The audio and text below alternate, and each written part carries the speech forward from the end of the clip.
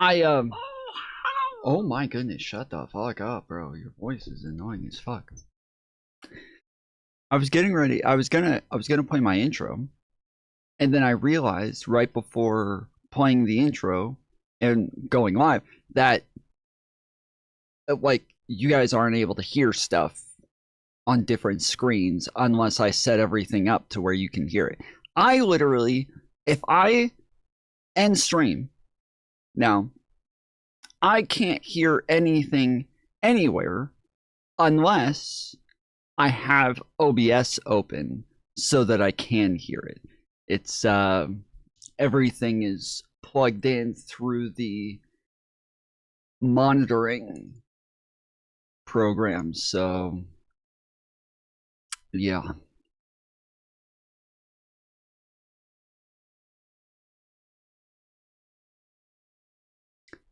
Shut up. I just scheduled stream like 10 minutes ago.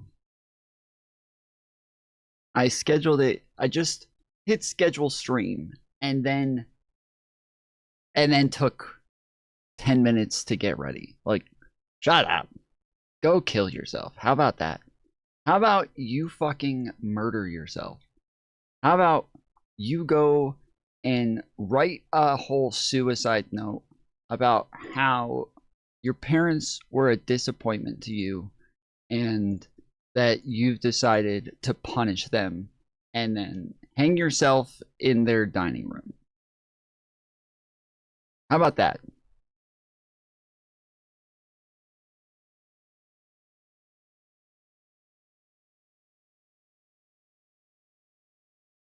Okay, on it. Yeah, this is what it's like to be an influencer, eh? I'm putting you at the top of the note. Tom Foolery told me to do this. It's no longer a note. Once you put a YouTuber's name in it, it becomes a manifesto. What up, Clay? How's it going, man? How's it going? I think I literally just mentioned you the other day, saying I hadn't seen you in a long time. I mentioned that I hadn't seen you in a long time right after we didn't see you for a while, but mentioned it again.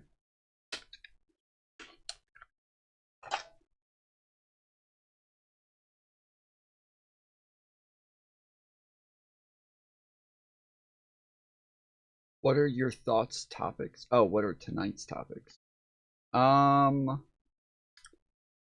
Same thing we do every night, Pinky. Talk about Donald Trump bad. Our TDS has not been fixed. We are not being medicated correctly. And it's only going to get worse now that the Maduro drug cartel has been taken down. We needed our fentanyl for our TDS, and it's not working. It's not working anymore. Trump has stopped all the fentanyl coming in from Venezuela. I'm surprised they even figured out that we were getting it from there, because literally all reports say that no fentanyl comes from Venezuela. So it's amazing that they were still able to find out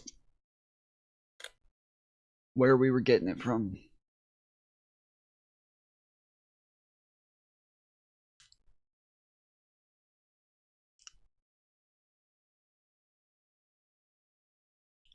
The illegal invasion of Venezuela, though the Venezuelans seem chill with it.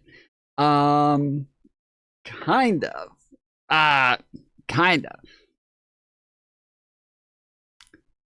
When we say Venezuelans seem chill with it, the main ones that seem happy, the main ones that are out there partying, the main ones that are making a big deal about this, are the ones who left Venezuela. You're kind of getting like the most biased sample size you could possibly get. That the majority of the videos of Venezuelans out there partying and celebrating It's all Miami. It's all Miami. It's all in America. It's Americans.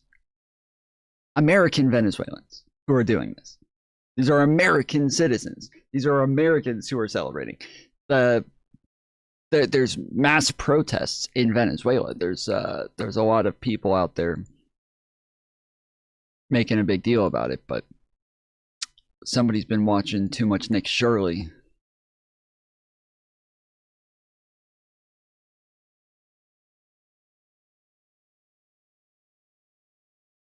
I love how news agencies are terrified to call it a kidnapping. From my understanding, it's not a kidnapping. I mean, from what Trump explained, it was not a kidnapping.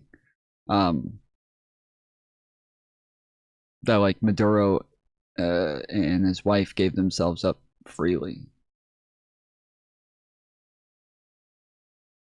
That was my understanding.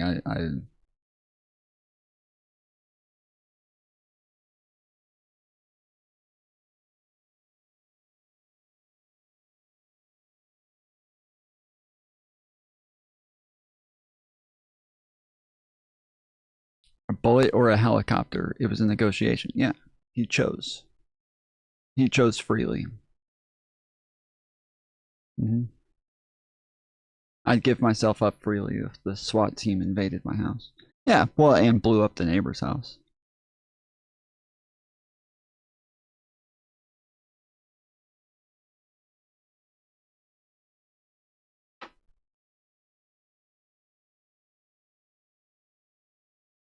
As my friend's ashes are landing on me, I might be like, huh, maybe time to go. So I think we all agree. Maduro made the right choice. Based. We're all on the same page.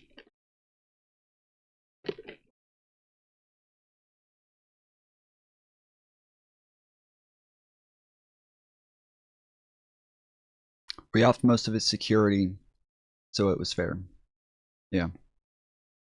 Yeah, Aaron's supporting a fucking communist. Aaron's supporting a communist dictator. I thought you didn't like dictators, Aaron. I thought you were about no kings. What happened? What happened, Aaron? Why are you defending Maduro now? What the fuck?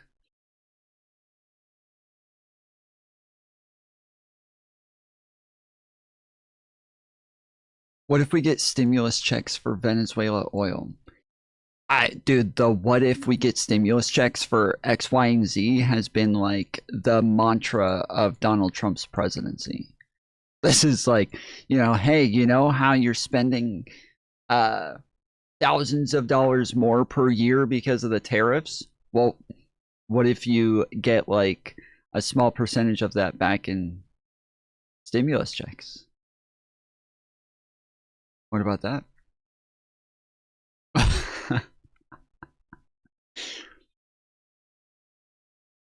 Cocaine prices down 600%. That they're gonna go up. They're gonna go up. There's well,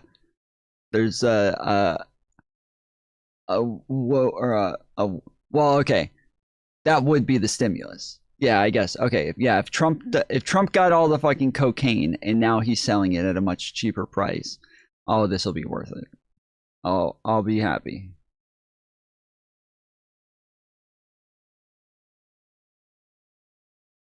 Yeah, it's not cocaine. It's fentanyl.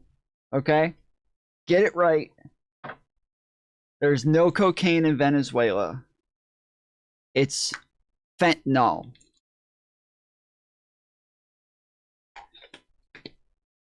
Yeah, there's a lack of supply now in the cocaine market.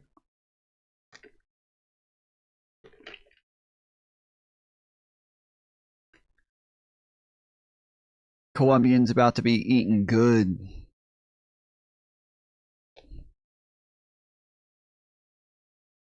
Greenland is next. Yeah, so true.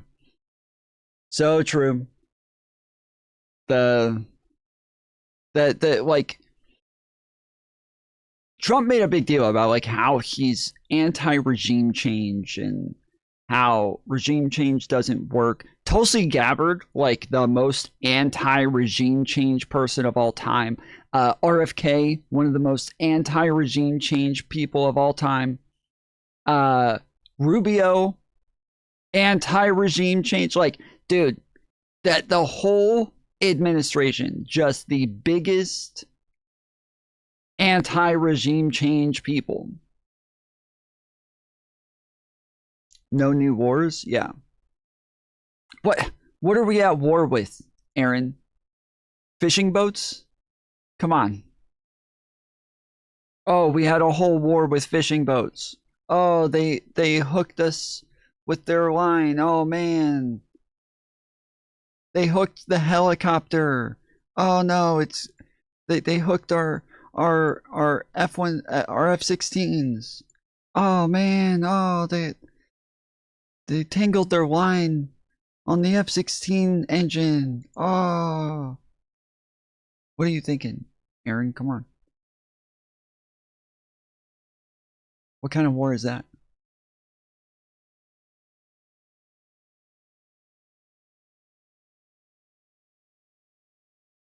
They ruined our missiles with their boats, Tom. That's true. That's true. They owe us. That's a pretty good one, actually. I'm gonna use that. I'm gonna use that going forward. We had to stop Maduro. He kept allowing his citizens to fuck up our missiles with their boats.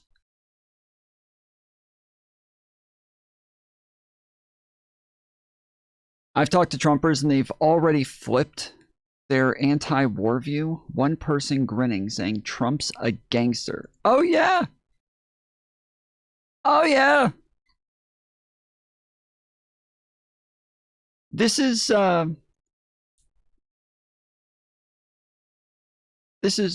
what we got right here. Okay. All right. Don't cross this line. Otherwise, I can't support you.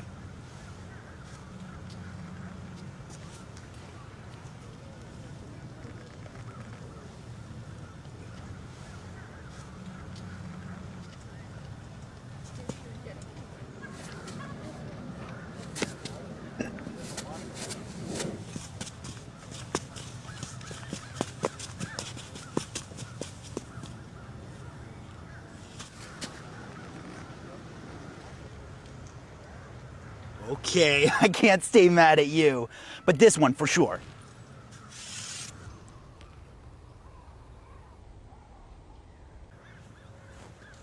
Okay.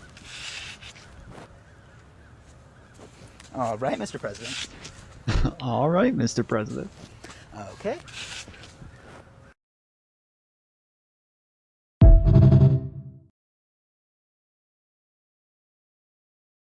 Yep.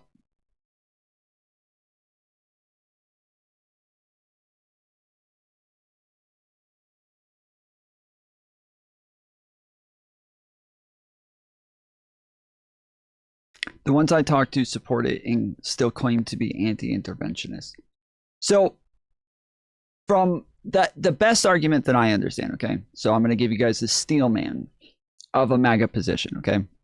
I haven't seen this said anywhere, okay? So don't tell them that I told you this. None of them are actually making this argument. But as far as I know, I don't think Trump has ever actually claimed to be like an isolationist or like he's never used the term anti-interventionist. But he has said no new wars. They can say that this isn't a war. Or they've said that they don't support regime change and things like this. But the things that they're against are, again, this is the steelman, is that they're against American soldiers dying. And that as long as American soldiers aren't dying when we bomb Iran or when we bomb Venezuela or we take a Venezuelan president, then who cares? Not that big of a deal. Like, we still didn't have any American troops die. We didn't have, we don't have Americans dying. Whereas if we look at under Biden and Obama and you know, all these other times, there were tons of military personnel dying unnecessarily for other people's causes. But if we can engage in other people's causes without Americans dying, I'd be okay with that. Now, the problem that this would have, like the area where we would have a problem with this argument, is sending money to Ukraine. They already have their bullshit argument, because, like, obviously we're sending money to Ukraine. No Americans are dying there, right? Nobody's dying. No Americans are dying in Ukraine, so you should be all for this. We just give them some fucking money, give them some bombs, give them some shit to use, and they're good. But they were still against that too. The bullshit argument that they have for this is that Zelensky is a dictator and corrupt and sending all of their money to Venezuela, so this is all a distraction from the Epstein files. Yeah, that's what it is. Yeah. I mean, look, the most amazing part of this to me is that like, there's always like a narrative that MAGA follows for a little while. But then when shit blows up, it immediately turns into 4D chess. And that's what's happening right now. It's exactly what's happening right now.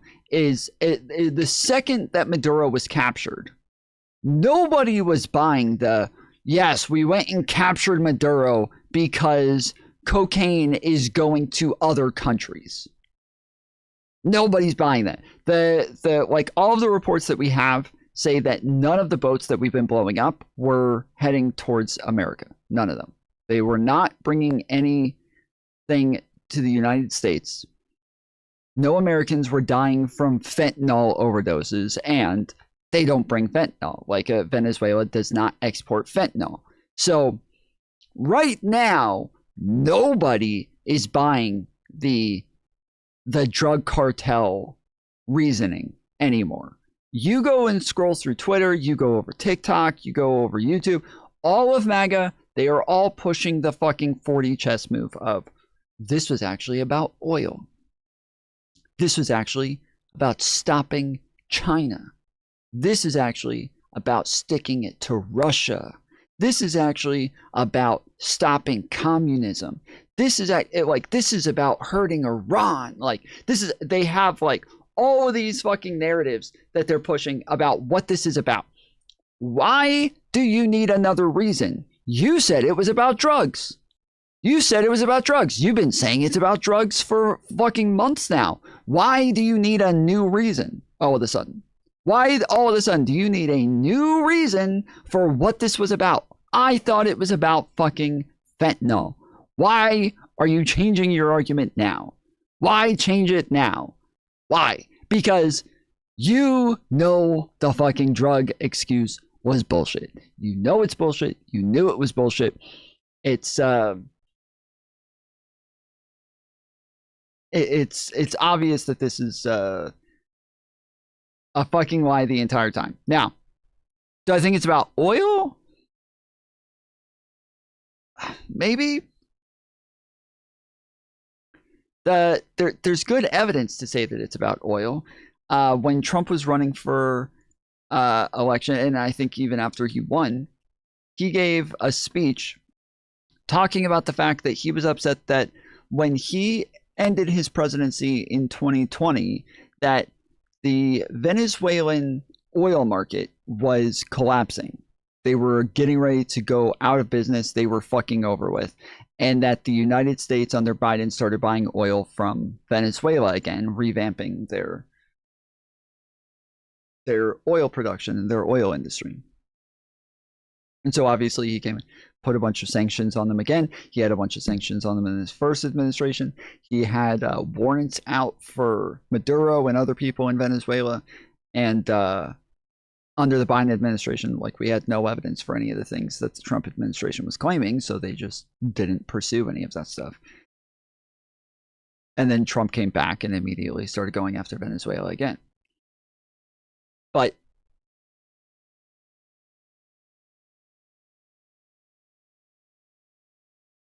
he did talk about the fact that the Venezuelan oil industry was about to collapse, and that if we had just left it alone, all of that oil would have been ours.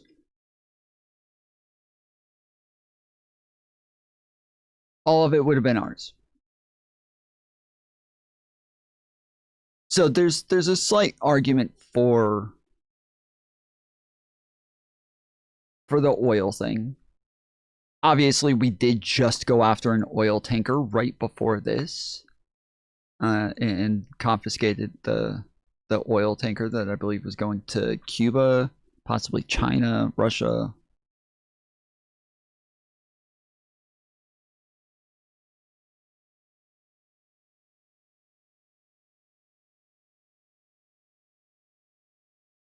China, Russia, Iran are all very upset with this move. As but other world leaders are too. I mean, if you guys remember, we've talked a bunch about the fact that leading up to this, other European nations were refusing to give the United States intelligence about Venezuela anymore. They were not giving us intelligence about Maduro in Venezuela because they did not trust Donald Trump. They felt like he was acting erratically, that he was making rash decisions, that he was doing things that were illegal against international law. And so they just didn't trust him anymore, and they were refusing to give the United States intelligence at that point. So obviously those guys are not going to be happy with this.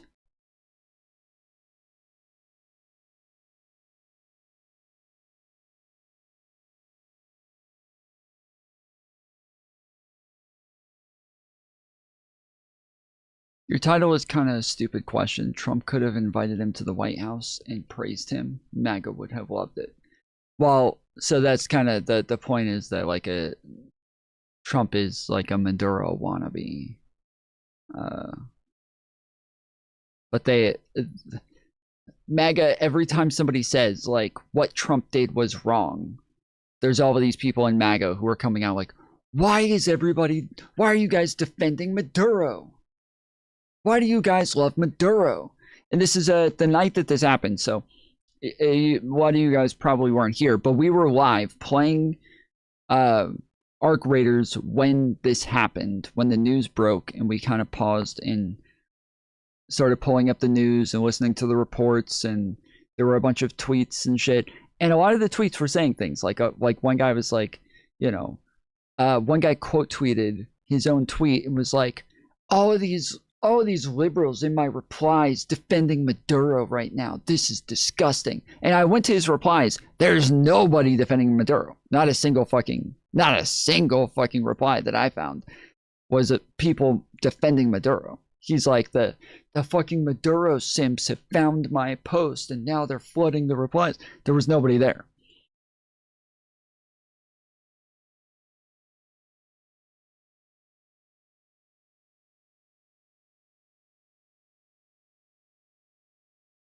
Rubio said Trump is planning to park the Navy off the coast of Venezuela to protect oil companies that are offshore drilling, while mainland Venezuelans fall into disarray and civil war.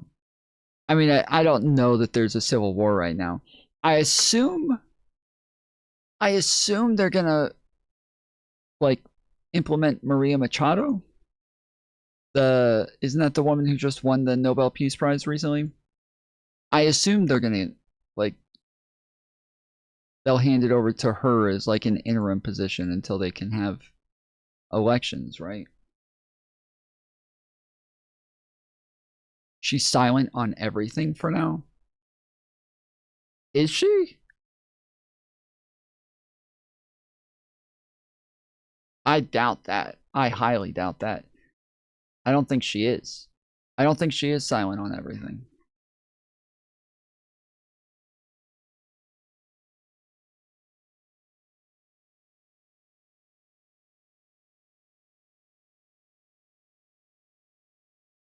Trump, Machado, nice woman, but lacks respect needed to run Venezuela.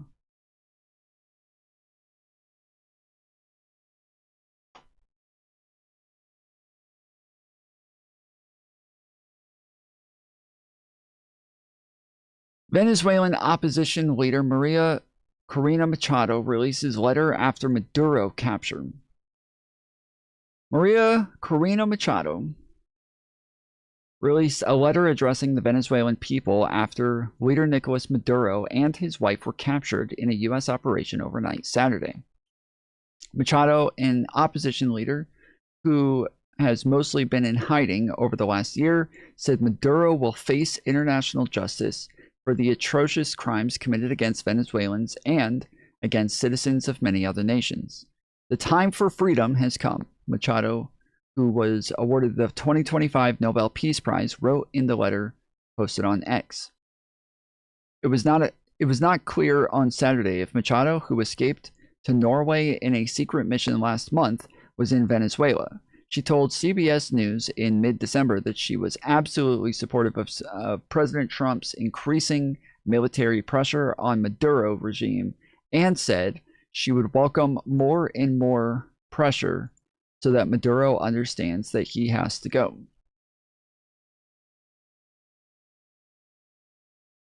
Maria Corina Machado's letter to Venezuelans. This is the translation.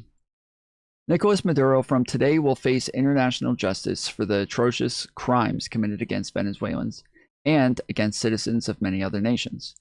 Given his refusal to accept a negotiated solution, the United States government has fulfilled its promise to enforce the law. The time has come for popular sovereignty and national sovereignty to prevail in our country. We are going to restore order, release the political prisoners, build an exceptional country, and bring our children back home. We have fought for years, we have given it our all, and it has been worth it. What was meant to happen is happening.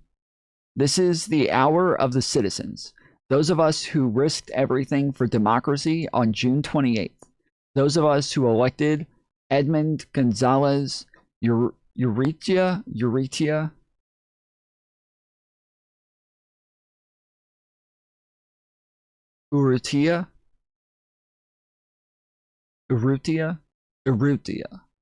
That's what it is. Urethra. As the legitimate president of Venezuela, who must immediately assume his constitutional mandate and be recognized as commander-in-chief of the National Armed Forces by all the officers and soldiers who comprise it. Today, we are ready to assert our mandate and take power.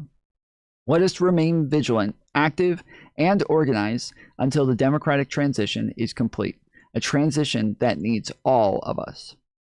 The Venezuelans who are currently in our country, be ready to put into action what we will be communicating to you very soon through our official channels.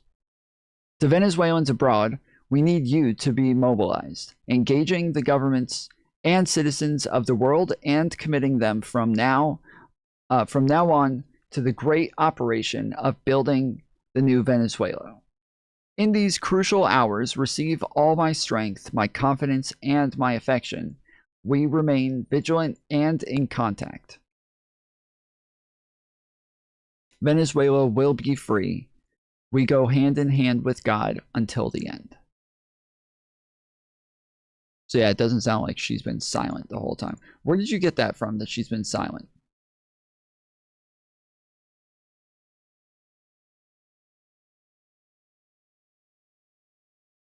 Summarize your thoughts on Barry Wise. She's a fucking nutcase.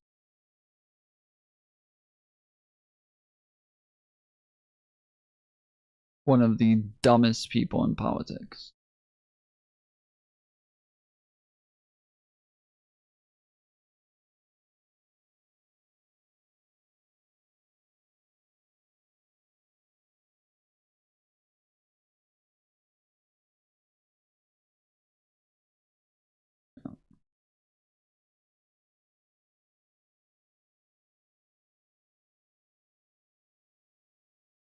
I was hiking and I saw the initial news that he'd been captured but she was making no statement. Sorry, I am behind, folks.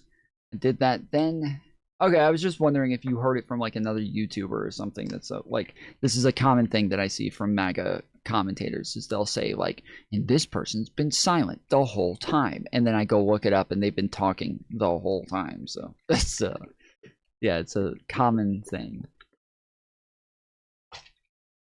Like Biden, like when Biden towards the end of his presidency was doing like news conferences on a daily basis, and they're like, where's Biden? He's on a beach somewhere. He's not even in the White House anymore. And it's like, you go over to the White House YouTube channel and there he is live standing in front of the White House giving a speech.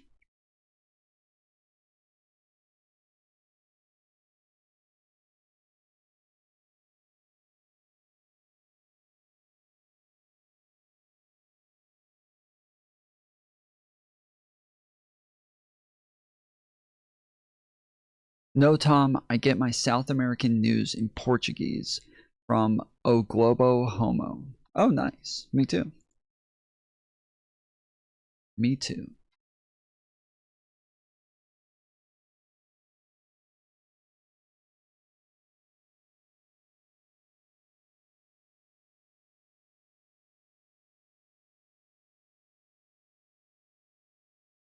But almost everything I see, it's a bunch of people saying stuff like this. Like, you got the left over here saying, the mainstream media is not going to show you that people all over Venezuela are protesting right now.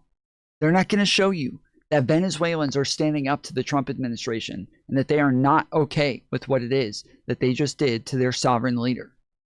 They are not accepting this. And then you scroll down one post and it's a MAGA poster saying, the mainstream media is not going to show you that Venezuelans are celebrating that Maduro has been taken out of power, and they are all thanking Donald Trump for what it is that he did here. Like, both sides are, the mainstream media is not going to show you this. The mainstream media is not going to show you this. And then you just go search, like, whatever it is.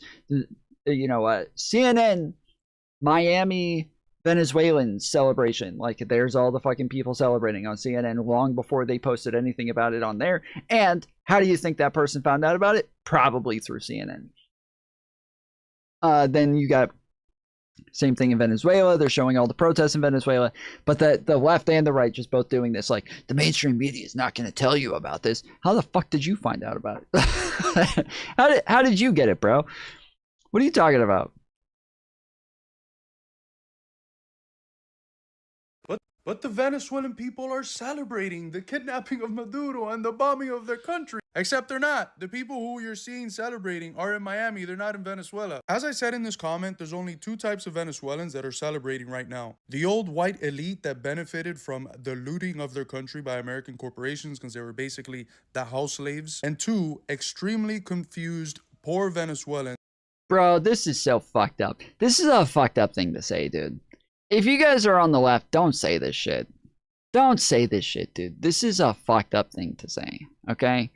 This is like, I don't know, maybe this guy doesn't live in America. He seems to speak English fairly well, but he's got an accent, so I don't know where he lives. But that, like, here, that is an insanely fucked up thing to say. That is a fucked up thing to say. This is the fucking Gusanu argument, and it is a fucked up argument to make. It is a fucked up thing to say, dude. Who are facing the economic hardships created. He's got Hasan behind him. Oh, he's got Hasan behind him. Oh, he's making the Gusano argument. By almost 1,000 sanctions that the U.S. has imposed on Venezuela, and who have been duped by the opposition media into blaming the government and not the United States. In either case, let me show you what the media is not going to show you, which is how Venezuelans are actually reacting to the kidnapping of their president. The media is not going to show you guys this.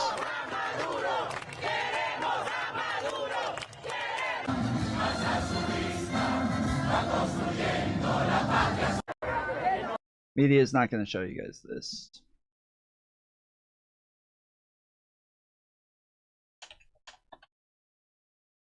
Protests erupt in U.S. cities over Trump's military intervention in Venezuela. Venezuela protests in Chicago communities meeting after Nicolas Maduro captured. Demonstrators protest U.S. intervention in Venezuela across Detroit. Okay. Hundreds march through Minneapolis to protest U.S. attack on Venezuela. Maduro capture prompts protests and celebrations in U.S. cities. Global protests erupt against U.S. attack on Venezuela. Protests erupt in U.S. cities. No war on Venezuela. Bay Area leaders protest call Trump's attack unconstitutional.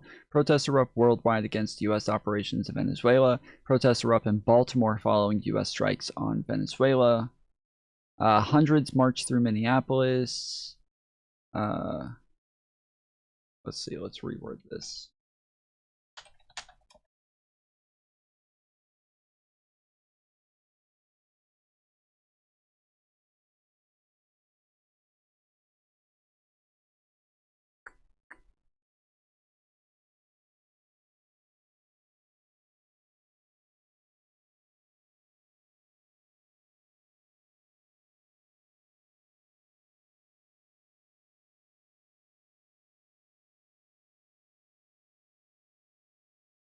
Okay, yeah, actually, all of this is just about protests in the United States.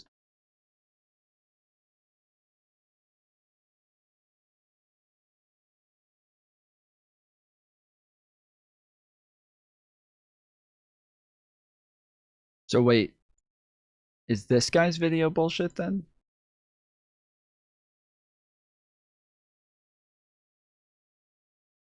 All commies will end up cum rags in prison. You guys are literally retarded and preach revolution. Treason would be another word for it. Grok, are these videos recent? And if so, are they Venezuela? Could you please provide us with some context? Thank you. The video clips appear recent from January 3rd through the 4th, 2026, showing protests in Venezuela cities like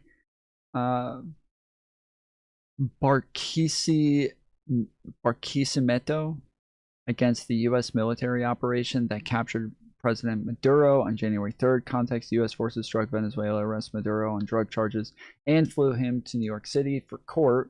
Reports showed divided reactions. Protests in Venezuela condemning the action, while some opposition groups in Miami celebrated. Sources: Reuters, New York Times, Al Jazeera.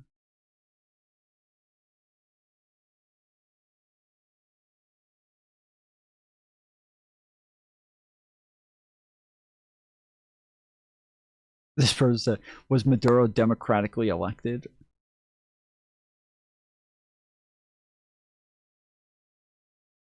He was elected president in 2013, 2018, and most recently in 2024. The 2018 and 2024 elections have been highly controversial with opposition groups and international observers. And the bombing of their country by American corporations because they were being duped by the opposition media into blaming the government.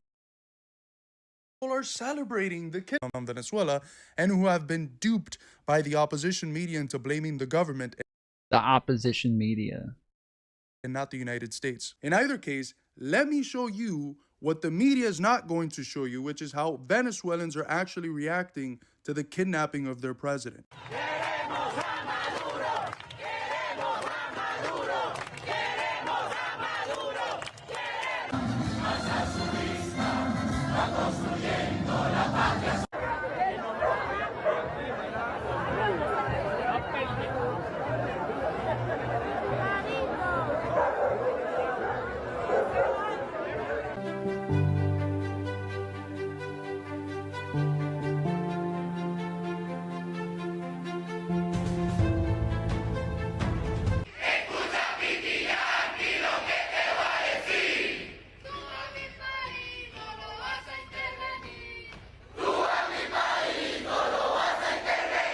So that's how the actual people in Venezuela are feeling right now. This is why it's so stupid when creators come on here and talk about, you have to listen to Venezuelan. Well, what fucking Venezuelan are you talking about? Are you talking about the fucking gusanos, the people that want their homeland to be looted, that are in Miami, that are in the United States? Or are you talking about the real Venezuelans, hundreds of thousands of which are in the streets trying to get their president back and affirming that the revolution keeps going irrespective of what happened. So what Venezuelans are you actually talking about? The 4 fucking cats that are in Doral celebrating, or the hundreds of thousands, if not even millions, who are in the streets all across Venezuela protesting this illegal and criminal kidnapping of their president and bombing of their country?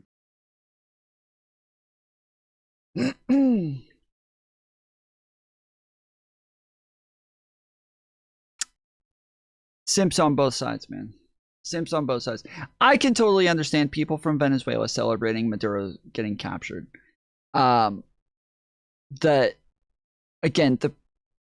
problem, I doubt a foreigner would use the word irrespective. Yeah. Well, or that a foreigner would watch Hasan. So. Yep. The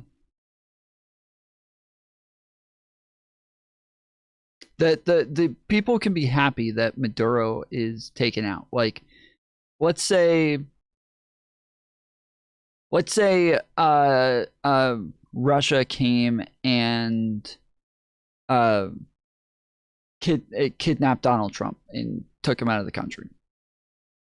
Let's just say Russia just came, they kidnapped Trump, and they took off with him.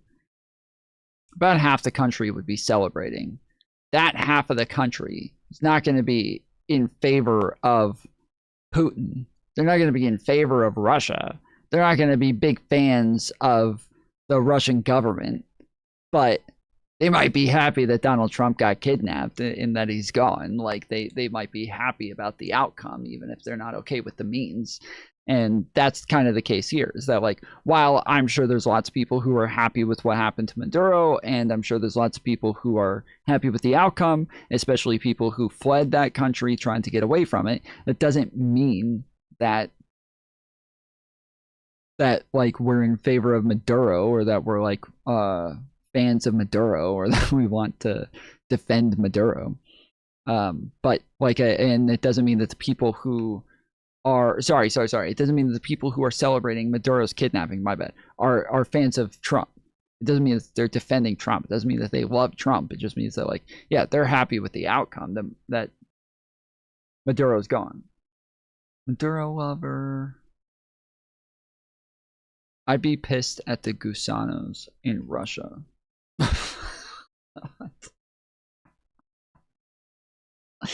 Shut the fuck up. But the Venezuelan people are... But yeah, the Venezuelan people are celebrating has been a big thing, especially from that Nick Shirley kid. He posted, wait a minute, the mainstream media lied to us again? The people of Venezuela actually didn't like being ruled by a narco-terrorist? World Cup style celebrations are erupting all across Venezuela at the moment. Congratulations to the people of Venezuela.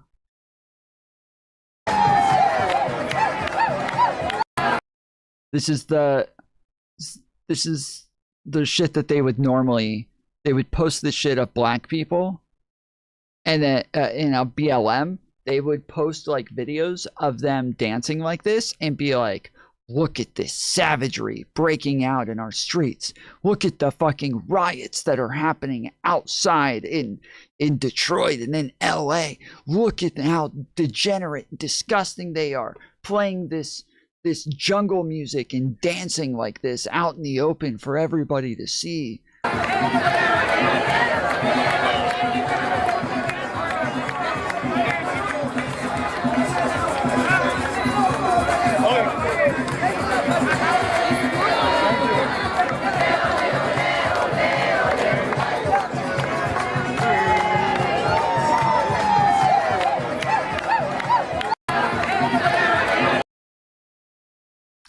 Readers added context.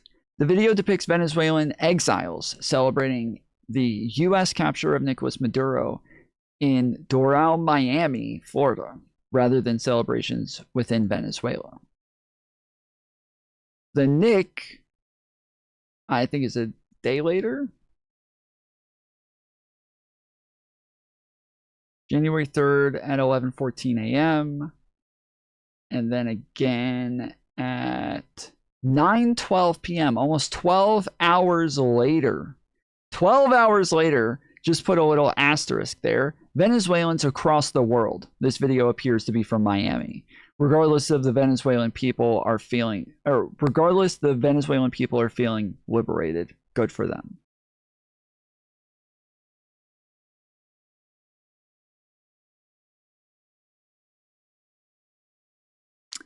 The independent investigative journalist that uncovered massive fraud couldn't research this video before posting misinformation.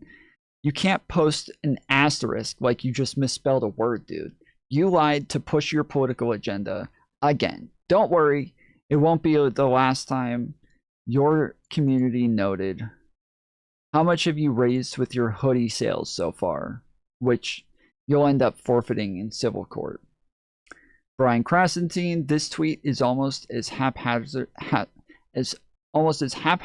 as your video of daycares.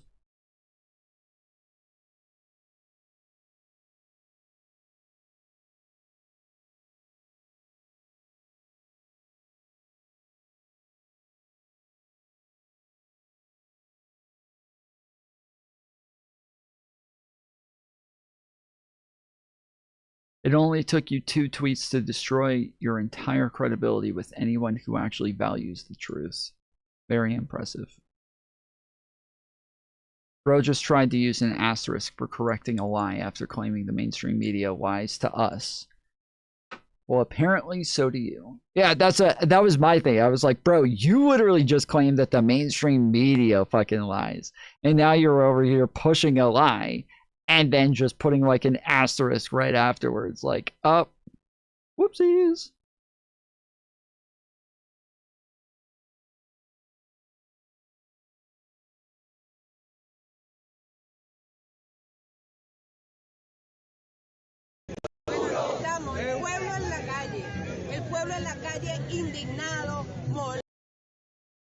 Caracas mayor demands proof that Maduro is alive. The people in the streets are outraged and angry. Here we are, and we will not leave the streets until we know about our president, Nicolas Maduro. Our vice president asked for the proof that he is alive. We are in the streets demanding the proof that he is alive. We want our president back, the one they kidnapped.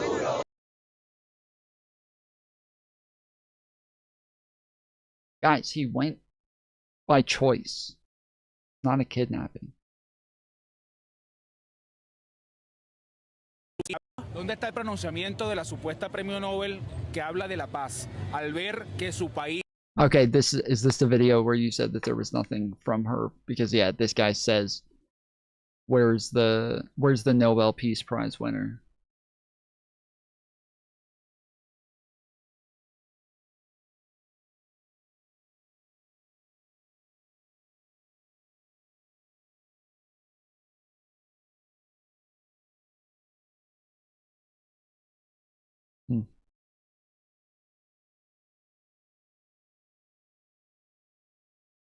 For the next few weeks, the US media is going to tell you over and over again that the Venezuelan people support the overthrow of their own government. So let me explain to you why that's bullshit and how they lie about this. Certainly scenes of elation here this morning, Peter. Some people telling us they were out here as early as around 2 a.m. Everybody, bro, everybody. The mainstream media is telling you this. The mainstream media is telling you that. Like, holy shit, dude. Holy shit.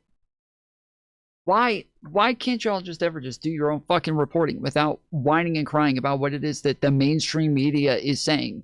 When we just looked it up, the mainstream media is both talking about the celebrations in America and the protests around the world. Like, this is not an isolated thing, and I don't think I've seen anybody except for maybe Fox News act as though like the Venezuelans feel liberated and that they're happy about this. I don't think anybody except for Fox News has done this. Everybody else is talking about protests all over the fucking world. So these motherfuckers like that. This is what I'm talking about. On the left and the right, they all do the same fucking grift where it's all about, oh, the mainstream media, oh, the mainstream media, oh, they won't even talk about this. They won't even show you this. as that news started to come. Certainly scenes of elation here, Peter. We've got about 4 people jumping in a circle at a gas station. This crowd may seem small, but in terms of CIA money, they are mighty. Meanwhile, the streets of Venezuela actually look like this, as Okay. In terms of CIA money, bro, like, is it really that hard to believe that people who fled from Venezuela, expatriates, are here running from Maduro, that those people would be out celebrating? Is that really that hard to believe? That those people have to be paid by the CIA? Are you kidding me? That's that hard for you to believe?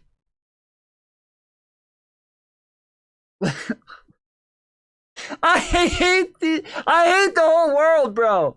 I hate everybody. I hate everybody. I just want to play Arc Raiders. I would rather just like go and kill the fucking queen on Arc Raiders. I would spend like a whole fucking day by myself just trying to kill the queen. And then I'd kill the queen after like 24 hours straight. And then the second I get up there to like get my loot and gather all my shit, somebody shoots me in the back and kills me. And then goes and gets it all for themselves. After not helping whatsoever, after not doing anything. They just sat back and watched the whole time and waited. Or actually, no, they just spawned. They just spawned last second. They just came up and killed me and then took it all for themselves. That person at least makes more sense to me. That person at least makes more sense. Like I can understand like the rationale there. I can understand the motivation. I can like all of that. That's like that would be way fucking better than watching the right and the left both do the same fucking grift over and over and over and over and over and over and over and over about the mainstream media. thousands of people are going out and protesting in favor of the government and against U.S. intervention. But the US media and clowns like this will never show you a glimpse of that. What they do is pay people to condemn the government and then film them, usually zoomed in so you can't see how small the crowd is, and then tell you that everybody in Venezuela supports the US invading their own country. But let's look at the actual polling data, shall we? 90% of Venezuelans rejected US intervention and said that Venezuela should be defended by any means necessary. That is what the vast majority of their country believes. The only ones who want it overthrown are the traitors and sellouts who are taking CIA or NED money. And the US has dumped millions of dollars into Venezuela to try and create these bad actors. Meanwhile, the pro-government protesters who get hidden by the US media aren't being paid anything. They just don't want their country to be invaded. But this is how they manipulate the narrative in order to herd you like cattle into supporting another war. They also told us that the people in Iraq would support the overthrow of Saddam, and that was another lie. So turn off the mainstream media and go organize. Down with the US empire.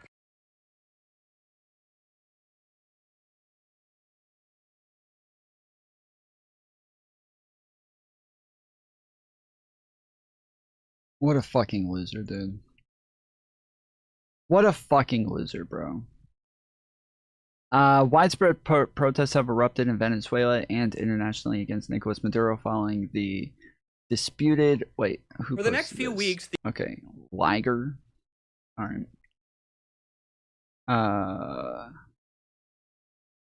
Why are you sending me Wikipedia info about some small protest organized by US intelligence agencies? What's your basis for disputing the claim that the protests were widespread? What's your basis for asserting that the CIA is the primary cause of such protests? You always have some that don't understand he was a man who stole their election, or they don't care. US politicians who got millions. What the fuck?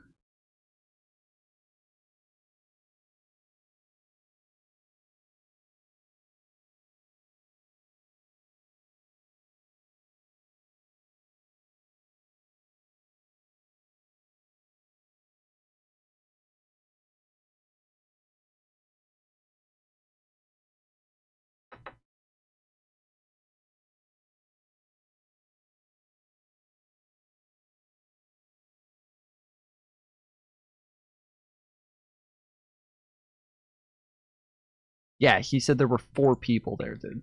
That they had pretty fucking massive protests or celebrations in Miami. It wasn't 4 people. For him to say 4 people is insane. It's massive. Like, even just for like Miami, dude, it was massive. It was huge. Way bigger than what I would have expected. Way bigger than what I would have expected. It was fucking massive. For reals.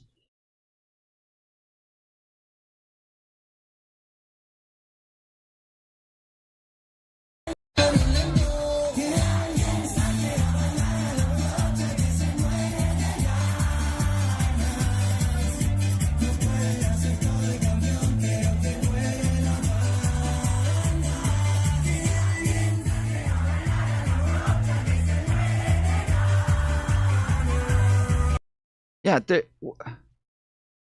why is everybody so fucking stupid, dude? Again, if Donald Trump got kidnapped, this is the way that like Americans think about politics. This is the way that they think about politics all the time. Is they always think about everything in monoliths. Everything is very black and white.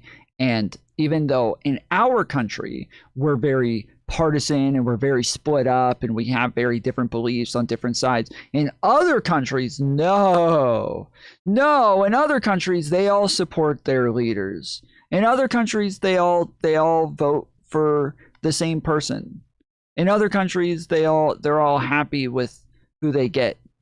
Here we're upset that we have to pick the lesser of 2 evils. Here, choosing the lesser of 2 evils is just a really fucked up thing to do to the people. That's just a really horrible thing. But in other countries, no, they're okay with just one option.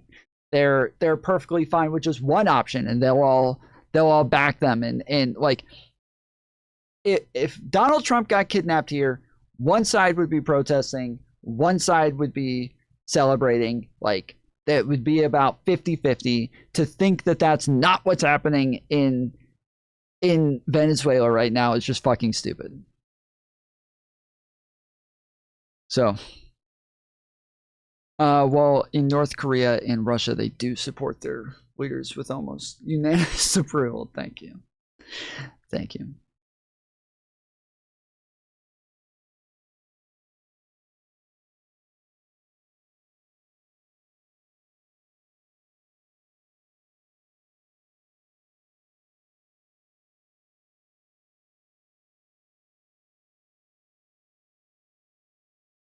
Fucking idiots, dude. I hate these people so much.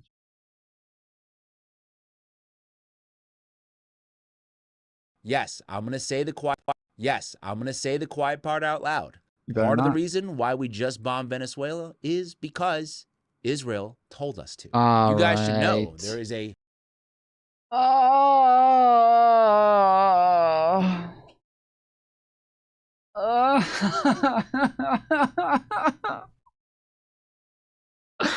Why can't anybody be normal, dude?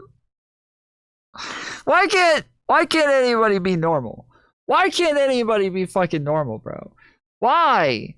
Everybody has a fucking hammer, or everybody with a hammer thinks everything is a nail, dude. This is if everything's about fucking Israel, the reason this happened is because of Israel. If everything for you is about the elites, then all of this is about the fucking oil. If everything is about the fucking mainstream media, then everything's about the fucking lies from the mainstream media. If all this is about how bad the fucking communists are, oh, this is about communism. If this is like whatever your fucking hammer is, that's gonna be your nail. You're gonna make sure you get that fucking nail. This is so fucking annoying.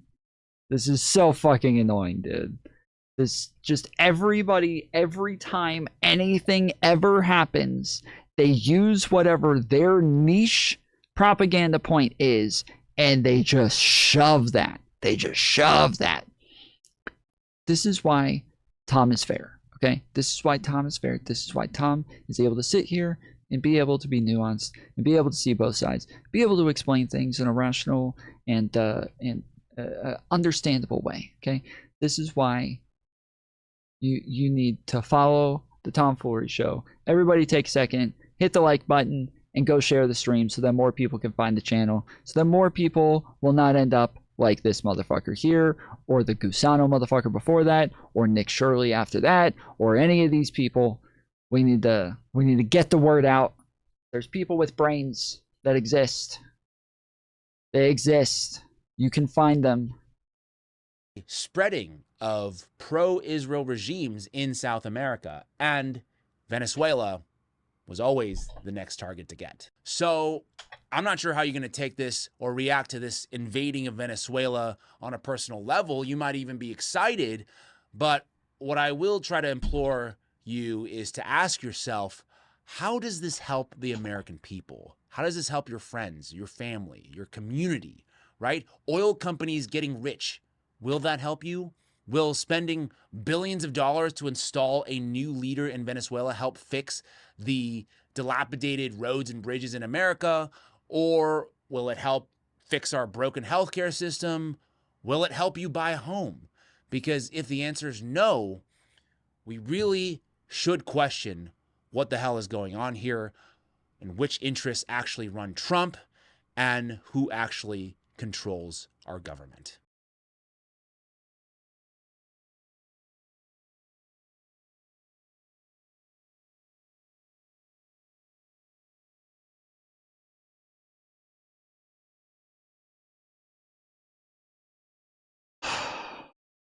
I hate these people so much. I really do. Like, I really hate them. Like, I'm not just like, I don't just dislike them. I fucking hate these people. I hate them. With a strong hate. Like, I really hate them. This is shit that for like a while I thought was just coming from MAGA. I thought this was just brain rot from MAGA that only they could buy into because Donald Trump, when he ran in 2016, kept doing the fake news, anti-CNN, anti-mainstream media bullshit over and over and over, to where then everybody had to come up with reasons for why they had to distrust the media. They all had to come up with reasons for why they couldn't believe anything that they were saying. But now it's also the fucking left who's doing the anti-mainstream media thing. The Israel did everything, the Zog shit, like it's all over the fucking place. And obviously I understand that, like, with the Israel war, a lot of people have become very dissatisfied with Israel, and it makes sense, like, why they start to really dislike that country. But you don't have to come up with like a bunch of other reasons to dislike the fucking country. You can just dislike them. You can just not like the fucking you can just not like Israel and what it is they're doing without like doing the whole Zog thing.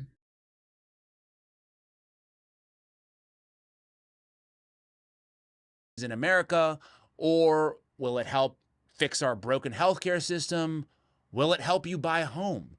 Because if the answer is no, we really should question what the hell is going on here and which interests actually run Trump and who actually controls our government. So, starts off with Israel is controlling our government. We did this because of Israel. Israel told us to do it. We know it. It's obvious. And then towards the end, it's just a question. Just, we should ask questions, guys. We should wonder. Israel, the end. Yes, we should just we should all be asking questions. Okay.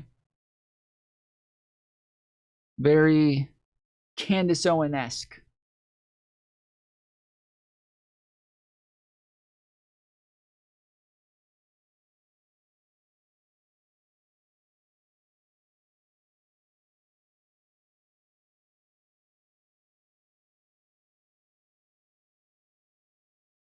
Why do you disagree, Congresswoman?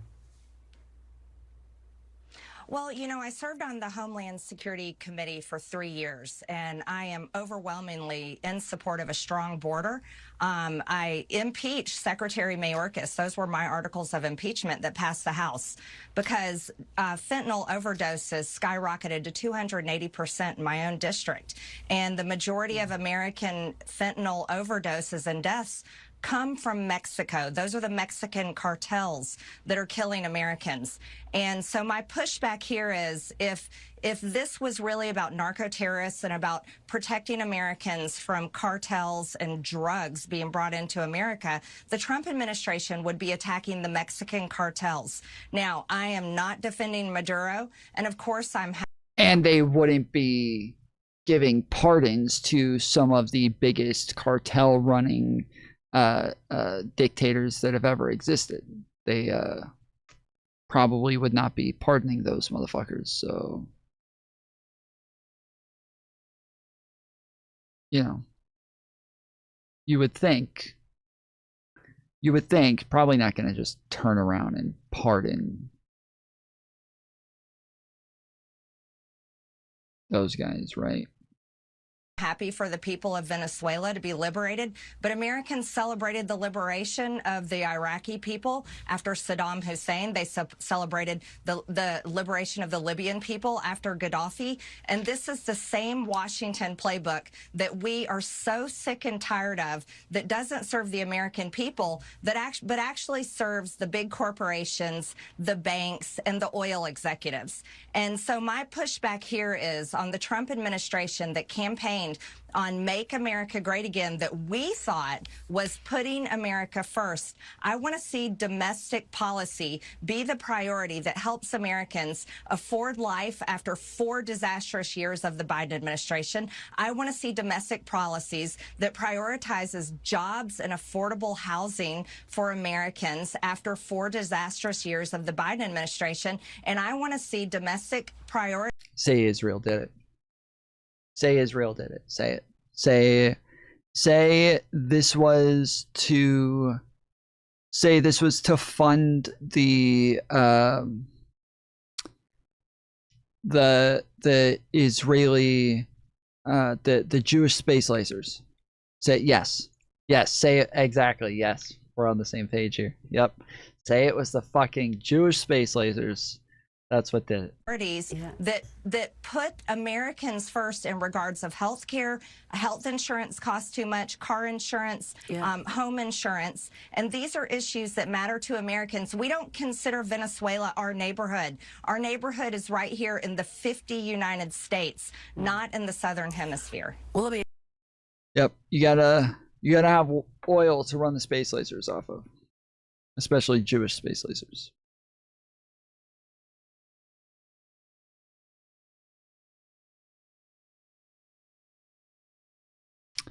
Especially Jewish space lasers. Those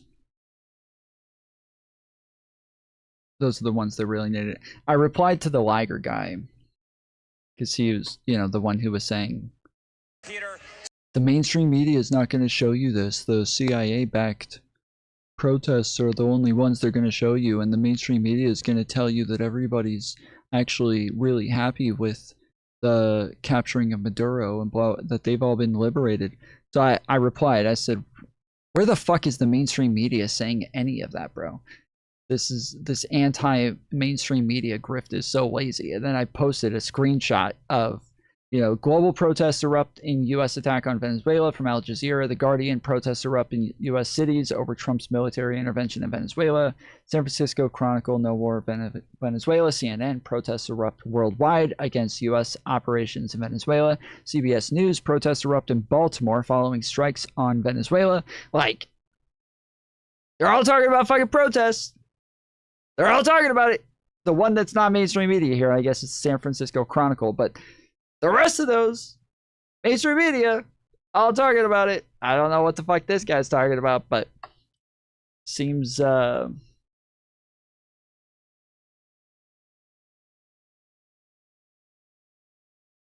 he's got a very different algorithm from me.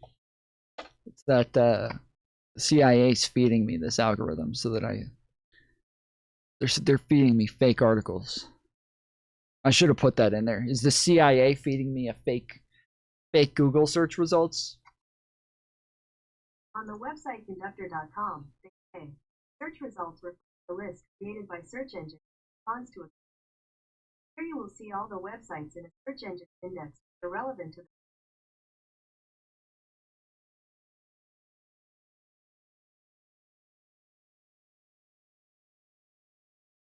Thanks, CIA. Y'all are not convincing me. Y'all are not getting me that easily. Nice try. Nice try.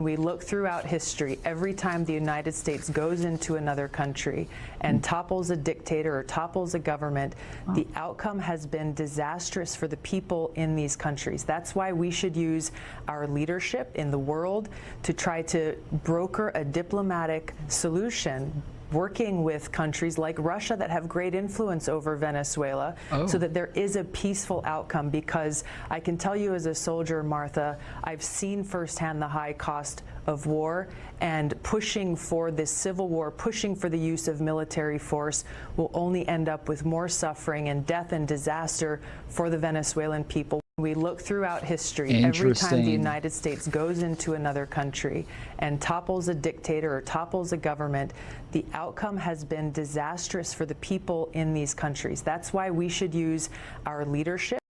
Interesting. So we should not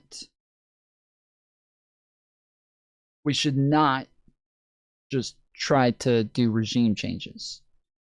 I'm sure Donald Trump totally disagrees with that, right? Donald Trump totally disagrees with that. He loves regime change. He loves regime change, and he's always been in favor of it. It's a big thing. We're going to run the country until such time as we can do a safe, proper, and judicious transition. Our current strategy of nation building and regime change is a proven absolute failure. We will break the cycle of regime change. We must abandon the failed policy of nation building and regime change that Hillary Clinton pushed in Iraq, in Libya, in Egypt, and in Syria. Regime change takes chaos. You've seen how that works over the last 20 years. That hasn't been too good. Not a reckless interventionist globalism. We're getting out of the nation building business. We're going to stay until such time as the proper transition can take place. We're going to run the country until such. What was the other video from? It was probably a long time ago, right? It's 2019. It's a long time ago. She's probably changed her mind since then. She's probably changed her mind since then, because now that she works for Trump, and Trump is obviously very much in favor of regime change, as we can see. Probably changed her mind. Thinking. The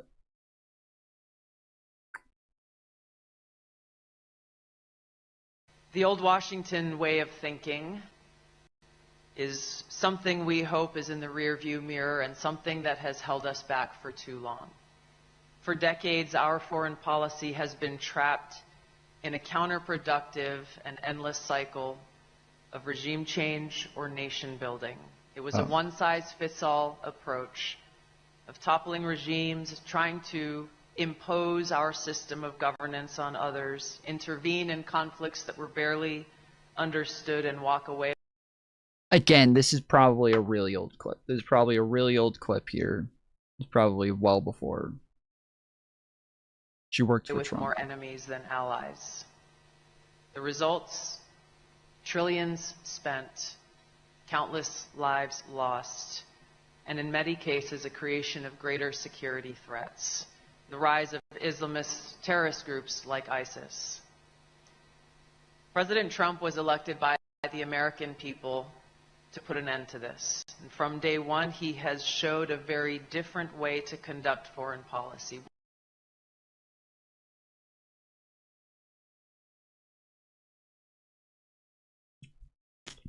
Probably AI.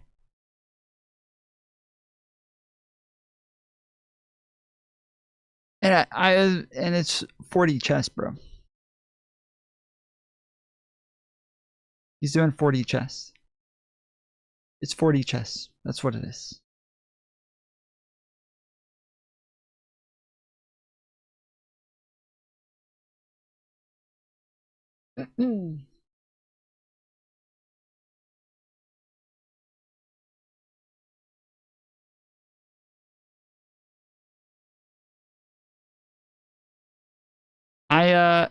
I haven't heard from Tulsi on this one.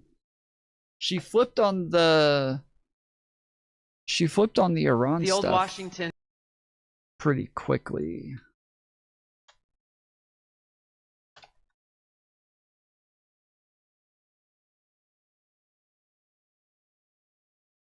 Tulsi Gabbard's old post saying U.S. should stay out of Venezuela goes viral after Maduro's capture didn't age well.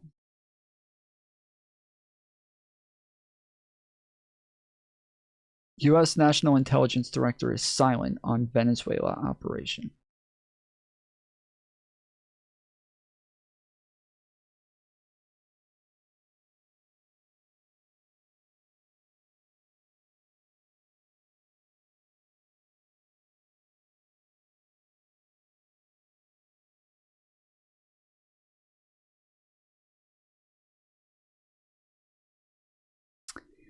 Yeah, last post on January 1st. That's that. We got nothing.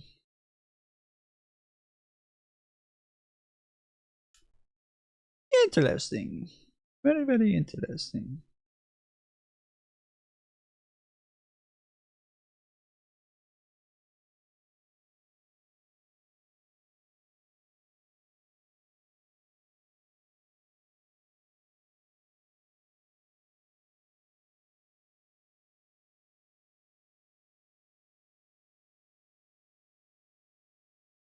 Okay. Well.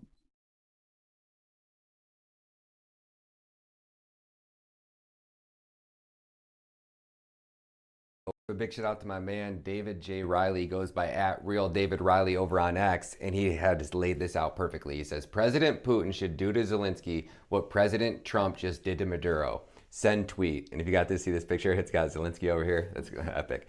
And that's exactly what President Putin should do. So Trump just laid it out. He just showed the entire world that, hey, we don't have to follow international law. We can commit war crimes. We have the ability to take over your airspace. We have the ability to block off all ships and any access coming in to and from your country. And then we have the ability to fly in with military precision and then extract a war criminal, which is Vladimir Zelensky. So hopefully Putin is watching this. Putin, the American people got your back. We pray that you go in and you take out Zelensky, and feel free to take out any other generals. And if by happenstance you come across a U.S. senator or congressman, please take them back to Russia and charge them with the war crimes that they've actually committed. We'd be grateful on behalf of all of the American people, about 99.9% of us, except for the ones that wear the tiny little hats. We would absolutely love you to come in and just take all of Ukraine. Take it all for yourself, put up a little buffer zone, make it beautiful. And if you really wanted to win over the hearts and minds of the Americans, you could offer them, I don't know, say 10 acres of land for like $10,000 plus free citizenship. So that way we could come over there and start a new life. Anybody that has, I don't know, let's just say over 500 or over 100,000 or a full Bitcoin in their bank account would be able to come over and immediately get citizenship and a piece of property. Well, that would probably win over the hearts and minds of a lot of Americans. So you can come over to Ukraine and then meet a beautiful Ukrainian woman, since they killed all the men over there. So I'm sure there's a bunch of beautiful single women, get a nice big piece of property and then have a little bit of money to help build some infrastructure. That might not be a bad idea, Putin. You might be onto something there, brother, because I have a feeling there'd be probably about 50 million Americans that would be willing to renounce their U.S. citizenship to get a new visa, a big piece of land, and a fresh start over in a new country that's not controlled by some communists in Israel. I don't know. I'm just throwing the idea out there. Sounds like a pretty good one. Let me know what you guys think down in the comments. We out. Peace.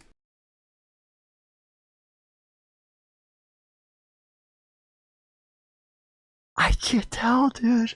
I don't know if this is irony or not. I don't know what this is. I don't know what this is.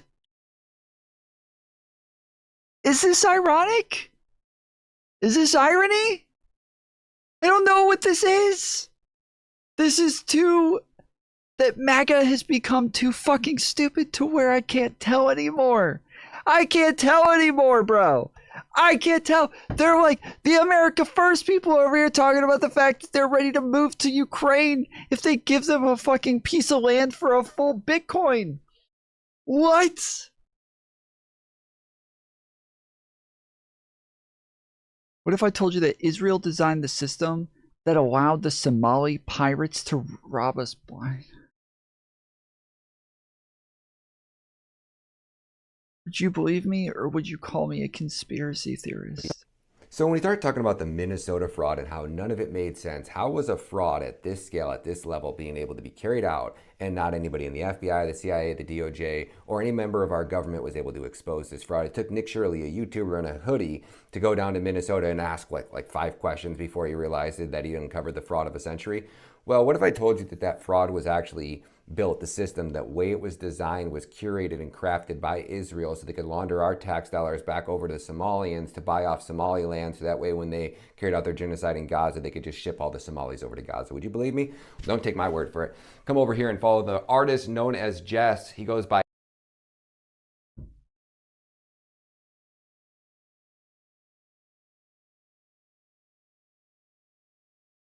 And we're using Twitter posts as sources for... Don't take my word for it. Take this random person on Twitter's word for it. Oh my goodness. Yo, so it's being reported right now that Caracas is under attack, getting bombed from the air, possibly from drones. There's been reports of blackouts. This is a message for all active duty. If you ever get this, I want you to know something, that America is not behind you. This ain't like the Afghan war and the Iraqi war, where you got to come home and be celebrated as a hero, have romantic movies made for you in Hollywood. Nah, America is like what the fuck right now.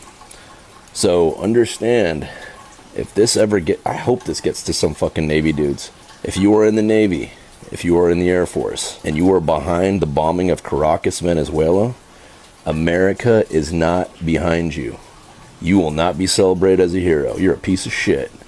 You are a piece of shit for following orders from fucking old, decrepit, corrupt men who are fucking over all of Americans right now. And now they're fucking over Venezuelans.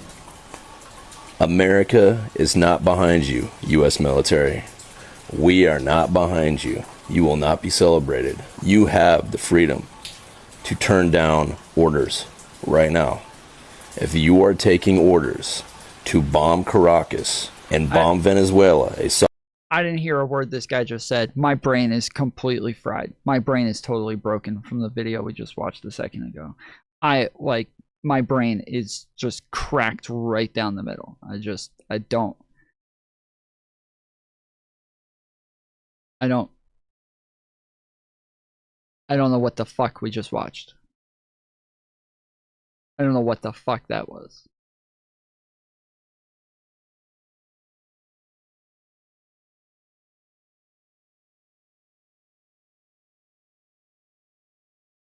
Yeah, yes, exactly. Exactly, yeah. Give me add in oofish in there.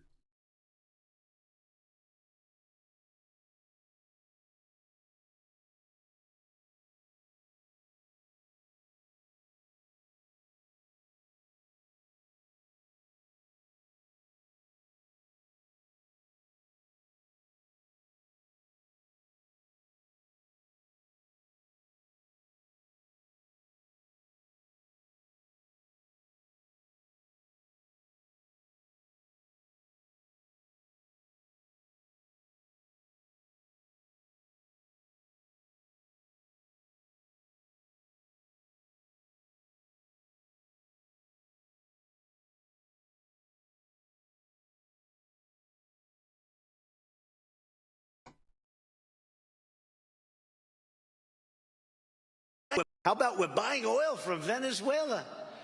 When I left, Venezuela was ready to collapse. We would have taken it over. We would have gotten all that oil. It would have been right next door.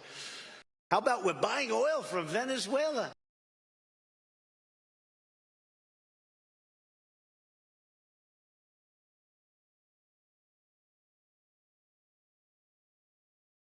The people in Venezuela are celebrating in the streets. We did such a great thing for them. Yeah, you know where else they were celebrating in the streets? In Iraq, when we took out Saddam Hussein, who also was a very bad man, who did very bad things to people.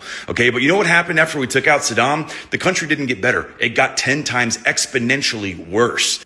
Fast forward to 2026, and we're sitting here. We just took out Maduro. Now we're going to have to spend more taxpayer dollars. We're going to have more boots on the ground to stabilize the country of Venezuela, to act as the occupying force. We can't even take care of our own country. We can't even fix our own problems. And now we're going to be the occupying force and fix Venezuela and make Venezuela really rich. We are going to run the country, spend billions of dollars. We'll make the people of Venezuela rich. How about making America rich? I'm not in support of Maduro. I'm not in support of the fucking Venezuela. Okay, I'm in support of America. And guess what? We've seen this before. This is Iraq 2.0.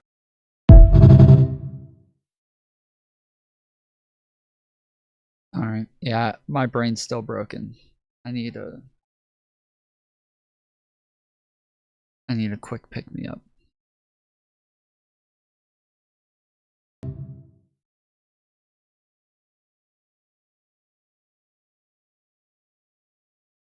All right, I think I'm back. All right, I think I'm back. I think we're good now.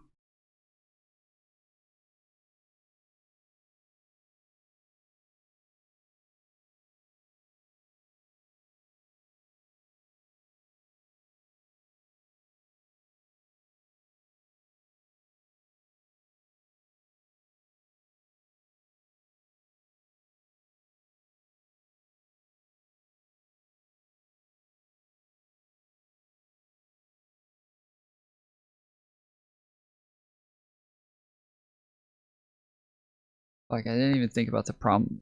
Like, I bought a new computer. If you guys haven't been around for the last week, I got a new computer, and my earbuds that I normally wear aren't working with my new computer. They robot the entire time. And I normally I don't wear headphones. I wear earbuds, but my earbuds aren't working. So I got my Xbox controller. I get earbuds plugged into the Xbox controller, which is plugged into the computer. And so that's the way that I have to do things. But even just putting on fucking glasses, they look like now, because they're like it's really hard to fit them in here. They now sit up a lot higher, and now they look like construction, like protection glasses instead of eyeglasses. Like they're all the way up here instead of like down, but I can't get them on right because I can't even get them on my ears. Okay. Global reaction to U.S. strikes on Venezuela, including condemnation, concern for foreign nationals. International leaders, this is from CBS News, posted January 4th, 2026, 10:52 a.m. International leaders reacted swiftly on Saturday morning as President Trump confirmed U.S. military strikes in Venezuela and announced the capture of the country's leader, Nicolas Maduro, and his wife. Many U.S. adversaries, including some of Venezuela's nearest neighbors, condemned the strikes, while other governments around the world called for de-escalation and voiced concern for their citizens in Latin American nation. Why did we capture his wife? What did his wife do shit too, or did she just want to ride along?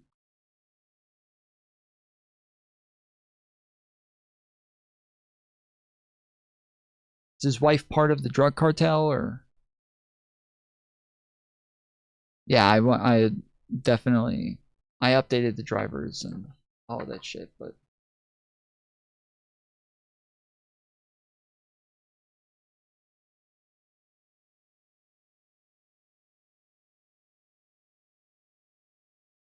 they charged her as well for conspiracy. Oh shit.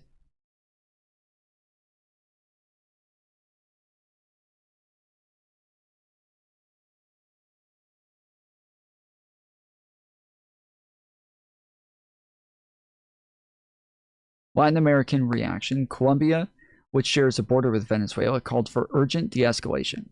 It said it had implemented steps to protect the civilian population, preserve stability on the Colombian-Venezuelan border, and promptly address any potential humanitarian or migration needs.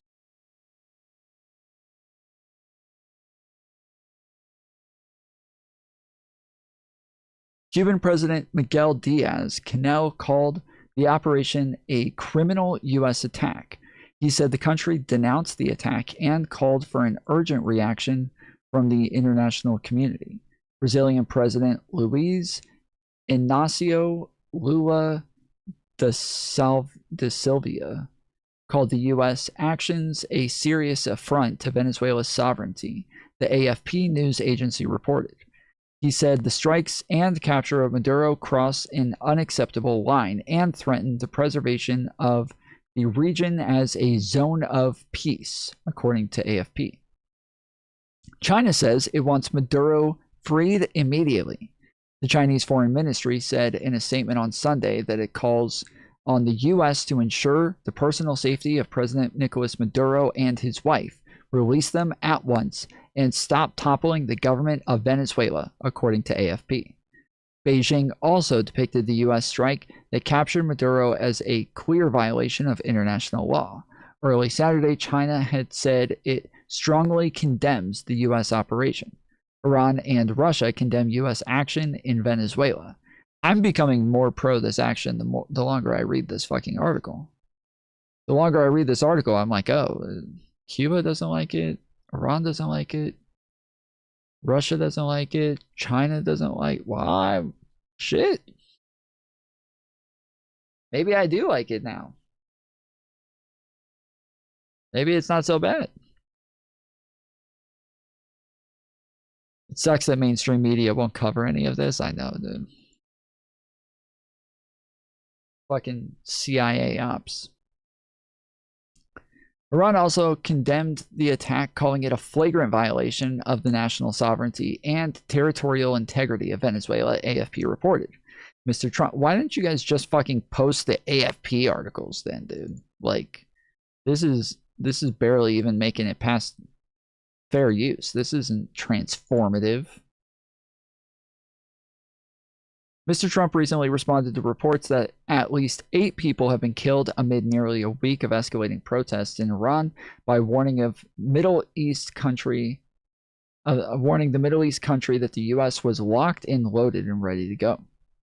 Russia's foreign ministry accused the U.S. of an act of armed aggression against Venezuela. This is deeply concerning and condemnable in a statement according to the Reuters news agency.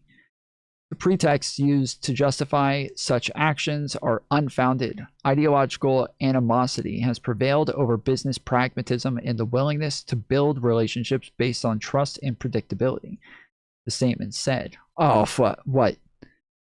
Who the fuck thought that Trump had business pragmatism? Whoever said that?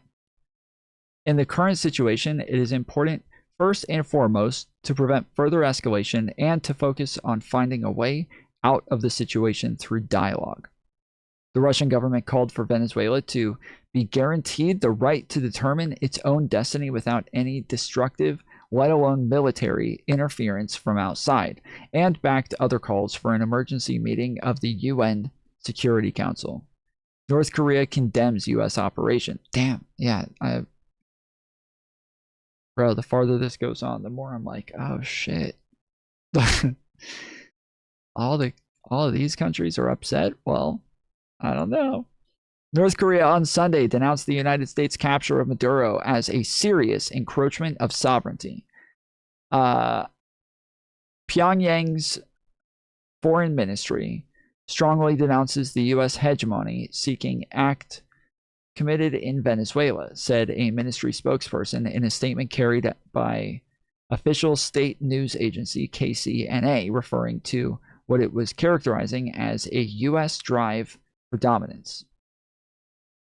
The incident is another example that clearly confirms once again the rogue and brutal nature of the U.S., they added. European nations call for de-escalation, voice concerns over nationals in Venezuela. Top European Union diplomat Kaja Kallas said that she had spoken to Secretary of State Marco Rubio and the EU's ambassador in Caracas. She said the EU is closely monitoring the situation and noted that it has repeatedly stated that Mr. Maduro lacks legitimacy.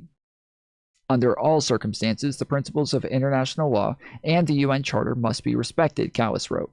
We call for restraint.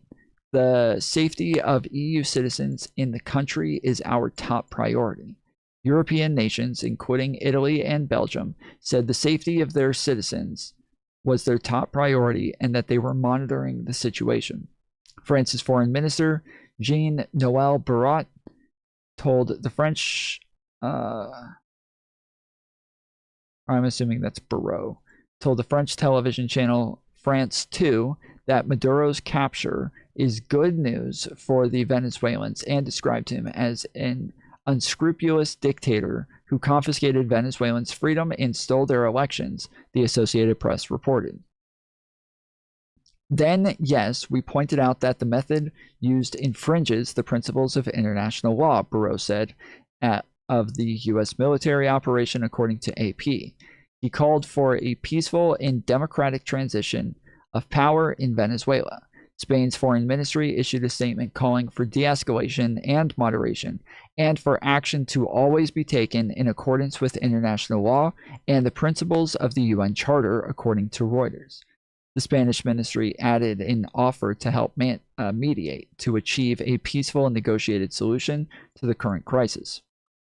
UK Prime Minister Keir Starmer said Saturday all countries should uphold international law, and added that the UK was not involved in any way in this operation. He urged patience in order to establish the facts. As I said earlier, the EU, the UK, like almost all European nations, had stopped sharing intelligence with the United States about Venezuela and other countries included because they didn't trust Trump anymore. They did not feel as though he was acting rationally, and they felt as though he was continuing to escalate unnecessarily, and so they did not feel comfortable being involved in any sort of operations or giving any sort of intelligence that might further escalate things, because Trump is a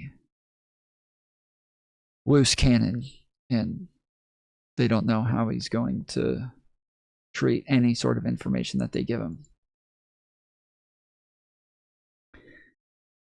I want to speak to President Trump. I want to speak to allies, the British leader said in brief comments aired on UK television hours after the US attack. I can be absolutely clear that we were not involved in that. And as you know, I always say and believe we should uphold international law. German Chancellor Friedrich Merz said in a statement Saturday that Maduro led Venezuela to disaster, and noted that Germany, like many other countries, didn't recognize his presidency after the South American nation's last election. Merz said a legal classification of the U.S. intervention is complex and we will take time on the matter. He said political instability must not arise in Venezuela now, and that it's important to ensure an orderly transition to a government legitimized by elections. Netanyahu praises Trump. Israeli Prime Minister Benjamin Netanyahu Netanyahu praised Trump. I'm on board. I'm on board. I have totally changed my mind on this. This is based. I'm totally happy with the capture of Maduro. If Netanyahu's on board, I'm on board. That's all I needed to hear. That's it. If Israel's in, I'm in. Based.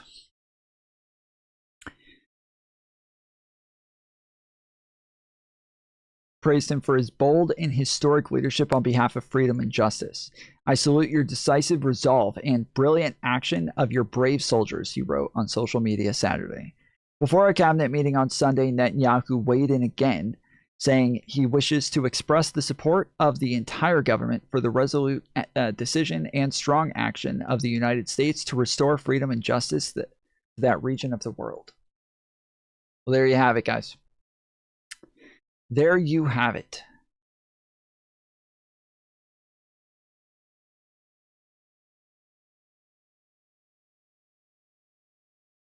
Let's go.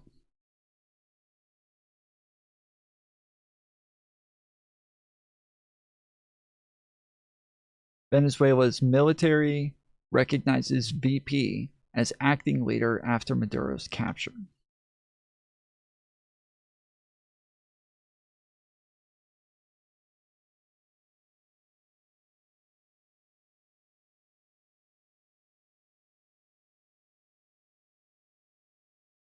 From The Guardian. Is there any legal justification for the U.S. attack on Venezuela? International law experts expect Washington to claim self-defense and face little serious pushback.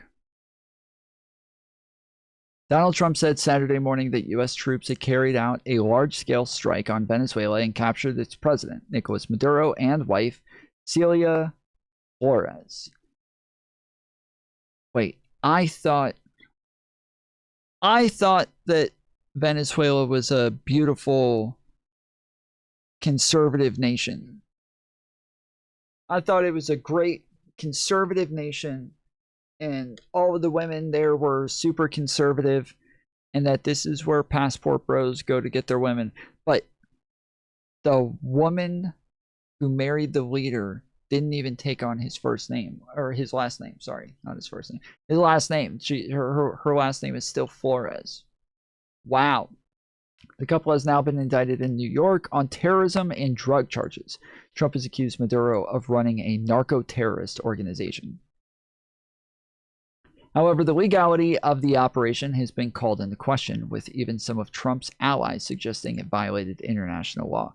I'm wondering, I mean, again, we don't have any evidence of this happening much in the United States. Like, I feel like in order to have this big of an act and for the courts to, like, they're going to have more than, like, a couple of drug runs into the United States, which from my understanding, that is all it ever was. Like over the course of like 10 years, they maybe had a couple of boats that may have brought shit into the United States. But for you to spend the amount of money that you did bombing boats, and then the amount of money that you did to go take the president, and then the amount of like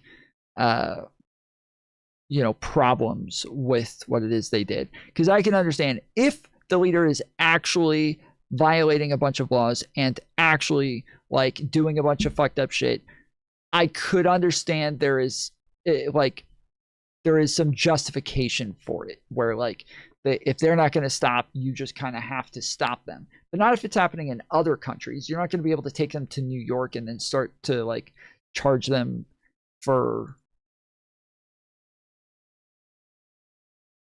shit that's been done elsewhere.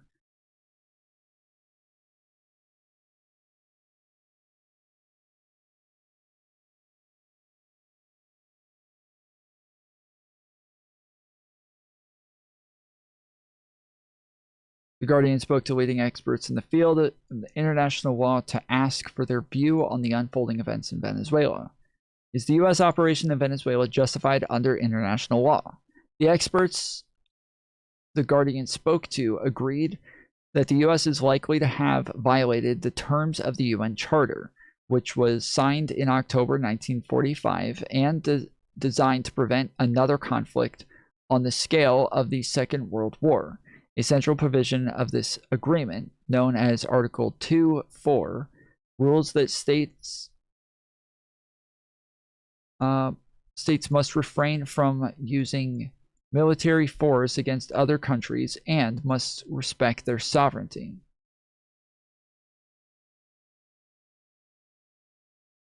Jeffrey Robertson,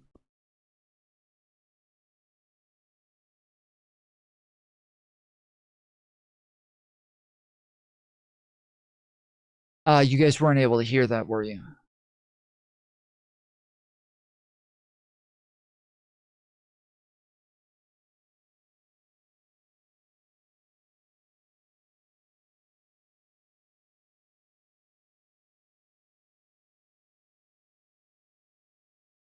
No?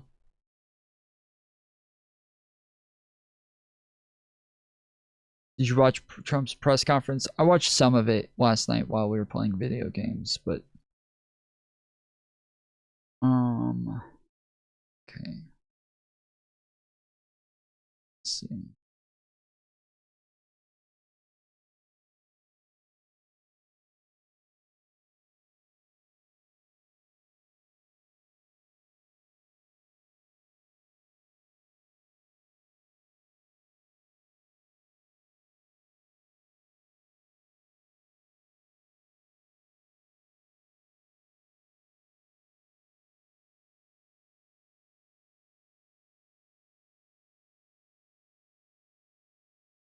Alright.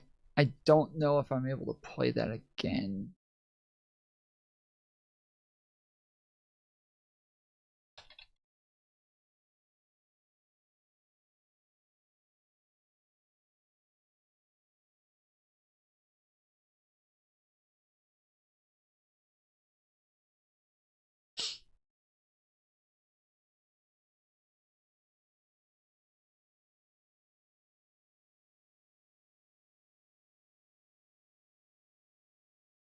Yeah, I don't think I'm able to play it again.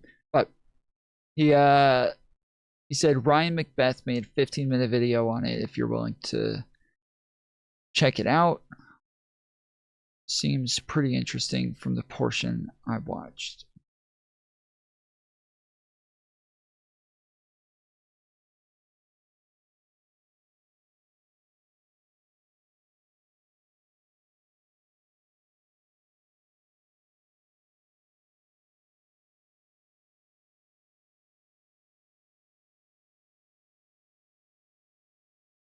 Overnight on January 3rd, 2026. This one?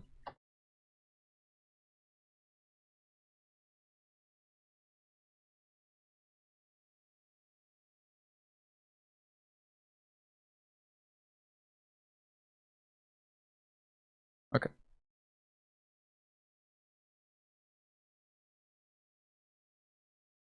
Jeffrey Robertson KC, a founding head of Daughtry Street Chambers and a former president of the UN War Crimes Court in Sierra Leone, said the attack on Venezuela was contrary to Article 2.4 of the Charter. The reality is that America is in breach of the United Nations Charter, he added. It has committed a crime of aggression, which the court at Nuremberg described as the supreme crime. It's the worst crime of all. Elvira Dominguez Redondo, a professor of international law at Kingston University, described the operation as a crime of aggression and unlawful use of force against another country. Susan Brieux,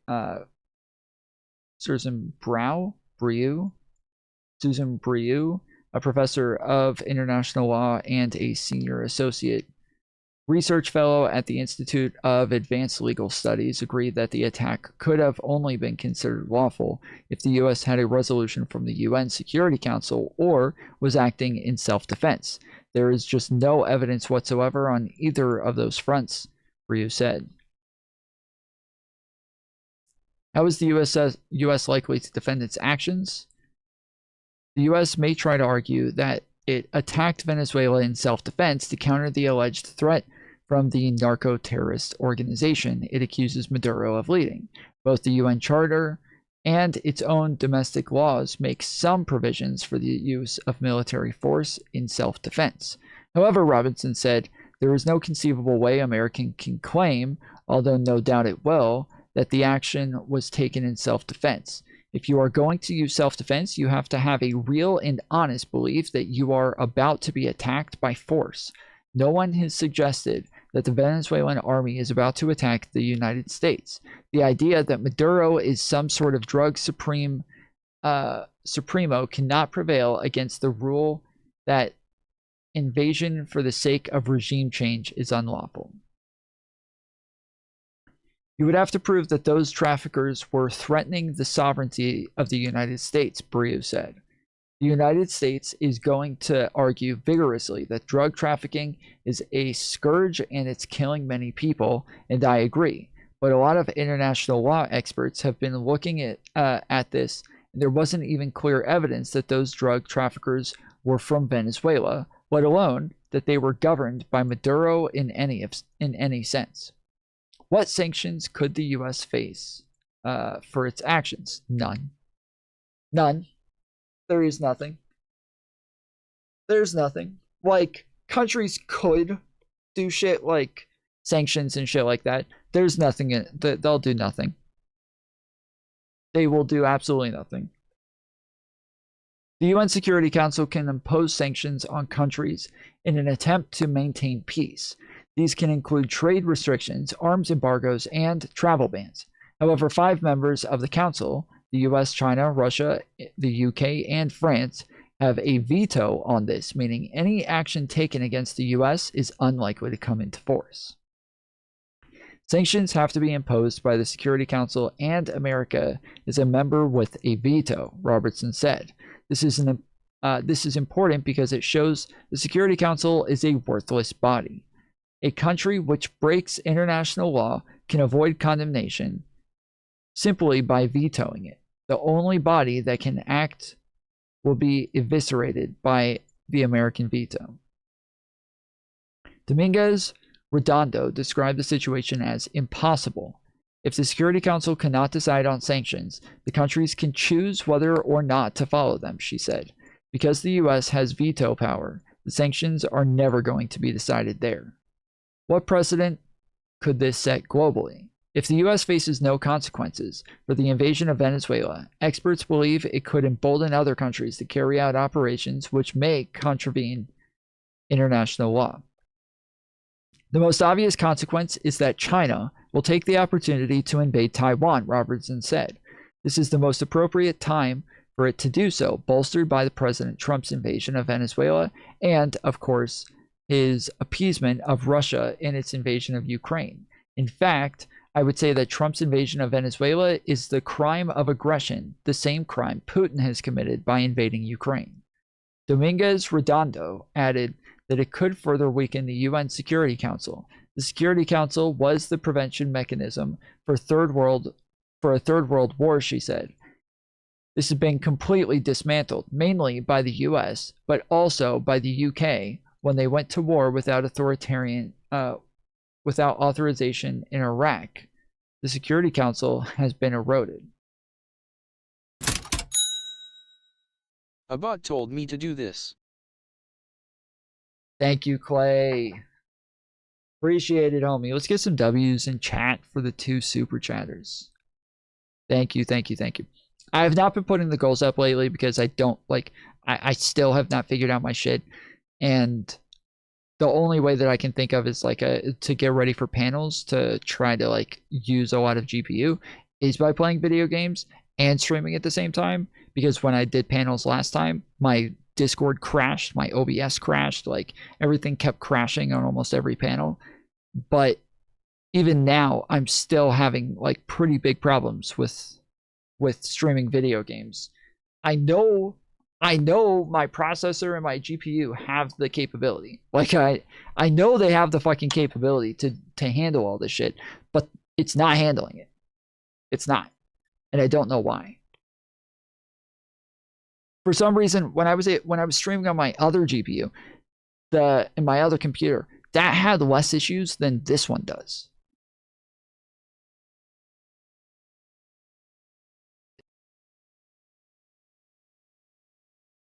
This is really annoying too, because we had like a great fucking part of the stream where we took down a bombardier, which is a very, very hard thing to take down. It's a really big like robot in the game, and then we got killed right as we were going to collect our rewards for killing it. Another team came up behind us and killed us and took it for themselves. And this player's going up. Yep, is what it looked like.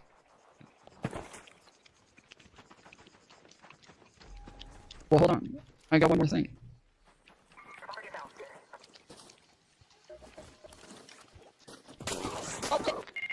People trying to kill us.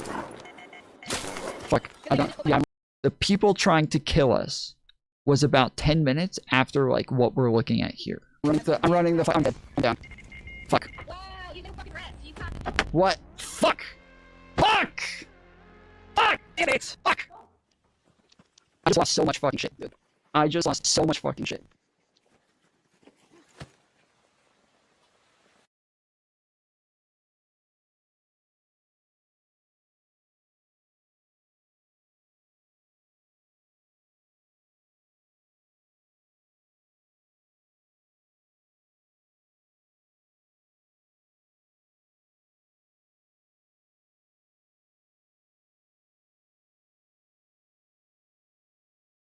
It's a 50-60. Say fuck it. I I was literally like in the middle of taking shit out of my safe pocket when and then it just skipped to this. It just skipped to this. That I wanted to go and like clip everything that happened there. It was a fucking awesome moment. And the fact that we got killed from behind afterwards is like, it would be a really epic fucking clip for people to be like, oh, those fucking rats, dude. What the fuck? And it's all, no, it's not there. None of it's there.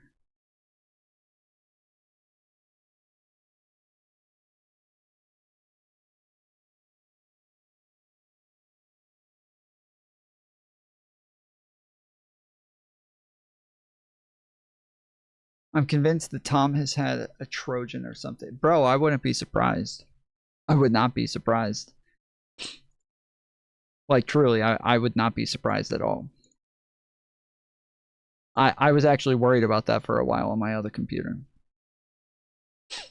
How many streams ago was this? I wonder if my recording on my computer got it. This is 1, 2, 3. 1, 2, 3.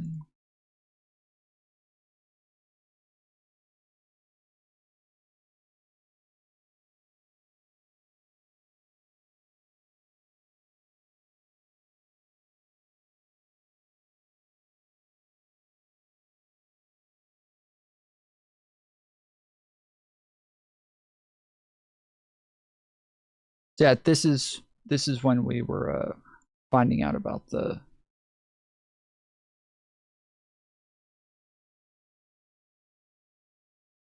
shit.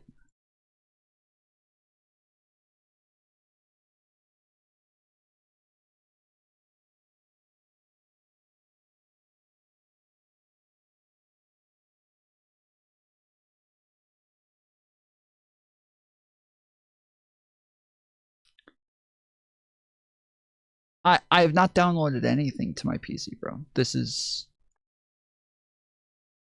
all. This is a brand new fucking computer. I didn't download porn to my other computer either.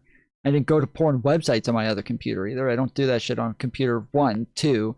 I have other people who use my computer sometimes. I have family members who come over and use my computer. I got friends who have used my computer a bunch. But this is even on top of that. I wouldn't have done that on my old computer. This computer is also brand fucking new. So,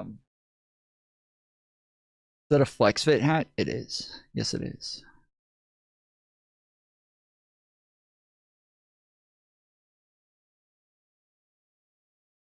That's right. I forgot to turn off the recording that night.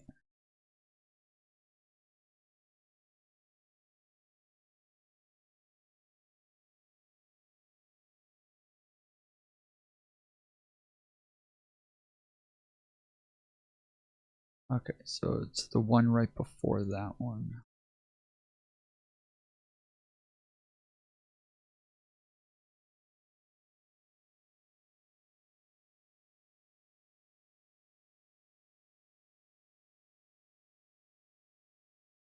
My mic was so shot there. Oh, it got it. It did. It got it. Oh, it got it.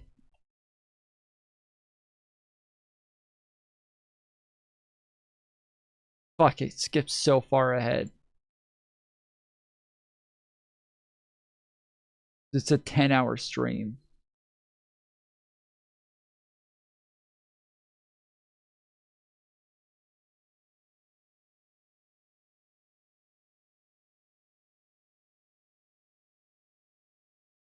Wolfcat.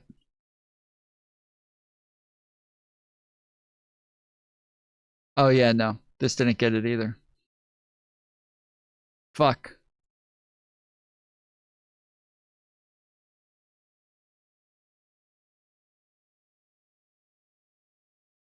Wolfpack.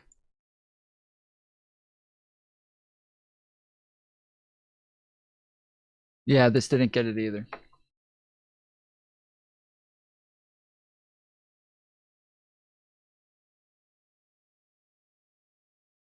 Yep.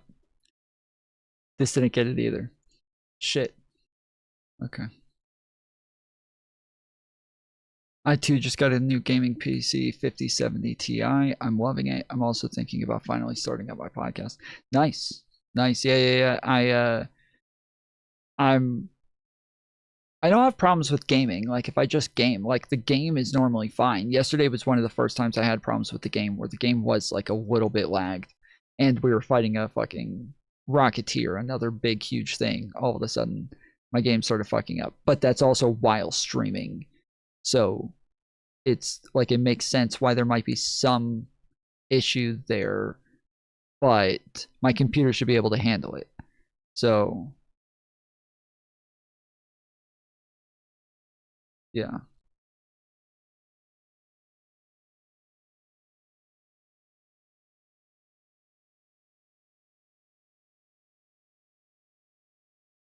Was anyone else here when that time Tom pulled up a search, and his most recent search was goon shit of some girl? Nobody in chat even said anything. We literally do that on stream. I probably, when you say goon shit of some girl, I probably literally had just done it on stream. Like that, I'd probably just finished doing it. Have you messed about an NVIDIA control panel? Yeah, somewhat. But I'm starting to wonder if it's the control panel that's fucking shit up. So it has arc raiders all the way up here instead of at performance. Should I be lowering this to performance, or should I keep it here? Because I don't know what performance versus HD is. I just know on my other computer it had it all the way at performance, all the way over here. Like, it was literally, it could not go farther to the left. So do I want to move it this way?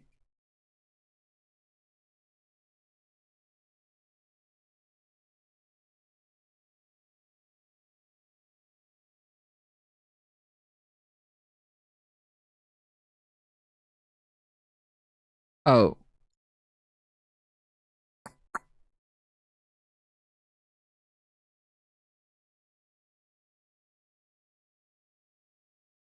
I don't know how to use any of this shit.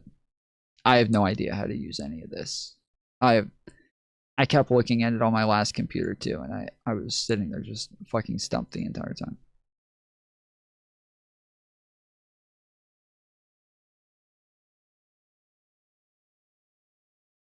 It will give you more reactive gameplay. Wait, but that's not what I'm asking. Like, for stream, if I want something that's going to use less of the GPU for stream to where it's going to fuck up stream less, which direction do I want it? Quality or performance?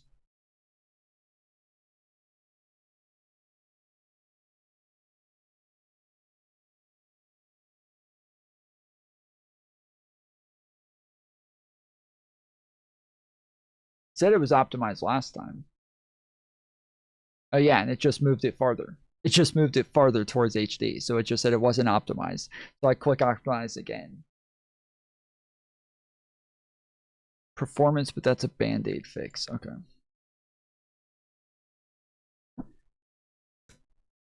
Oh, it's because I turned down the frame rate to 30. That's why it was saying it wasn't optimized. Okay. That's fine. And then, yeah.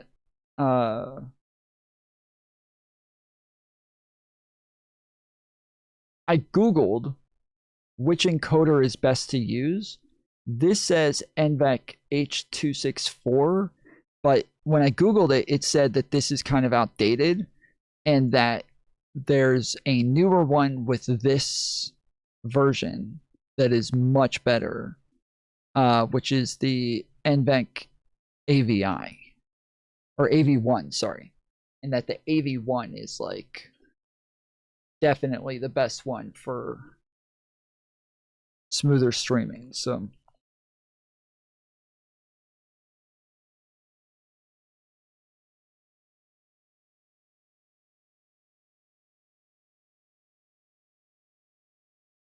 yeah, the frame rate on the game is at 30. Although, because I just clicked optimize on that just a second ago, I shouldn't have. It probably changed it back, so I gotta remember to put it back. Yeah, I gotta get more RAM. I gotta buy more RAM. I'm still really pissed off that my 216s in the other computer are not gonna fit into this. This is infuriating.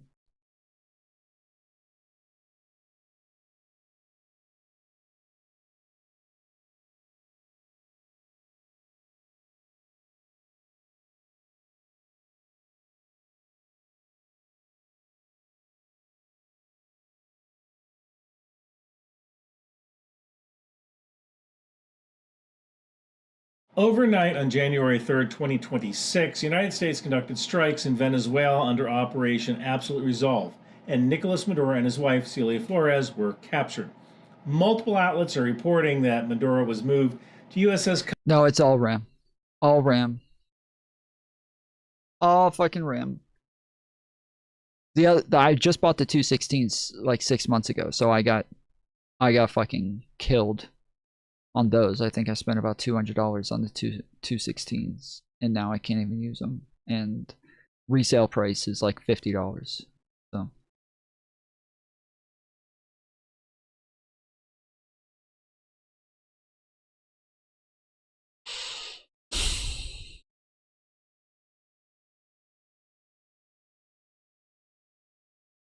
custody on the USS Iwo Jima, an amphibious assault ship, and he's expected to face charges in Manhattan federal court. In fact, I believe he just arrived in New York City.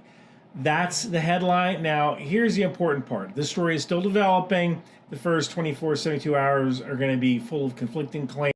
I don't know what that means, Vandroid.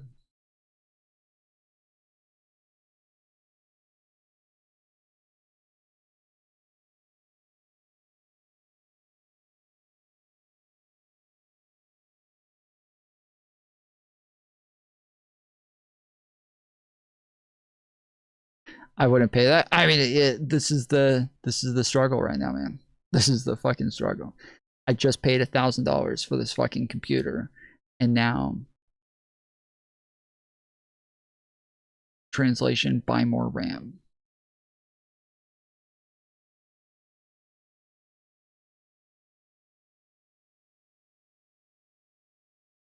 It's one RAM stick, but it's 116. So yes, I have one RAM stick. The GPU is an 8 gig. But yeah, it's one RAM stick. But it's 116. So claims and propaganda and hot takes. The bot farms are going crazy right now on Reddit and on Twitter saying this was illegal. Now, I am not a lawyer, but there has been an indictment active against Maduro for, I think, about 6 years now. So let's do a short briefing. I'll tell you what I think this is actually about. First off, this raid was fast. And if you want to see a fast raid, get my novels, The Last Republic, Lies to Rule Men and The Last Republic, available on Amazon. wait, is one stick matter? If I put 2 8s instead of 116, is that better?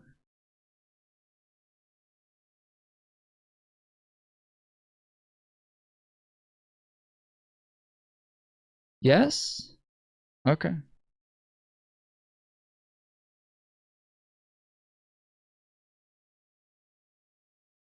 Where would I see how many RAM sticks are in there? Because like I said, inside the case, I can't really see. It looks like it's 1.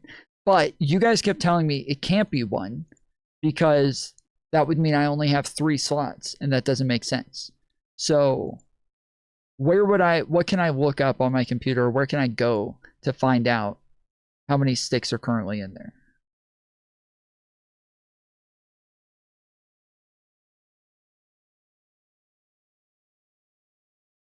Remember that app? No.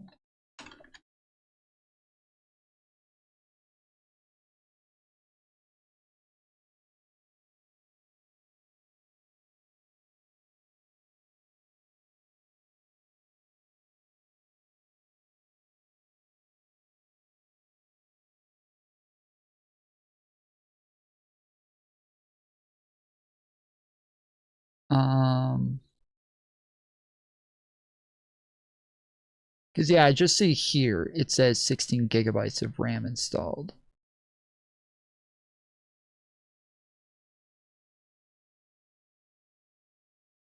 Installed RAM 16 gigabytes, 15.8 GB usable.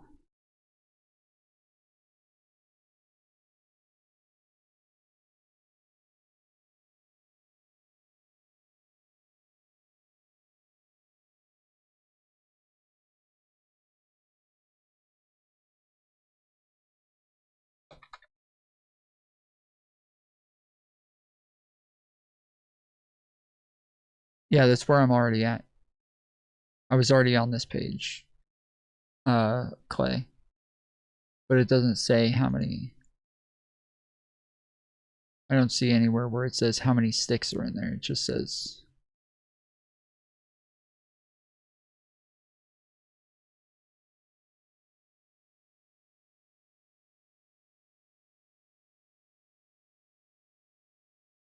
It just says how much RAM I have, not how many sticks.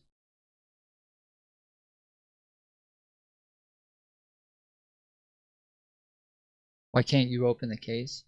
I can. It's crowded right there. So like it's hard to see, and everything, the way that it's plugged in, everything is like right up against a wall. So I'm able to see in there to an extent. And I showed a picture of it the other day, but it's like I said, it's hard to see.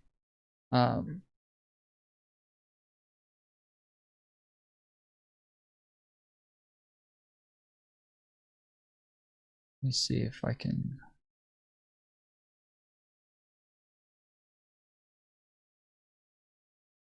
Did I already miss it?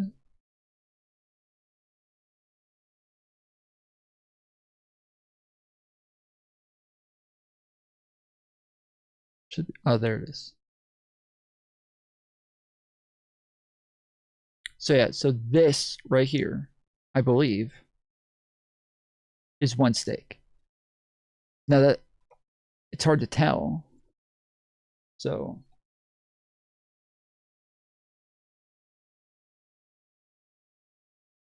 fuck, why does it do?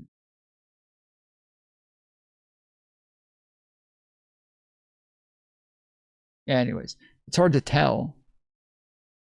But I think it's one. But if it's one, that means that I only have 3, or this is in the second slot and not the first one.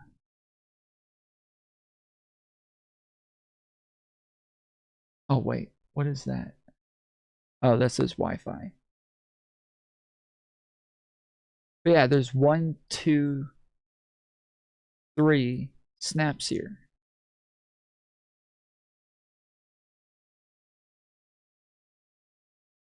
This is obviously in this one. Now that might be a 4th snap there. I can't really tell.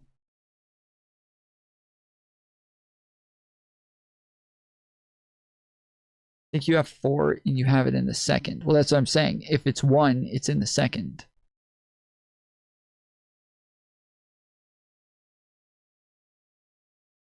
That's what I'm saying. It's like, so it seems like it's just in the second one. So I might have to go ahead and take that out and put it into the first one. I'm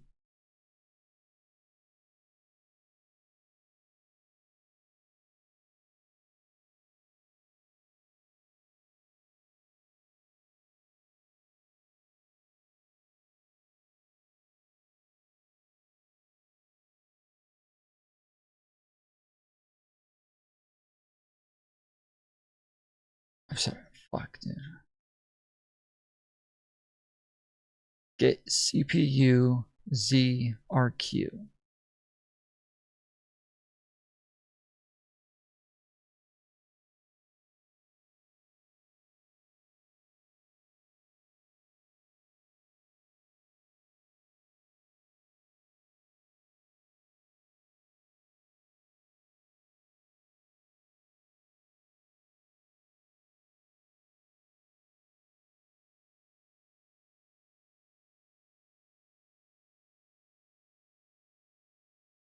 All of this says there's no results with RQ in it.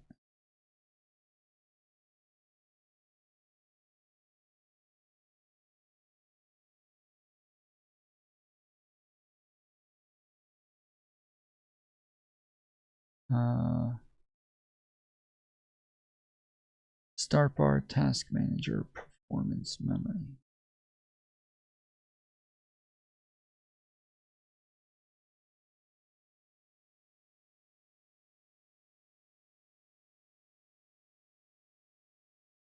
Slots used 1 out of 4.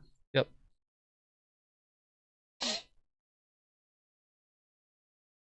So then if there's 4, then that's in the second slot.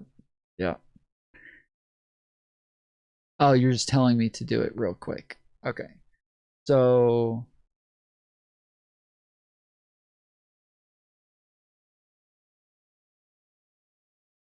I just download this. Or that's an ad. Yeah, that's an ad. Setup.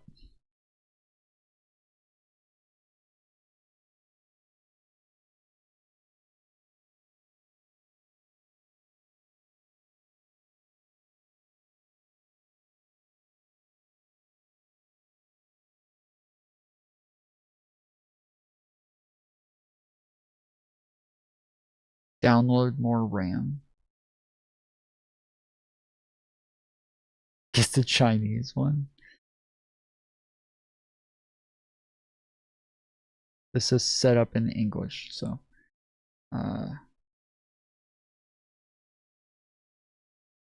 so what does this do?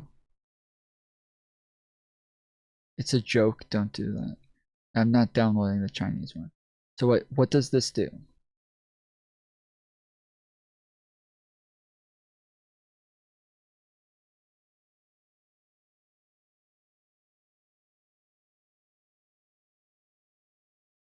You don't need it anymore? Oh, that's what was going to tell me how many RAM sticks and everything I had? Okay. Runs an app that will give you a bunch of info on your hardware really quick. Okay. Your performance monitor did what CPU-Z does. Okay.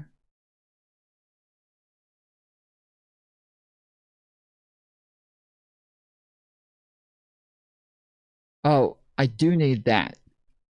Yeah, I don't know what the fuck that RAM stick is. I have no idea what the fuck that RAM stick is. Like, it says XPG on it. But if I search XPG RAM sticks.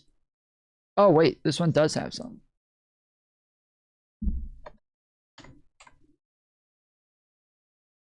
And then yeah, it comes up with fucking Corsair, which is what I already have. This is $220 for the 216s.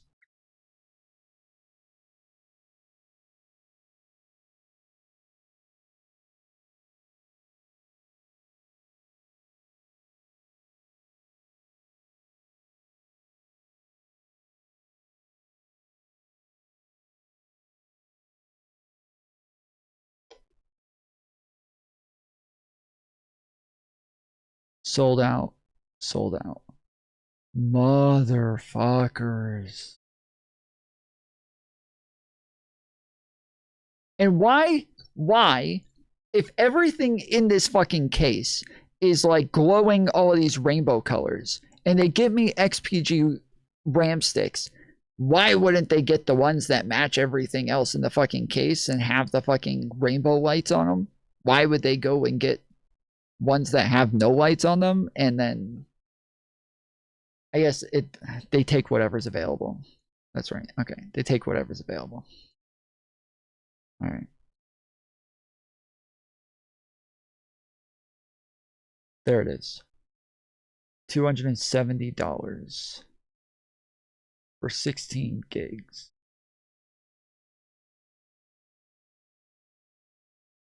You gotta be fucking kidding me. I think this is the one.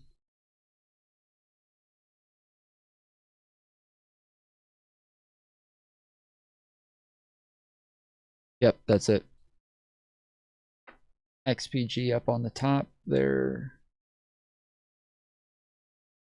Yep, that's definitely it. It's got that little split in the bracket down there. Yep, that's definitely it.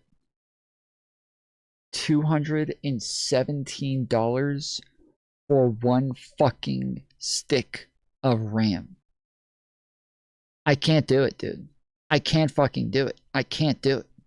I cannot do this. Like, I would rather go back and buy 2 more fucking sticks of RAM for the $240. Just get whatever else is the same MHZ.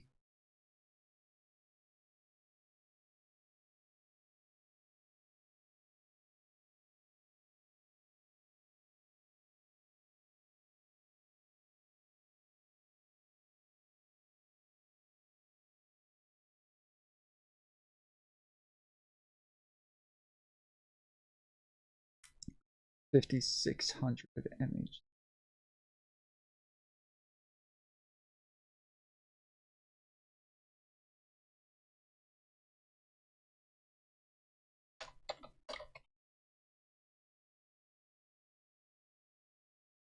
So yeah, here's 2 more Corsair for $170.99.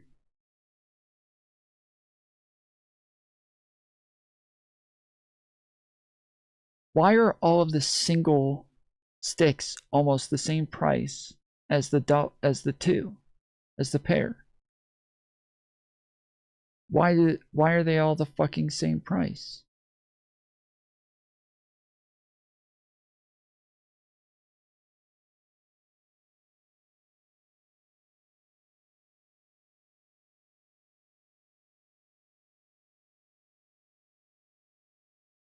Oh yeah, I need DDR5.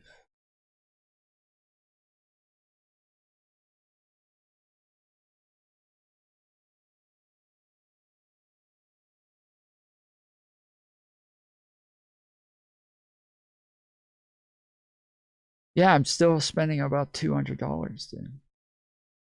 I can't do it, bro. I can't fucking do it. I just spent $1,000 on this fucking computer. I can't do it.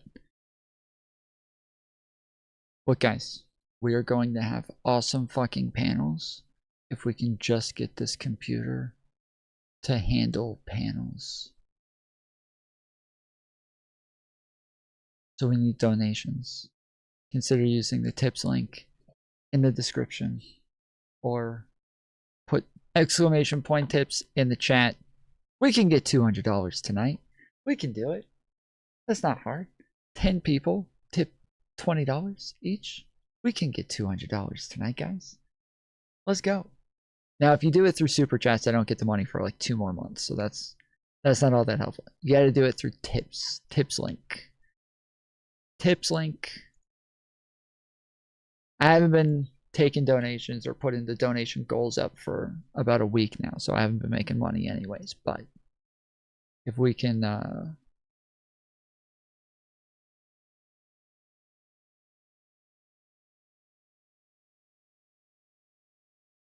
what's a CB?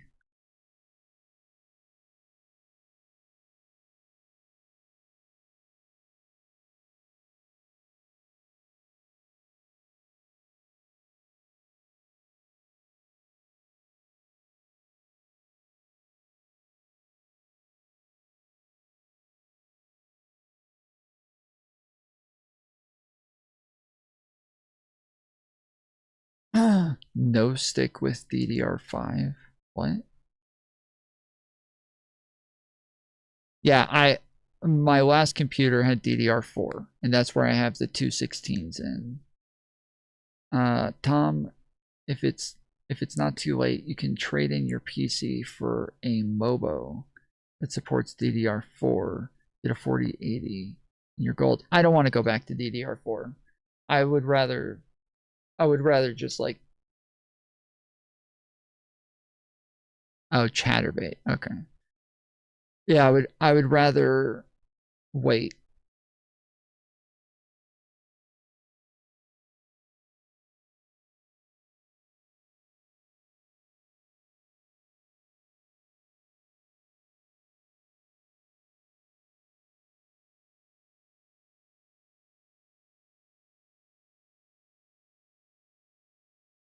Because he still hasn't run CPU-Z. They told me not to. They just said, don't do it. We don't need you to do it anymore. You have all the info right there in front of you. They just said. Tom, do you know it's DDR5? Yes, I know it's DDR5.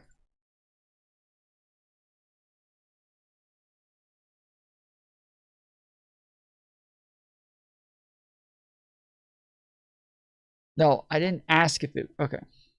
It's called a...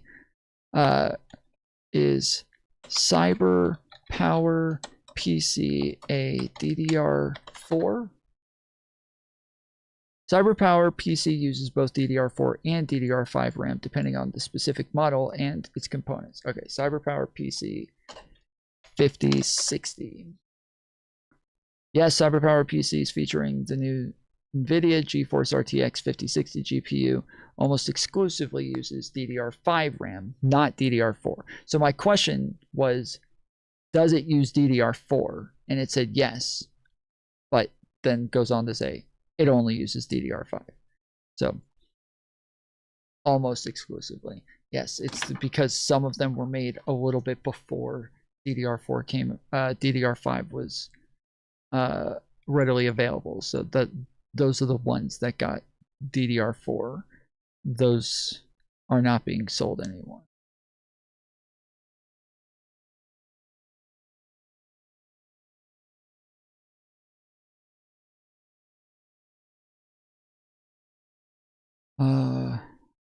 Okay, how about this?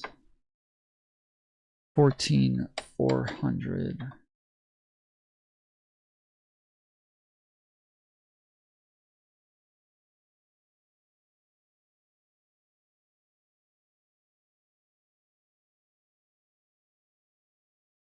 Yeah, this is mine right here. DDR5. And it comes with a terabyte of fucking memory. The other one, that one I think had 90 gigs. That's how much Call of Duty was. Call of Duty was 90 gigs.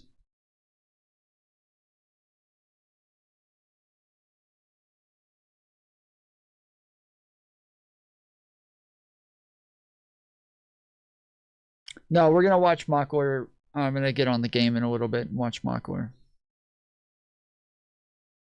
On and on Audible. If you're a Marine, you can get my Intel Life sweatshirt or bunker branding as well. U.S. forces struck targets around Caracas and other sites, and parts of Caracas reportedly lost power during the operation. Don't know whether that was due to a cyber attack or due to kinetic effects. Maduro and Flores were captured. Venezuelan Vice President Delcy Rodriguez went on state TV calling it a kidnapping, demanding their release.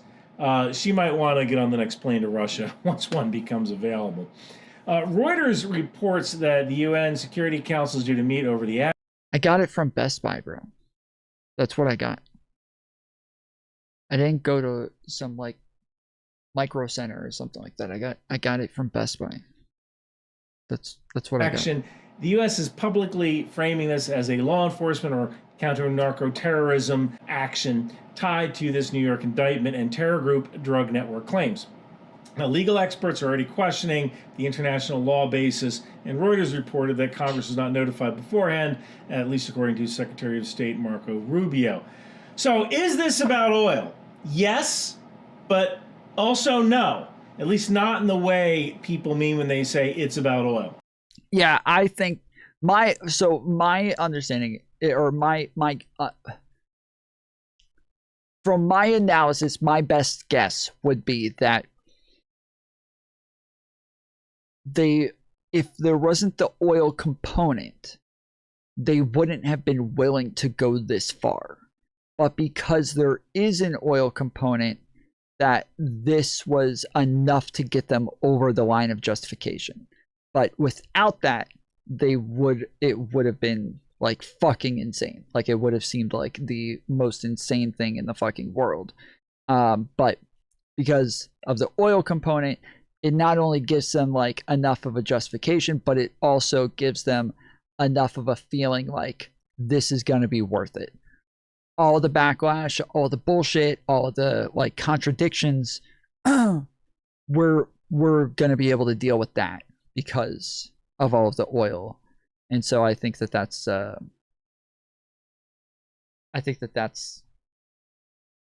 the main thing. When people say oil, they picture Venezuela's reserves and U.S. companies trying to get access. And sure, Trump has publicly commented that this is about energy stability. We have tremendous energy in that country. It's very important that we protect it. We need that for ourselves. We need that for the world. Too many people are focusing on that part of the speech and ignoring this part of the speech. We want to surround ourselves with good neighbors. We want to surround ourselves with stability. Removing Maduro from power has nothing to do with Venezuela and everything to do with China and Taiwan. The scarier oil story is about U.S. oil infrastructure. Texas alone accounts for about 43% of U.S. crude oil production and about 31%. This is what I said earlier. The fact that like they're taking oil to China, Russia, like Cuba, like this was probably a bigger component. 2x speed, please. That most of the people in my chat can't understand videos at 1.25, so of U.S. refining capacity. And a lot of that refining and export and chemical infrastructure sits right on the Gulf Coast. So here's a question. What happens in a future crisis when a hostile power can hold the Gulf Coast at risk with a long-range precision strike? I think this conflict is really about China. And I'm going to say the quiet part out loud here. I don't think Washington did this because it woke up one day and decided it really cares about democracy in Caracas. And I don't think it was just about drugs either, although the indictment is very explicit about drugs. I think this is a hemispheric security move, and the strategic pacing threat behind it is China. China's competition with the U.S. isn't only in the South China Sea. It's about positioning, basing, dual-use infrastructure, and access, including access in Latin America. Reuters reported that China's CELAC, or Community of Latin American and Caribbean States trade, hit $551 billion in 2024. And a major development here is that Venezuela accounted for the largest share, about 44% of China's total development finance in the region since 2005. This was before Chinese policy banks stopped lending to Venezuela, which I think was in 2016. So Venezuela matters in the big game even when it's not in the headlines. Chinese missiles in Venezuela and why the Gulf Coast matters is kind of going to be the next subject here. Let me be very careful. I'm not saying that there are confirmed Chinese missiles units in Venezuela right now. What I am saying is if China ever got to basing bombers or missiles, ISR, intelligence surveillance reconnaissance, anything long range in Venezuela, that's close enough to be a real problem. Range rings, like from northern Venezuela to the Gulf Coast, we're talking about 3,300 kilometers from Houston to the Panama Canal area. It's around 1,100 kilometers or so. That means that any future adversary with intermediate range capability could potentially threaten the Gulf Coast with its refineries and export terminals, shipping lanes in the Caribbean, and traffic near the Panama Canal. And that's where oil shows up again, because if you can choke Gulf Coast... Again, Abaddon, I think it's the way that I explained earlier, that it's not that they're thinking that strategically, it's that they just eventually have enough justifications so that it's like, oh, it's we have the China, Cuba, Russia aspect with the oil aspect, with the drug cartel aspect, with the fentanyl aspect, with the Maduro's a dictator aspect and everybody hates him, and we have the one who just won the Nobel Peace Prize is the one who's been fighting against him the whole time, and so the people are on her side and the nation's on her side, the UN's on her side. We've got I think they were just looking at all of these different aspects and saying we've got enough to just go in and fuck them up. Kind of like there would be scenarios where you could do the same to Putin if they were as weak of a country as Venezuela. That there are moments in history where you can feel okay, we've got enough of a justification here right now to where even if we're committing war crimes, people are going to be okay with it. Or when, shortly after 9/11, when you invade Iraq, right? You've got enough of a justification for it. This is Tom's 40 chess argument. No, I'm saying it's not 40 chess. I'm saying that the 40 chess argument is we're doing this for a reason. We're doing this for a reason. And that reason is we gotta stop China and blah, blah, blah. No, that's the 40 chess reason. Mine is the opposite, where I'm saying it's not even that. It's probably just they wanted to do this and they were looking for it, like things that would get them over the line to make it acceptable enough. It would just get it there to where it's like, all right, we can do this and it's not going to be too bad of a shitstorm. Coast energy and shipping at the same time, you're not getting oil. You're turning off America's oil system. We've invaded people for less.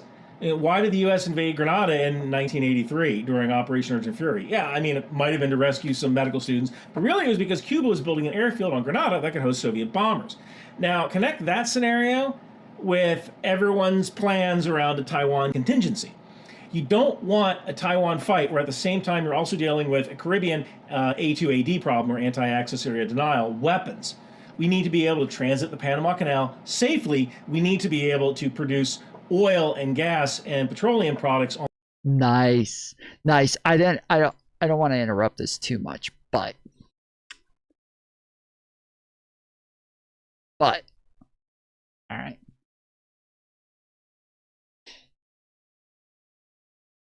There's the game, if you guys haven't played Arc Raiders, it's insanely cinematic. I play a very boring version of it right now. It will get more exciting over time, I assume. I don't know, I'm not positive. I feel like the more I get into like the peaceful lobbies, the more I feel bad killing people. That's kind of how I feel right now. Like the other day I shot somebody and he ran away. Him and his teammate both ran away, and then Van Dredd apologized to him. So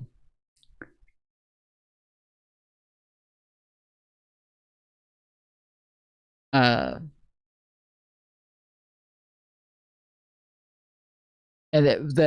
just earlier in that day, Van Dredd shot somebody and then they downed him and then yelled at him for it afterwards. I was just like a couple rooms over upstairs, and I could hear them like, bro, why the fuck did you shoot us? And he's like, I said friendly numerous times. You guys didn't say anything back, so we just had to shoot you. Like, but it's an insanely cinematic game, especially if you play it the right way. Now, I would love to get the zipline things, not zip lines, zip hooks. I don't know what they're called, but you're able to, like, you know, Spider-Man your way up to shit, or like Batman grappling hooks. That's what they are.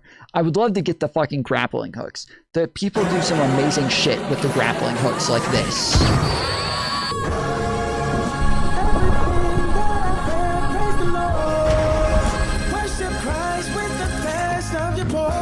So they use the grappling hook to get on top of the fucking Rocketeer first, and then they use the grappling hook to jump off of the Rocketeer and land without killing themselves. So he gets on top of it, he places a bomb on it, and then he jumps off, pulls the trigger, bomb blows up, and then he's able to use the grappling hook to catch on the building.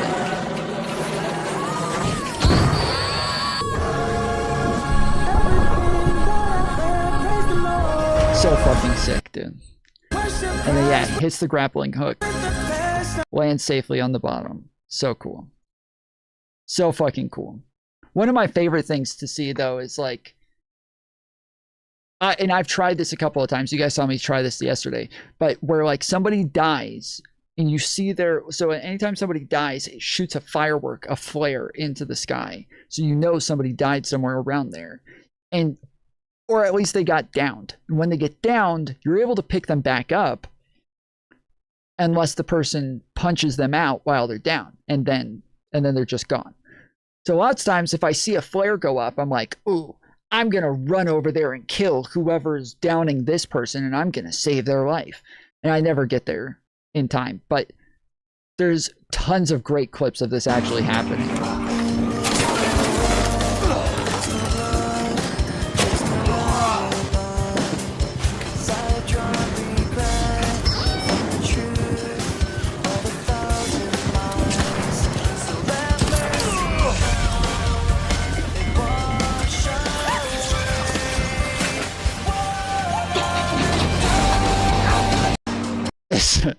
It's so fucking sick, dude. There's so many like crazy fucking scenarios like this that happen. It's so fucking good.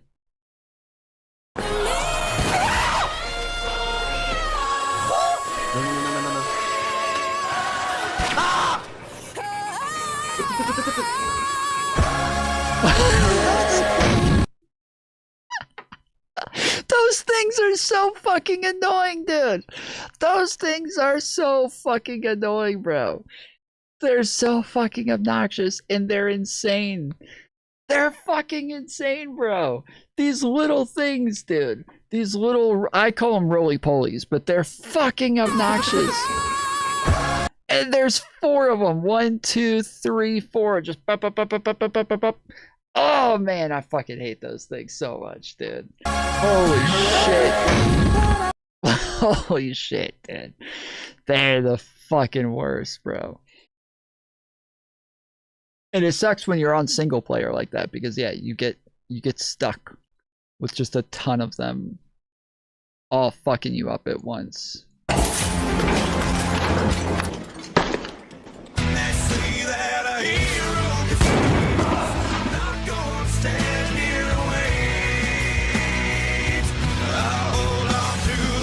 He picked up the guy that got down. And then that guy beats the fucking shit out of him.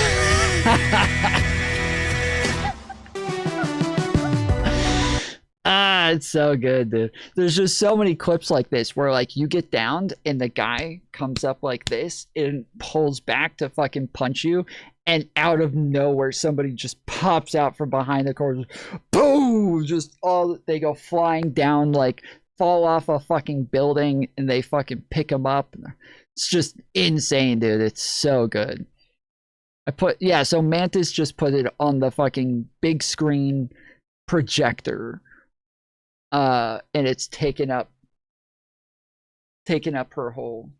Nobody likes a braggart. You guys are literally watching me right now. So nice try.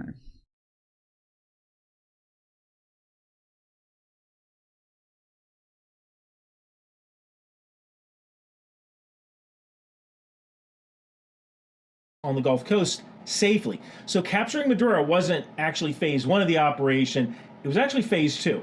Phase 1 had to deal with the Panama Canal and ports. Reuters reported that C.K. Hutchinson agreed to sell 90% of its stake in the Panama Ports Company. This is the company that runs the ports of Balboa on the Pacific and Cristobal on the Atlantic to a consortium that includes BlackRock Capital. Reuters also noted that these ports were not the canal itself. I mean, the canal is operated by Panama. But what we don't want is China or a Hong Kong-based Chinese holding company holding these ports. Now, as of mid to late 2025 reporting, the status of that deal is still not clean and final. In the event of a conflict with China over Taiwan, if China owns the ports on both sides of the canal, they can send a ship in there into the locks and scuttle it. And now, U.S. forces have to go the long way around the Pacific through the Straits of Magellan. Now let's talk about the Maduro indictment, because it's not just Maduro bad. The indictment alleges, kind of in plain language, more than 25 years of state corruption tied to large-scale cocaine trafficking.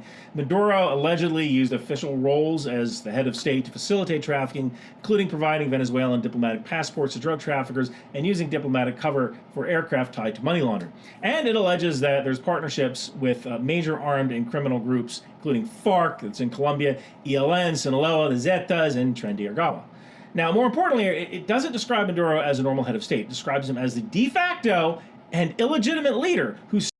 I would do it on console. Abaddon. I would definitely, if you have the option, I would do it on console. If he plays more on PC, if he's a mouse keyboard player, get it for him for computer. But if he's not mouse and keyboard and he's just going to plug in a controller into the console anyways, do console. Or into the computer. If he plugs the controller into the computer anyways, yeah, do console. Stayed in power despite disputed elections, and notes that many countries have refused to recognize him. So from Washington's perspective, that indictment is the paperwork that lets them say this wasn't an invasion, this was an arrest operation. The problem that the U.S. messaging kind of blurred into, we're going to run the country. We're going to run the country until such time as we can. Yeah, they fucked up with this statement. They really fucked up with this statement, dude. Do a safe, proper, and judicious transition. So, which makes legal. they shouldn't have said this. Like, there's so many other ways that they could have worded this, where they could have said something like, we're going to hand the country over to X, Y, and Z, but without like giving a specific timeline, without giving like any specifics on it, just saying something like, you know, yes, we're going to help with a you know, a peaceful transition. Like, there's so many other things they could have said, and instead they said we're going to run the country for a while. That, yeah, so you didn't just make an arrest, you took over a country. You invaded and took over a country. Yeah. Legal framing a little bit harder to defend. So what happens next? Is this a mistake of Rumsfeldian proportions? Will we see Iraq-style anarchy? I don't think so, and here's why. The Venezuelan security forces are primarily political patronage machines. A lot of militaries in the region are best understood as internal security forces or palace guard forces. Their primary job is regime survival, not ideological crusade. When regimes go away, the question becomes, well, who signs the paychecks, who controls the supply chain? Food is leverage, and Venezuela is dependent on a lot of food imports. This means whoever controls ports, hard currency, and shipping insurance, and also has a big stick, kind of runs the country. Third thing here is that this isn't Iraq with all of its competing factions and a minority who is in power and now out of power. And I mean, most of the war in Iraq was mostly a civil war with Sunni and Shia just kind of duking it out for control. And one of the dumbest things we did in Iraq was de-Baathification. You see, in Iraq, if you wanted to be successful in your career, you had to join the Ba'ath Party, which is Saddam Hussein's political party. Then the U.S. rolled into Iraq and just fired everyone who was part of the Ba'ath Party. Thank you, Paul Bremer. And this leads to chaos because we fired all the technocrats who were only part of the Ba'ath Party because they just wanted a job. Now, yes, Venezuela does have militia forces. The easy way around that is just not fighting them. Hey, turn in your weapons, register your biometrics, you get temporary food aid, you get work placement, port security, infrastructure repair, public works, whatever. Is that guaranteed to work? No. Is it a plausible enough tool to just drain the swamp of small arms fast? Yeah, especially if basic calories are on the line. Turn in a gun, you go to the front of the line to get your ration card. The biggest spoiler here isn't the army, it's armed networks. If the indictment's picture is even partially true, the armed ecosystem includes collectivos, corrupt security units, transnational criminals like Tren de Aragua. And these groups don't transition nicely, right? They fragment, they reband, they go freelance, they become armed gangs. They could be a problem in the same way that Panama's dignity battalions were a problem. I think in that case, you just kind of let Venezuelan police handle that. They'll be a little bit rougher than we will, but at least we'll have deniability on that one. There are strategic winners and losers here. Let's start with the winners. Venezuelans. This leads to a real transition of sustained humanitarian stabilization. Venezuela gets a shot at normal life again, at democracy. That's really the only win that matters in the long term. I'm a big fan of democracy. U.S. energy and logistics systems are a winner, not because Venezuelan is oil, but because removing a hostile missile basing risk in the Caribbean reduces future strategic vulnerabilities near the Gulf Coast and key sea lanes. And since regional states are overwhelmed by migration, stabilized Venezuela could reduce refugees and pressure over time in places like Colombia. So Colombia is a winner here. And as sad as it is to say, Russia is actually kind of a winner, but not in the way you think. Russia's invasion of Ukraine was kind of a thumb in the eye to the rules-based order of nations. And as Ksenia Terekova reported, Russia has already... Again, as far as like international law goes, this is obviously true. As far as like MAGA cares, they're just gonna likely use the, well, nobody died in this. Like Russia, the whole thing that we said with Ukraine is that we were tired of people dying, that we didn't like Ukrainians and Russians dying. Millions of people died. Young men died. Like, we don't want all of these people, we don't want people dying anymore. And so that's what Trump said. That's what we said. We don't want people dying. We didn't kill a bunch of people. No American soldiers died. No Americans died. No, we didn't have millions of people die. Like something like, something like 100 people in boats and maybe 8 people in bombings on the day of, and then that's it. And so that's the end of that. Like they never cared about the invasion argument when it came to Putin. They didn't care about the international laws arguments when it came to this shit. They're not going to care about those arguments when it comes to Trump either. So yeah, not saying that like what MAGA thinks matters all that much anyways. I'm just saying this is likely where their rationale is going to be. Use Maduro's extradition to justify its own war rhetoric against Ukraine. This isn't about Venezuela. It's about Russia's need to normalize its own actions by saying everyone does this. The rules don't exist. Force is universal. As in, like, see, we're not that different. But they are, right? The president of Ukraine was elected. The former president of Venezuela was voted out of power and just kind of refused to leave. So let's talk about losers. Maduro's inner circle, obviously, they might want to get on the next flight to Russia. Iran is a loser. Tehran was using Venezuela for influence and logistics. IRGC agents could go to Venezuela, grab a Venezuelan passport, travel all around the world.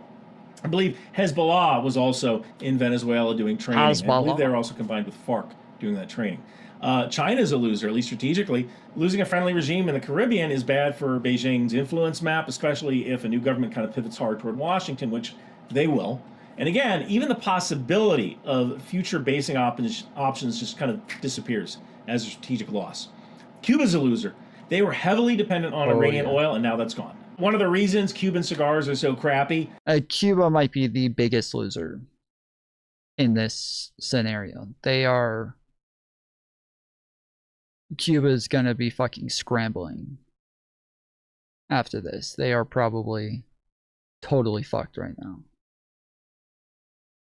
And China's probably gonna have to figure out a way to hold them over. Wait, Venezuela is a winner because they get democracy now? Is it not a bit early to call this, or are we all taking this as a given? I think we're taking it as a given because there are already people like Maria Machado and others in the region who are like, who have been fighting for this for a long time and are like popular leaders around there. And then there's also like the idea that America is going to do this and they're actually going to make sure that this happens. But well, I guess we will have to wait and see. I just I think we're talking about like in the moment right now with the way things look, like this is the current circumstance. Is that they're just throwing anything out the door they can for hard currency. And now that oil source is gone. So stuff to watch for in the next 72 hours. Number one is who controls Caracas from day to day. Maduro captured is really not the same as government collapsed. Do Venezuelan units defect? Do they go inert? Do they just kind of disappear? Ports and airports is another thing to look at. Who controls customs, food imports, and fuel distribution? Because there is a limited supply of food in Venezuela, and if no ship captains are willing to go to Venezuela to offload their cargo of food, you're going to see hunger really quick. Also look for a UN response and whether any government legitimacy framework kind of forms. And finally, look at oil export distribution, at least temporarily.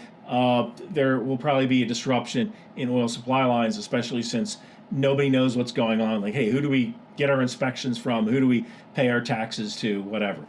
If you want a one-sentence thesis, this wasn't about arresting a narco-state leader. This was about removing a future strategic threat from the Caribbean while the U.S. stares down China in the Pacific. And if you don't plan for Taiwan and the Caribbean as a combined problem, you're planning to lose.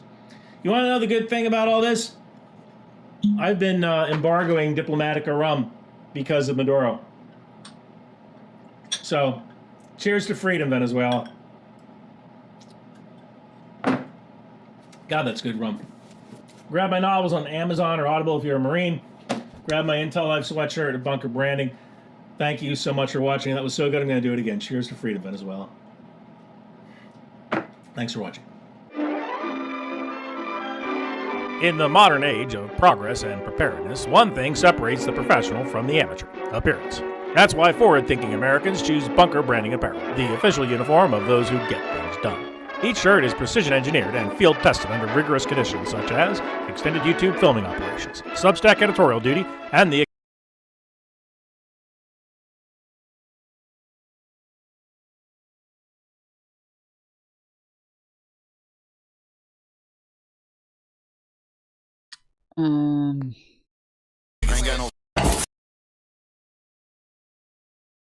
Fuck, did I lose the other thing?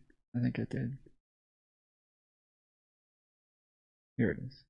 Most corrupt in history, who's escaped the law because of his political influence or something. Why don't you want Donald Trump dead? What do you think is radicalizing? All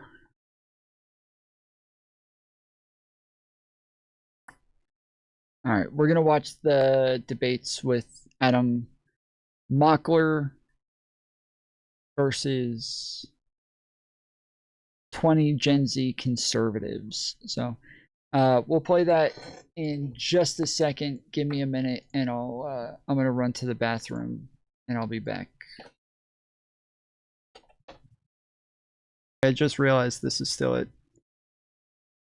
0.15 faster.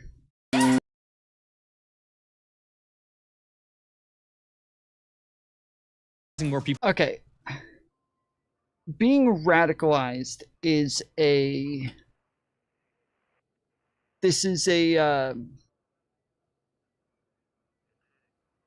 a relative term. Depending on who you are and where you are on the spectrum, the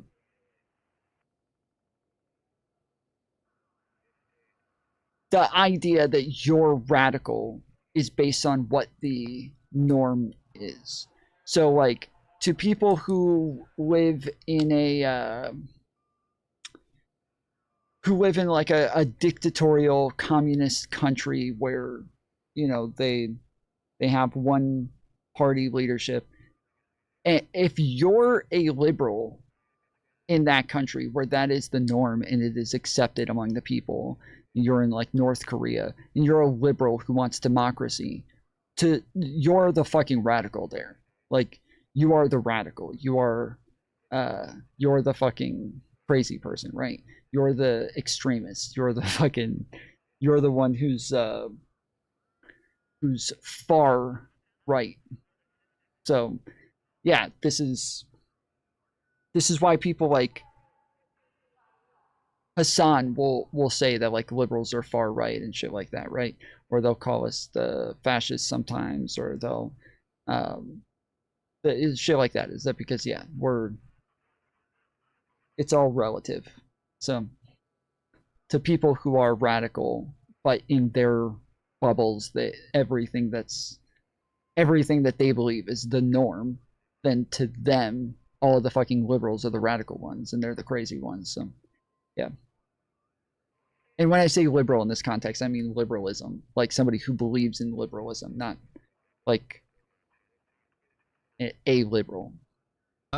He's got the authoritarian part of it, and that's good. And then he's got the one party part of it. The other aspects are all there, and there's a bit more to it than just that. But this is what I say all the time, is that lots of people misuse the word fascist. They misuse it where all they mean is authoritarian. When I say people, I want to, like, damn, dude, I'm saying fucking Cenk Uygur. When he says fascist, he just means authoritarian. That's all he means. When Anna Kasparian says fascist, she means authoritarian. When it just seems like a massive amount of people at this point, when they say fascist, they just mean authoritarian. That's all they mean. This is why lots of times MAGA will call Antifa fascist. They'll say like, oh, look, they're shutting down free speech. Well, they're the real fascists then, aren't they? Well, that's an authoritarian thing to do. That's not all, like, authoritarianism is fascism. So these are separate things. Let me know if the audio levels are okay. For those of you who haven't been here for the last couple of days, I have adjusted the audio levels to where if I play a game, hopefully you guys can hear it slightly, so that like you're able to hear gunshots and shit like that, but you can't hear, it's not overpowering the video. The video should be very clear, very easy to hear. Let me pull this up.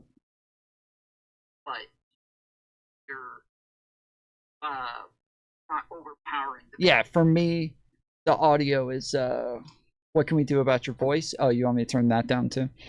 The I hear it all perfectly fine. I hear the game at a much louder level. It took almost an entire stream, but we got it, and I did it all by myself with no help from anybody else. Van Dread was trying me to get me to do some crazy shit, and thankfully I didn't listen to him. So saying attacked probably isn't the best way to do it. It's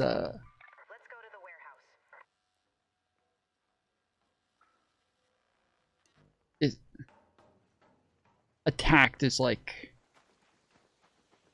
that's putting it very lightly. Like, he attacked them. Like, he went after law firms and used the power of the government to blackmail them, and then accepted a bribe to drop charges. So initially he said that they had criminal charges for a law firm that had sued him. And they said that they were going after them because they sued him. And then, find the shipping notes. Okay.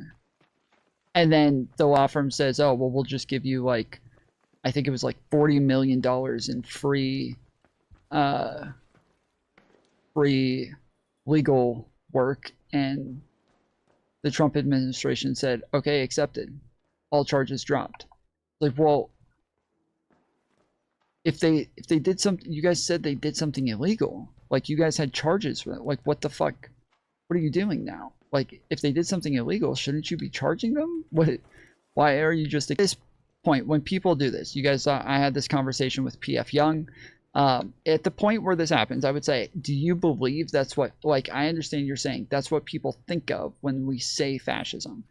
But that's because people are uneducated. Do you think that we should stop using the right words? This is so fuzzy after I turned down the graphics this much. This is wild. Like, look at the light on this wall. It's so fucking fuzzy, dude. Holy shit. I might need to turn some of this back up. How do I, what part is that? What part of the graphics does that shit? Holy shit. That's so fucking... Sheesh. Turn them back up some? Well, what part does that, though? I don't... Like, I changed, like, 20 fucking settings, so I don't know what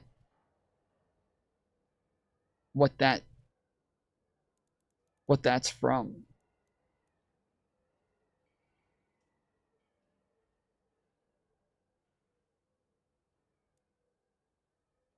Global illumination?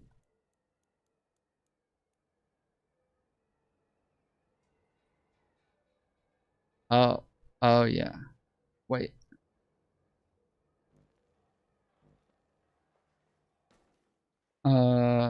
This is on medium, and that didn't change at all.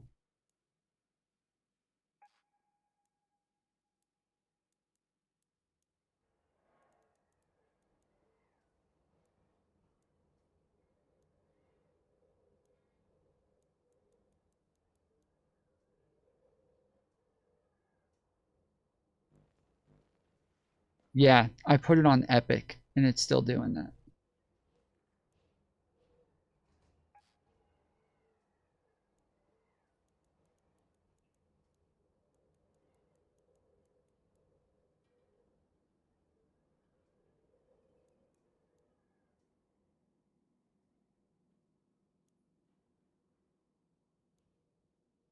It's reflections, right?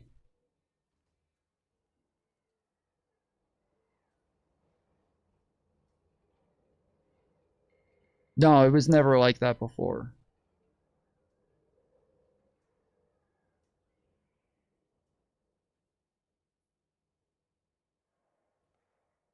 Oh, that's it.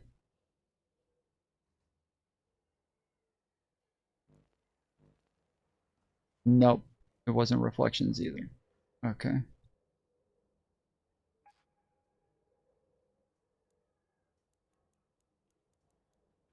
It might be like a mixture of things. Textures. Nope. It's probably going to be a mixture of things.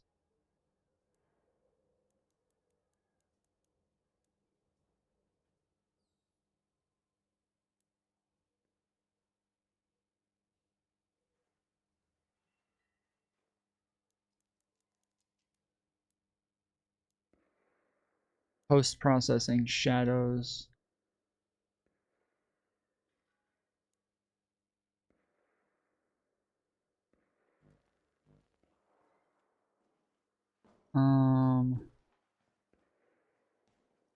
Okay, so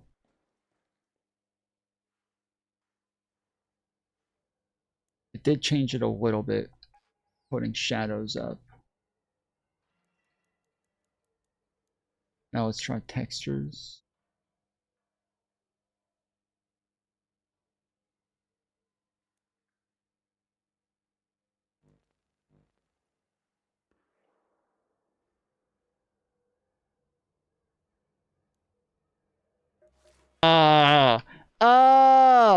Oh no! So she's admitting that these are random unhinged people on the internet, on Twitter, on TikTok, just random fucking people saying this shit. And then when we say, yeah, so you're just pointing at random people on TikTok and Twitter, she says, yeah, and you're pointing at Donald Trump. Wait, you're comparing random people on fucking Twitter and TikTok to Donald Trump? How long do I have to do this? 2 minutes and 10 seconds there, 7 minutes there. Fuck. Oh, fuck. This is not... Yeah, this isn't happening. This is 500 meters away. Yeah, this is not happening. I have to do it all in one round, too. I can't, like... I can't just go to the exit and come back. I have to do all of it in one round. Wait, he's not making a claim that somebody said fascism, though.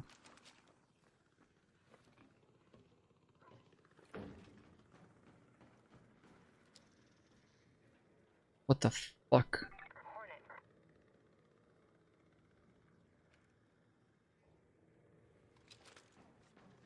Is that the thing that I have to go to? I don't remember what I'm doing here.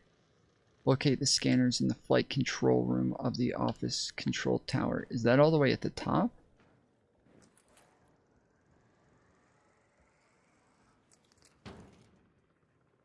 Fuck.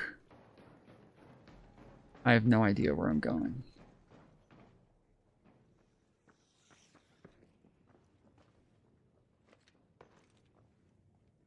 What's up, homie?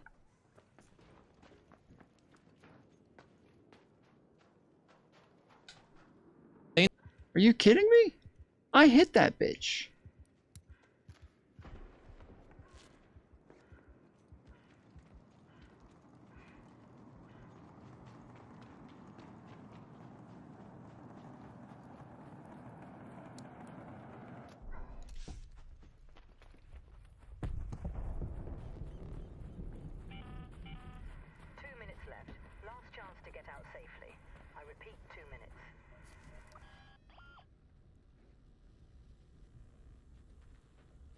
Oh fuck, I'm going the wrong way. I was in the launch towers. I thought I was in the control towers. Okay. Yeah, I know.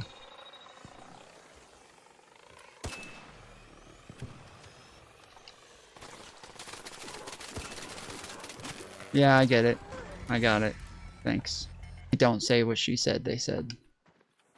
They don't say anything close. There was no Russia collusion. They Donald Trump was found not no pinned. credible evidence. It's amazing because, so I set up a debate between Destiny and Rob Noor to debate this topic. And the topic, the title of the debate was, did Obama, I forget what it was. What's up, homie? There's a guy that just ran into that building.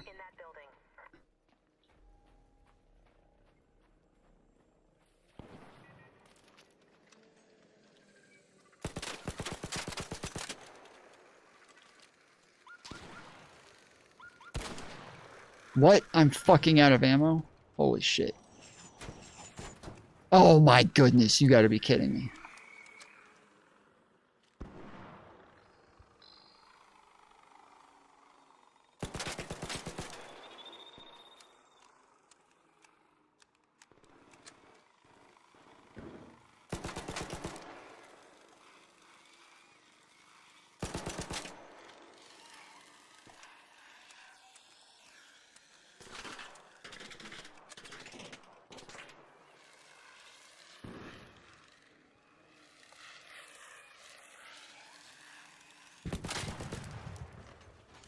I need their fucking ammo.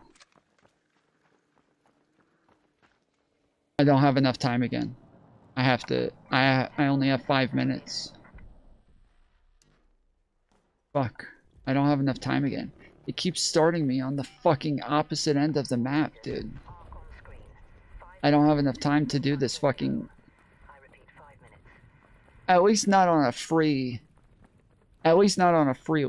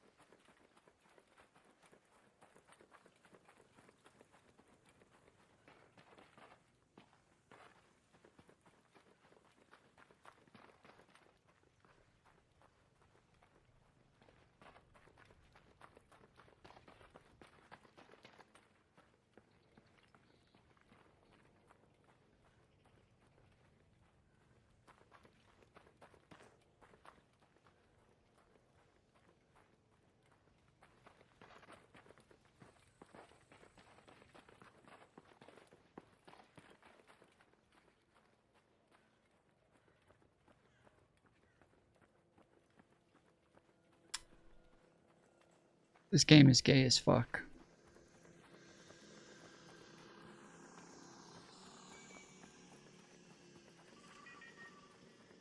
Stop scanning me. I did not give you consent to scan me. I did not give you consent to scan me. I did not give you consent. I did not give you consent.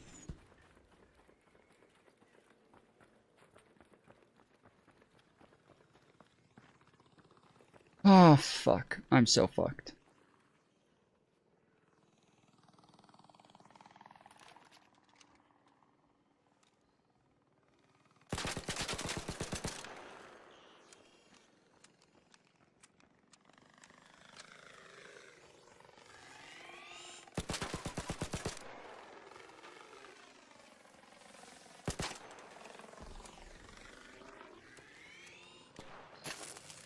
You motherfucker. No!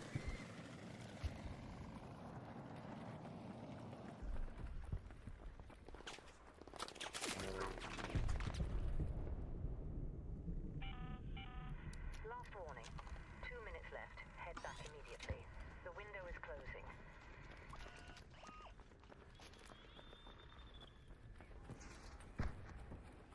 Oh my goodness, you gotta be kidding me.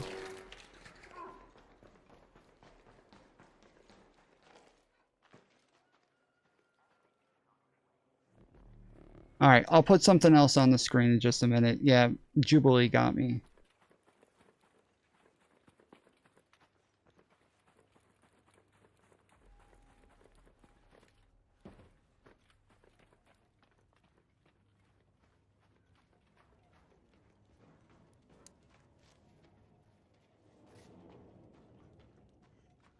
Hold the door! Hold the door!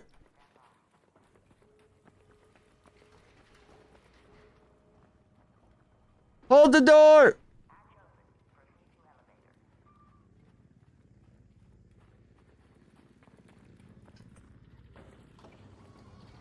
No! Fuck you, bitch. Fuck you, bitch.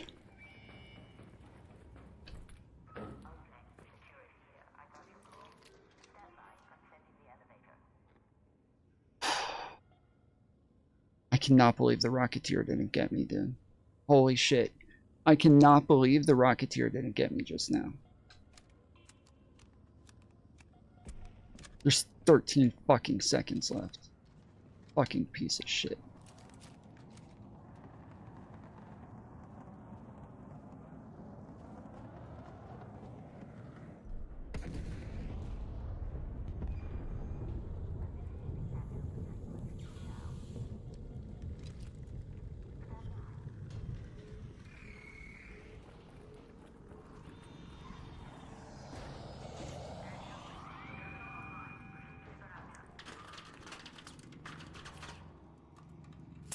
No!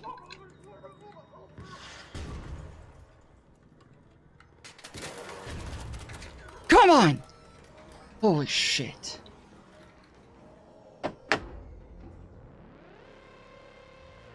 Ugh. I mean, why does MAGA hate Maduro? No, why does MAGA love Maduro?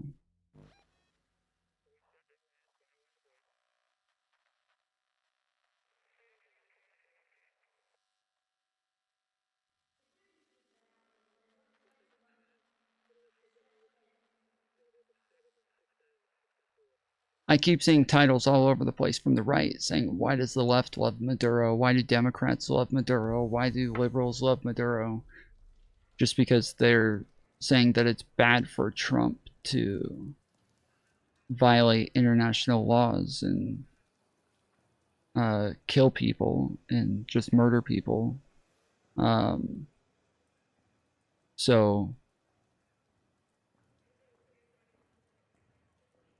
yeah, if that's what makes us like Maduro, I could probably say that, like, you know, MAGA thinks drinking water is good. And I saw a bunch of videos of Maduro drinking water during news conferences. They fucking agree with Maduro, and it's fucked up. I don't know why they love Maduro so much, dude.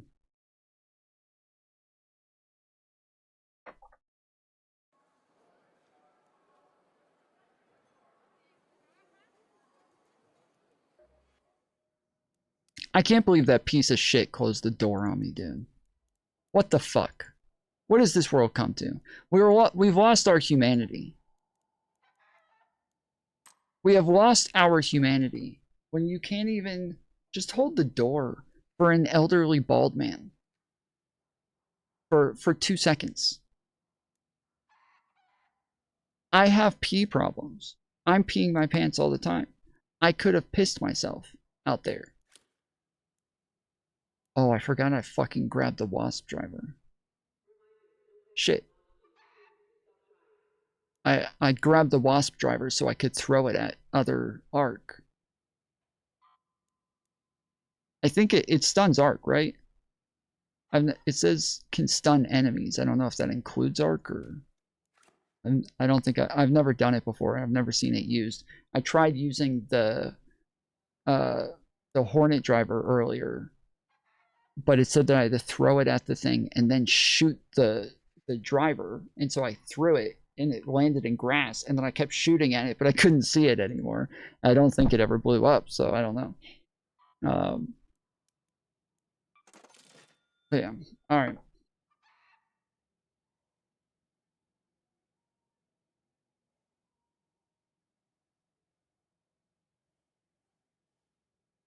Person.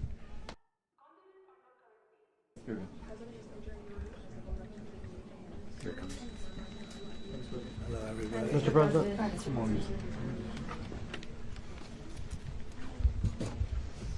Okay, thank you very much. This is big stuff. We appreciate you being here. Late last night and early today, at my direction, the United States Armed Forces conducted an extraordinary military operation in the capital of Venezuela. Overwhelming American military power, air, land, and sea, was used to launch a spectacular assault. And it was an assault like people have not seen since... Like no one's ever seen? World War II. Oh, whoa. It was a force against a heavily fortified military fortress in the heart of Caracas to bring outlaw dictator Nicolas. Oh my goodness, I just realized the fucking guns that I died with in the first one. Each one of them was worth like $20,000. Yeah, $20,000. Each one of them had like epic attachments on them, like numerous. They were both full. Each one of them had 3 to 4 attachments on them. Fuck. Maduro to justice.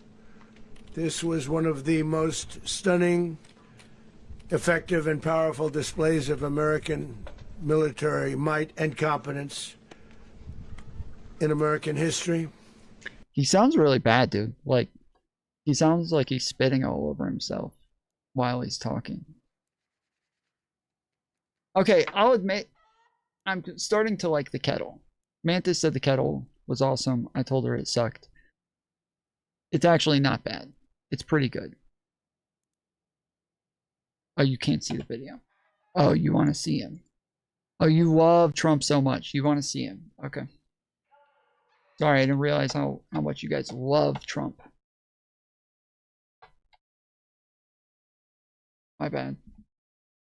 Didn't realize I had the biggest Trump fans of all time here.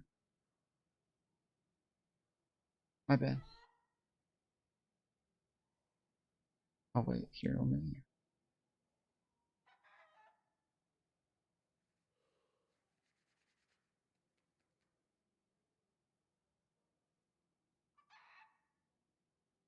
Okay. And if you think about it, we've done some other good ones like the attack on Soleimani, the attack on al-Baghdadi, and the obliteration and decimation of the Iran nuclear sites just recently in an operation known as Midnight Hammer. All perfectly executed and done. Bro, he's spitting all over himself. No nation in the world could achieve what America achieved yesterday, or frankly, in just a short period of time. All Venezuelan military capacities were rendered powerless as the men and women of our military, working with U.S. law enforcement, successfully captured Maduro in the dead of night. It was dark. It was dark. Lights of Caracas were largely turned off due to a certain expertise that we... Due to a certain time of day, we were able to find scientists who were able to calculate the exact time of day that the sun will have gone down. Therefore, the lights were completely out. Makes it to where all the lights are totally out. Like, I didn't see the lights out. I don't know what they were talking about. There was, I saw a bunch of videos of this happening.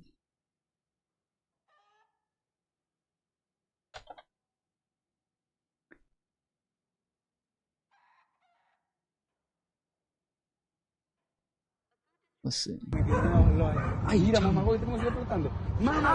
Oh, okay, this actually does show a lot of lights out.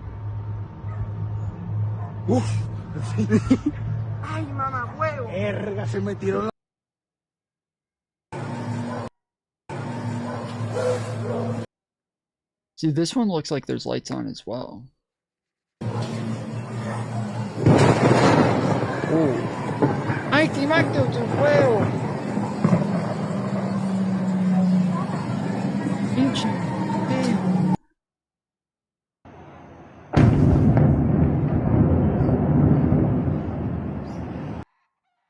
This one's got lights on. I found the video where some parts of the city were in and out, some not. Yeah, it looks like this is in, but this right here, I can't even tell. It doesn't even look like there's buildings there, but I do see a building here. Like there's a building, what looks like a building here. And so I'm assuming these are buildings as well, and that the lights are just out.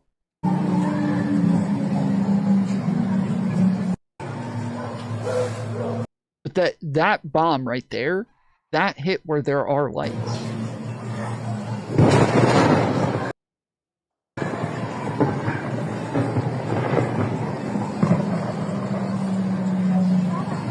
Oh, that's not a building. That was a cloud of smoke. Okay, I'm a fucking idiot. Yeah, that was a cloud of smoke. Okay. Didn't they say only 8 people died? It's crazy how clean this operation was. It is like it's a epically successful operation for sure.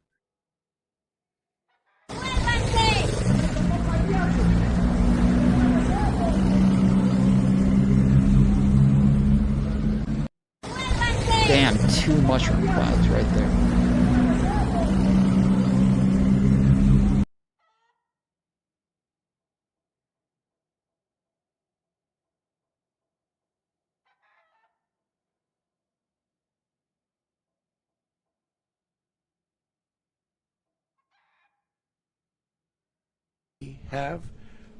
It was dark and it was deadly.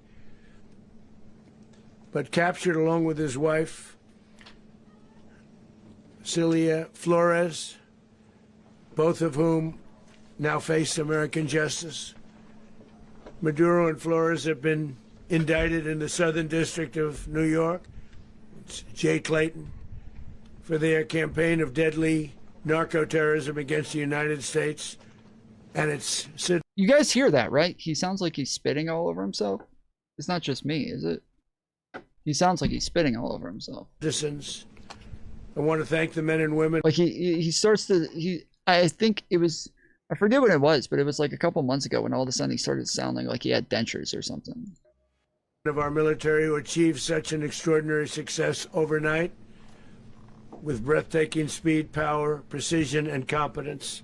I mean, it's late. He probably didn't get much sleep with all that happened. That shit, like, we found out about it at like 3 a.m., 2 a.m., something like that. So it probably didn't sleep very much. You rarely see anything like it. You've seen some raids in this country that didn't go so well. They were an embarrassment. If you look back to Afghanistan, or if you look back to the Jimmy Carter days, they were different days. We're a respected country again, like never before.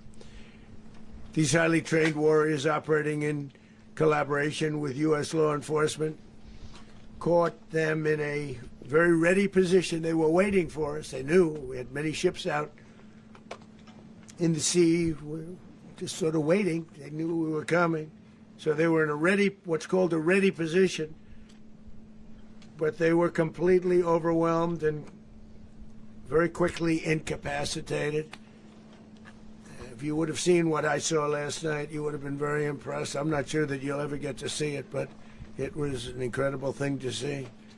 I'm going to take a different outfit this time. Not a single American service member. Ooh! Ooh, I got the orange one. Oh, shit. I wanted this one. Okay, never mind. I am not taking a different outfit. The orange one matches my orange outfit. Yeah. Bro. I'm slick as fuck, boy. Was killed, and not a single piece of American equipment was lost. We had many helicopters, many planes, many people involved in that fight. But think of that, not one piece of military equipment was lost, not one service member was more importantly killed. The United States military is the strongest. Wasn't this at 11 a.m.? Yes, it was. But again, that's like, if this happened, so all of this, we found out about it around 3 a.m. And like that's when like Trump had put out like a Truth Social about it and shit. So he was at least up then. And then we'd assume he's not waking up at 11 a.m. and just walking straight out here, but probably up around 7 a.m. or something like that. So he probably got like maybe 4 hours of sleep or so. We assume he didn't go to bed right at 3 a.m. after messaging that. So yeah, he probably got very little sleep on this thing. And most fearsome military on the planet by far, with capabilities and skills our enemies can scarcely begin to imagine. Okay, now we got time. All right, this one, we have time. But they're still starting me off on the opposite end of the map. I wonder if it's like while you have this quest, they're always going to start you on the opposite end of the map. Because it's a timed thing that you have to, like, it's not timed, but you have to do all of this in one run. And so that's what makes this one hard, is that the time of like trying to get all of that shit done in one run is fucking rough. So. Imagine, we have the best equipment anywhere in the world. There's no equipment like what we have, and you see that even if you just look at the boats. You know, we've knocked out 97% of the drugs coming in by sea. 90%. Each boat kills 25, on average, 25,000 people. We knocked out 97%. And those drugs mostly come from a place called Venezuela. We're going to run the country until such time as we can do a safe, proper, and judicious transition. So we don't want to be involved with... Oh, that's right. They keep jumbling papers. And the audio on this is fucked up to where more audio is coming out of the right side than the left side. And the last time I watched this, I kept spinning in circles thinking people were walking around me because somebody's shuffling papers on the right side the entire time. I just did it again. They were shuffling papers and I was spinning around in circles. Like, where the fuck is that coming from?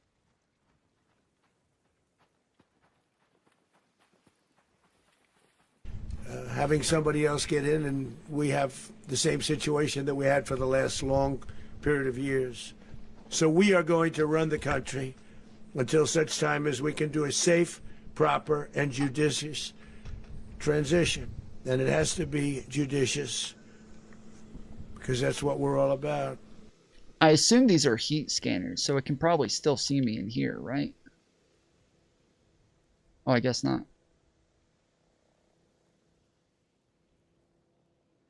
We want peace, liberty, and justice for the great people of Venezuela, and that includes many from Venezuela that are now living in the United States and want to go back to their country. It's their homeland. See, they're doing it again. We can't take a chance that somebody else takes over Venezuela that doesn't have the good of the Venezuelan people in mind.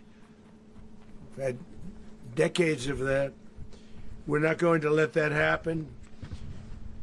We're there now, and what people don't understand, but they understand as I say this, we're there now, but we're going to stay until such time as the proper transition can take place. So we're going to stay until such time as we're going to run it, essentially, until such time as a proper transition can take place.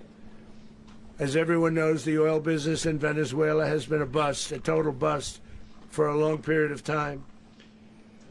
They were pumping almost nothing by comparison to what they could have been pumping and what could have taken place. If Biden hadn't been president. If I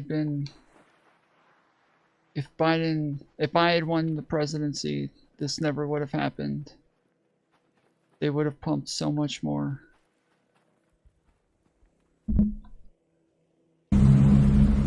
Oh, fuck. Levitt just the other... The occasional internet.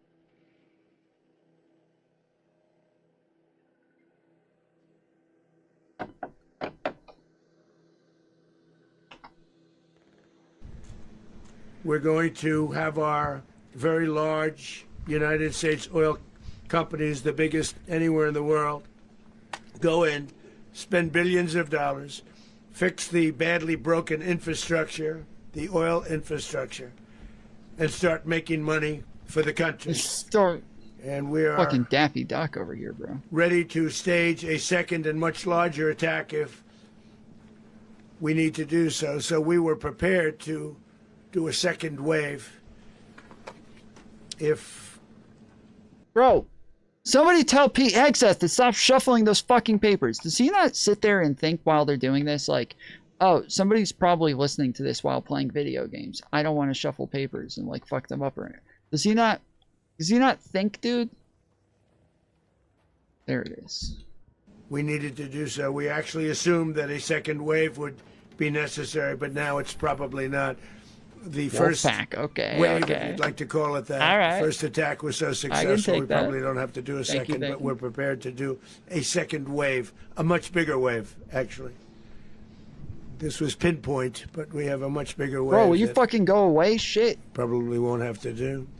This partnership of Venezuela with the United States of America, a country that everybody wants to be involved with because of what we were able to do and accomplish, will make the people of Venezuela rich, independent, and safe.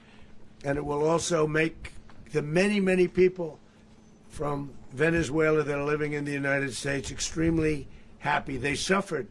They suffered. So much was taken from them. They're not going to suffer anymore. The illegitimate dictator Maduro was the kingpin of a vast criminal network responsible for trafficking colossal amounts of deadly and illicit drugs into the United States. As alleged in the indictment, he personally oversaw the vicious cartel known as Cartel de las Solas, which flooded our nation with lethal poison, responsible for the deaths of countless Americans, the many, many Americans. Hundreds of thousands over the years of Americans died because of him. Maduro and his wife will soon face the full might of American justice and stand trial on American soil. What the fuck is that? Right now they're on a ship. They'll be heading to, ultimately, New York. And then a decision will be made, I assume, between New York and Miami or Florida. But we have people where the overwhelming evidence of their crimes will be presented in a court of law. And I've seen it. I've seen what we have. It's both horrible and breathtaking that something like this could have been allowed to take place. For many years after his term as president of Venezuela expired, Maduro remained in power and waged a ceaseless campaign of violence, terror, and subversion against the United States of America, threatening not only our people, but the stability of the entire region. And you all saw it. In addition to trafficking gigantic amounts of illegal drugs that inflicted untold suffering and human destruction all over the country, all over in particular the United States, Maduro sent savage and murderous gangs, including the bloodthirsty prison gang Tren de Aragua, to terrorize American communities nationwide. And he did indeed. They were in Colorado. They took over apartment complexes. They cut the fingers off people if they called police. They were brutal. But they're not so brutal now. And I just have to congratulate our military, Pete and everybody, and our National Guard, because the job that they've done, whether it's in Washington, D.C., where we have a totally safe city, where it was one of the most unsafe cities anywhere in the world, frankly, and now we have no crime in Washington, D.C. We haven't had a killing. We had the terrorist attack a few weeks ago. A little bit of a different kind of a threat, but we haven't had a killing in a long period of time, 6-7 months. We used to have 2. There's no fucking way that's true. Can somebody check this? Have there been murders in Washington, D.C. since they took over? Hey, yo. I'm just doing a quest real quick.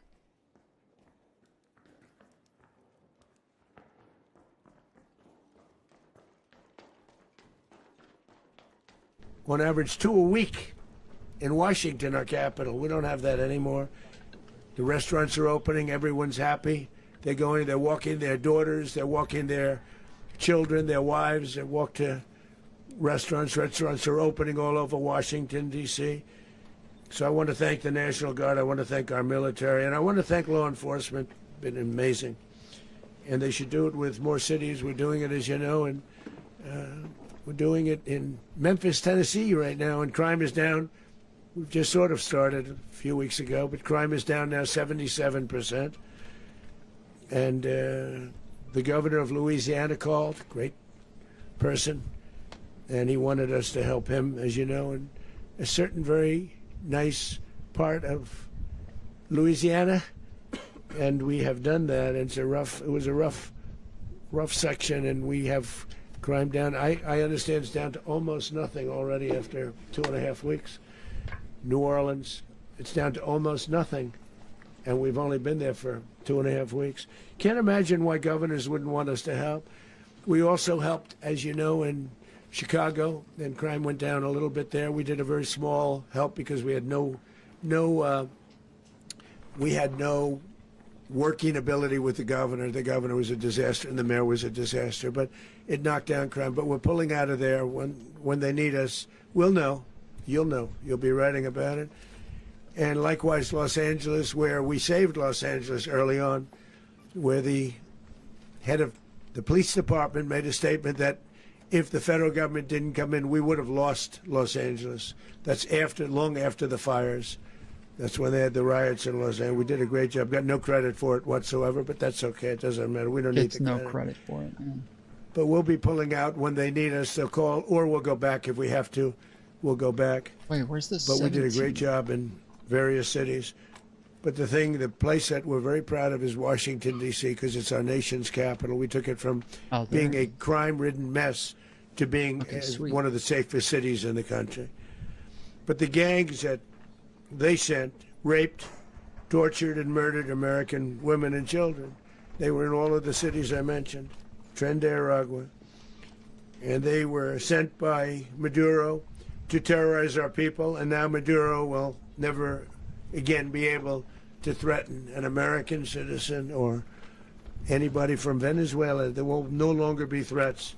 For years I've highlighted the stories of those innocent Americans whose lives were so heartlessly robbed by this Venezuelan terrorist organization. Really one of the worst. One of the worst. They say the worst. They say the worst. Americans like 12-year-old Jocelyn Nungary from Houston. Beautiful Jocelyn Nungary. What happened to her? They, as you know, they kidnapped, assaulted, and murdered by Tren de Aragua animals. They murdered Jocelyn and left her dead under the bridge. There was a bridge that will never be the same to so many people after seeing what happened. As I've said many times, the Maduro regime emptied out their prisons, sent their worst and most violent monsters into the United States to steal American lives. And they came from mental institutions and insane asylums. They came from prisons and jails. The reason I say both, they sound similar. Actually, prisons a little bit more hostile, a little bit tougher. A mental institution isn't as tough as an insane asylum, but we got them both. They sent from their mental institutions. They sent from their jails, prisons. They were drug dealers. They were drug kingpins. They sent everybody bad into the United States, but no longer. And we have now a border where nobody gets through. In addition, Venezuela unilaterally seized and stole American oil, American assets, and American. That's what Mantis does. Mantis adds like a bunch of R's to her words, and this is like what where there's normally like an A sound, they'll add an R, which she says yogurt. There was I was listening to something the other day. I think it was us playing Call of Duty or Ark Raiders, and she literally went Arnar. She literally did it, like hard R, bro. She went full on hard R on the Arnar. And I don't get it. Like this is like a thing that a lot of country people do as well. Where, what the fuck is that?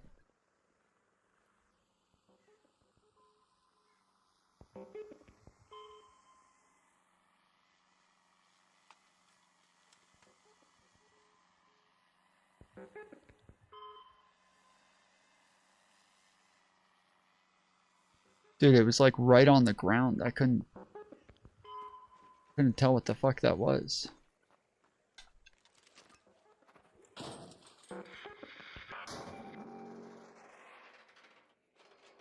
Yeah, it's a thing that like country people do as well.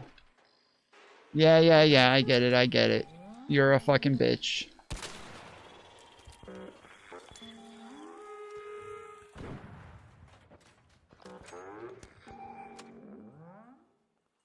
Wow, thank you. Who the fuck did that?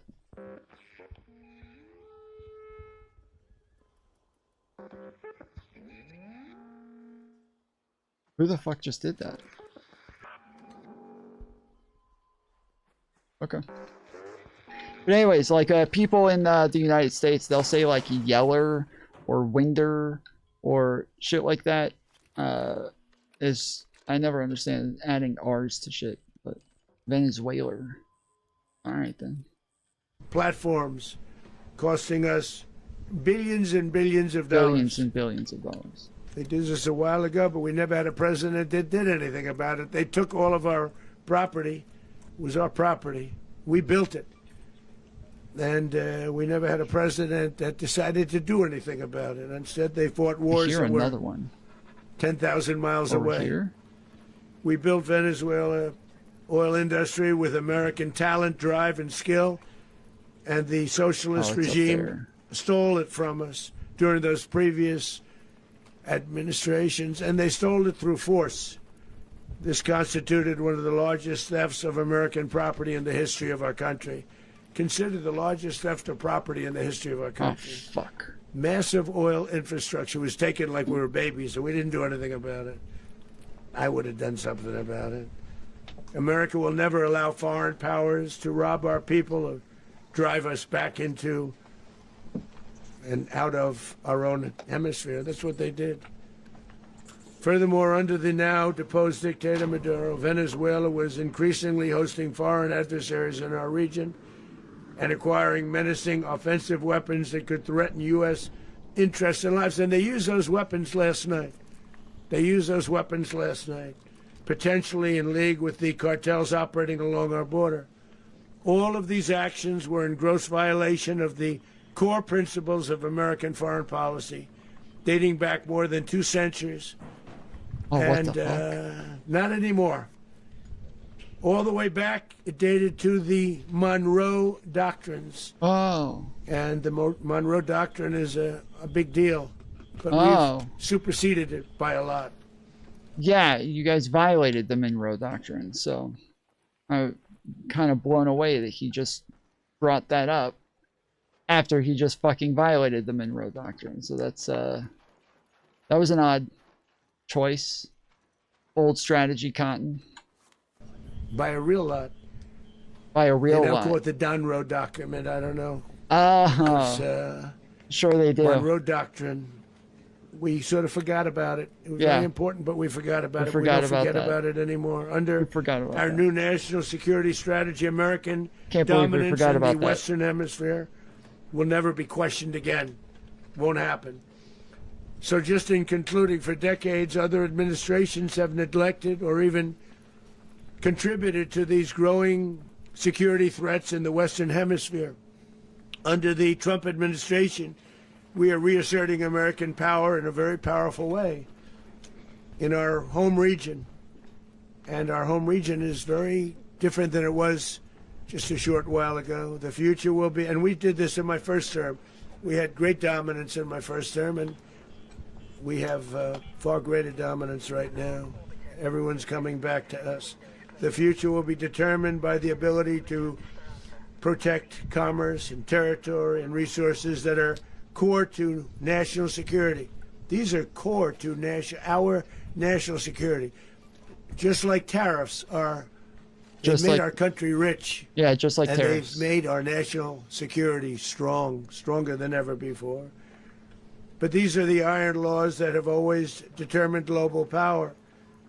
And we're going to keep... It's core to our national security, just like tariffs.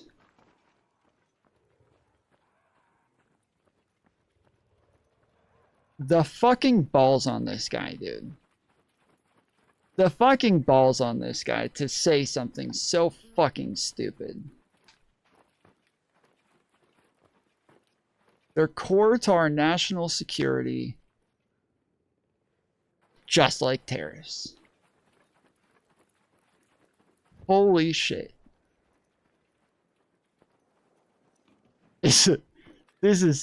He is something else, man. He really is. Keep it that way. We will secure our borders. We will stop the terrorists. We will crash the cartels, and we will defend our citizens against all threats, foreign and domestic. Other presidents may have lacked the courage or whatever to defend America. But I will never allow terrorists and criminals to operate with impunity against the United States. This extremely successful operation should serve as warning to any... What's up, buddy?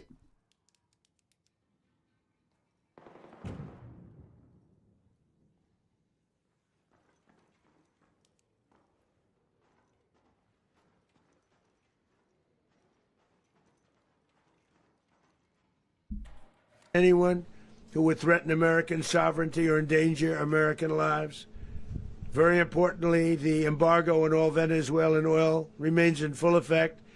The American Armada remains poised in position, and the United States retains all military options until United States demands have been fully met and fully satisfied. All political and military figures in Venezuela should understand what happened to Maduro can happen to them, and it will happen to them if they aren't just, fair, even to their people. The dictator and terrorist, Maduro, is finally gone, and Venezuela people are free. They're free again. It's been a long time for them, but they're free. America is a safer nation. This morning, it's a prouder nation this morning because it didn't allow this horrible person and this country that was doing very bad things to us. It didn't allow it to happen. And the Western Hemisphere is right now a much safer place to be. So I want to thank everybody for being here. I want to thank General Raisin Kane. He's a fantastic man. I've worked with a lot of generals. I worked with some I didn't like. I worked with some I didn't respect. I worked with some that just weren't good. But this guy is fantastic. I watched last night one of the most precise attacks on sovereignty. I mean, it was an attack for justice. And I'm very proud of him, and I'm very proud of our Secretary of War. He just said it was an attack on sovereignty. He just said that? Am I crazy? He did just say it was an attack on sovereignty, right?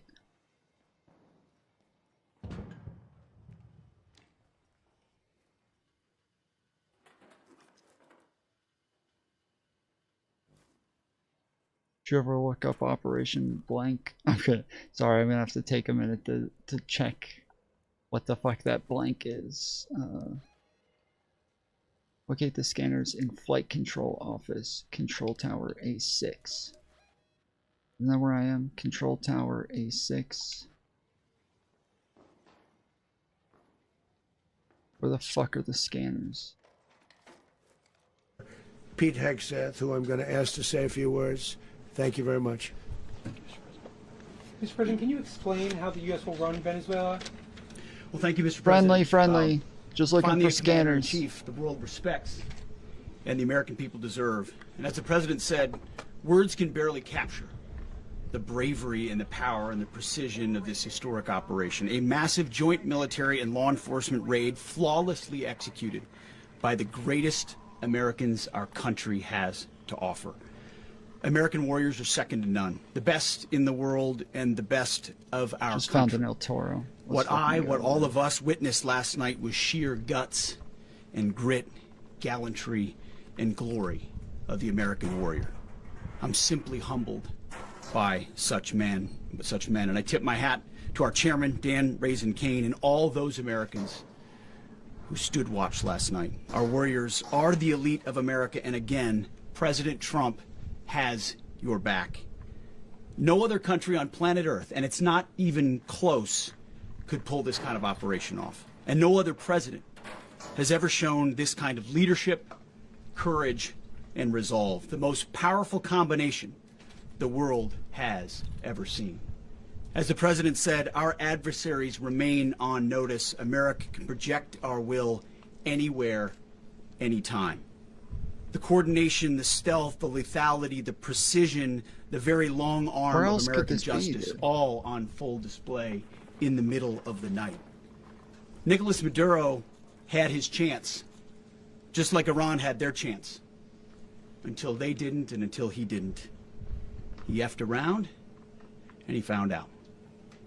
President Trump is deadly serious about stopping the flow of gangs and violence to our country. Deadly serious about stopping the flow of drugs and poison to our people. Deadly serious about getting back the oil that was stolen from us. And deadly serious about reestablishing American deterrence and dominance in the Western Hemisphere. This is about the safety, security, freedom, and prosperity of the American people. This is America first. This is peace through strength. And the United States War Department is proud to help deliver it. Welcome to 2026, and under President Trump, America is back. I'd like to welcome now our chairman, Chairman Raisin Kane, to give a few more details about the operation. Mr. Chairman. Is his name Raisin? His first name is Raisin?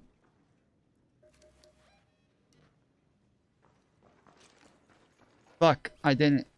Okay, I didn't get it done again. I got 2 minutes to get over here. Fuck, dude. I have no idea what the fuck I'm... Like...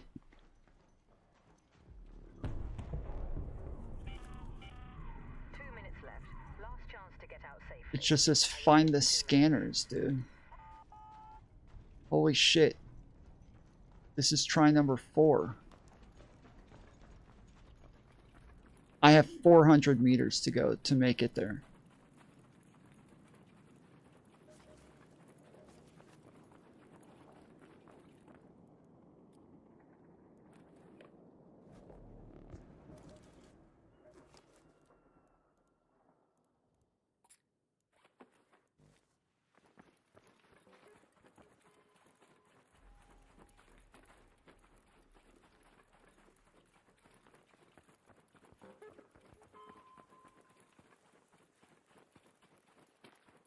Holy shit, dude.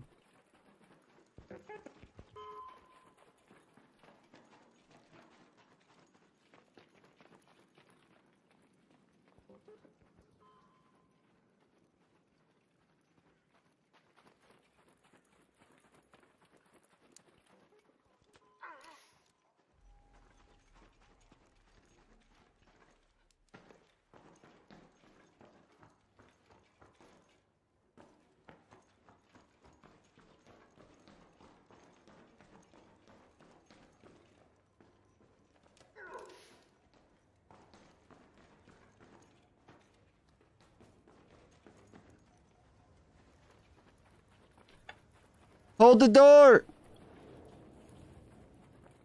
Hold the door!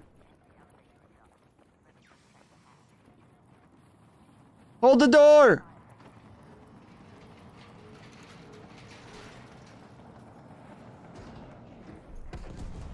Oh. Thank God, dude. Thank fucking God. Holy shit. Holy shit. Bro. Bro. Y'all saw that? You see how many times I found 4 adrenaline shots and just had to keep stabbing myself with adrenaline shots to make that fucking run of 500 meters in 2 minutes without getting hit by a single fucking arc. That was the luckiest shit ever, bro. That was the luckiest shit. Because if he hadn't done that, by the time the doors closed, I wouldn't have been able to press the button again. That would have been it. It would have been too late. But you can't press the button again until the doors are all the way closed, and those doors would not have closed until the button was. I got there just in the fucking nick of time, bro. That was perfect timing. Is his name actually Raisin Cane? Just being named after a chicken joint? Is it like is that his real name? Or was he like a radio show host where his show was called Raising Cane? I thought that's what it was. I thought he was a radio show host. Isn't his name like Dan Raisin Cane? Yeah, Dan Cane.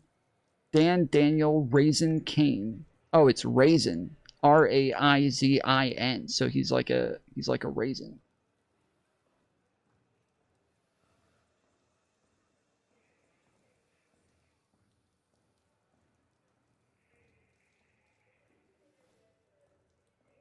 He has a book written about him called Guns of the Vigilantes series.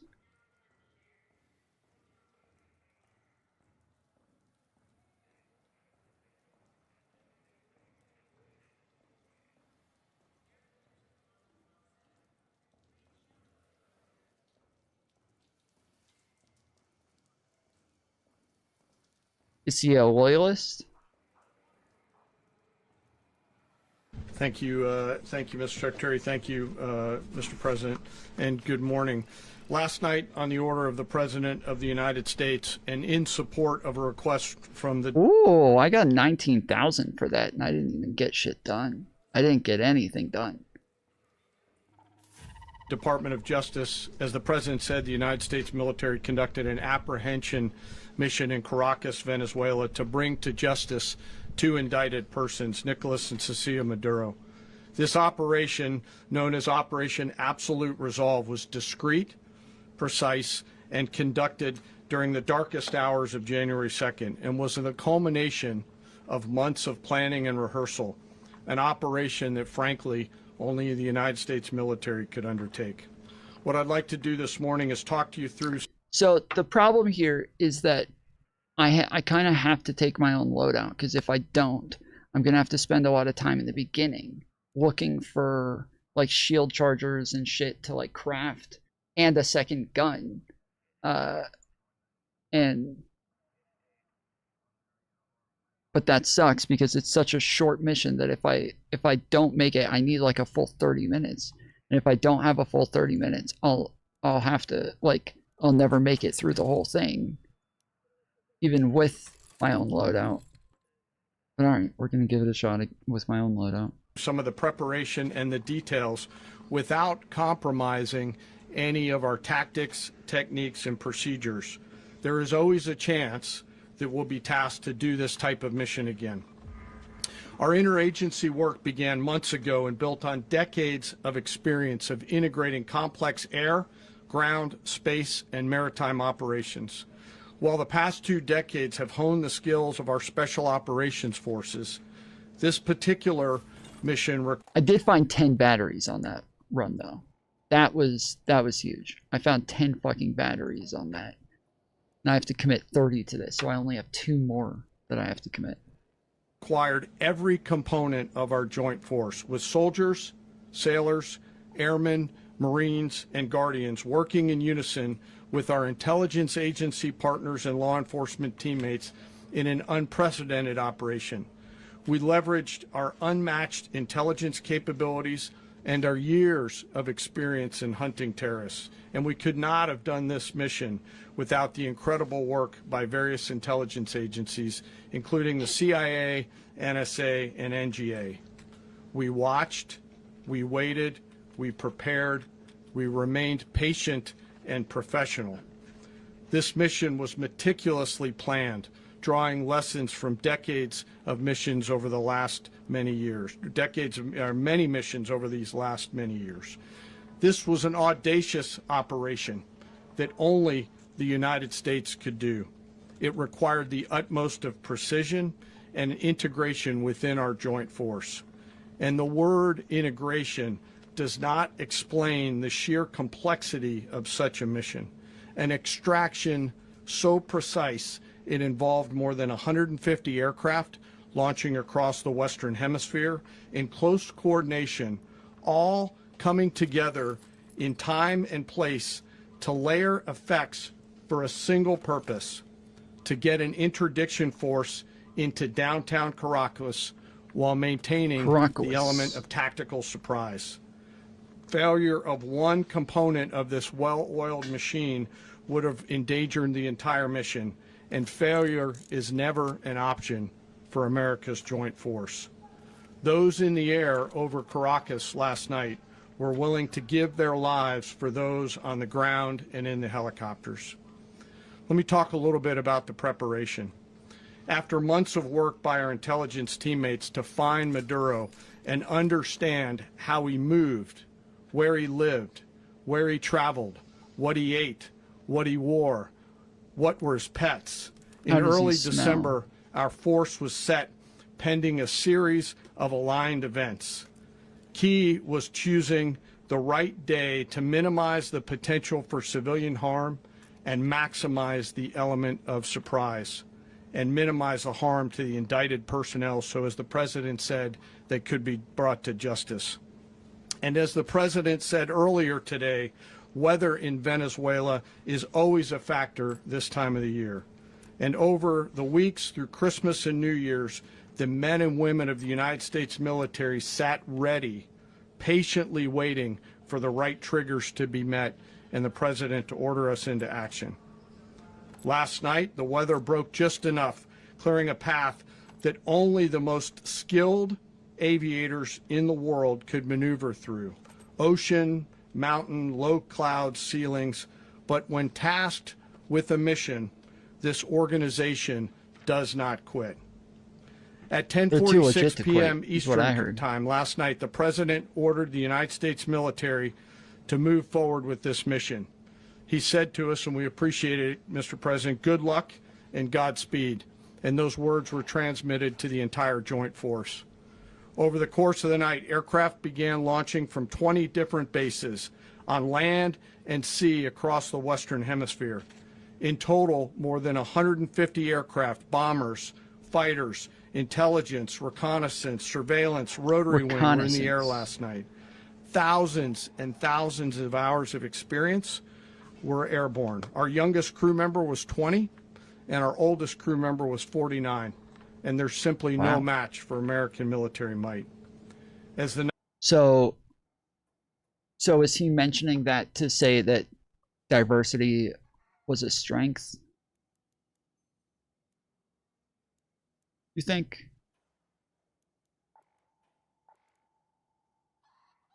You think that's what he was trying to say, is that diversity was their strength? Night began, the helicopters took off with the extraction force, which included law enforcement officers, and began their flight into Venezuela at 100 feet above the water. As they approached Venezuelan shores, the United States began layering different effects provided by Spacecom, Cybercom, and other members of the interagency to create a pathway. Overhead, those forces were protected by aircraft from the United States Marines, the United States Navy, the United States Air Force, and the Air National Guard. The force included F-22s, F-35s, F-18s, EA-18s, E-2s, B-1 bombers, and other support aircraft, as well as numerous remotely piloted drones. As the force began to approach Caracas, the Joint Air Component began dismantling and disabling the air defense systems in Venezuela, employing weapons to ensure the safe passage of the helicopters into the target area. The goal of our air component is, was, and always will be to protect the helicopters and the ground force and get them to the target and get them home. As the force crossed the last point of high terrain where they'd been hiding in the clutter, we assessed that we had maintained totally the element of surprise. All right, give me just a second. I gotta run to the restroom, but I want to hear all of this. I'm gonna pause for a second. Oh, I don't have that that banger music up to play again, so give me a minute.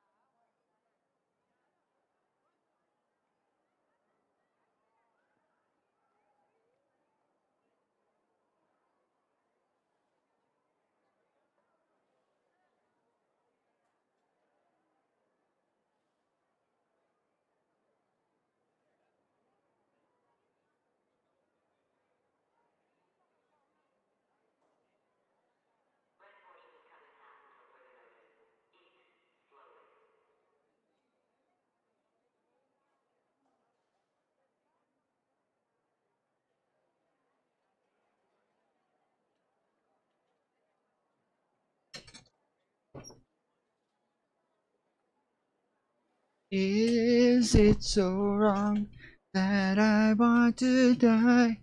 Want to die? Mama, they said I'm a terrorist. What? As the helicopter force ingressed towards the objective at low level, we arrived at Maduro's compound at 1:01 a.m. Okay, so any dropped frames yet? Any skipping?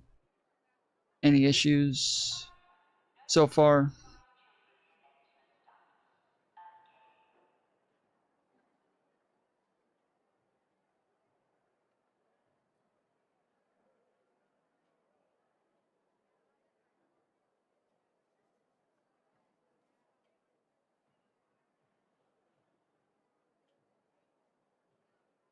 Seems okay to me. Okay. And the audio This is okay? the internet. Freddie, you're the main one that I'm thinking of when I'm like trying to fix the audio and trying to fix everything, make sure that it's all clean and set up and not distracting.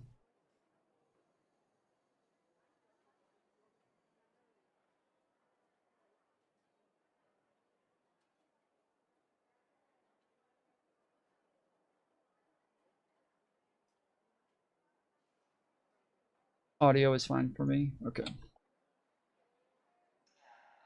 Of that. Yeah, I want to make sure that like I said, like it's loud enough for you guys to be able to like hear some mechanics of the game and shit like that, but to where it's not like overwhelming.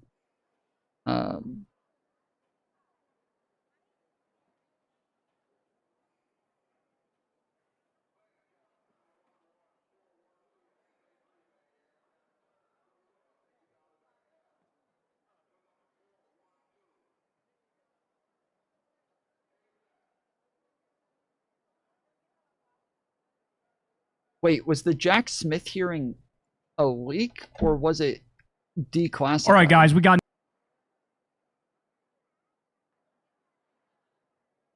Kyle Kowinski put Jack Smith confirms Trump was going to prison in leaked hearing. Was it leaked?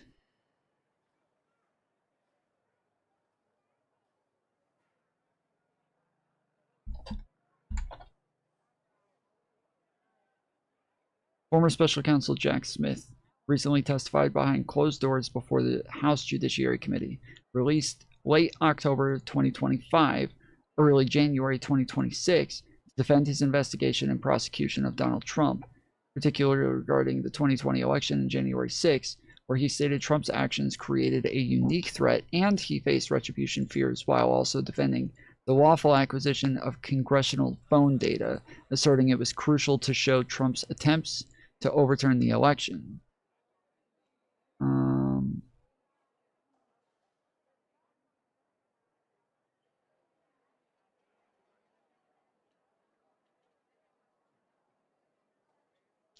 Yeah, they released it. Okay, so why, dude? Why did he say fucking leaked audio? Why did he say leaked hearing? Why is he like this? You put breaking, Jack Smith confirms Trump was going to prison in leaked hearing, all caps. In all caps, leaked.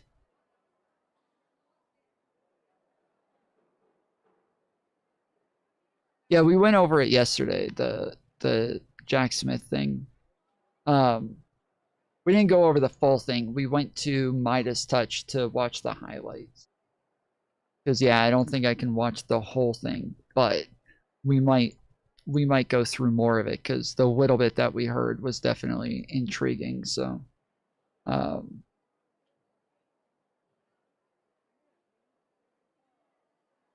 you said it's over 8 hours? I thought it was 2.5 hours. Holy shit. Off the record. Oh. Damn, dude. Holy shnikes. I did not know it was that long. I thought it was like... they said it was like 2.5 hours. Why did he say leaked hearing, bro?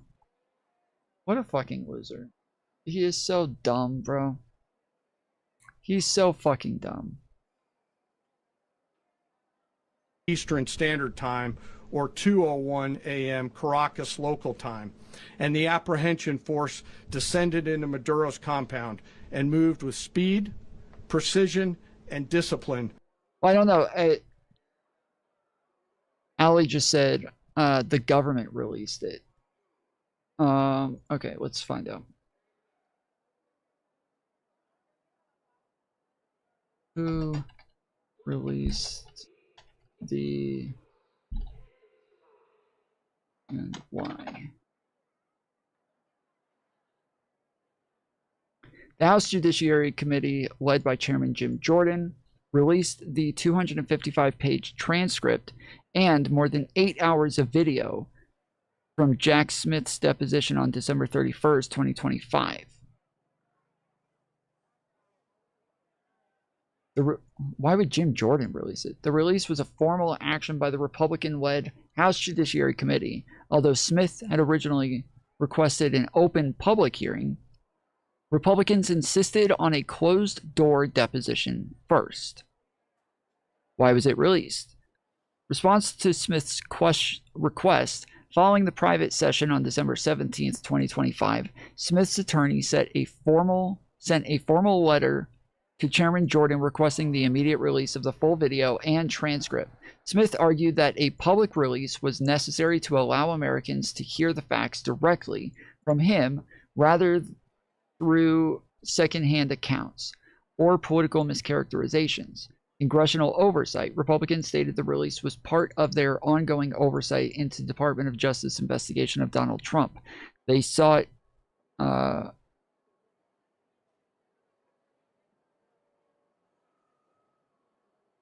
they sought to examine Smith's tactics, such as his use of subpoenas for lawmakers' phone records.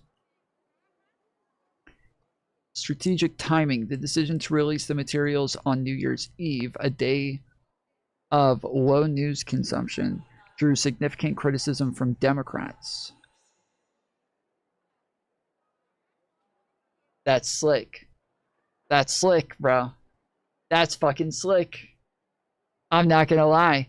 That is slick. I was wondering why I hadn't heard much about this. I felt like it was kind of under the radar.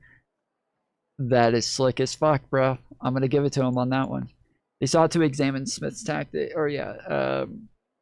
the decision to release the materials on New Year's Eve, a day of low news consumption, drew significant criticism from Democrats. Some of the analysts suggest the GOP dumped the footage during the holidays to minimize public attention because Smith's testimony was perceived as a robust and damning defense of his prosecution.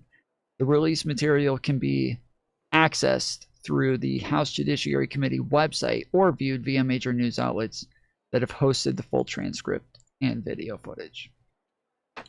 Can you find one that doesn't have the off the record parts? Because if I'm playing the game, the only thing is I'm thinking, fuck, if I'm in the middle of something and it just sits there on the off the record part, I don't want it to just sit there forever unless, how long is it? Okay, so like this one's 1:12:45.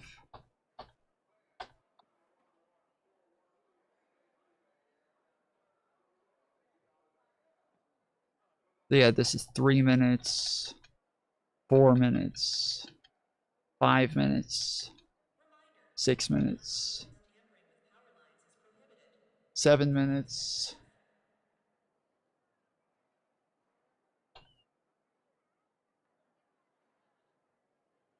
8 minutes, 9 minutes, 10, yeah. So anyway, so this gets up to 10 minutes at least. I have no idea how long this goes on for, but it looks like 1:24:11.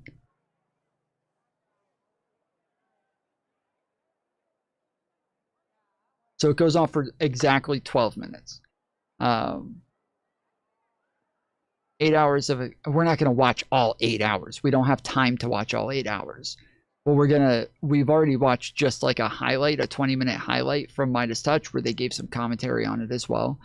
And then, yes, I would like to be able to watch with more context, not just clips, but yeah, I'm like, we covered a lot of this. I really want to see like a good bit of it. We'll probably do this later on.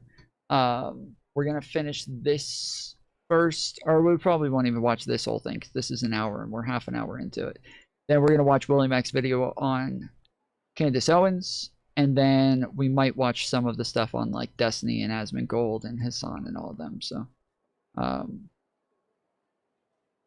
yeah. Towards their objective and isolated the area to ensure the safety and security of the ground force while apprehending the indicted persons. On arrival into the target area, the helicopters came under fire, and they replied with that fire with overwhelming force in self-defense. One of our aircraft was hit, but remained flyable, and as the president said earlier today, all of our aircraft came home, and that aircraft remained flyable during the rest of the mission. As the operation unfolded at the compound, our air and ground intelligence teams provided real-time updates to the ground force, ensuring those forces could safely navigate the complex environment without unnecessary risk. The force remained protected by overhead tactical aviation. Maduro and his wife, both indicted, gave up and were taken into custody by the Department of Justice, assisted by our incredible U.S. military with professionalism and precision, with no loss of U.S. life. After securing the indicted persons, the force began to prep for departure. Helicopters were called in to exfiltrate. Oh, I don't want to take a heavy shield on that. That would be fucking stupid. The extraction force, while fighter aircraft and remotely piloted aircraft provided overhead coverage and suppressive fire. There were multiple self-defense engagements as the force began to withdraw out of Venezuela. The force successfully exfiltrated and returned to their afloat launch bases, and the force was over the water at 3:29 a.m. Eastern Standard Time with indicted persons on board. And both Maduro and his wife were embarked aboard the USS Uwajima. In closing, What we've witnessed today is a powerful demonstration of America's joint force. We think, we develop, we train, we rehearse, we debrief, we rehearse again and again, not to get it right, but to ensure that we cannot. Hasan was in Asmongold's chat. What was he doing in his chat? Trying to bait him into a debate or something? What the fuck? What was he doing in his chat? Not get it wrong. Our jobs are to integrate combat power so when the order comes, we can deliver overwhelming force at the time and the place of our choosing against any foe anywhere in the world. I am immensely proud today of our joint force and filled with gratitude to represent them here today. There is simply no mission too difficult for these incredible professionals and the families that stand by them and support them. As we stand here this morning, our forces remain in the region at a high state of readiness, prepared to project power, defend themselves, and our interests in the region. This operation is a testament to the dedication and unwavering commitment to justice and our resolve to hold accountable those who threaten peace and stability. In closing, I want to express my heartfelt gratitude to the brave men and women who executed this mission. Their courage and tireless commitment to our nation are what makes us strong. Thank you, Mr. Secretary, and thank you, Mr. President. Well, I don't have much to add to what you've heard now, other than the following points. Nicolas Maduro was indicted in 2020 in the United States. He is not the legitimate president of Venezuela. That's not just us saying it. The first Trump administration, the Biden administration, the second Trump administration, none of those three recognized him. He's not recognized by the European Union and multiple countries around the world. He is a fugitive of American justice with a $50 million reward, which I guess we saved $50 million. And we should make sure. Yeah, exactly. But don't let anybody claim it. Nobody deserves it but us. But I want to be clear about one thing. Nicolas Maduro had multiple opportunities to avoid this. He really cares about that fucking credit, dude. He really cares about that credit. You know, it's hilarious too, because if you think about the Israel-Palestine deal, like he tried stealing credit from Biden for that in what was it, December and January? He tried stealing the credit for the Israel deal when he literally was not part of it. He just was not a part of the deal. His side was just kept in the loop on what was going on, but they were not part of making the deal. And then he tried stealing the fucking credit for it. And then afterwards, nobody gives us credit for this. Nobody gives us credit for this. And then he used Biden's deal that Biden got for this deal. He had the same exact framework, same exact everything. He got all of that. He just took that and copy and pasted it with a bunch more addendums to it. And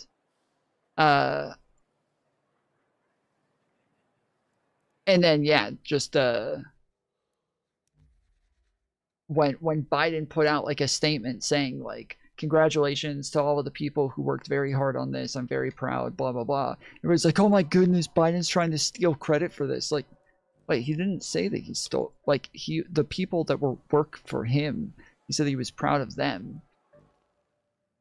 He didn't try to take credit for any of this. He gave credit to literally everybody, and he literally said, congratulations to Donald Trump. Like, he literally gave credit to Donald Trump. So this is this is fucking wild. Provided multiple very, very, very generous offers and chose instead to act like a wild man, chose instead to play around. And the result is what we saw tonight. The other message here is the following. That he could find out. You have a guy, like many people around the world, they like to play games. You have a guy who decides he's going to invite Iran into his country. Yeah, the F around. You know, do the confiscation of American oil companies, is going to flood our country with gang members, is going to take Americans prisoner and try to hold them for hostage and trade them like he was able to do with the Biden administration. Basically likes to play games all this time and thinks nothing's going to happen.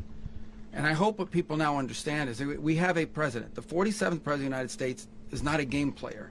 When he tells you that he's going to do something, when tells you he's going to address a problem, he means it. He actions it. I can tell you, I've watched this process now for 14, 15. So when he said he was going to end all those wars on day one, you're saying he meant that, right? So the guy who debated Destiny recently and said that that was just hyperbole and that he didn't really mean any of that, nobody thought he meant that, you're saying he did mean that and that he was being serious. Okay. 15 years been around it. Everybody talks. I'm going to do this. I'm going to do that. When I get there, we're going to do this. We're going to take. This is a president of action. Like, I don't understand yet how they haven't figured this out. And now, if you don't know, now you know. Because this is the way it's going to play out. And I think people need to understand that this is not a president that just talks and does letters and press conferences. And, you know, if he says he's serious about something, he means it.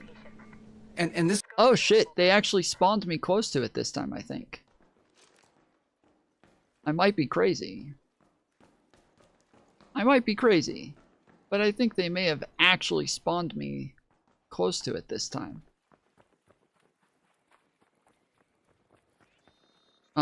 You shut the fuck up. Shut the fuck up. To the left, to the left. Oh, you motherfuckers. Why? Why?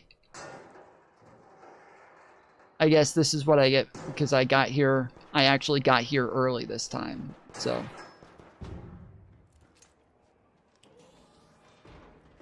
Thank you.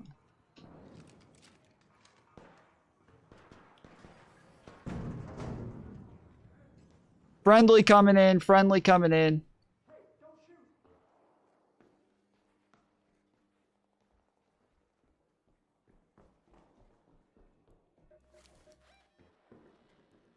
Oh, I'm in the wrong building. Never mind. Friendly going out. Friendly going out. This is something that was a direct threat to the national interest of the United States, and the president addressed it.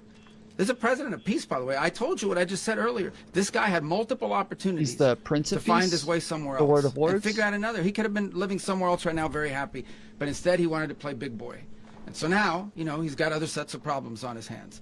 And but I think the message here should be for the world. Look, the president doesn't go out looking for people to pick fights with. He's not generally wants to get along with everybody. We'll talk and meet with anybody. But don't play games. Don't play games with friendly this coming in. office, Friendly coming in. It's not going to turn out well. And so I hope that I guess friendly. That lesson was learned last night, and we hope it'll be instructive moving forward. Is that a message for Cuba? Mr. President. Mr. President. Mr. President. Mr. President. Mr. President. Mr.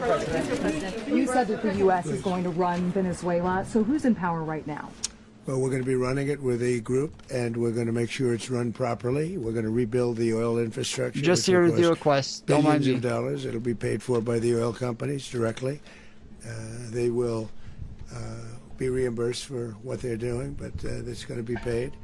And we're going to get the oil flowing the way it should be. As you know, it was just a minor flow. It was actually a minor flow for I'm what in the they wrong had. building again. But we're going to run it properly, and we're going to make sure the people of Venezuela are taken care of. We're going to make sure the people that were forced out of Venezuela by this thug are also taken care of. Mr. President. Mr. President. Mr. President. Mr. President. President, does the U.S. running the country mean that U.S. troops will be on the ground? How will that work? Well, you know, they always say boots on the Perfect ground. shot. Also, Let's go. We're not afraid of boots on the ground if we We're have to. number We had one. boots on the ground last night at a very high level, actually. We're not afraid of. We're not afraid of boots on the ground? I thought that was y'all's whole thing, was that you don't do boots on the ground. Am I fucking crazy? Did they not say this 1,000 times? That like their whole thing is that they just don't do boots on the ground?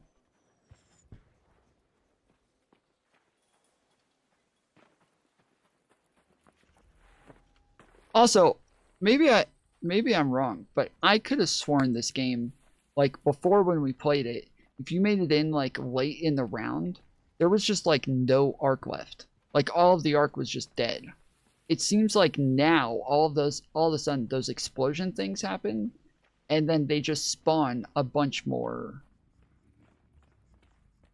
arc. Also, why are there no fucking prickly pears? Why is it impossible to find prickly pears on this fucking game? They're supposed to be around the cacti. They're supposed to grow on the cacti. And I need the prickly pears. I need a lot of them. It's like a huge part of something that I'm missing. And I can never find them. It's so annoying.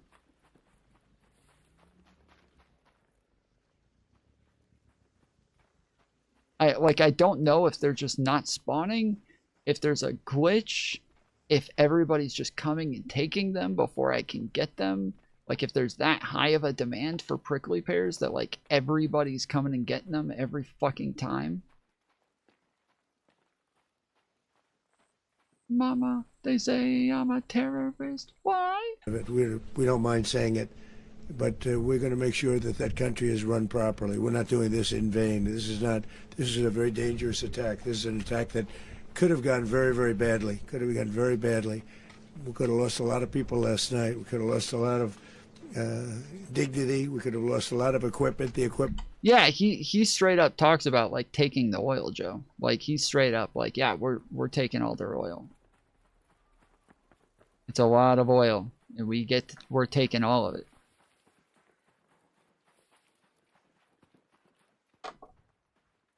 And this is actually a thing that I saw on Twitter. It's like, liberals are coping that we finally have a president who's open about the fact that they're taking oil and shit like that. It's like, bro, that's not this, like, level of brazenness is not good. Like, it would almost be better if they were hiding this shit, because the level of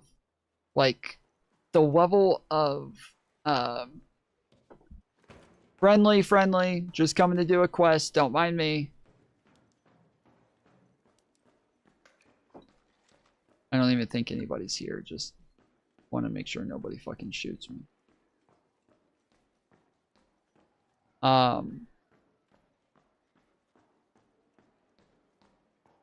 But yeah, like, it's almost worse because it sets a precedent of just being allowed to be this corrupt. Like,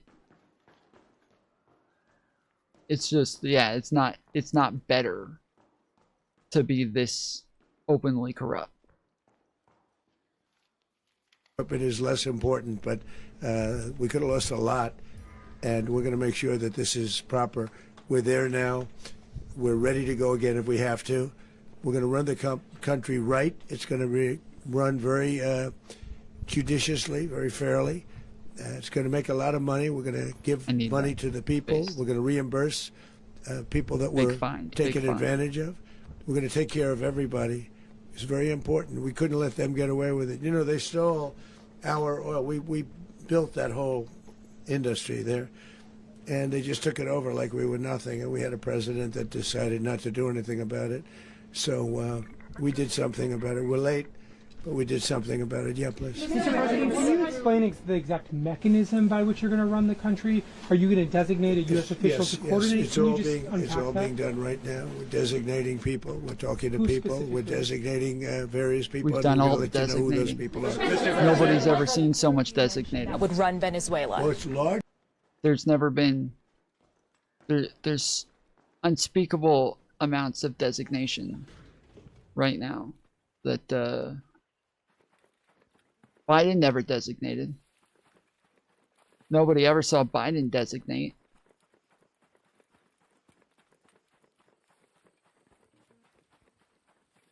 Trump is some say, the designator in chief.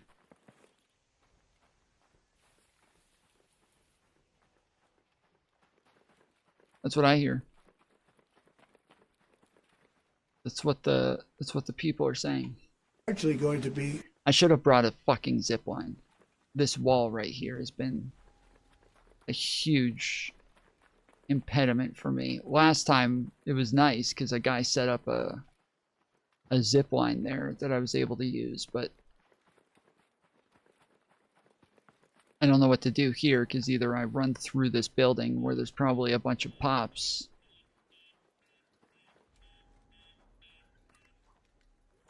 Yep. Alright, we're going to deal with the pops. For a period of time, the people that are standing right behind me, we're going to be running it. We're going to be bringing it back. It's a dead, I talk about a dead country. A year and a half ago, we were a dead country. Now we're the hottest country anywhere in the world. We were a dead country, a country guys. doing better than any country anywhere in the world. And it friendly, required leadership. friendly coming Venezuela in, friendly. has a lot of bad people in there, a lot of bad people that shouldn't be leading. We're not going to take a chance that one of those people take over for Maduro. So you can look at, and others, we have fantastic people, including people in the military. So we're going to have a group of people running it until such time as it can be put back on track, make a lot of money for the people, and give people a great way of life, and also reimbursement for people in our country that were forced out of Venezuela. Holy shit, what was that? Would be.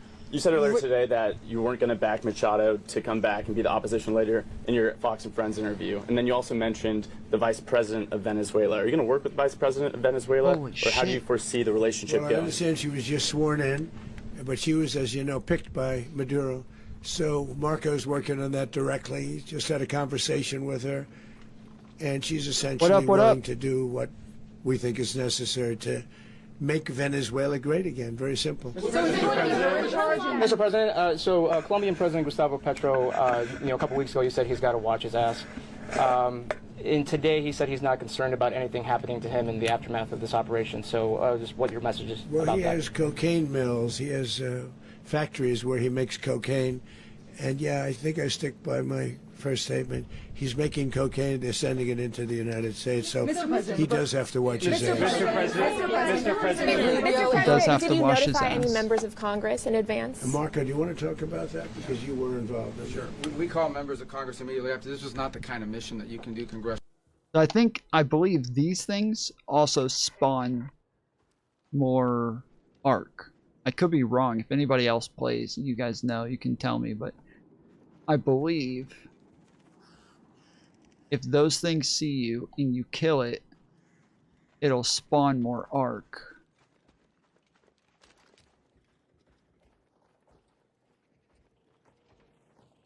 The fuck is that? Oh shit. Oh shit. How far can Leapers see?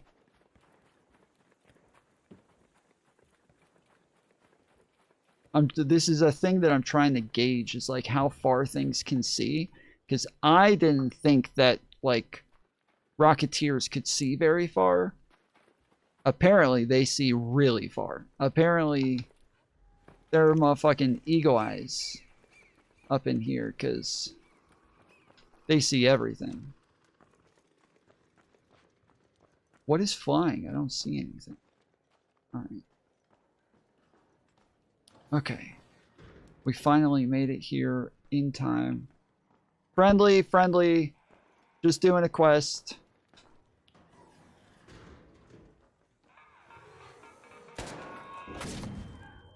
Motherfucker. I hate those things so much. I hate those things so fucking much.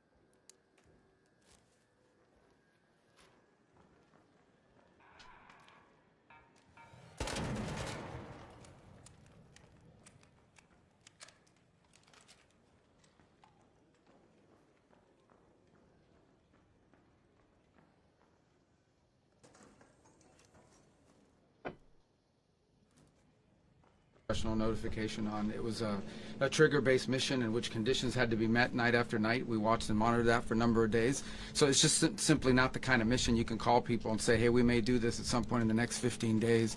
But it's largely a law enforcement function. Remember, at the end of the day, at its core, this was an arrest of 2 indicted fugitives of American justice, and the Department of War supported the Department of Justice in that job. Now, there are broader policy implications here, but it's just not the kind of mission that you can pre-notify because it endangers the mission. If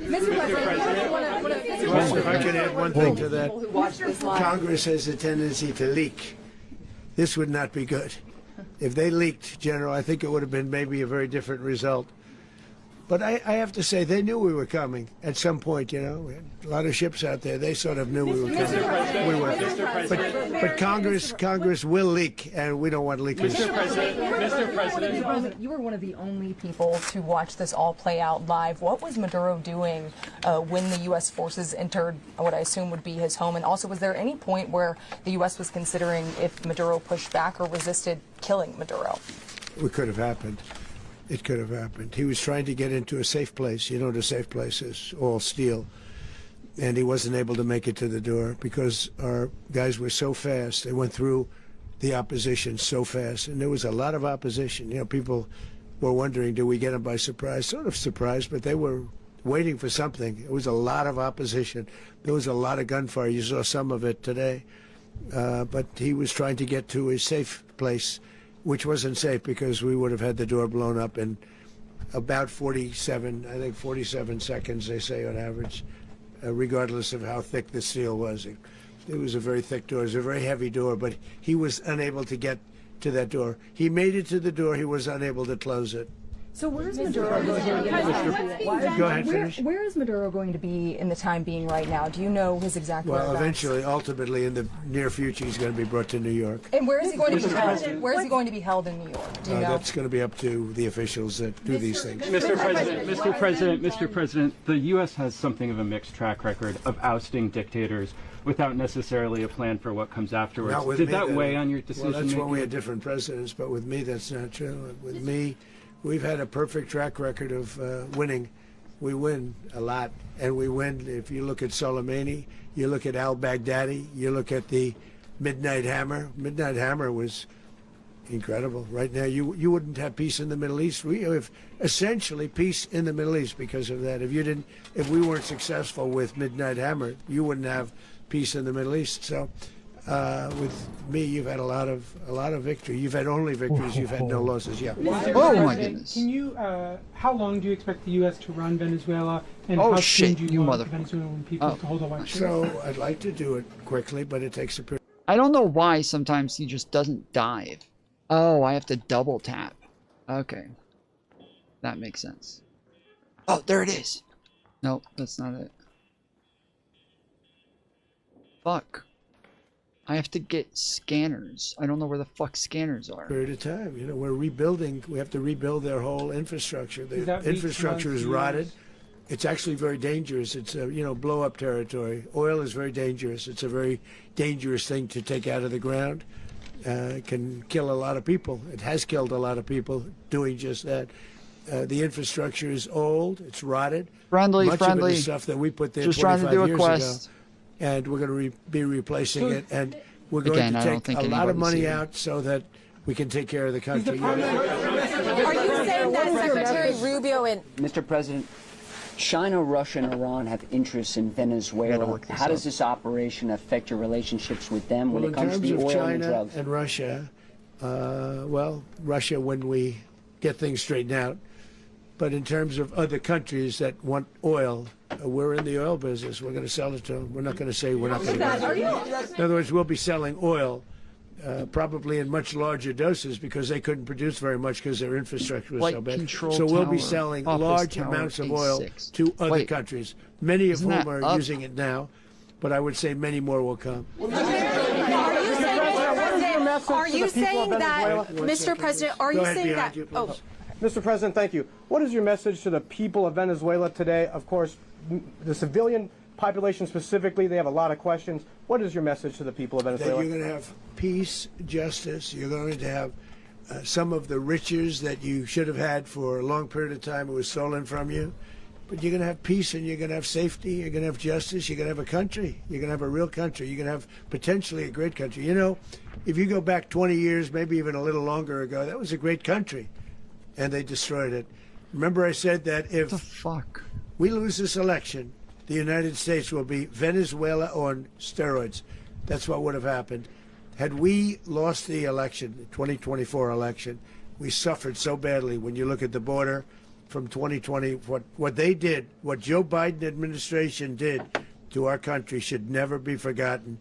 But if we had to go through another year of that, we would be exactly where Venezuela was in terms. I used to say, if they win, we're going to be Venezuela on steroids, and that's what would have happened.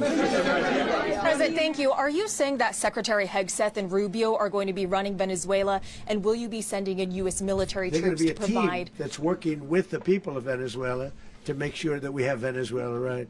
Because for us to just leave, who's going to take over? I mean, there is nobody to take over. You have a vice president who's been appointed by Maduro. And right now she's the vice president, and she's, I guess, the president. She was sworn as president just a little while ago. She had a long conversation with Marco, and she said, we'll do whatever you need. I think she was quite gracious, but she really doesn't have a choice. We're going to have this done right. We're not going to just do this with Maduro, then leave like everybody else, leave and say, you know, let it go to hell. If we just left, it has zero chance of ever coming back. We'll run it properly. We'll run it professionally. We'll have the greatest oil companies in the world go in and invest billions and billions of dollars and take out money, use that money in Venezuela. And the biggest beneficiary are going to be the people of Venezuela. And also... Okay, so I got everything I need. Now all I have to do is just get out. But I got 9 minutes and nobody's been in here, so I'm just going to search around, find some loot, and then we'll head out. I can't stress this strongly enough. The people that got thrown out of Venezuela that are now in the United States, and frankly, some want to stay and some probably want to go back. Yeah. So, Mr. President, what's being done to protect Americans in the country, and were any of the detained Americans Well, right now they're very last protected night? because nobody's going to mess with us. They're very protected. The people of, and we let them know that you better not touch one of them. Are you concerned that bad elements of the Maduro regime will remain in place? Well, we know who they are. We're on them, and they're acting much differently now than they would have acted 2 days ago. And what can you okay, say wait, about behind you, please. Mr. President, why is running a country in South America America first? Well, I think it is because we want to surround ourselves with good neighbors. We want to surround ourselves with stability. We want to surround ourselves with energy. We have tremendous energy in that country. It's very important that we protect it. We need that for ourselves. We need that for the world. And we want to make sure we can protect it. Yes, sir. Please, go ahead. Yeah, is there a message here for Cuba and Diaz-Canel? Well, Cuba is an interesting case. Cuba is, you know, not doing very well right now. That system has not been a very good one for Cuba. The people there have suffered for many, many years. And I think Cuba is going to be something we'll end up talking about because Cuba is a failing nation right now, very badly failing nation. And we want to help the people of it's very similar in the sense that we want to help the people in Cuba, but we want to also help the people that were forced out of Cuba and living in this country. Do you want to say something about that, Marco, please? Well, I mean, I just gave you a statement a few minutes ago about, you know, when the president speaks, you should take... Yeah, Trump wasn't listening, so he's got to repeat himself now as well. I already said this, Mr. President. If you listen to anything that I just said...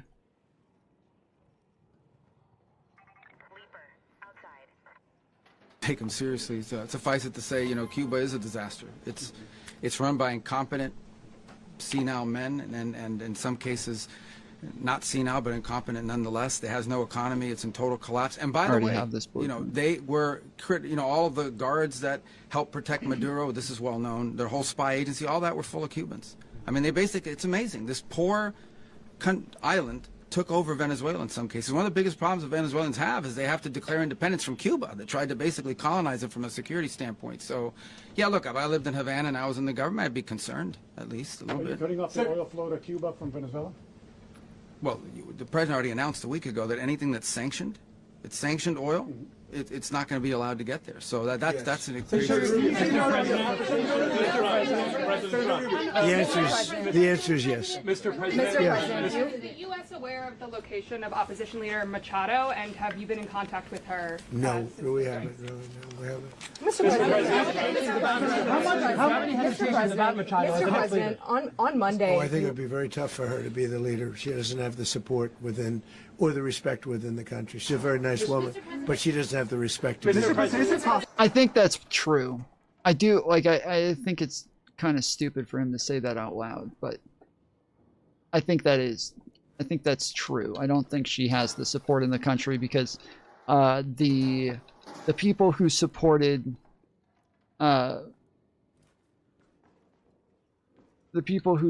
Maduro, they are not going to support her. Her entire thing was being opposition to him, so yeah, that's definitely not gonna be something they would like. What the U.S. ends up administrating Venezuela for years, Well, it won't cost us anything because the money coming out of the ground is very substantial, so it's not going to cost us anything. So the U.S. isn't going to dedicate we will. money to... Well, we want safety there. We want to be surrounded by countries that aren't housing all of our enemies all over the world. That's what was happening, and you don't want to have that. But we're going to be rebuilding, and we're not spending money. The oil companies are going to go in. They're going to spend money. We're going to take back the oil that, frankly, we should have taken back a long time ago. A lot of money is coming out of the ground. We're going to get reimbursed for all of that. We're going to get reimbursed for everything that we spend. So it's going to be a very important.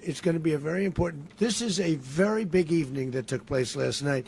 We have to be surrounded by safe, secure countries, and we also have to have energy. Very important. We have to have energy that's real energy, not where they're getting 4% and 5% of the energy out of the ground. You take a look. It was such a disaster. So what's going to happen with Venezuela, I think, over the next period of a year is going to be a great thing. And the people of Venezuela will be the biggest beneficiaries. Mr. President, U.S. military. Mr. President, thank you. What did you last speak to Maduro about when you spoke? And is the Well, I don't want to get war into with the Venezuela? conversations, but I did have conversations with him, and I said, you got to surrender.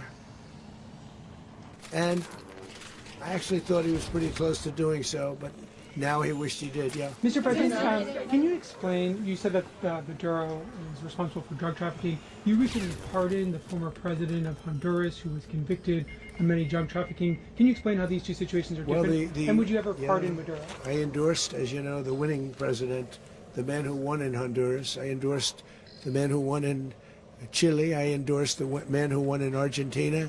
And we are doing very well with that whole group. What the man that I pardoned was, if you could equate it to us, he was treated like the Biden administration treated a man named Trump. That didn't work out too well for them. This was a man who was persecuted very unfairly. He was the head of the country. He was persecuted very unfairly. And there are a number of them. And we felt that it was a very unfair situation that happened to him. He's also a party member of the man who won. So obviously the people liked what I did. And one of the reasons that took a lot of fucking tries, dude. Holy shit. That took so many tries. But we got it. We got it done. With literally 3 minutes left on the entire map. We got it done. Let's go. that was done is because of the fact that the party in power felt very strongly that that man was treated very badly. I studied it. Yeah, I don't know if you were here earlier, Joe, but we were going over the fact that she was, she hasn't said anything since this came out. She hasn't tweeted. She hasn't, like, she's literally just gone. Just completely gone, hasn't said a word. So, don't know. Don't know what she's doing. Don't know what the deal is. But we played a bunch of clips of her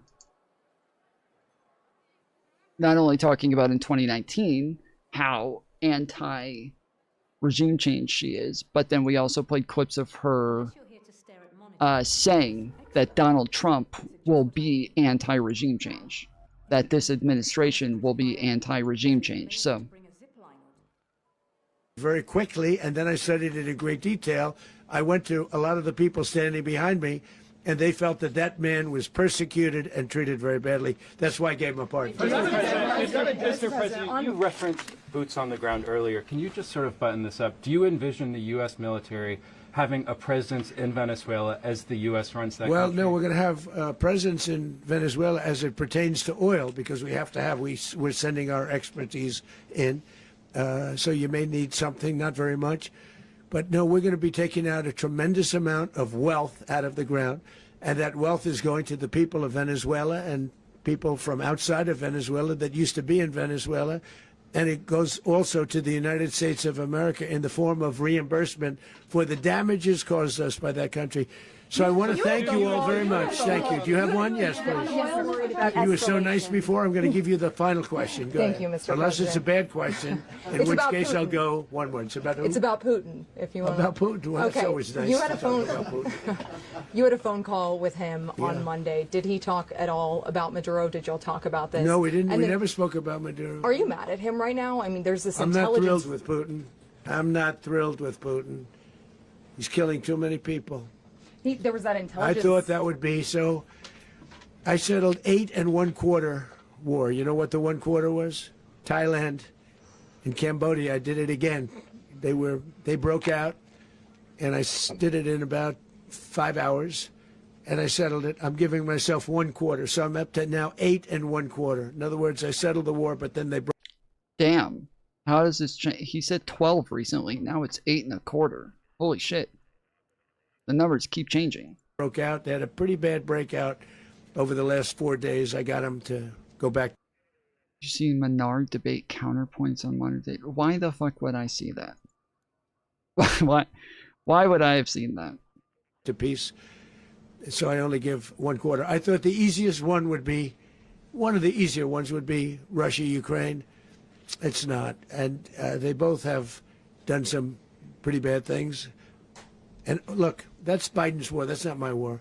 But I want to stop the lives. Did you see where last month, 30,000, it was 27,000 the month before.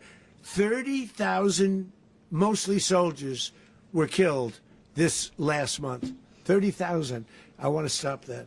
You know, I got NATO to pay 5% instead of the 2% that they weren't paying. They weren't paying 2, now they pay 5.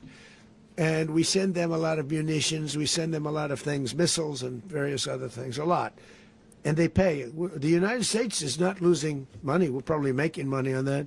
It's the last thing I care about. I just want to stop all those people. We're losing 25, 30,000 human beings that come from 2 places that are very far away. But if I can stop, because it's something I've been pretty good at doing, deals, I guess. It's all a deal. Life is a big deal. But if I can Life stop is a that pretty war big and stop 30,000 young people, in addition to the He's fact right. that people are being killed in... He's right, guys. He's right. Life is a pretty big deal. Kiev, people are being killed in other cities throughout, you know, a much... I know because Trump said it, you guys are all going to say, oh no, life's not a big deal. It is, okay? It's kind of a big deal. Smaller number, but they're being killed, viciously killed.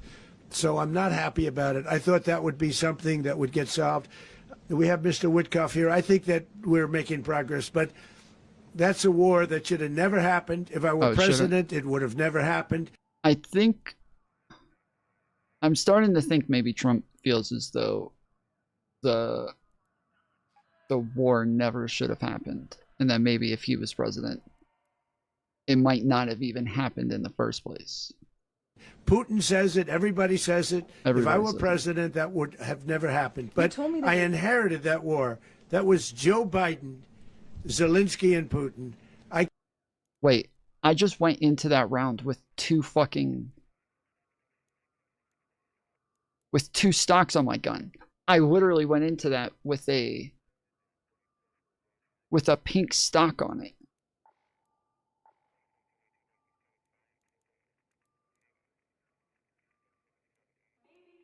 Where the fuck did my stock go?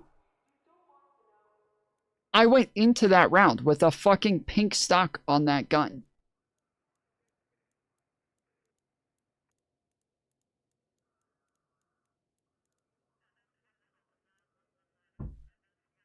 Where the fuck did my stock go?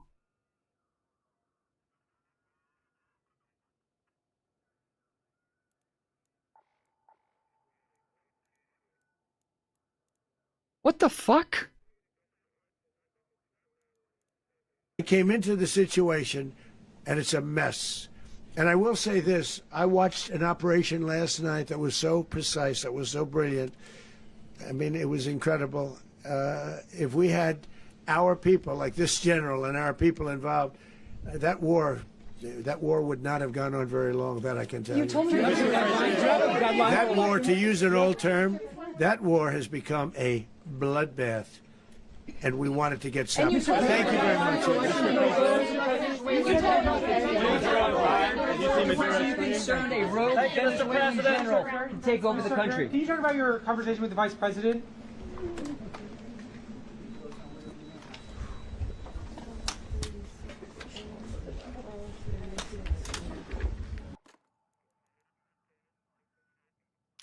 Interesting. Interesting. I think everybody is kind of conflicted when it comes to this whole issue, and it's kind of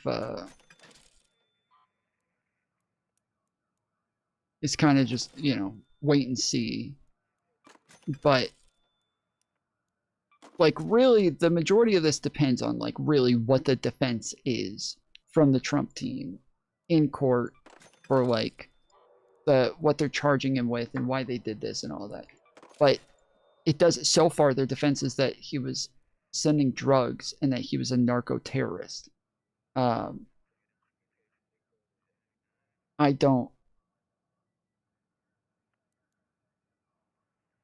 Tulsi is busy personally interrogating Maduro. And maybe. I would assume it would be like DEA. Is she over DEA? Maybe she's over DEA.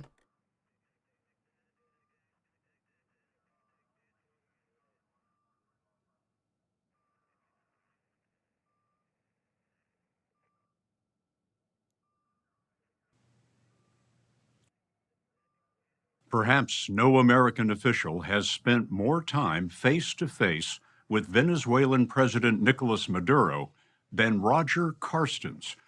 Carstens was America's top hostage negotiator in the Trump and Biden administrations. He freed a total of 65 Americans unjustly held in countries including Russia, Iran, and Maduro's Venezuela. Yesterday, U.S. forces captured the Venezuelan dictator and his wife. Both are in jail in New York tonight, awaiting trial on drug trafficking charges. Over the years, Roger Carstens convinced Maduro to release 20 American hostages, and in that time, Carstens got to know the man who is at the center of U.S. foreign policy tonight. The administration would paint Maduro as a bloodthirsty drug dealer. Mm-hmm. Is that the man you knew? I don't think so. And yet, let me answer that by this way.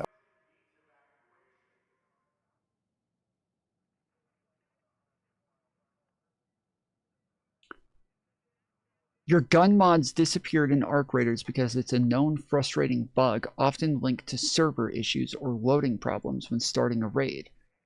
But the good news is your items usually return after you play another match. Restart the game multiple times, or submit a support ticket to embark. Try restarting your game and PC, checking your stash, and playing another free loadout match to trigger the items back.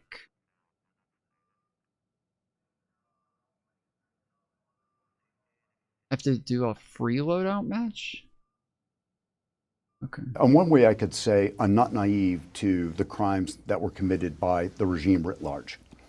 And if you're the president of a country, you of course have responsibility for what's happening in your government.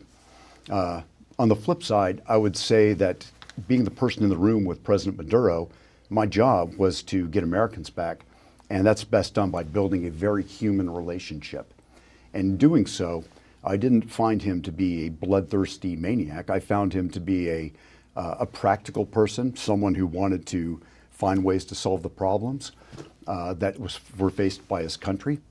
When you first heard that Maduro had been captured, what did you think? Yeah, drug dealing, that's what I'm saying, is that if all they have is just drug dealing and like narco-terrorism, that's not going to be good enough. That's not going to be good enough. It will not be enough for them to get Maduro. Like, that is very thin. That's not enough. And that's one of the things that we went over just a little bit ago when we were listening to the international lawyers who were talking about, like, I read an article about like whether or not there's any justification for this, whether or not they broke the law, blah, blah, blah. And that's kind of what they said as well, is like, this is all going to come down to like whatever justification they have. And currently, it doesn't seem like they really have one. Currently, it seems as though they're still just using the same narco-terrorism story that has not been good enough so far. So we'll see.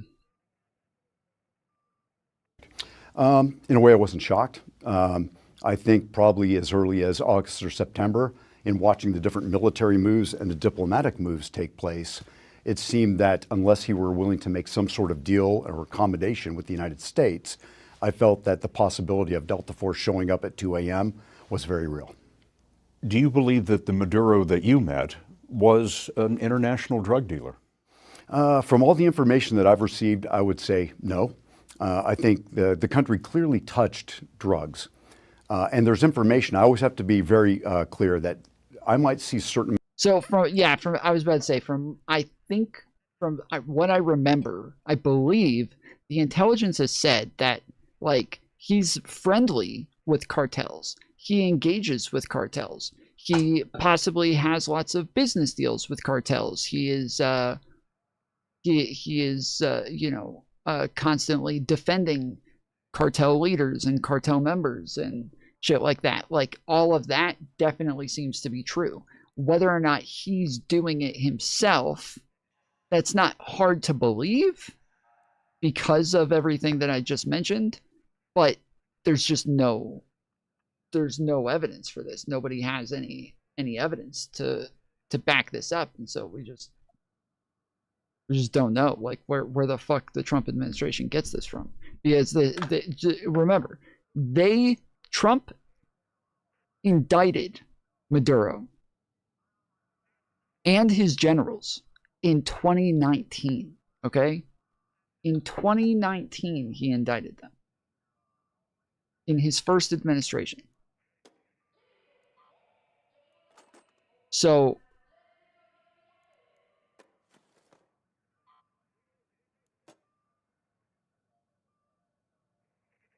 the Biden administration seemed to have seen all of the same information.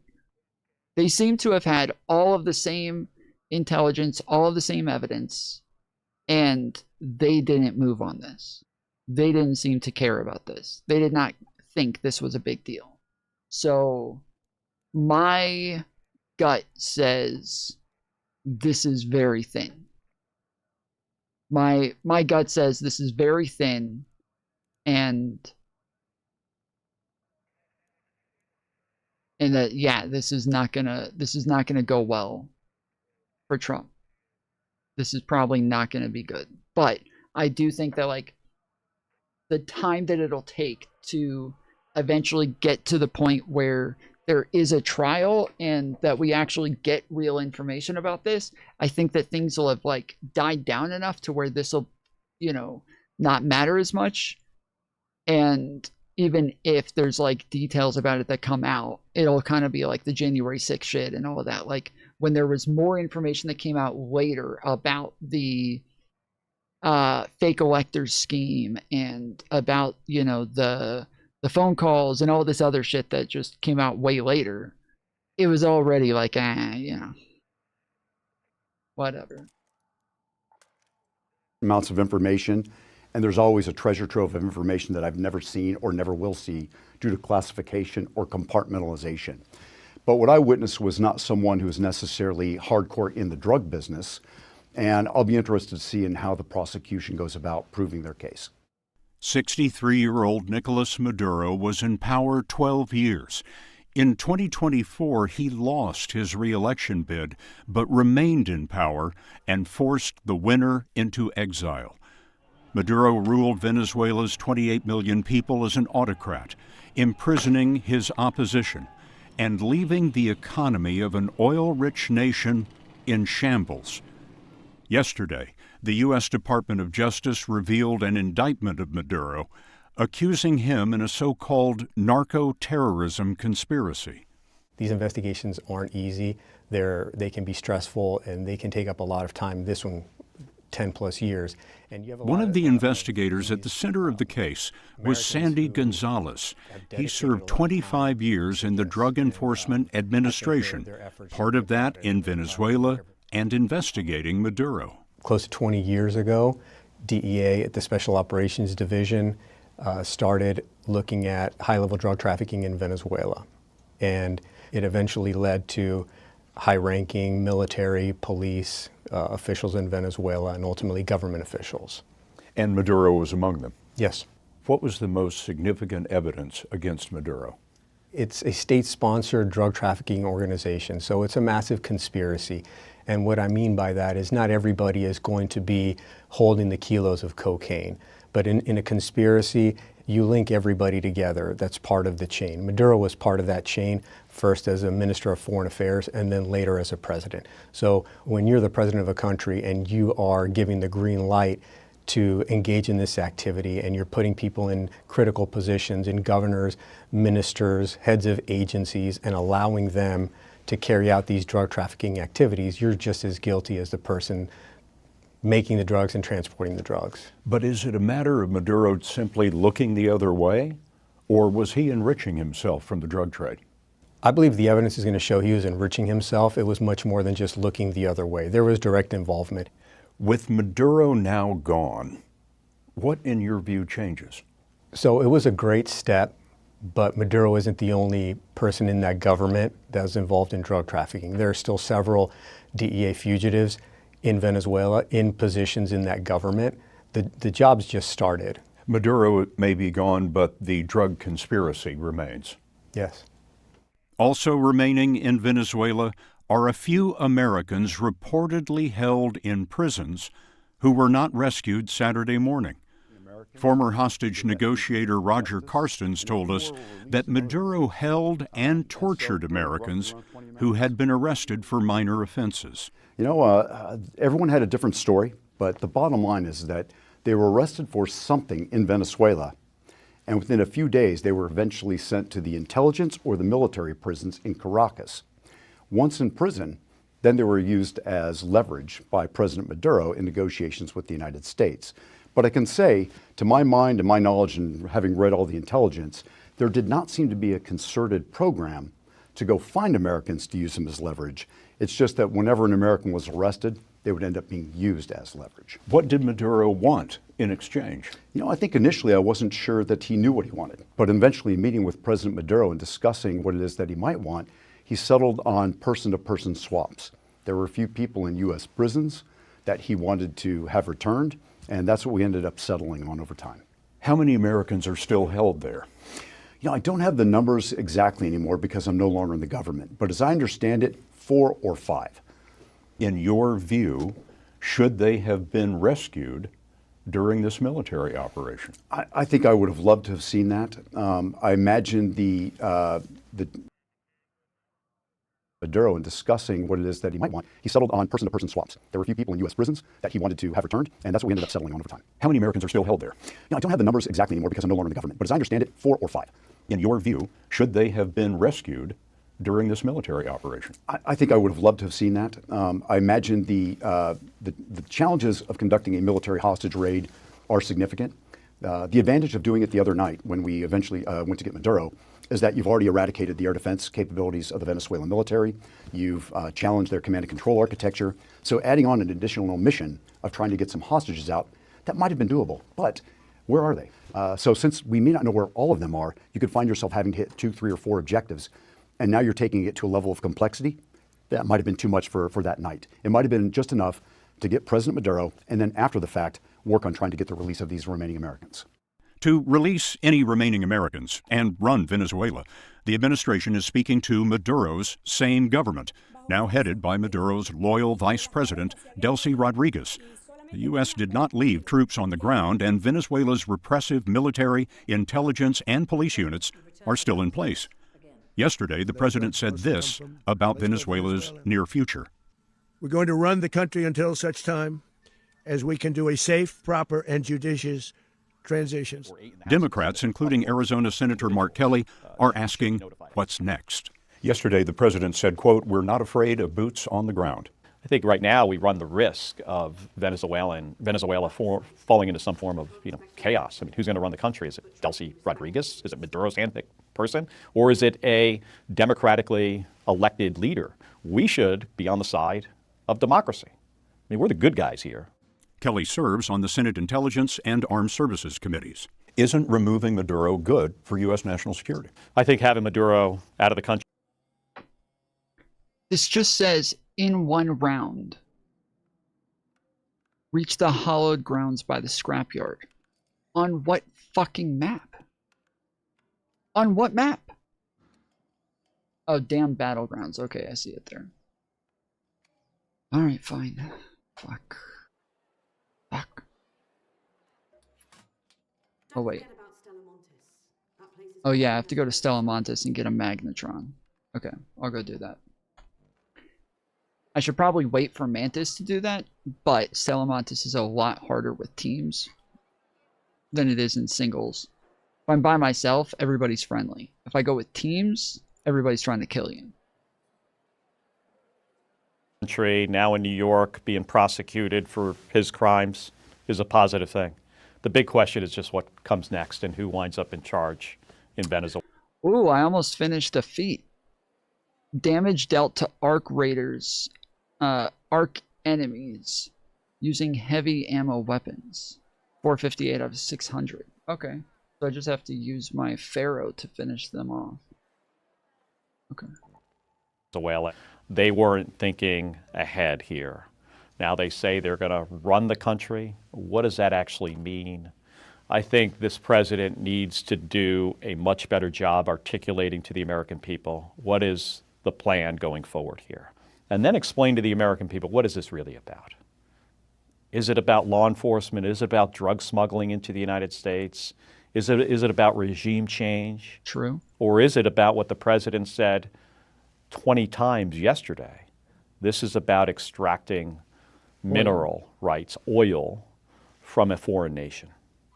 He hasn't made that clear. Yesterday, the president said it was about drugs. The illegitimate dictator Maduro was the kingpin of a vast criminal network responsible for trafficking colossal amounts of deadly and illicit drugs into the United States. As alleged in the... I can skip to the Hasan Destiny stuff if you guys want me to do that first. One's in chat if you'd rather me do that before going over the Maduro stuff and Candace Owens video from WillyMac. This is only like a... Oh, it's a 45-minute video. Okay. Yeah, then we can do this first. I got one from Freddie. Talia, how's it going? The plan is to test their technocracy plan that Musk and Thiel paid for.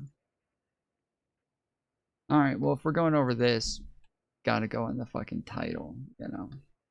Just the way it works. Them's the rules.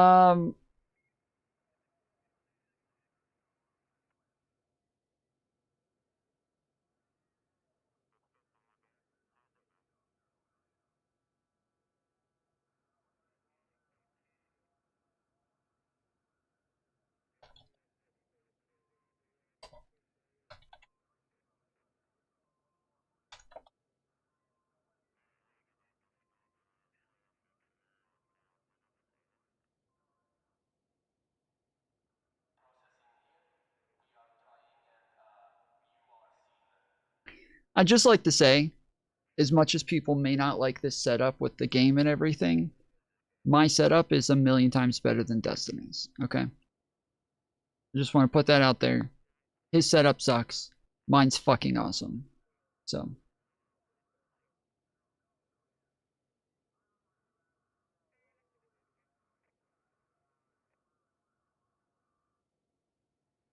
Also, I'm going to put this up here. There's not a clock related to it, but we got room for shit, so just trying to be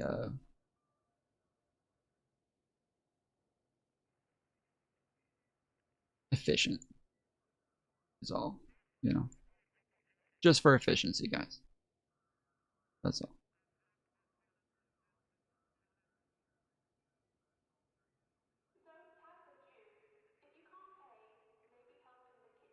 I linked to Sans. Destiny actually plays with his friends. Not while reviewing shit, I bet he doesn't.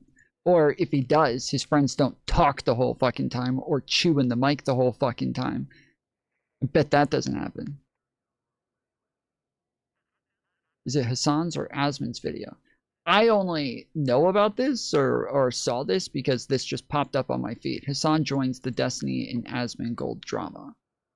So I don't know if you... Is there a better version? You said you linked Hasan's. I don't know. I literally, all I watched was like a 10-minute video on this, I think yesterday or the day before. I think it's about the... just a little bit of... I think it's about Destiny and Asmongold fighting Watch Destinies.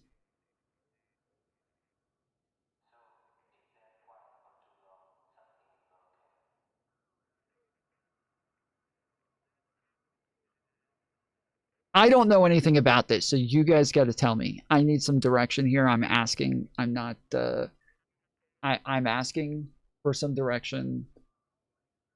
What should I do? Should I watch Destinies? Should I watch Hasan's? Should I watch Asmongold's? Like, what am I doing?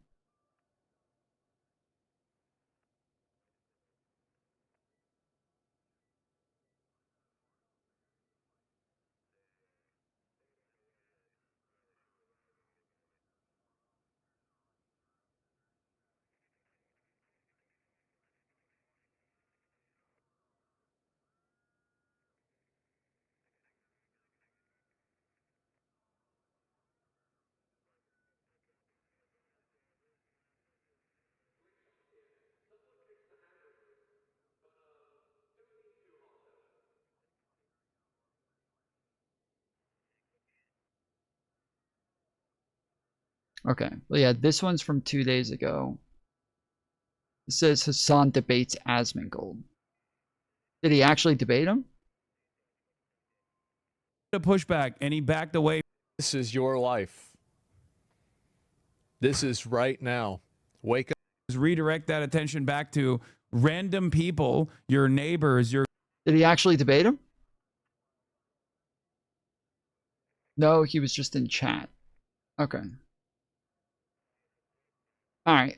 Well, Hasan's is almost 2 hours long. Destiny's is 45 minutes long. So I'm assuming Hasan's is going to be better.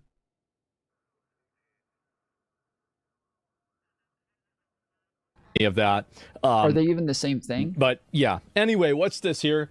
Destiny is willing to debate, but Asmongold never talked. Why would I debate Destiny? If I already know what's happening, why do we want to have a conversation about it? What is this? Wow. Wow. I already know what I think, guys. Why would I talk to somebody else?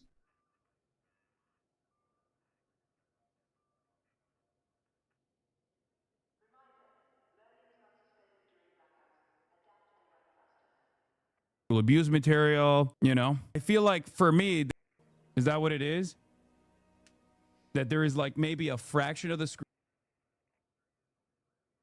Okay, same shirt. So I'm assuming it's the same day. Alright. Or at least the same month. Now that I think about it, it's Asmongold, so. It's at least the same month, I guess. Even that's not a sure guess. Just because it's the same shirt.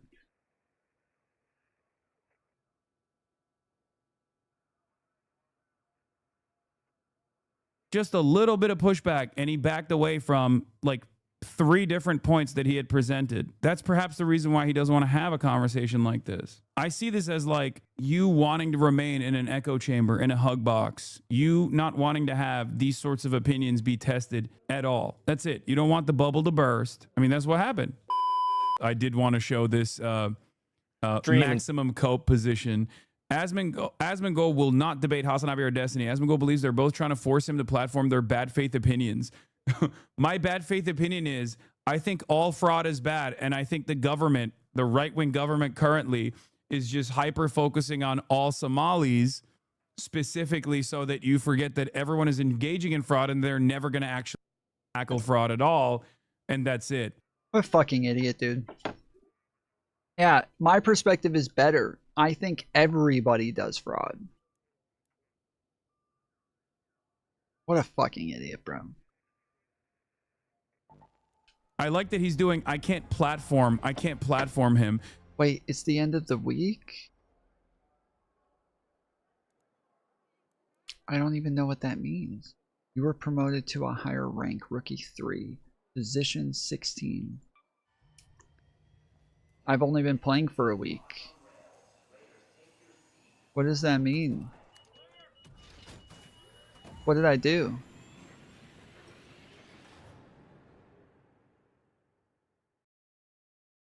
Everyone who disagrees with me now, everybody that disagrees with me now believes that they're entitled.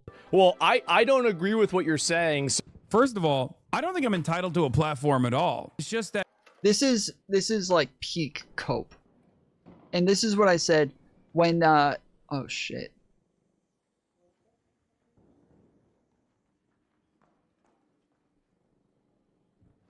A player just got killed.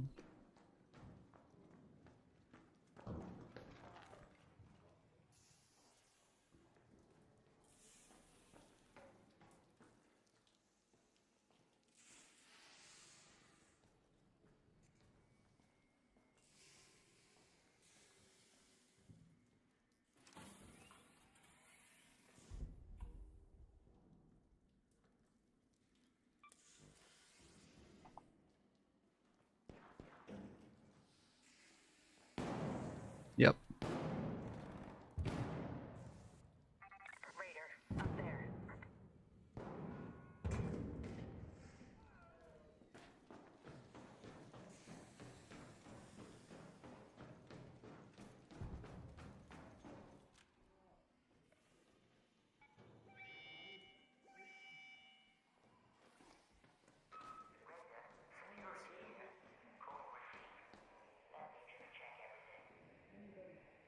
You good?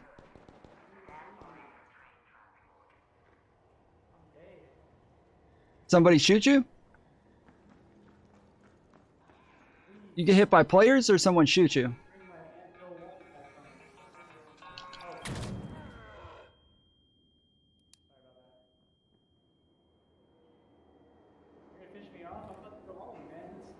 No, I'm helping you out so you can stay longer, yeah. Yeah, I got a defib, but if you're going in there, I'm not going to waste it. I thought a player got you. I was going to come kill him. Have a good one.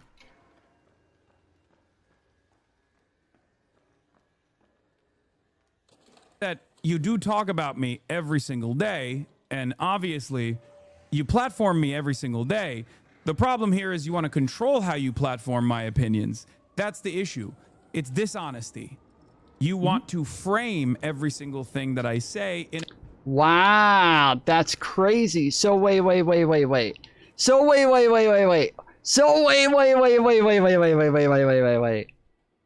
wait, hold on. He can't say this, dude. He can't fucking say this. Yeah, he does the same thing. He can't say this, dude. What the fuck? He can't say that. Oh, sorry. I'm still on Proxchat. Shit. You can't say that shit. Dude, some leftist is gonna hear me. They'll be like, you fucking capitalist scum.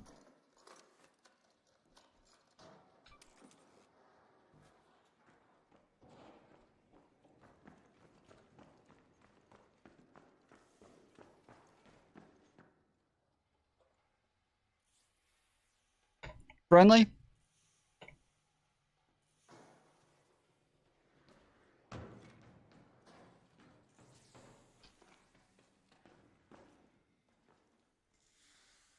Friendly?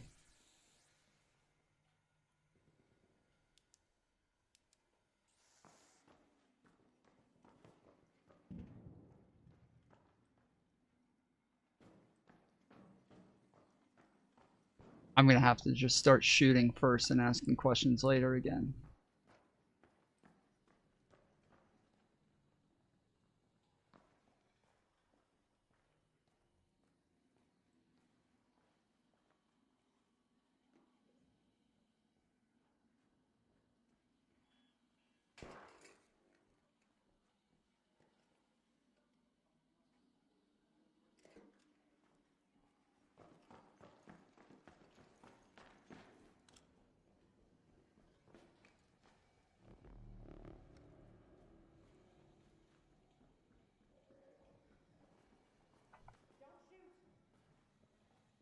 All right, I asked if you were friendly a couple of times. You didn't respond, so.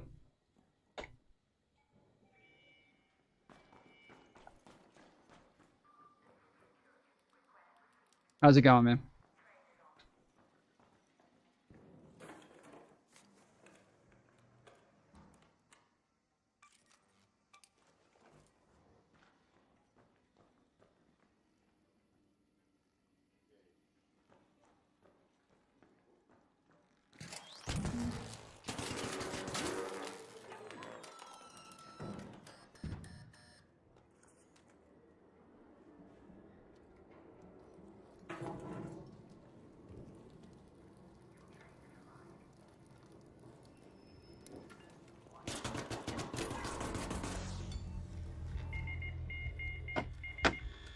Y'all rats are the fucking worst, bro. Go fuck yourself. You say friendly, you flash your fucking flashlight, and then you hit me with 2 fucking grenades and come shoot me. What a fucking bitch, dude. Yeah, I'm shooting first. I'm shooting first. Fuck these bitches. Fuck these bitches. That's it. That's it. They're fucking done. They're fucking done. That's it. I'm black-pilled now. I'm fucking black-pilled. I'm fucking black-pilled. That's it. In a way that is palatable to your audience, because you're actually afraid that if they were to hear my true perspective, they would probably agree with it. That's the issue. And I said that as well. The moment Asmongold talks to anyone who's read a single book is the moment he'll look like an absolute buffoon. This is why he'll keep farming drama rather than talk to a single person who disagrees with him. That's it. That's it. He's being a... He wants to consistently debate a negatively framed version of me that he can control. If he were to have an actual conversation with me, the moment that he says, yeah, you actually want the Somalis to do fraud, I'd be like, no, arrest every single Somali person that is engaged in fraud, just like you should arrest every single person that is engaged in fraud. And then all of a sudden, that falls apart, right? Because you can say Hasan wants Hasan wants Somali fraud to continue. You can just say that with ease and your audience will believe you. Why should they not believe you, especially if they've been negatively framed against whatever my position is over and over again through the daily Hasan compilations that you're engaging in. So now you have to come on my stream and talk to me. No, I don't think. But yeah, as I was saying, Hasan can't say this shit. He can't sit around acting like he's, you know, that the only reason that you would avoid having a conversation with somebody is so that you can control the way that they're platformed on your platform. You want to make sure that your audience only sees your way of presenting them. So every time they say something, you can pause and give any sort of rebuttal. And as long as you say something afterwards, a lot of people feel as though it's good enough. I remember there was a period where I actually watched debates, and there were times where I felt like, oh shit, this person's got them. I think that's a really good comeback. And the guy that I'm listening to thinking, I like this guy. I thought that they were going to do well. They're fucked. There's no...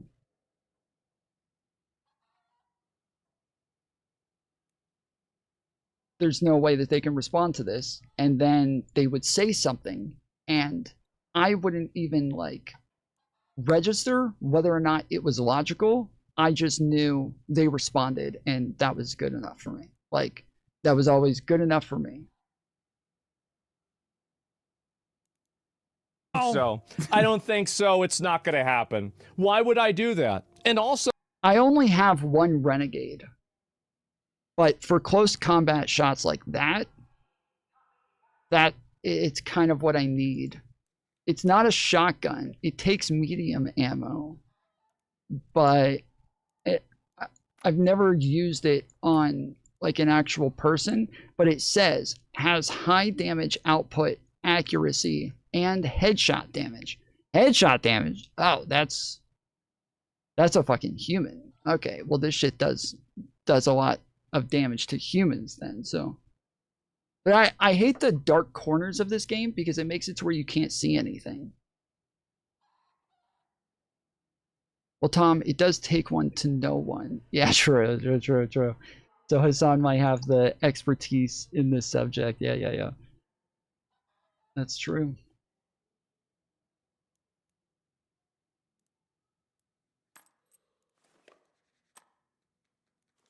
But yeah, the Renegade only takes medium ammo. And so that's a little like confusing and worrying to me, but we'll test it out. We'll see how it goes. Renegade. So these people get so fixated and so mad about the fact that I don't want to do this. Why would I play into your game? Why would I do something? Yeah, he's like, why would I play into your game where we have a conversation and you actually show that I don't really know what I'm talking about? That would make me look very bad. Bruh, this is something else, dude. The fucking balls on this guy to say this shit, dude. The fucking balls to say this shit right now. Holy shit, bro. What the fuck? Yeah, that other guy got good shit off me. He got really good shit off me.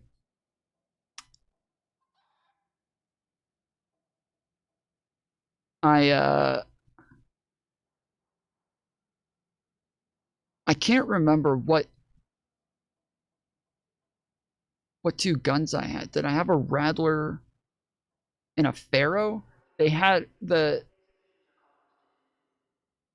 Oh, I didn't check and see if the mods came back. Yeah, I forgot to see if the mods came back. Fuck.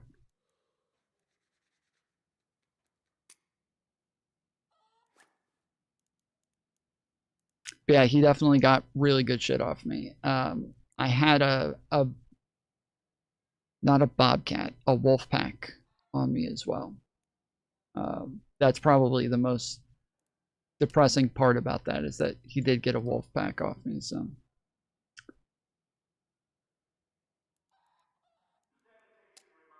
Bro, what the fuck can go in the augmented slot if not grenades nor shield rechargers? Like, what the fuck goes in there? Holy shit. What the fuck? This? Why?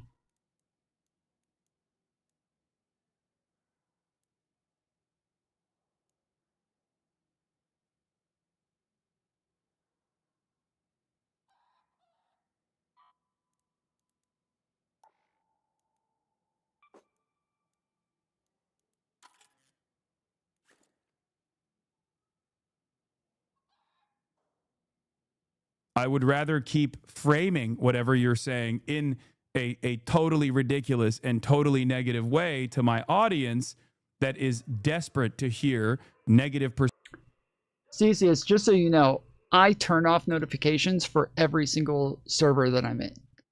You can just click on the server logo and turn off all notifications. The rest of you don't turn off notifications for my server. Other servers. That's for other servers, but not my server. Perspectives. It doesn't work on my server. On total team boundaries, right? Because it's team sports. Asmongold is in the right team. Hasan is in the wrong team, right? And he has no credibility whatsoever. He hasn't really done any serious reading on any of this stuff. He hasn't done any serious thinking on any of this stuff. So obviously, if anyone scratched the surface of his surface level argumentation here, that's simply rehashing whatever. It's not an argument. It's argumentation. I don't know, maybe it's just me. Lots of times when I hear people say that, not always. Depends on like the context. But it feels like lots of times when people say that, they're just trying like really hard to sound fucking smart. Like I always feel like whenever somebody says argumentation like that, and I don't know if I can explain the difference between like the right way to use it, but it's that the way he just said it there, it just sounded like he's trying to. I think it's muted, right? I think it still shows as unread messages. I can try that. No. Okay, let me see if I can show you without leaking all my shit. Okay. Ready? Don't send me your mom shit. Don't send me pictures of your mom for just a second, okay? All right. So this is mine. And when I go to a server, I right click on it. I click notification settings. For notifications, I go to nothing, suppress at everyone and at here, suppress all roles at mentions. That makes it to where I shouldn't get anything from any of this stuff. So yeah, you want to do all of that. Just muting it doesn't stop your inbox from coming through. I think it still gives you inbox notifications, just not push notifications or something like that. Thank you, Kyle. Appreciate that. Let's hold on. I think that was a picture of Freddie's mom. Okay.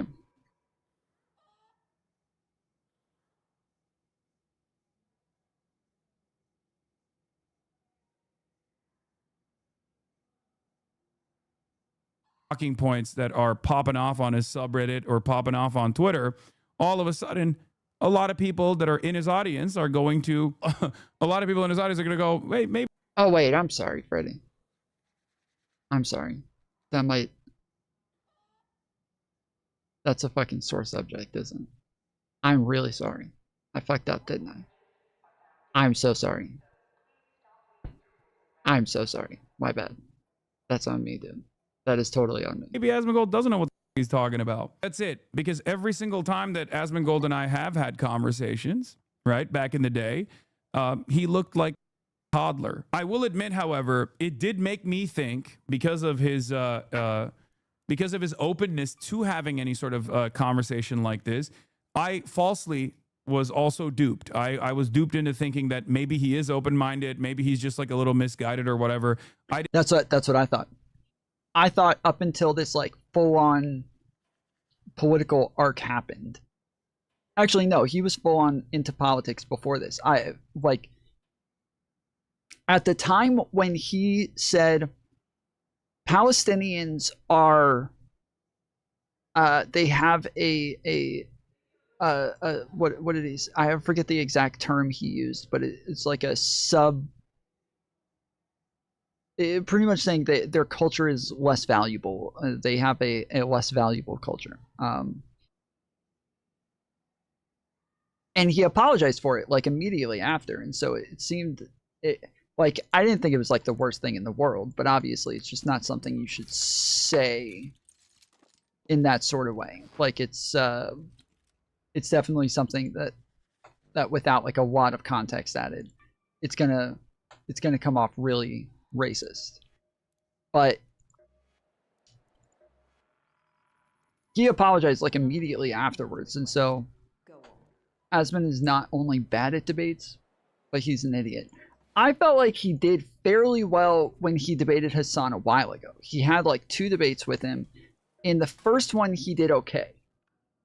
I think it was the one about college campuses. It was a college campus debate where they were talking about this sort of shit. I think he did all right. In the second one, he kind of just allowed Hasan to like talk down to him and lecture him about like talking down about people's cultures and shit, and it was very, At the end of the day, you can't eat coins. uncomfortable. So Keep them coming. I did not think that he was just straightforward grifting to this degree. I think now it's a little different. Yeah, I used to praise him for being somewhat open-minded. Thing that you want me to do. Why wouldn't I just keep doing the thing that I want to do? Well, these guys use the same excuses to avoid me, avoiding each other, then call each other out. yeah, as I said, up until that point, I thought that he was good faith. I thought that he was reasonable. I thought that he was fair. I thought that he was just kind of dumb or misguided. But I thought that he was like doing his best to always be very like fair and rational. But I also felt like he did say some really stupid shit sometimes, right? Like he said the Hitler thing, where he was like, oh, the Nazis, they were just burning books because they were LGBTQ, like you know, or you know, they were pushing transgenderism onto people, or like he would say like weird shit that obviously was dumb, but he didn't seem to be like malicious. He didn't seem to be bad faith. He didn't seem, and he like each time he would go and have a conversation with Hasan about it, made me feel like he was even more good faith. Like it made me feel more comfortable in him being good faith and just dumb. Now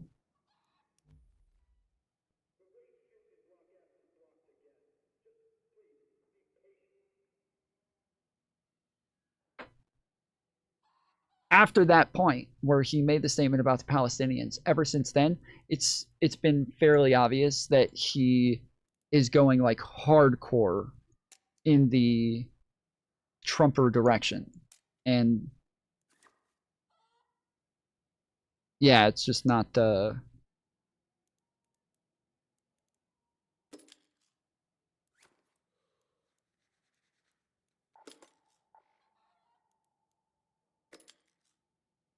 yeah, I've just kind of lost all faith in him being good faith, so.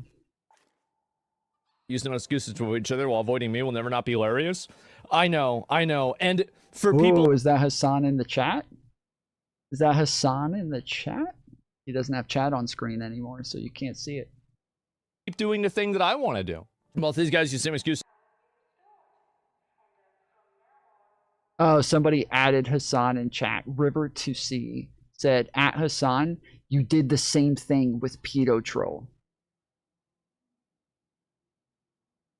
He did do the same thing with Pedo Troll, bro. He did do the same thing with Pedo Troll. That's fucking true. To avoid me, avoiding each other, then call each other out, using excuses to avoid each other while avoiding me will never not be hilarious. I know. And for people like Destiny... Yeah, I think there is a... You were Asmongold fan? Oh, wait, whoa! Whoa! He just stopped it very quickly, bro. He stopped it so fucking quickly, dude. What was that? For people like Destiny... I don't think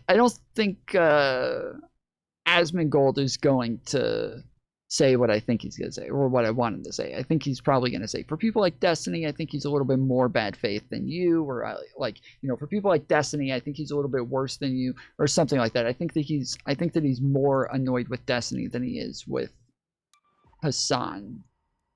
But I was hoping he was going to say, you know, well, for people like Destiny, you know, when you did the same exact thing to him, I'm sure it was very different. I'm sure it's totally different. That's what I'm hoping he's going to say, but it's probably not. No. I wouldn't say I was an Asmongold fan, but you know, I saw him as a peer that I disagreed with, and I did not think that he was anywhere near as I mean, he wasn't as harmful as he is now. Like there is nothing that you can compare this to. I mean, it's hard to compare Asmongold in the past to Asmongold now. You'll say, oh, well, I saw him say this thing. They are different people. They're different people with completely different approaches, with completely different ways of dealing with things, completely different ways of talking about things.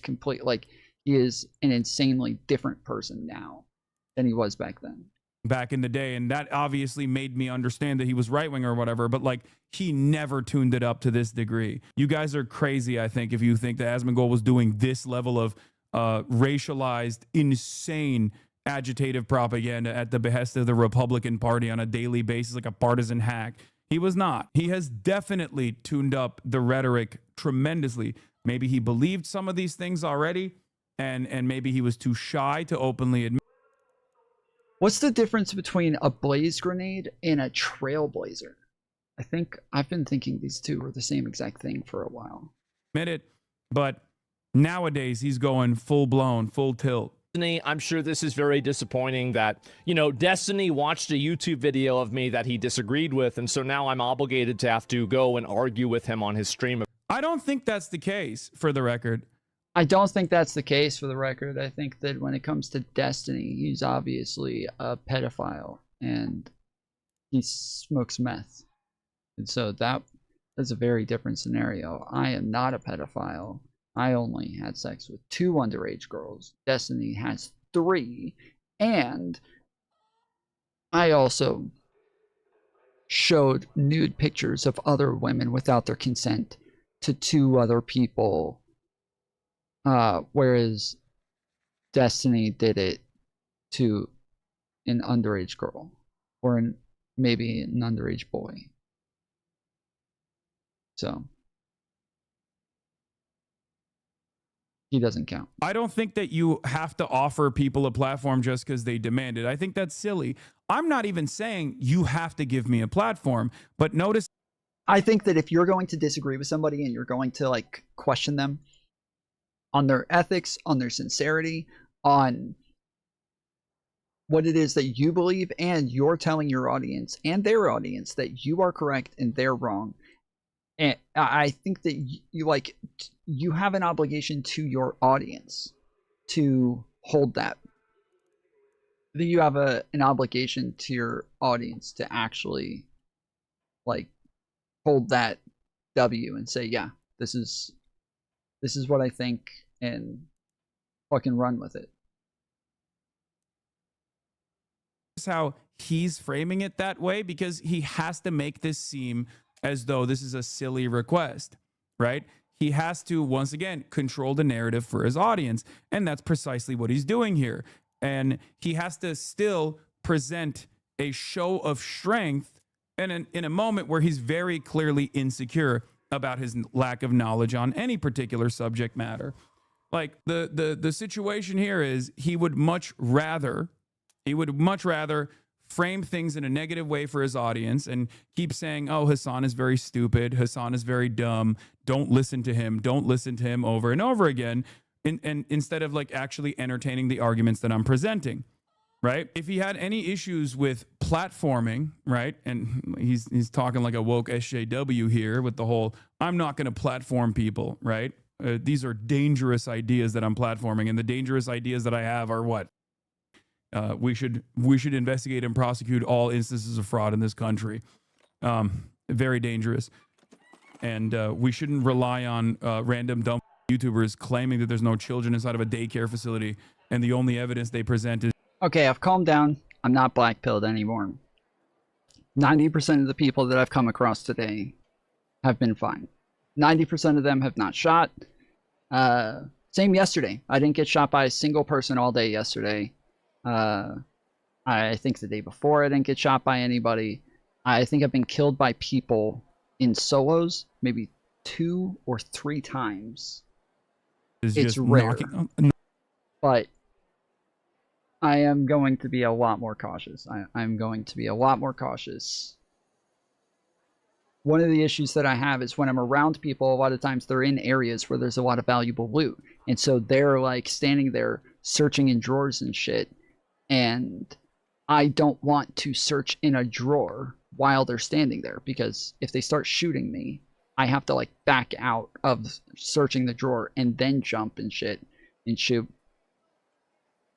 But if I don't search the drawer, then they get the shit before I do, and I miss out on getting stuff. So it's, yeah, there's a lot of problems with this one. But that guy, what he did was he stood there, made a lot of noise so that I would come up the stairs. And then once I got up there, he flashes his flashlight like he's friendly and then runs into the back room and starts talking as though he was talking to me. I couldn't hear what he was saying. So I started going back there, and he had fucking jolt mines that were set up.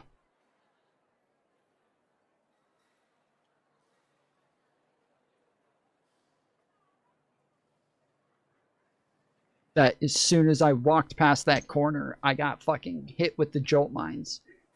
And he tried shooting me. I jumped ahead of time and got away, but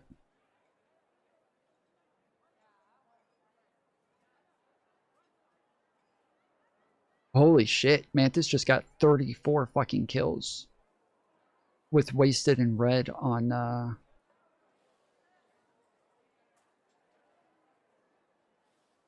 Call of Duty. Holy shit, dude, she's killing it. Knocking on the door of a child care facility, that's ridiculous. The reason why he doesn't want to do this is because he is afraid. He's afraid that he's going to look silly about it. No, I don't think so. No. No, I never agreed to these rules. It's not going to happen. So the more you tweet about it and complain about it and everything else, go ahead, do it. And if you do it on stream, I'm going to get another video out of it. The last Destiny video did really, really well. He's like a petulant child who, once again, is running hot on this newfound influence that he has gathered. Okay, just full blown, openly admitting to grifting too. I'm not gonna get pissed off and reward him because he loves being like, oh, I've killed him, I've destroyed him, I've trolled him so hard he got really mad. I think this is ego. That's what it is ego speaking. It's like, no, I will not be platforming you. Guess what? Because I'm popping. Okay, I've been here. I've been doing this for 10 plus years at this point. Okay, there's always going to be highs and lows, brother. There's a boomerang to this stuff. Actually, when woke comes back. Hold on, I don't even need to take a fucking loadout in there. I'm just going to find a Megatron. I'm doing a free loadout. Fuck that shit. And you have to shut down some of your reactionary takes. It'll come for you when you start noticing your audience hemorrhaging and have to pivot on other issues. It'll come for you. I've been through the highs and lows and maintained a consistent worldview through it all. That's the big difference. That's the big difference between someone like myself and many of these guys who they're tourists. I'll use a term that anime fans understand. You know how there's like anime tourists or whatever? These guys are politics tourists.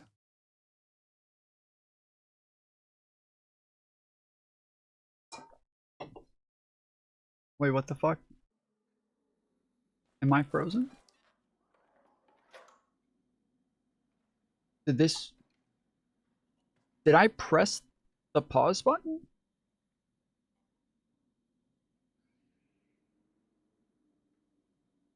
Okay, they don't have a serious worldview that they've thought about. They don't have a vision for a better future.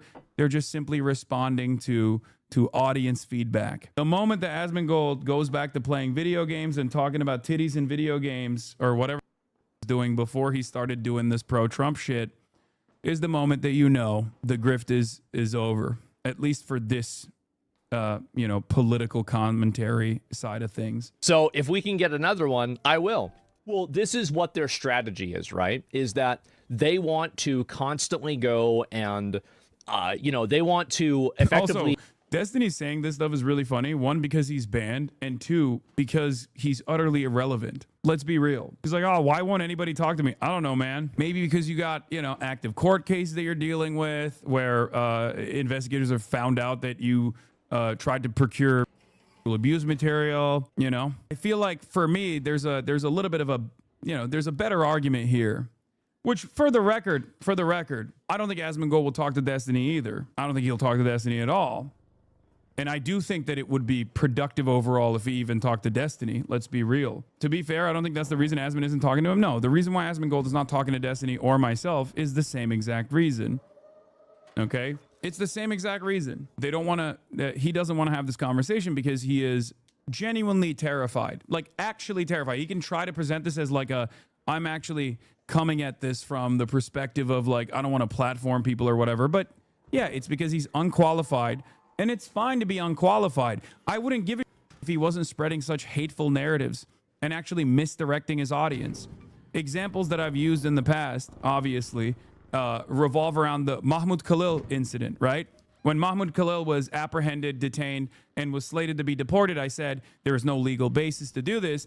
Asmongold farmed that incident and kept claiming over and over again, yeah, it's gonna happen. Yeah, it's gonna happen. I said, you're wrong. This is a First Amendment violation, clear cut through and through. If the administration actually followed through on this, this would be a severe violation of the First Amendment. And he was wrong. That's just one example. There are a million examples of this every single day, right? That's all it is. He doesn't want to look silly. He doesn't want to look like he's wrong. And that's why he'd rather talk about me to his audience instead of talking to me, where his audience can make up their own minds.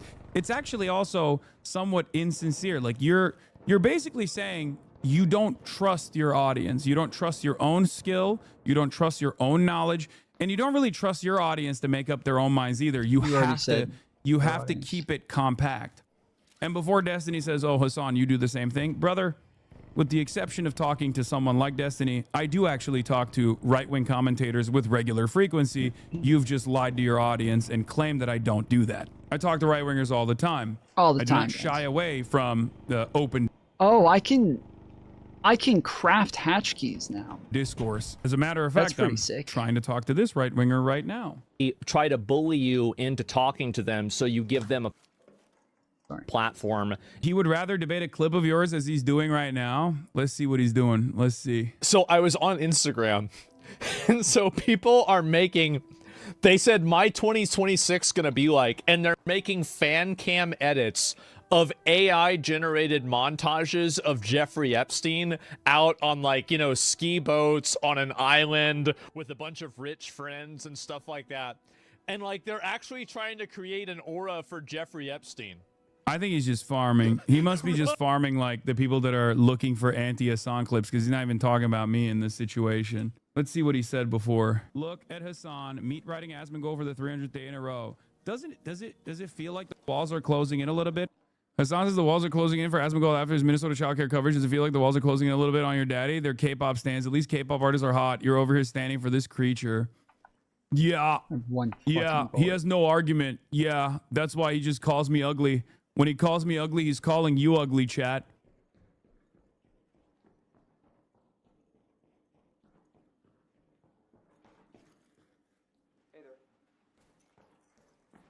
What's up, homie?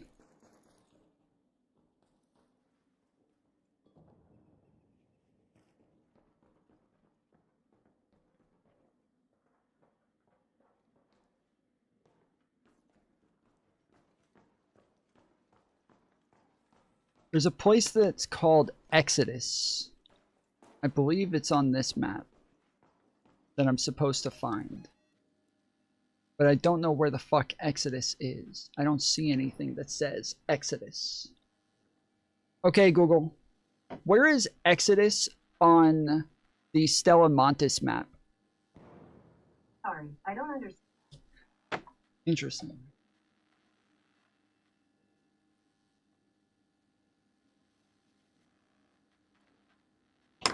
Exodus refers to valuable crafting material, Exodus modules, and specific locations on maps like Spacecraft, Rocket Assembly, Stella Montis, Business Center Assembly Area. Business Center Assembly area. Okay, this is assembly.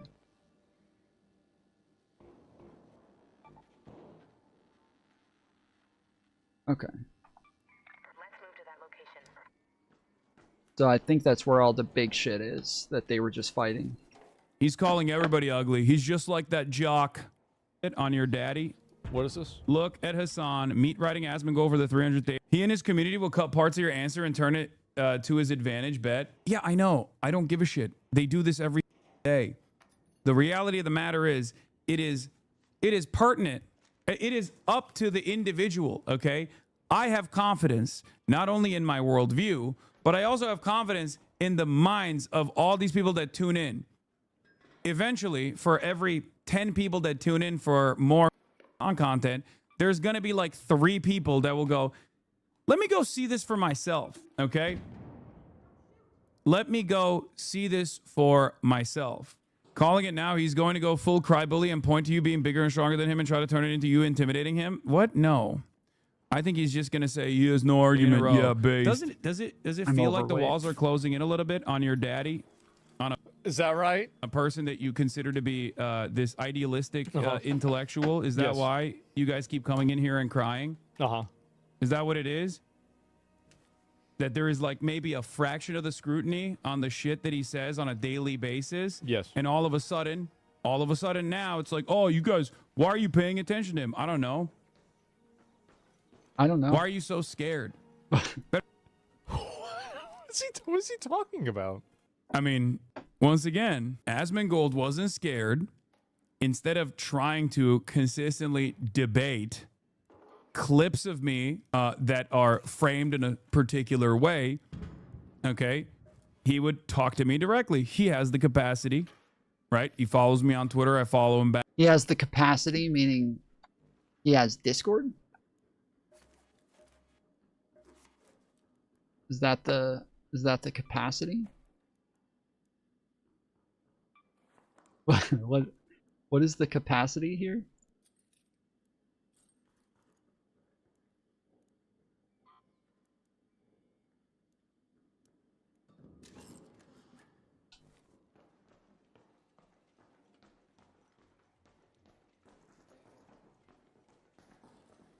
Hey, yo.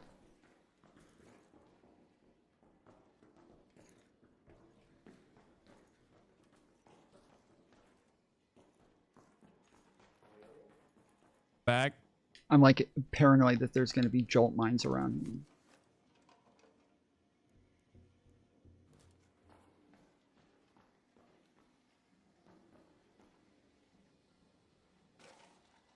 He can hit me up on Discord, but instead he'll just keep going, oh, I'm just farming drama. I'm just farming you. Get farmed, idiot. That's right. It's really pissing you off, I bet. This is not the first time that I've had insane haters. Please stop playing into it. Asmon is the most competent enemy you have had because he knows the most important skill, streaming. You can't play this game, man. He needs to be discovered by mainstream media and dug out before anything happens. He can do this all day. No. I mean, Chatter's not wrong. Asmongold is a good streamer. That's why he was one of the biggest streamers before he started doing this politics. Like, yes, he is a good streamer. He's not, he can't be mainstream media. That's what's attractive about him, is that he's literally like mainstream media where you fucking wear a suit and take a shower and like come in presentable and clean and apply to the mainstream. Like that's something that he just can't do. Like, he's not capable of doing that because he's not a clean person. He's not a presentable person. So politics grift. Ultimately, if you're confident in your stance 100% and you call me stupid like he did, okay, you have to treat Asmongold like a lolcow. Every time someone tries to farm him, he ignores them. I mean, this isn't even a farming operation. I think we're going tit for tat here. I try to stick to actual politics. I try to stick to the actual political output here. We're going tit for tat. Didn't he like jump into this after a couple days of Destiny and Asmon going back and forth? Then he decided to jump in. Like, isn't that just farming?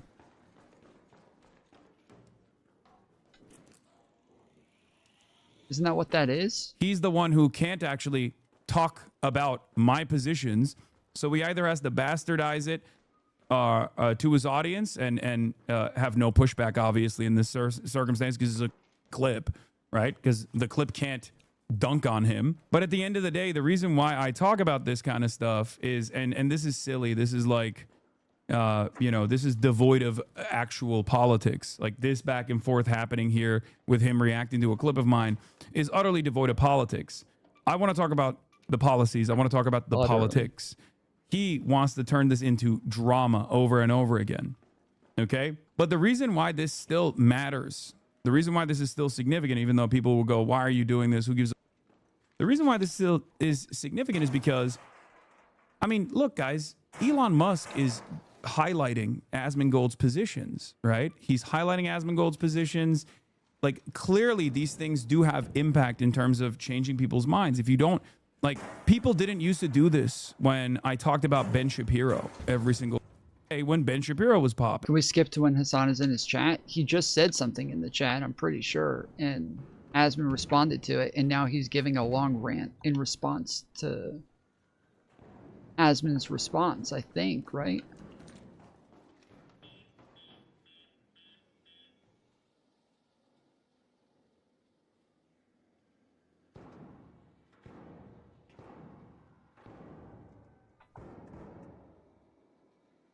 Can't tell if they're fighting Ark or people, because there's people shooting down here almost every time they shoot up there.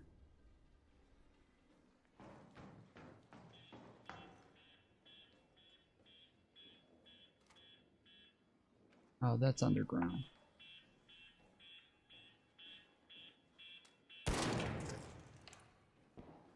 That was my only fucking bullet. Shit. Right? People don't do this when I talk about Tucker Carlson. But when it comes down to Asmongold, you get really sad and you get a little worried because you kind of understand that Asmongold's audience will consistently cyberstalk both myself and even my fans and what the fuck did I just pick up? Spamming slurs and whatever, right? But like, you still have to deal with it. I mean, these guys are not going to go away. Woke is not going to make a magical comeback, okay? I think some of you basically think that this kind of stuff is just going to go away and people are going to get too annoyed with it and they're going to speak out. Someone has to have the confidence to stick their neck out. Someone has to actually lead the way, okay? It doesn't happen. How's it going? Overnight. It doesn't happen magically. The pendulum does not swing unless someone is actually trying to swing it back. I'm too heavy to get across. A lot more popular and overemphasized on the internet, that it's actually a narrative that is gaining momentum or popularity still, the anti-immigrant stuff that he's doing. It massively is. It tremendously is. If you think that the average American sees a bunch of Somalians living in $1 million house and then yelling at somebody whenever they ask if your home daycare is able to accept new people, and they're speaking in a language that's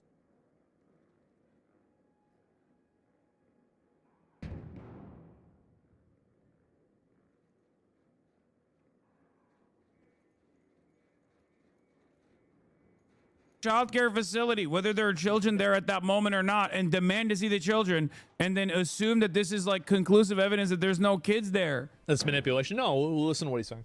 It's okay. There's legit tons of the issues, and yes, I think that. So you think that you think Nick Shirley is like, what do you think? He's like a... That's not the argument. You think he's like a pedophile? It could be. We don't know. I have just as much evidence of Nick's as I do of Nick presenting evidence that these places are doing fraud. Now, later down the line... Okay, that's not true. He's uncovered as much evidence of Nick being a pedophile as Nick is uncovered of them doing fraud. Again, like, there's evidence of them doing fraud. There's a lot of evidence. Like, we have convictions, we have charges, we have indictments, we have all sorts of shit. Like, full investigations, all of that. We have all of that. We just don't have, like, Nick did not uncover any of that. Fine, some of these places might actually be proven to be fraudulent, but that doesn't mean that Nick actually presented any evidence to suggest that they are. You can't just roll up to a child facility, ask to see kids. He could be. Yeah, he could be. I don't know. That's the whole point. I've never known the guy. That's the whole point. He could file. You don't And so know. anyway, That's part of the reason why you don't let random adults into an area where you, as another adult, that is honesty. Bro, the way he's doing this, it's hard to tell which Hasan is talking.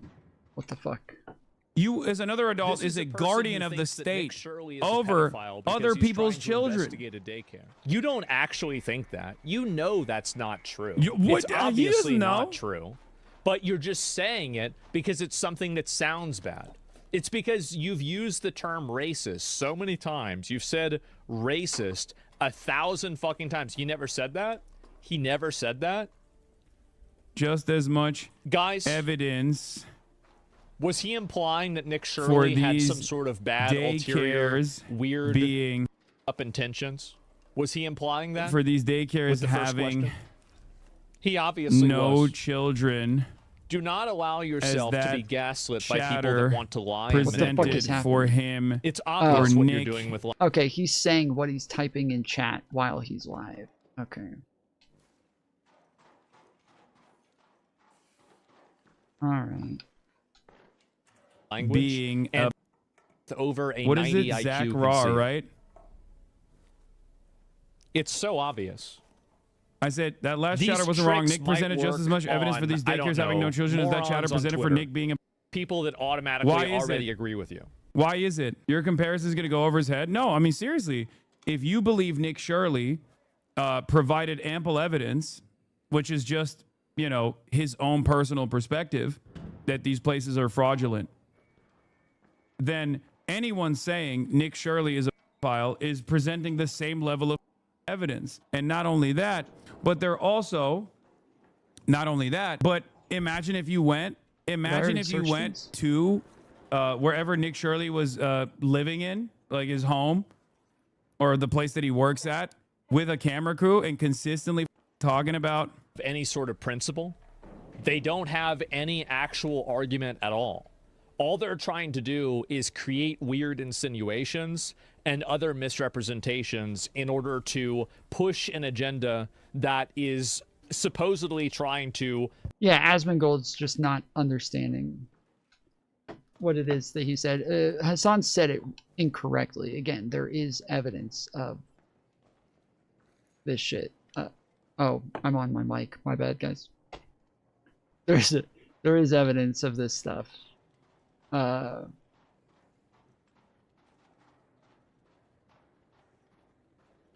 It's just, yeah, it's that, again, Nick did not uncover any of this. Nothing that Nick did showed any evidence of anything, except for when he talked about the other investigations, the other reports, the other, like, you know, what other reporters have said, that sort of shit. Okay, yeah, then he was actually going over, like, real evidence and shit, but...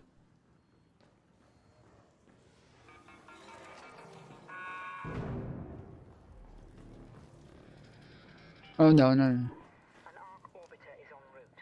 The safe window is closing. You have 10 minutes to return to Speranza. I repeat, 10 minutes. No, you motherfuckers. No. Not right now. Not right now. No, thank you. No, thank you. I don't want any Girl Scout cookies. No! No!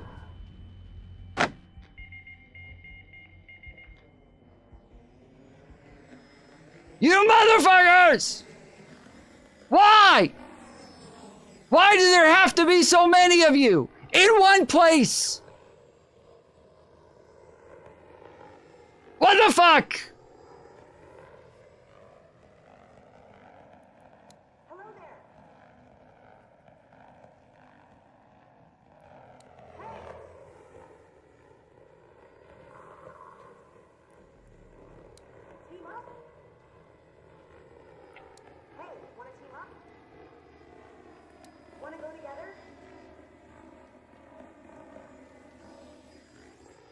Get away from me.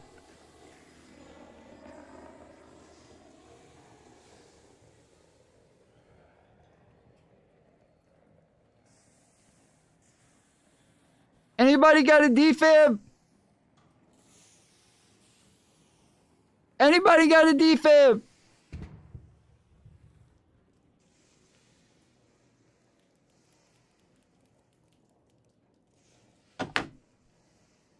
This fucking game, dude.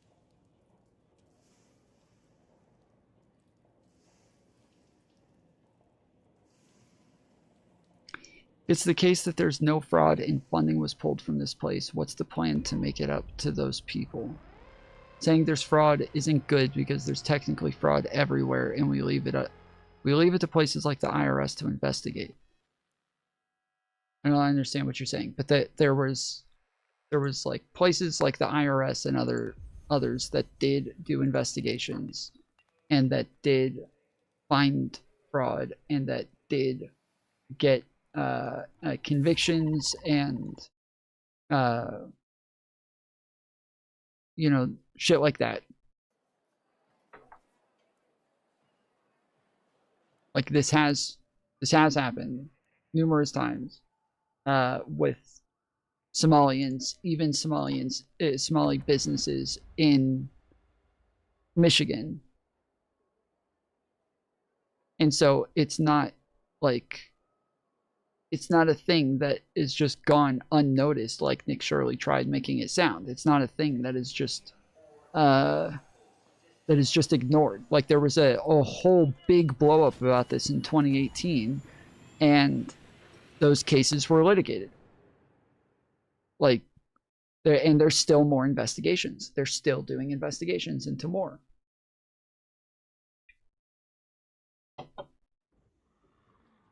But the level of fraud that they claimed, like that these businesses are accepting all of this funding and that they literally don't even have kids in their classrooms, that's bullshit.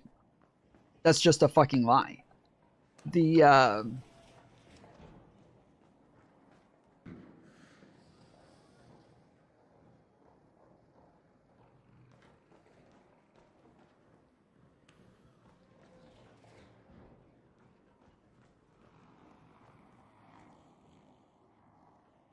This map must be pretty new. So yeah, like the fact that there is fraud, they're not wrong that like the fraud exists.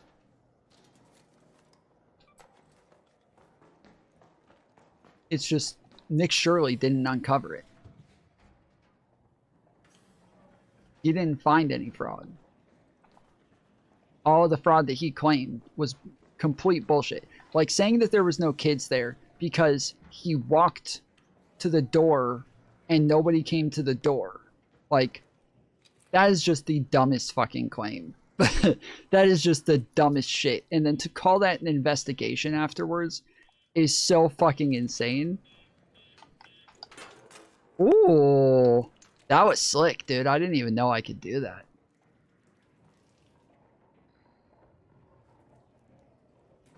Make people not think what's obviously in front of them. His chat is nosing in there, but he doesn't want to notice it.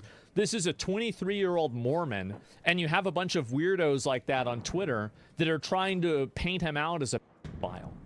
I mean, really, if you take a step back and you think about how deranged and weird that is, it's insane. I'm not kidding when I say this.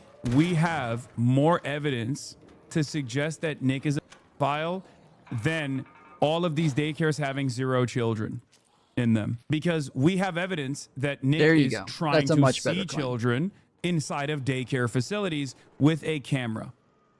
Okay?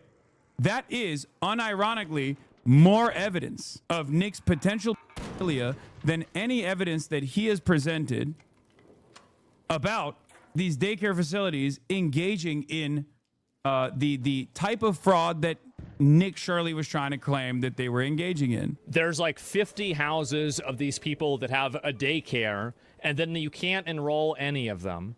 You're going in, and these people do not even speak English in a lot of cases. The phone number goes to the government office, Let's see here. Oh, the amount of kids there is not even 1/4 of what their occupancy is. And you add in all of these things together. Please, you don't have to die on this hill. It's so obviously fraud. Any rational, reasonable person knows that it's fraud. It is. I don't know what else to say. Give me 1 second. Because you don't have anything else. You don't to say, know what bro. else You're to just, say because you don't you're have. saying it's obviously fraud. Like that's your whole fucking claim is that it's just obviously fraud.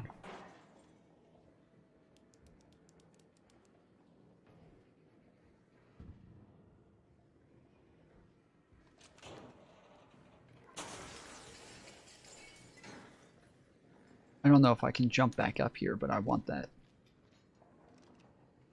I want that case right there. I'm gonna try to get all this shit first, just in case I can't jump back up here.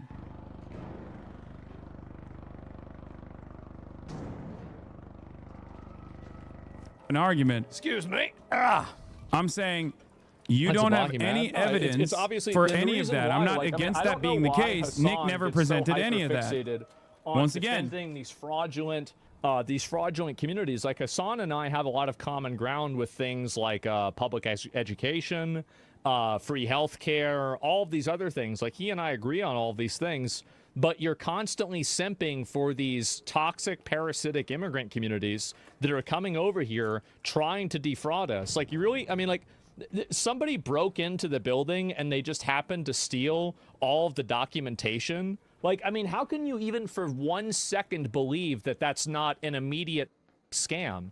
Like, see, this is what I mean. He doesn't know. He doesn't know how this process works. Thinking like he doesn't know how this process works. He thinks that that documentation is the only way to conclusively prove that there is like fraud happening there or not, implying that that documentation was actually stolen by the business owner himself. Once again. No, I don't think that's what he's implying. I think he's saying that the documentation just never existed. I think he's saying that like they just never had the documentation. Once again, the government has access to every single person and every single child's information. That's not the only form of evidence that the government has. The reality of the matter is if they wanted to prosecute that place, as I'm sure they will, being dishonest, right? yeah, it's They'll so investigate the I mean, what about the fact theft that they were took place. investigated again? Your place gets broken into, and then they happen to steal all the records. I'm sorry, but if you think that's anything besides fraud, Do you think that those have records are the departed only from way reality. to Please stop investigate this I place? also want universal health care. Do you realize I also how want to have any a degree of better these treatment for everybody. programs work? I also want to expand social systems, but we Once can't again, do that in not- America if you keep Once importing again, people not that are net saying negative this and isn't scammers. the case. You can't do it. You can just have mass you are migration of simply third-worlders, speculating. or you can have robust social systems. Choose. Now, in my opinion, Do you the think world that those I wanna records are the live only in way to investigate is this the place? world Do you with the realize how robust any social of these systems programs work? for Once again, America. not saying this isn't the case. You are simply speculating. If you don't like that, What are you too bad. bucking on me for, bro? You can't So come anyway, up here. listen, let me go back down and look at a few more of these. Worked in 20 years in law enforcement. Never in my years have I come across a case where they break in and just steal documents. It's obvious. It's obvious. Like, but there's no evidence. There's no evidence. Like, do you think they're going to just come out and say, I'm scamming? Update Like, what for do you think CNN is law gonna enforcement. happen? Child care centers at You the have center to of Nick look at Shirley's the video different were operating as situation, expected when and visited you by have to look at investigators. all The Minnesota different Department of points in Children, it Youth, and and Family say, said hey, children were listen, present on all all sites of except these for one. things That don't site add up. was not yet open. The agency gathered evidence and initiated further The answer- review, okay, noting the I'll investigation just- into 4 I'll read senators one were more, ongoing. The report by Minneapolis DCYF Hasan said. has been reduced to being a chatter. Do you think the records are only way to investigate the place you realize any of the programs work? Once again, I'm not saying this case. You're just simply speculating. Okay. The government has access to the information of every single parent, and not only every single parent, but also government has access to the info of all children and their parents. These are just two fucking idiots, just like having an idiot off. financial status. If you had to guess between 1 and 100. If you had to guess. What did he ask? I didn't even hear it. What did he say? Government access to all the infants and children and the parents' financial status? Exactly. The government's in on it. That's why they should be charged too as accomplices. What's the percentage? Wait, if he actually believes that, then wait, what do you mean? What's the percentage? Sorry. I read These something. places have what's the percentage? Income qualifications. They can't. Bro, their daycare is their own house. Subsidies. I know. Without the government looking at the parents' background, this would. What is this? Hasan, percentage of speculation? What is the question that he asked me? These places have income qualifications. They can't get subsidies without the government looking at the parents' background. We'll give it a little bit longer. What was the question he asked? We'll give it a little bit longer. But no, I think he does bring up a good point. The government does have access to this. That's why there has to be a federal investigation. I think that what's happening is that they're directing the federal government to not go after these people because they want to secure the votes from this community. I think that's what's happening. Why don't we talk then? You have to check with the chat first. I mean, I feel I'm like it's such a simple question. boomer Right? What's the to probability of type it being a scam? fast. Why don't we talk then? No, I'm not. We're not gonna. Oh my god, bro, you're in the chat. Can you stop? Are you worried? Oh my god. We agree. No. It's just a simple percentage. Stop begging. Jesus. No, really? I'm not going to debate. I'm not going to go and argue with you about this or whatever. Because again, if you look at all of the evidence presented and you don't come to the conclusion that there is like a 99% chance that this is a scam, you're lying. You're lying. You're obviously lying. It's so clear. Uh-oh, they're all saying he's a pussy now. Uh-oh. Such a debate. Yeah, it's not a debate. That's why I asked about the percentage. What is the question that he asked me about the percentage? I didn't hear it. What was the question? I agree. Space. No, it's okay. He's a communist, right? Everybody gets their own space. What was the question about the percentage? He can't. It's against his beliefs. He answered. Speculate on the probability of fraud. Let me see if it did. Kind of feels like you don't want to dunk on me easy style. No, I just don't like debating. I don't debate about video games. And again, you're gonna try and do the strategy. Debate about video Listen, games? Hassan. What is You that? are the Jake What was Paul that of point? debates. I don't debate about video games? You have no problem gassing yourself up, talking about how much you want to debate me or debate some other, as you like to call them, slop tuber. Watch. He's gonna say But Destiny. whenever it comes time to debate Ben Shapiro on capitalism or debate Destiny, for some reason, I you do don't want to want have to that Ben same Shapiro. attitude. So yes, thank you, Asmongold. My boy came through. My boy came through. Let's fucking go.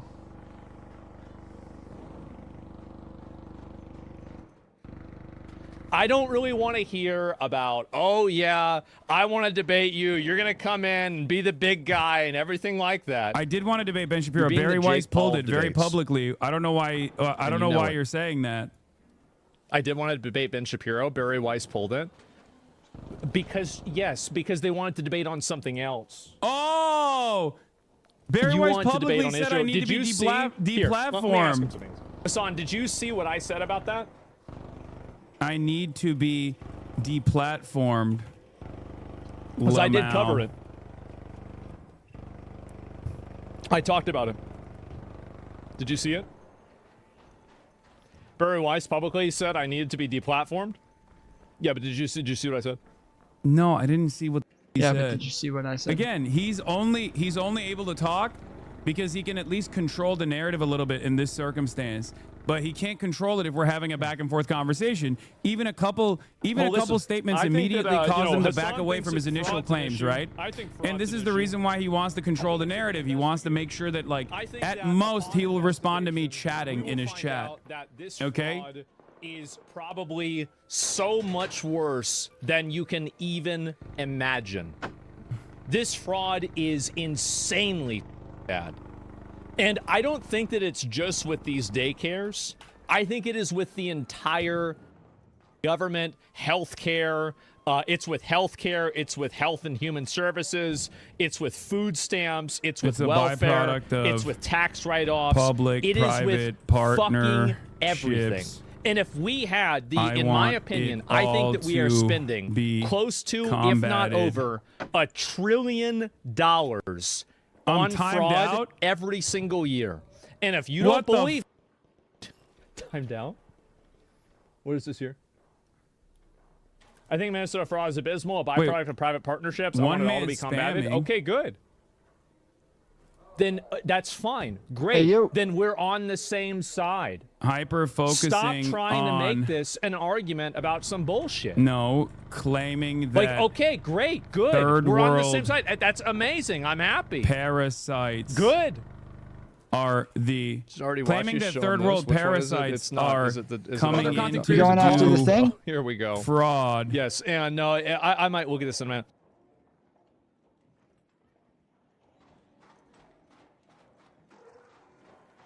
You going after the Bastion? You going after the Bastion?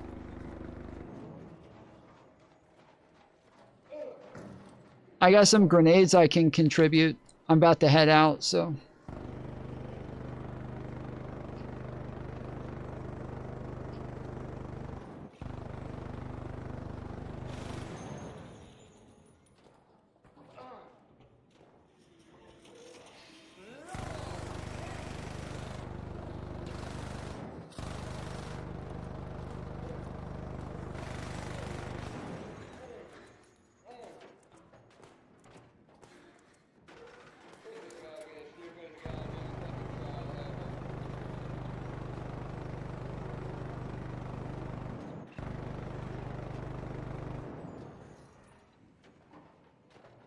I'm gonna miss this throw.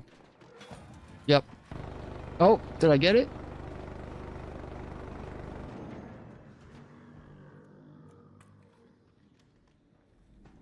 I can't tell if I got it or not.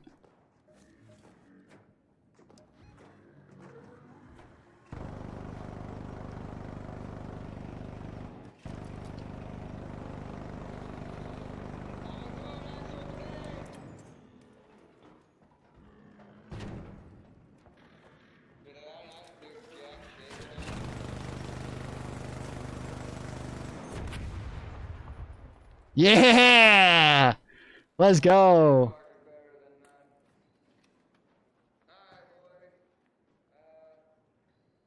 You can have it.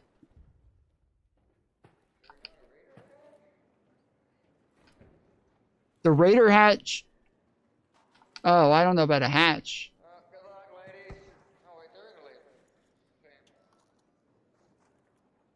Oh wait, is he not taking it?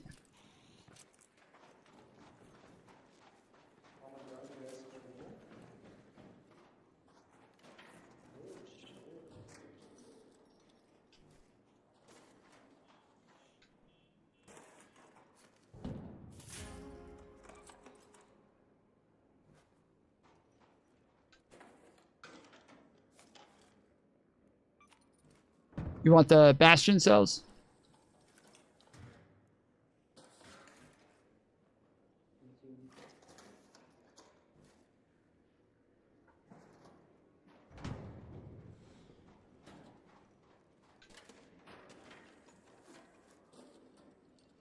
But claiming that anyway, third world yes, parasites are coming in to do fraud is Absolutely the issue All I I'm have saying is with that I think that your it is so claim. much worse than what people realize. Like, I grew up, you know, I don't know really, Hasan like, is Hasan was in garbage, Turkey trash. for a while. I'm claiming that third world parasites are coming to do fraud is the issue I have with claim. There's one right here. The overwhelming. And then I grabbed a couple more right here if you want these.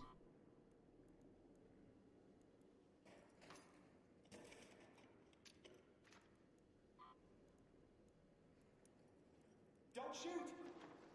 Thanks, Raider.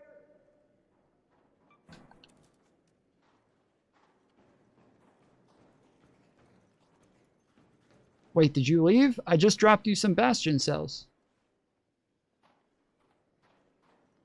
Alright, well, never mind. Shit. Oh, there's another one.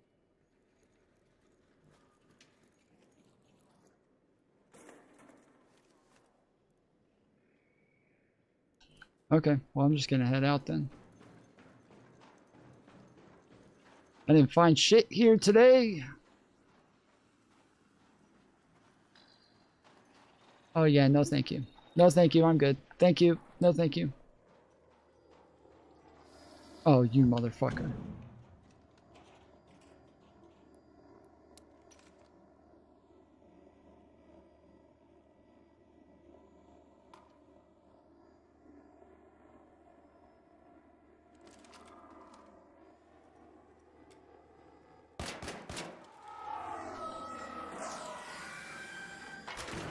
Fuck.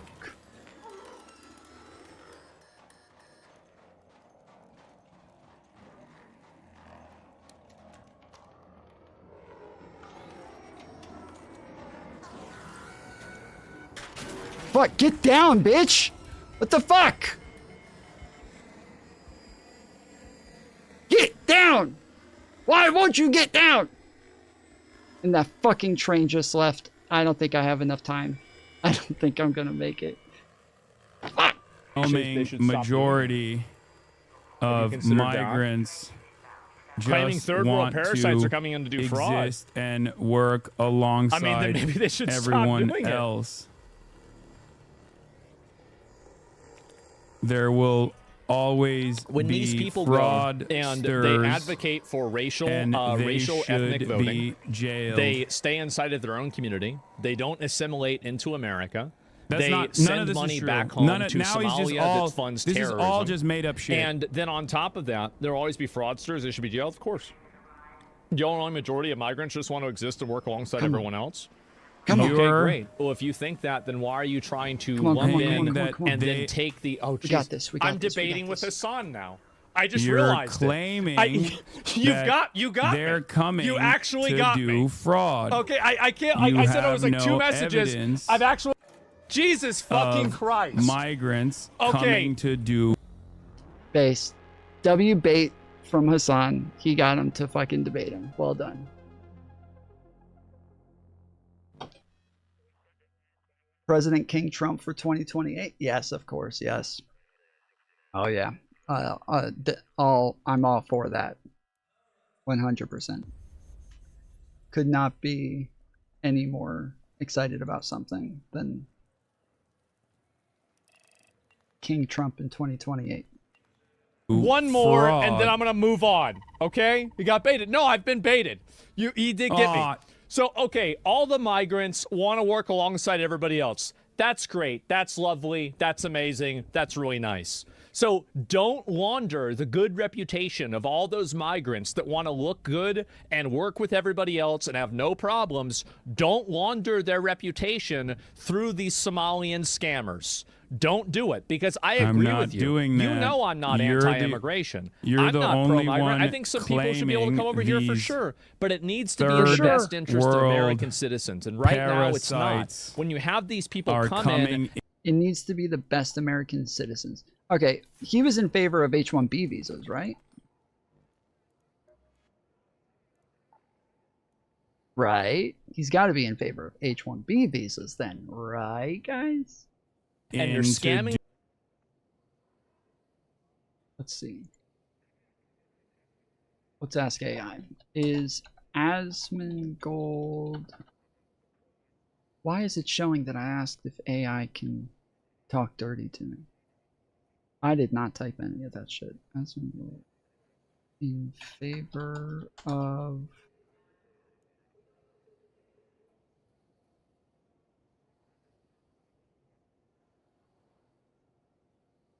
H-1B visa.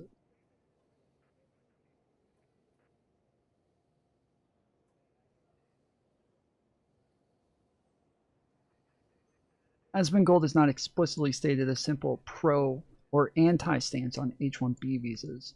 but his commentary reflects a critical view of how corporate interests and labor policies affect American workers. Is the political streamer Tom Foolery in favor of H-1B visas? There is no public record of a prominent political streamer named... Why does he have to be prominent?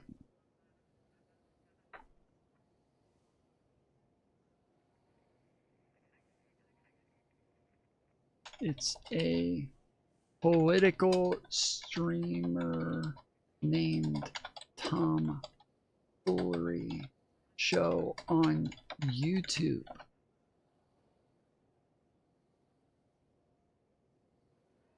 As early as 2026, the political YouTuber Tom Foolery of the Tom Foolery Show has voiced strong opposition to the H-1B visa program, aligning with a populist America First stance. His commentary typically frames the program as a tool for corporate exploitation and a detriment to American workers.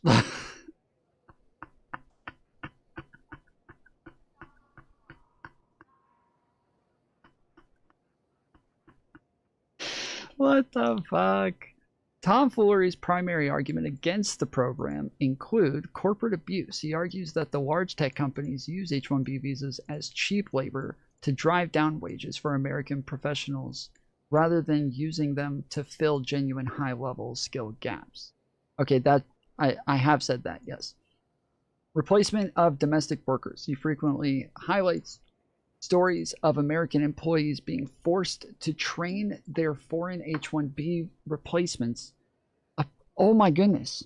Oh my goodness. This is taking my video on this and acting as though I actually said these things. I didn't say this shit.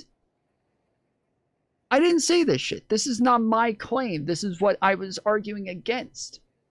National security concerns. Similar to other commentators in his circle, he has raised concerns about the over-reliance on foreign nationals in sensitive tech sectors, particularly countries like India and China. Support for the $100,000 fee. He has praised the 2026 implementation of high levels on H-1B applications, viewing it as a necessary deterrent for big tech.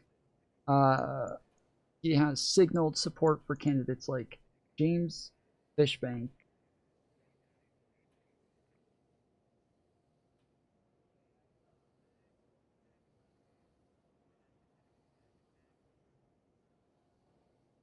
What the fuck is this getting shit from?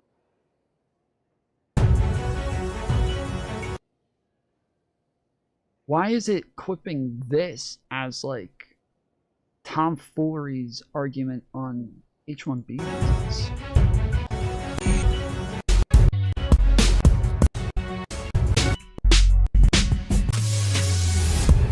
What the fuck? And then it has an article from the New York Times?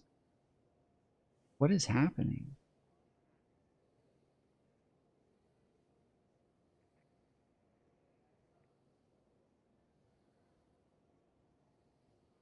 It's just scraping the web? Yeah, but why is it applying this to me?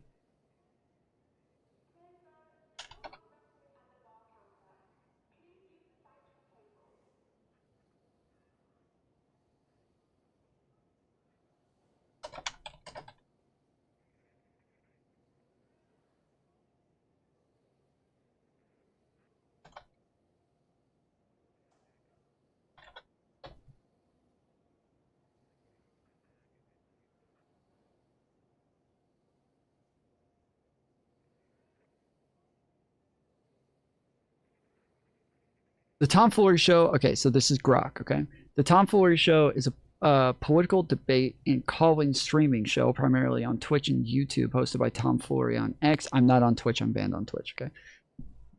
Known for covering elections, cultural topics, and reviewing other political streamers. The host describes themselves as a former conservative who switched to Democrat, explicitly rejecting fascism and far-right extremism. The recent posts criticized MAGA narratives, Trump actions, and right-wing figures. No public statements or content from the show were found expressing a specific stance on H-1B visas, a major topic in late 2024 tech immigration debates. The show does not appear to have covered or commented on the issue in searchable posts, videos, or discussions.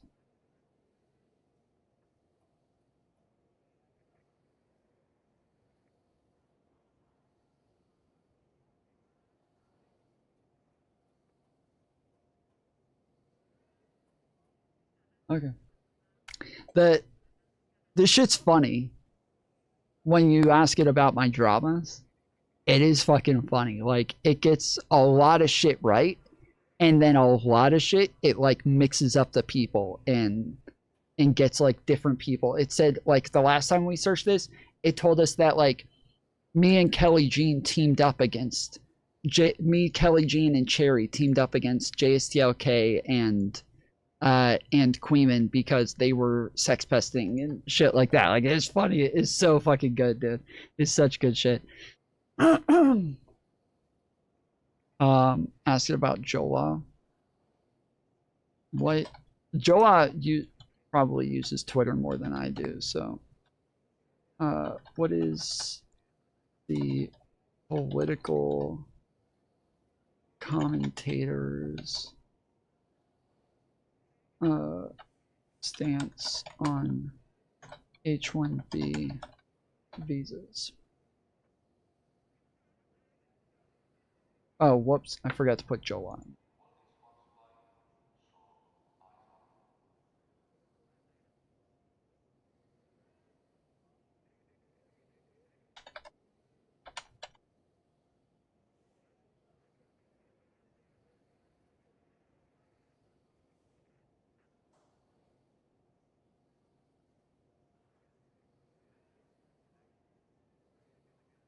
Wait, is Jola also known as Joey Ola?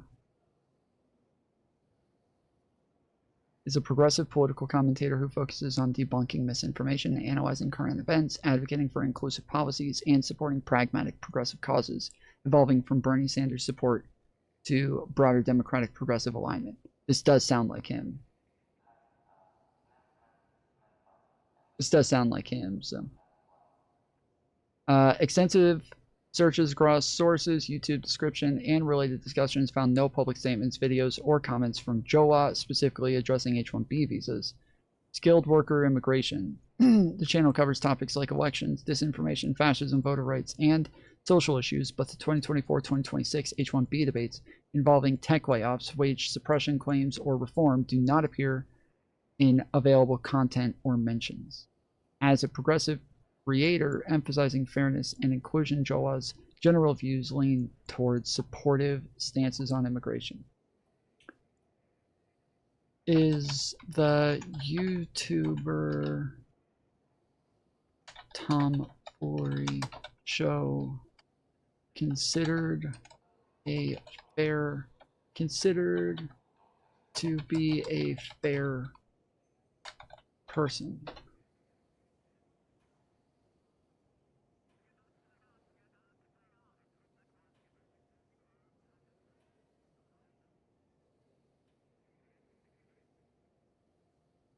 Formerly a conservative, now aligned with Democrats, is a Twitch YouTuber, political streamer known for hosting debates, call-in shows, panels, and reviewing other political content. Opinions on whether he is fair are highly polarized and often tied to viewers' political leanings. Positive views. Some describe him as fair, charming, or good at steelmanning opponents. The phrase "Tom is fair" or variations like "Tom is fair" in all caps. Well done. That is the way it's supposed to be done, in all caps. Well done. Yes, there you go. There you go. Became a recurring meme in communities like Our Destiny, associated with streamer Destiny, often used sincerely by supporters or ironically in drama threads. He hosts cross-ideological panels, e.g. features leftists like Bosch or conservatives, and emphasizes evidence-based arguments in debates. Negative views, critics accuse him of bias towards left Democratic positions. That's what this is, because of some of what it's getting is from Destiny's community. They all think I'm like a fucking right-winger. they all think I'm like a fucking right-winger because every fucking time I go to debate Destiny, he starts accusing me of like the opposite of what I'm saying every fucking time. Like, he just comes in because I think I used to be right-wing when I first like came into the community and when I first started engaging with him. And so I think he still has that like stuck in his mind that I'm like that person. And yeah, it's been obnoxious. But yeah, they accuse him of bias towards democratic positions, bad faith engagement, or selective outrage. There have been controversies, including allegations of using alternate accounts to defend himself online, and perceptions that he avoids certain opponents or frames discussions advantageously. Detractors in orbiting communities, Destiny-related subreddits X discussion, call him disingenuous, partisan, or overly hostile to right-wing views. Wait, to right-wing views or to democratic position? What? Overall, he is not widely seen as neutral or impartial. He openly rejects conservatism / far-right ideas, but his debate hosting style is praised by fans for allowing diverse voices, while opponents view it as skewed. Perceptions of fairness largely depend on alignment with his progressive-leaning politics.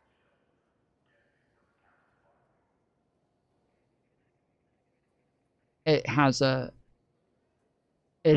thing here, explain Thomas Fair meme. That's fucking funny, dude. That's good shit.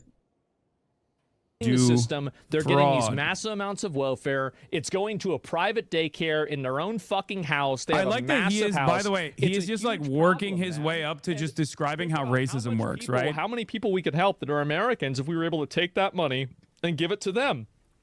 And I'm not saying I hate Somalians.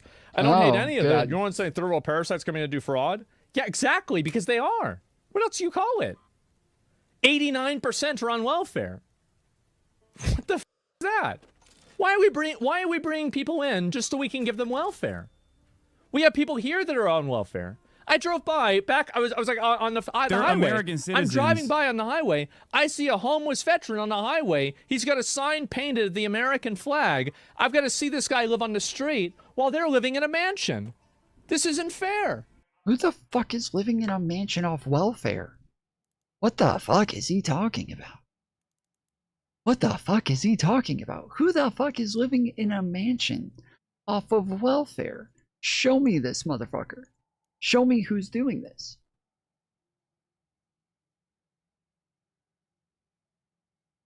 Is Tom an idealist or a materialist? I reject the dichotomy. I like ideal materialism. And now I'm debating again. They're American citizens, number one. I don't even know if the 89 claim is correct or not, for the Stop record. defending the indefensible. What you guys are doing right now is the same as you were criticizing MAGA people for doing for Epstein. My argument. Not everything has two sides.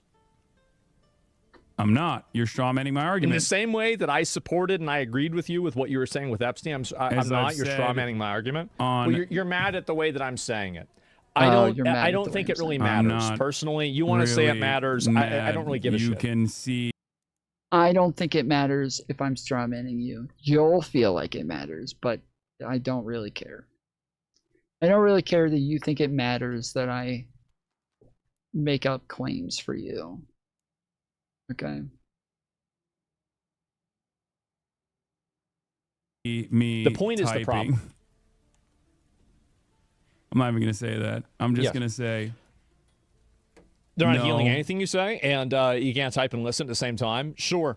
And anyway. What the fuck is that? It's a form of pragmatic contrarianism that considers the axiomatic predisposition of mainly, I mean, you can listen to what Kant has to say on this, or maybe Socrates, but I think that overall, if we're considering, you know, all of the, I'm sorry, I'm just talking shit. I was just gonna keep throwing out like a bunch of philosophy bro terms and just saying random shit. I have no idea. Anyway, just stop debating. That's what he does. Just stop talking to him. Yes, his exactly. whole audience is like, stop debating him. Stop debating him. I wonder why. No, I wonder why they're if upset. you go and you see any of this stuff, you go around in Austin or anything else, it is really, really bad. And I think that you're right that the Somali thing is not that big. It is the tip of the iceberg. Oh! It is not even the tip of the iceberg. It is the seagull on the tip of the iceberg. Oh, interesting. It is massive. Because you've spent 76 it's in the hours military, just talking about third world it's parasites. in the IRS. It's Every in food stamps. moment It's in that everything. you spend implying. Well, it's happened a number of times to people that I've already debated. You can go ahead and start saying that with what's the kid's name? Somebody just came in here a little bit ago and said, "Hey, did you see that this person debated somebody counterpoints?" Oh, LMAO. I was actually interested. Sorry, my bad. My bad. I forget the kid's name. It starts with an M.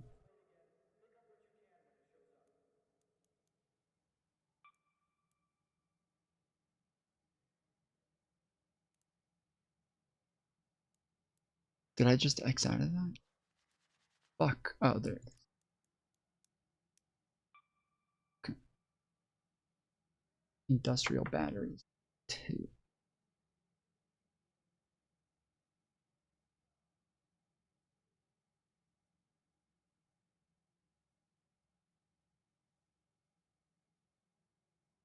Mockler? No, it's the he's like Latino, like Mexican or Cuban or so, and it's neither one of those things. I can't remember, but he's really, really dumb. He's really, really fucking dumb. Like I had like one debate with him that went on for like 4 hours on one small thing where we just kind of looped over and over and over because he couldn't understand that one small thing. And he, like, we just got stuck there forever, and it was the most triggering fucking debate of all time. And then he always comes into my waiting room and just sits there forever, acting like I'm gonna pull him in, and I'm like, bro, I'm not talking to you. Get the fuck out of here. His name's like Lamar or Manar? Is that Manar? Manar. Yeah.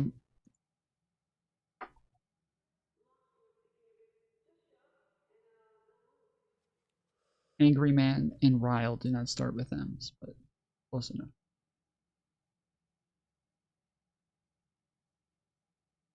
Shouldn't be defended That just because it's a bunch of immigrants people that are are migrants or immigrants or coming from any other in community to do fraud. But to say that there is not a problem with pointing bringing in a bunch of people that are 89% on some sort of welfare, specific that's a problem. instance of fraud done by Somalis. It's done fraud. in let's say if you in don't see, oh yeah, Minnesota, somebody broke into the building is a and they moment stole all the documents. You're doing. I got so lucky on that, dude. That one guy, again, this is the second time I've just walked in on somebody killing a fucking bastion, and just both times I threw a bunch of grenades at it, and that was about it. While somebody probably used like tons of fucking ammo on it, and I'm just throwing grenades, and then it blows up, and then I get to go collect, and I got fucking 4 bastion cells out of that guy. And I guess that means he got 2 of them. And I offered to give him, I was going to take 1. I was going to take 1 and give him the rest. I was trying to give it to him, and he just ran off instead. So Elon's yeah, I wonder why. like, these things are valuable as fuck. I have more than I need now. I can give...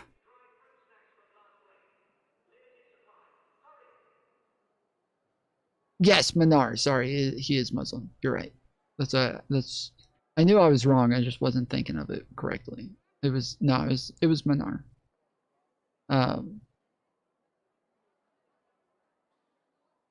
Van Dread, if you want the other, I can give you the other Bastion cell if you want. I was getting ready to sell it, but If you want this, I'll hold on to it and give it to you later. And for him. Anyway, so yes.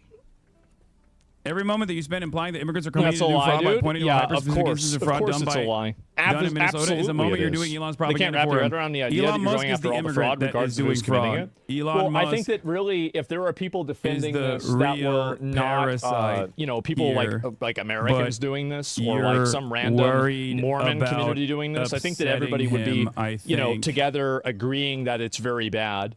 But because it's a minority community that is an immigrant community, there are people that are just, He's not reading it, but Chad categorically defending them for that reason. That 89% is false. Probing Trump's verbal attack on Somalis. 84% of So individuals that's really reporting the main Somali problem. ancestry in Minnesota, not just Somali. But wait, they what live is in this? beautiful We updated this mansions, article, so many including Americans information that can't Somali afford a State house. demographer Exactly. showed us.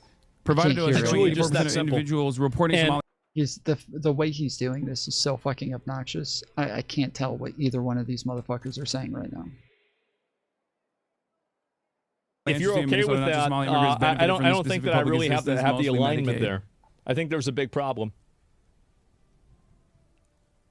Mute him when you talk, please. Wait, he's reading it. I think Remember he's the reading suckers what who I don't find a said. fraud like them? Yeah, I think there's a degree of that. Have you but, ever like, seen an are episode you of Law and really a Order? Criminals sucker? often That's try the to problem, obscure is that evidence. It's important to be able to find the fraud. I'm always listening and thinking Tom is talking about the content, but then no. Wait, somebody said something about who I was debating or who I was avoiding, or they said if you ever tell a chatter that you're not going to debate them, I'll kind of like assume you're the same as Hasan then. And I said I already do that, and I was describing Manar. But to put the blame on the people that are being defrauded, I think is basically victim blaming.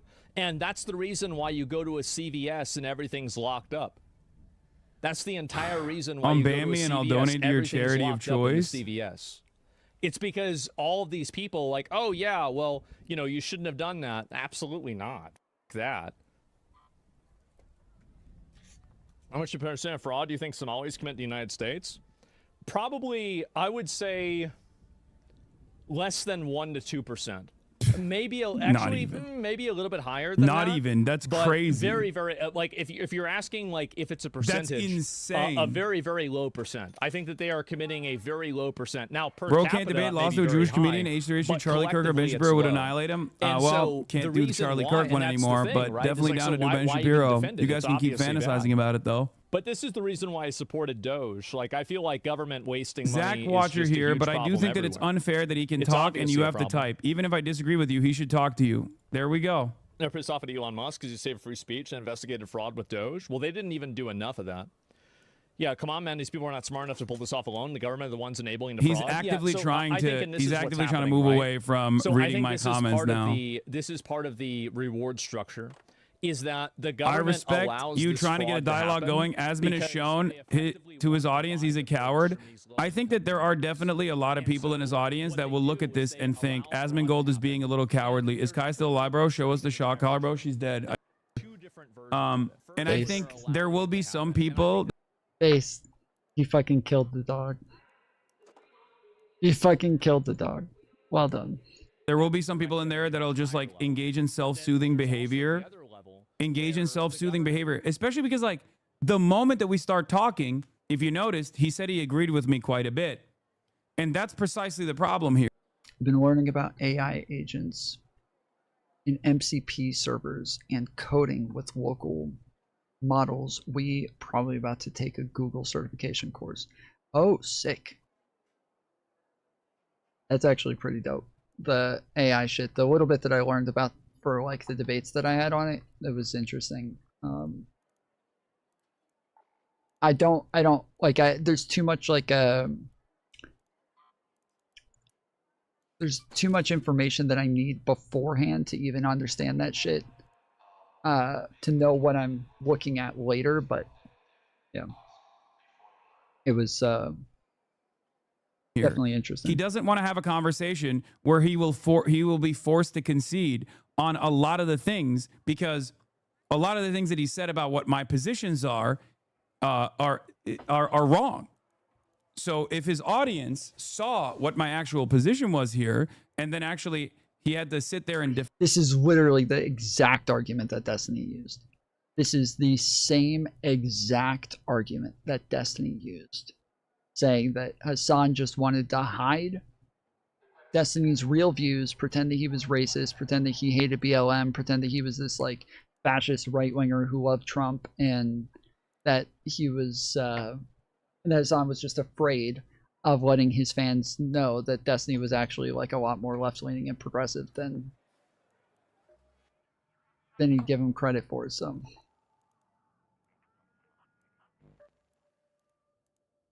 defend what he's saying in front of someone who is a little bit more knowledgeable about what's going on in Minnesota, he would have to fold, because immediately he would be like, well, yeah, we agree, as he did, right? You're getting really good at debating.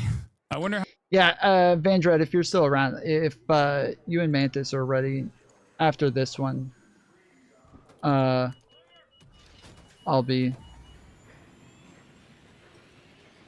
down after this. How the Clippers are going to spin him ducking you. They'll say Asmongold destroyed Hasan or something like that. I watch you both for different reasons. What needs to happen is you listen to what he's saying now and actually respond later, because he's assuming you're listening even though you're engaging in your chat. Honest opinion. Why won't he just talk to me directly then?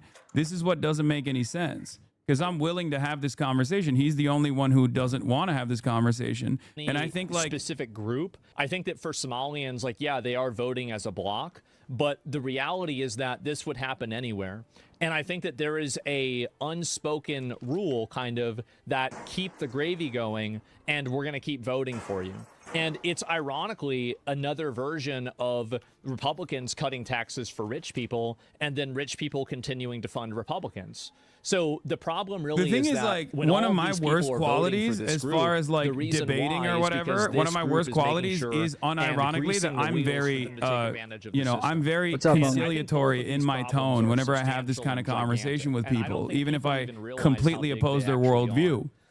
So the irony is, like, So that's I what I wouldn't would be say. looking for easy dunks or anything like that. I just want to actively have genuinely, like, people yell at me all the time in my own community. If you're in here for the first time ever, you'll know this, but people actually come to my community and yell at me all the time because I always try to fucking engage in good faith when I have these sorts of conversations.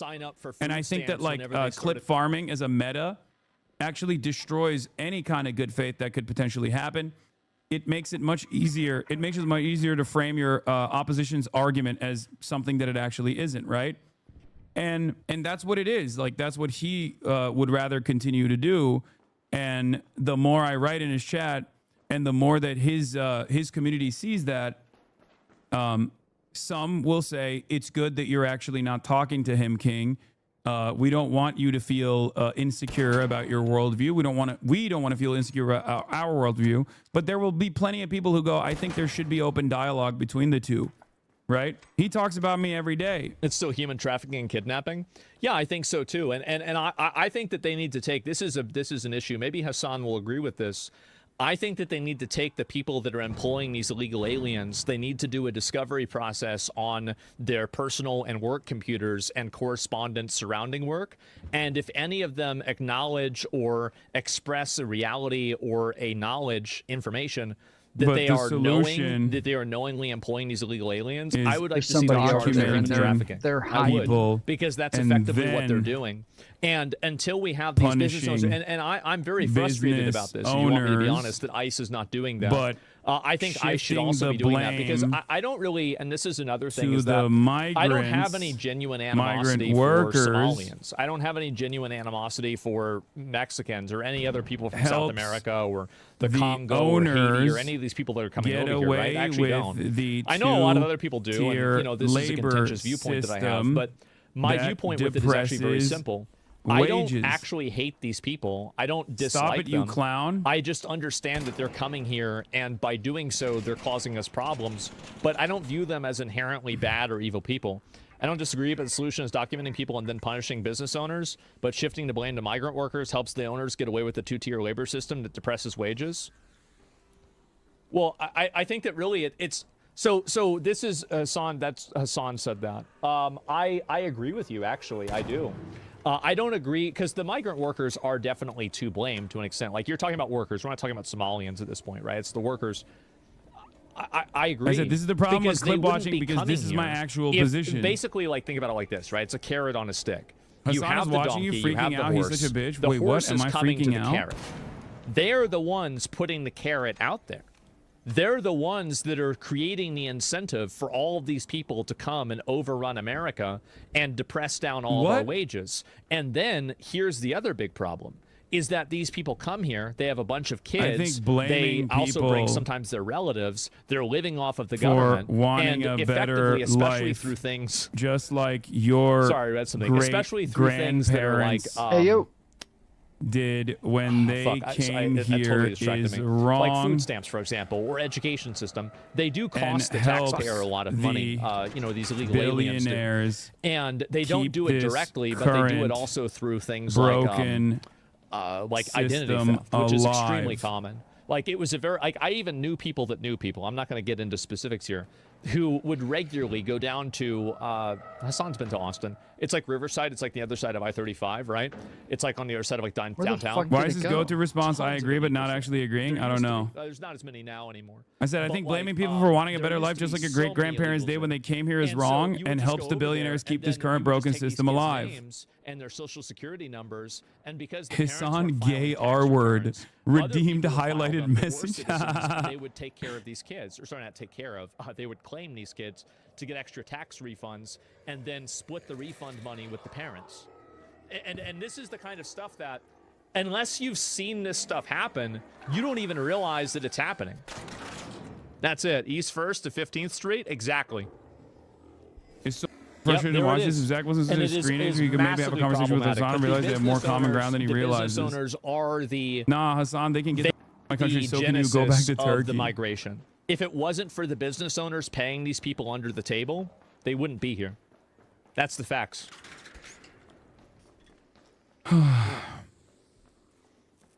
Trying to search that person's dead That's body. 100% true. It happened to me. Mega Yep, gay 100%. R word. 100% on that point as well. A lot of families still do this. Of course they would.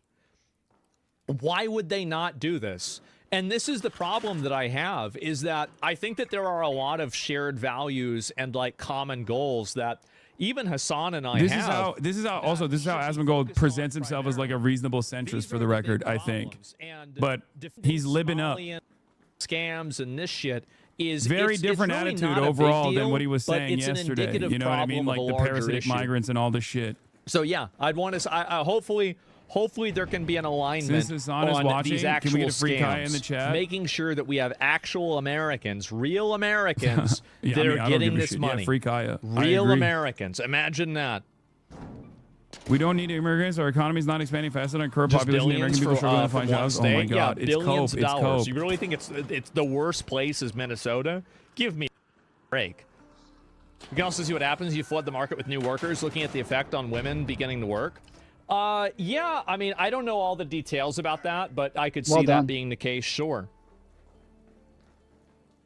That's why I watch you. You Don't need to be a emotions over chatter. the You focal need to point. check I mean, the logs. thing is that Oh shit, we got if a you whole want to party deal here. with the problem, you have to you have to approach it from like 10 different ways. You don't just approach it from one way. You have to over $1 billion. Those committing fraud in Oh, is he Minnesota will down? be caught and prosecuted to the fullest extent of Yeah, their no, if you get up to him, yeah, you can knock him out. I don't have a defib.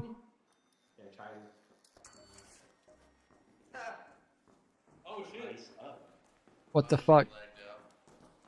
Yeah, he probably threw his fucking controller. He probably broke his entire shit.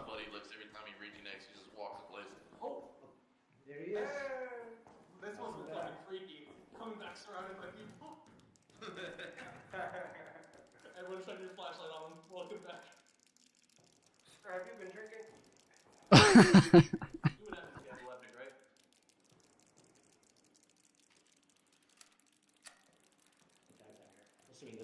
All right, I think he's all right. Cool. Well, thank you. Nice. Well done. Well, that was Everybody just immediately ran away, so I was like, all right, might as well just run away too. What the fuck? That was so weird, dude. That was so fucking weird. See, this is why I'm glad I'm not black-pilled. I'm not doing this shoot first shit. Because weird moments like that will happen.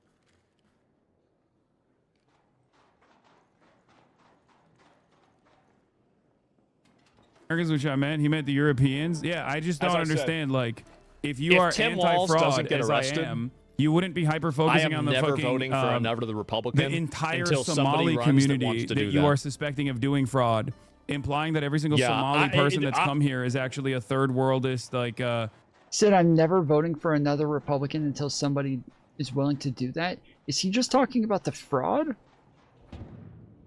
He's becoming a one-issue voter on the fucking Somalian issue? Is that what he's saying? Am I hearing this correctly? He's becoming a one-issue voter on the fucking Somalian thing? This has radicalized him that much that he's like, yeah, fuck Republicans and Democrats. Is that what I just heard?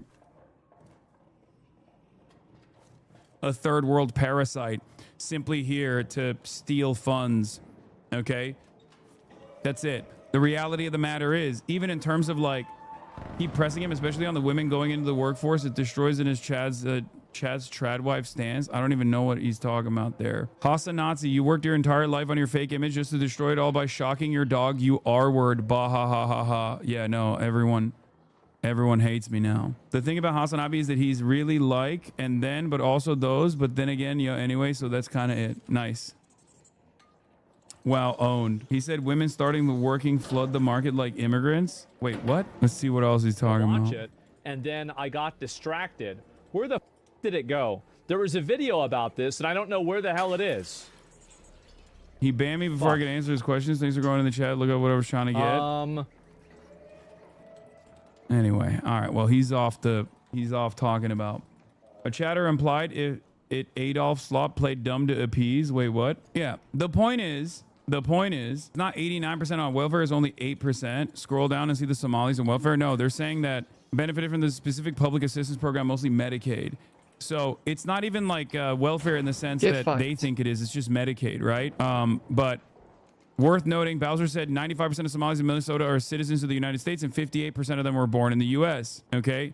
February report from the Libertarian Cato Institute using a different methodology found that immigrants consume 21% less welfare and entitlement benefits than native-born Americans on a per capita basis in 2022. That report looked at the percentage of total dollar amount of spending on benefits for immigrants and U.S.-born residents and accounted fewer means-tested programs as welfare and also included Social Security and Medicare, which are considered entitlement programs. The CIS report said that in 2022, 54% of households headed by immigrants, including naturalized citizens, legal permanent residents, and people without legal status, use one or more major welfare program.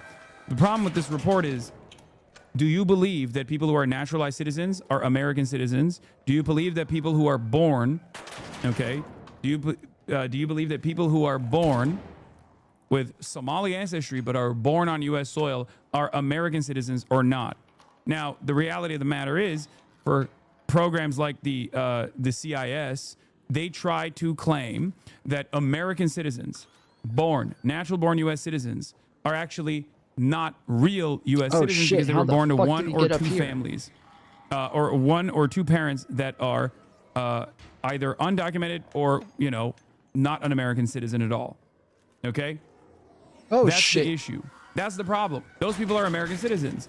And the entitlement programs are claiming that this is just welfare is also silly because it's like Medicaid, Medicare, Social Security, things like that. And the idea is like, what? What are we supposed to do? If someone is of Somali descent, even if they are an American citizen that they shouldn't have access to Medicare or Medicaid or Social Security. It's ridiculous. These are programs that they're actually paying into. That's how Social Security works, for example. It's just plain racism.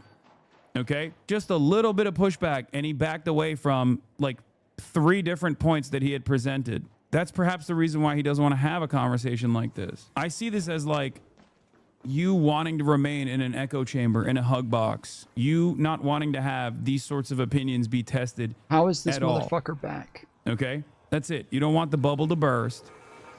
No! And it hurts your feelings and you start crying and you lash out like a baby. I mean, that's what happened. Comments on YouTube already calling I'm out of shield charges. out. Yeah, because I think for a lot of these guys, they do also want like the blood sport, right? They want to see like the excitement. They want to see the excitement. They want to see Asmongold dominate me, right? Because he keeps saying I'm stupid. So if I'm actually stupid, I should be easy to destroy. So I don't think they enjoy it when he presents me as like a stupid guy, but then he backs away from actually having any sort of discourse, any sort of back and forth in an environment that he can't completely control. So understandably, his audience is going to feel some type of way about that. Partially because, like, I mean, there are people in his community that think maybe he's a centrist or maybe he has like reasonable positions or whatever. And a lot of those people are going to turn around and go, you know what? I don't know. I would have liked to see him have a conversation with Hasan. To me, I just simply don't like. This has always been something that I've learned. I learned this like when I was very young, is that never exist inside of a frame that other people put you in. Never let other people dictate the terms of engagement. Never let other people decide the way that you should be doing things. Always do things the way that you want to do them, and then everybody else can exist as an orbiter around that. And if they don't like that... Yeah, this is a way to reframe. This is a way to reframe an objectively cowardly position, but as a position of power. Okay? That's what he's doing. That like, is what this he's is him doing. being like, yeah, I actually am super powerful and taking control over my own life. Bro, we'll never win on these talks. Asman, XG Train, it's all the same stuff. And then the chat have to deal with these losers in chat. Oh no, dude. Is your life destroyed? You have to deal with these losers? Buddy, the do you think I have to go through on a daily basis? At least you have your anonymity. That's too bad. No, I have interest and no desire Also, to debate. True, it's got to be rough. Don't give a shit, and I'm fine. Got to be rough to be forced to turn on that YouTube channel and have to watch this shit. Oh, so hard. I'm taking the heat. I'm fine tanking all the. I'm fine taking all the aggro. Okay. Because at the end of the day, the conversation that we're having is not simple drama. Because when you are a political commentator, as Asmongold is, and you spend every waking moment consistently farming the idea that like every single Somali is coming here to harm America, to steal our tax dollars, to steal our subsidies, to come in here from the third world as like parasites. When you say that to a massive audience, you're conditioning your massive audience into hating the other. You're conditioning your massive audience into believing that every single Somali person is actually a parasitic person. Okay? So that's the reason why I eat that with regular frequency, because I think it's important to address that that is a ridiculous point of view. Well, shit, then. I guess I'm one of them, the people from this community who thinks that he's a centrist but should have debated. I will criticize him on that. Yeah, and every single time this kind of stuff happens, there are plenty of Asmongold fans who will go, wait a minute, why won't you talk to this guy? You say he's an idiot. I want you to destroy him. I thought you had a reasonable centrist position. Now you're saying you agree with him. That's it. Because, like, this kind of commentary over how... This kind of commentary over how, like, oh, I just refuse to have this kind of conversation with these people will come across as, like, a position of power for some, okay? He won't debate you because you constantly lie. You implied he's a... What kind of honest conversation do you think he could have? Anyone to expect to have a person like you? This is also the maximum code. When I made a joke about... Texas going after any sort of anime in people's hard drives. That was a joke. Everybody understood that to be a joke. Okay. Since then, Asmongold has consistently talked about how I'm a dangerous terrorist that needs to be prosecuted. That's actually real threats, especially at a time when I was under scrutiny But that's not by the Department of Homeland Security, for example. You can't investigate. So the notion that this is there's any sort of reason for Asmongold to think that I won't be courteous to him when I have always been incredibly courteous to him, regardless of whatever he said about me, to a degree where even my chat yells at me all the time and say, "Oh my God, why are you being so charitable to Asmongold?" Okay, he knows that. He knows that that conversation will not be about like looking for dunks. Anybody. And by the way, for all of these people saying like, "Oh, I don't want to debate because I'm so stupid," I don't even debate video game stuff. He doesn't even debate video game stuff. I don't even debate World of Warcraft stuff. He doesn't even debate World of Warcraft. I just don't like debating. I mean, I don't debate anybody about anything. Well, yeah, when it comes to like political ideas, like that's one thing. But he doesn't even debate video games, bro. Like when it comes to like defending your ideas, your worldview, the things that you're convincing people of, like that's one thing. But he doesn't even debate video games. Like, how are people gonna act like he's gonna debate like real ideas when he doesn't even debate? What the fuck? Why? Why?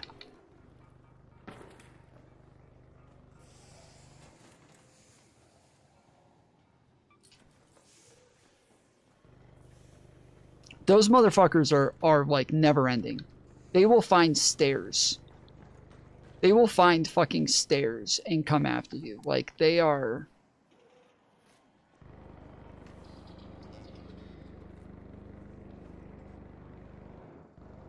Oh shit. Shut the fuck up.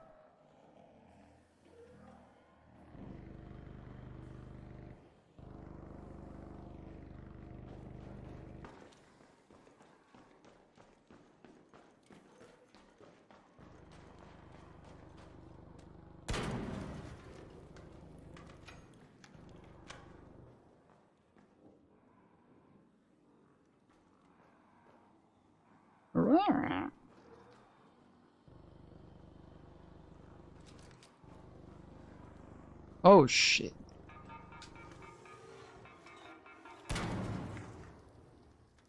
Bro, these guys are gonna fucking...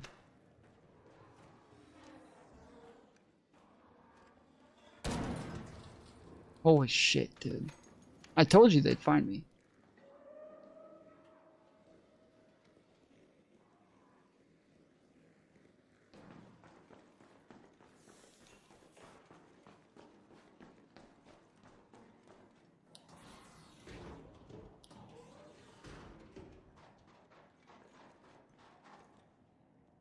I gotta find some fucking rubber or some Hasan picks and chooses his fights. He's like Jake Paul of debating. So he's not that was his banger take. He's like go the Jake out and Paul of box his somebody debating. who's actually like a really good fighter because you saw what happened. Once again, I have debated so many right-wing commentators like throughout my entire political commentary career. Again, this is a lie, right? But I can't actually respond to him because we're not having a back and forth conversation. Because if we had a back and forth conversation, I could say from the likes of Ann Coulter to Larry Elder to numerous right-wing commentary people who have actually ducked me in the past, whether it be Steven Crowder at his peak of his career, now he's irrelevant, or Ben Shapiro time and time again, or even Jordan Peterson. There was a point where I was supposed to debate Jordan Peterson, and he how the fuck did I miss backed both away of from those that. shots? So that is the reason why. How, dude? that This the is reason fake. Why This he is fake and gay. Likes this format. I'm dead. Because when he says that, Oh, his audience shit. goes, "Oh, he's right. Hasan does duck all these things, right? Hasan does What the duck all these fuck? people, and they'll never check. It's not like they're gonna see it. It's not like they're gonna. There's no way. There's literally no way. There's no fucking way, dude. It was pointed right at him. You saw the fucking marker. It was pointed right at it. I made sure I took my fucking time on that one, dude. I took my fucking time on that one. There was 3 fucking shots that were pointed right at him, point blank, and didn't hit. This game is so fucking broken, dude. Turn around and think to themselves,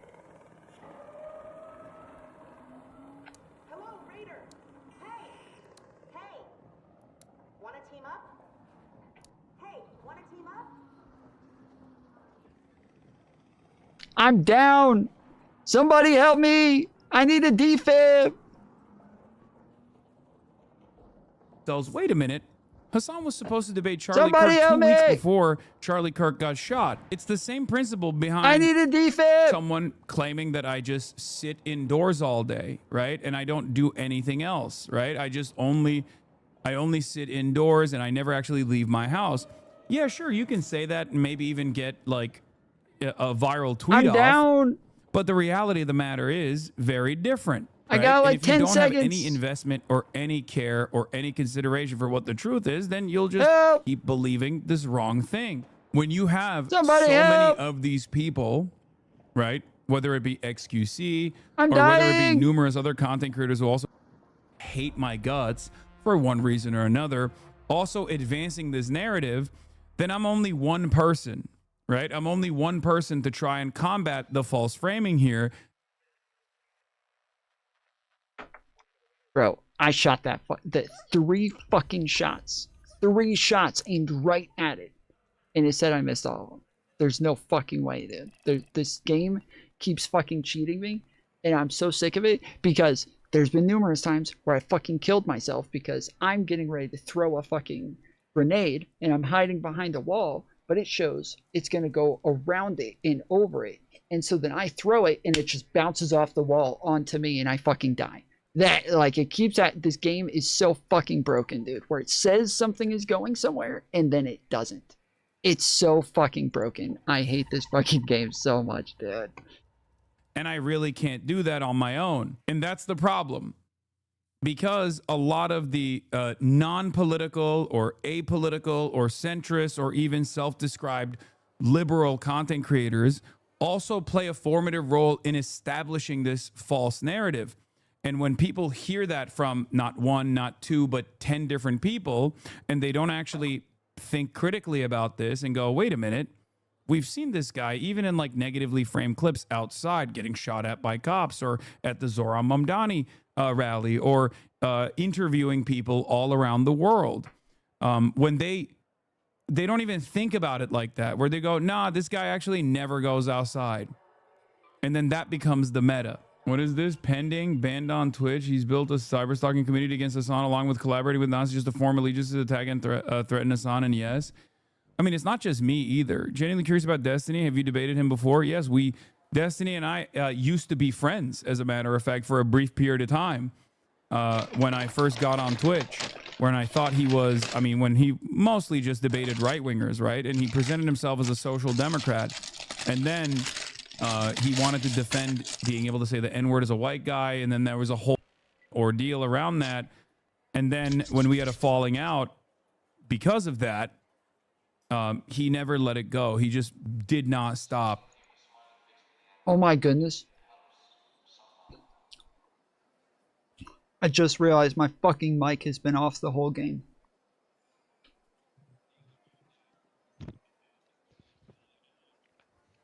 My mic has been off the whole night. Your mic? Yes. Every time I was yelling at those people, when I yelled at the fucking guy earlier for shooting me out of nowhere, when I kept saying friendly to other people, when I kept like calling for help every time I got downed, asking for a defib, the whole fucking day my mic's been off. I kept thinking it was weird. I kept thinking, people aren't like reacting like I'm talking. This seems odd. Huh. You just look like a creep that stood there and said that. Popping up on the game. It looked like it. That's what I thought. But yeah, I don't think it makes much of a difference. All right. Well, Mantis said she's not going to play Ark, or she doesn't know if she's going to play Ark. She She's gonna keep playing Call of Duty, so I'm still going. I'm still just going to Stella Montes and trying to find those magnet things, and I'm gonna keep playing the video. For sure. All right.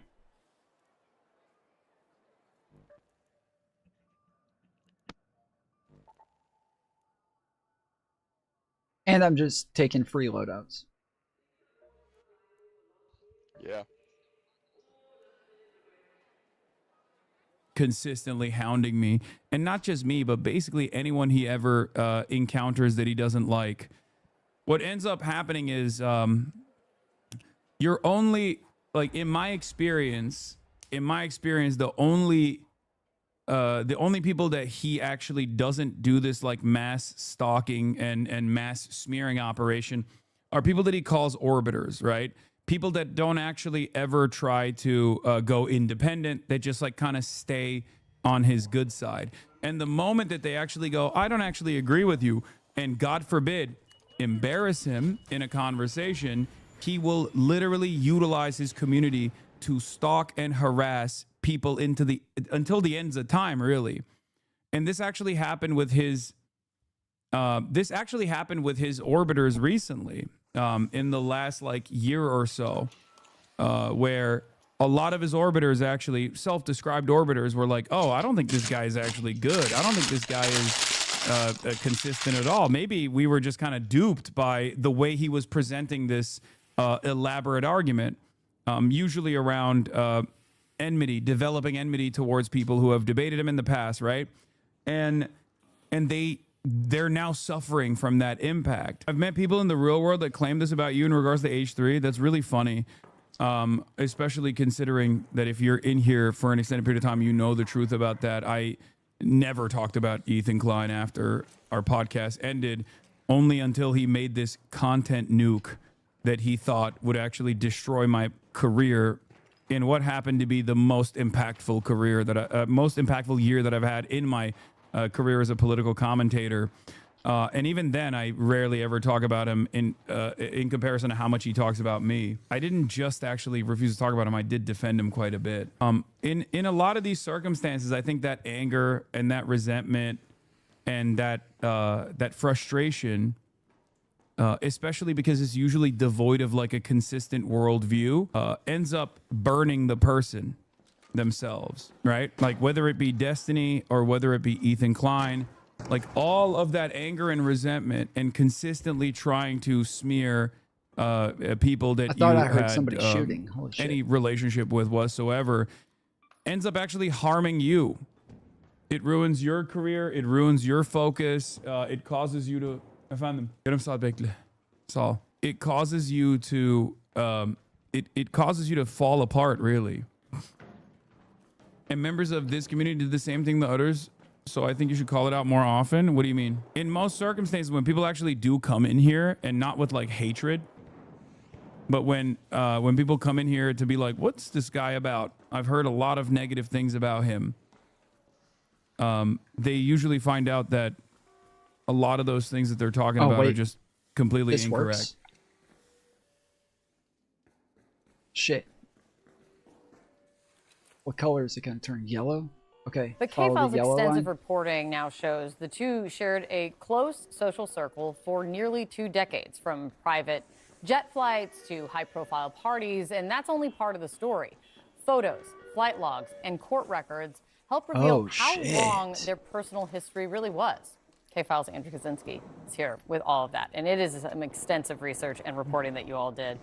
You've chronicled this relationship between Trump and Epstein from the 80s to what, mid-2000s is obviously when their contact probably cut off. What's the most striking thing that you find that kind of contradicts this? Donald Trump is no fan of Jeffrey Epstein. Yeah, so what we found, it really actually paints a portrait starting, as you said, in the 1980s up to the mid-2000s. It paints this portrait of a long, enduring friendship. I think there were several associates who have called them best friends. Epstein himself said that he was Donald Trump's closest friend for 10 years. And we looked through these hundreds of hours of video, hundreds of photos.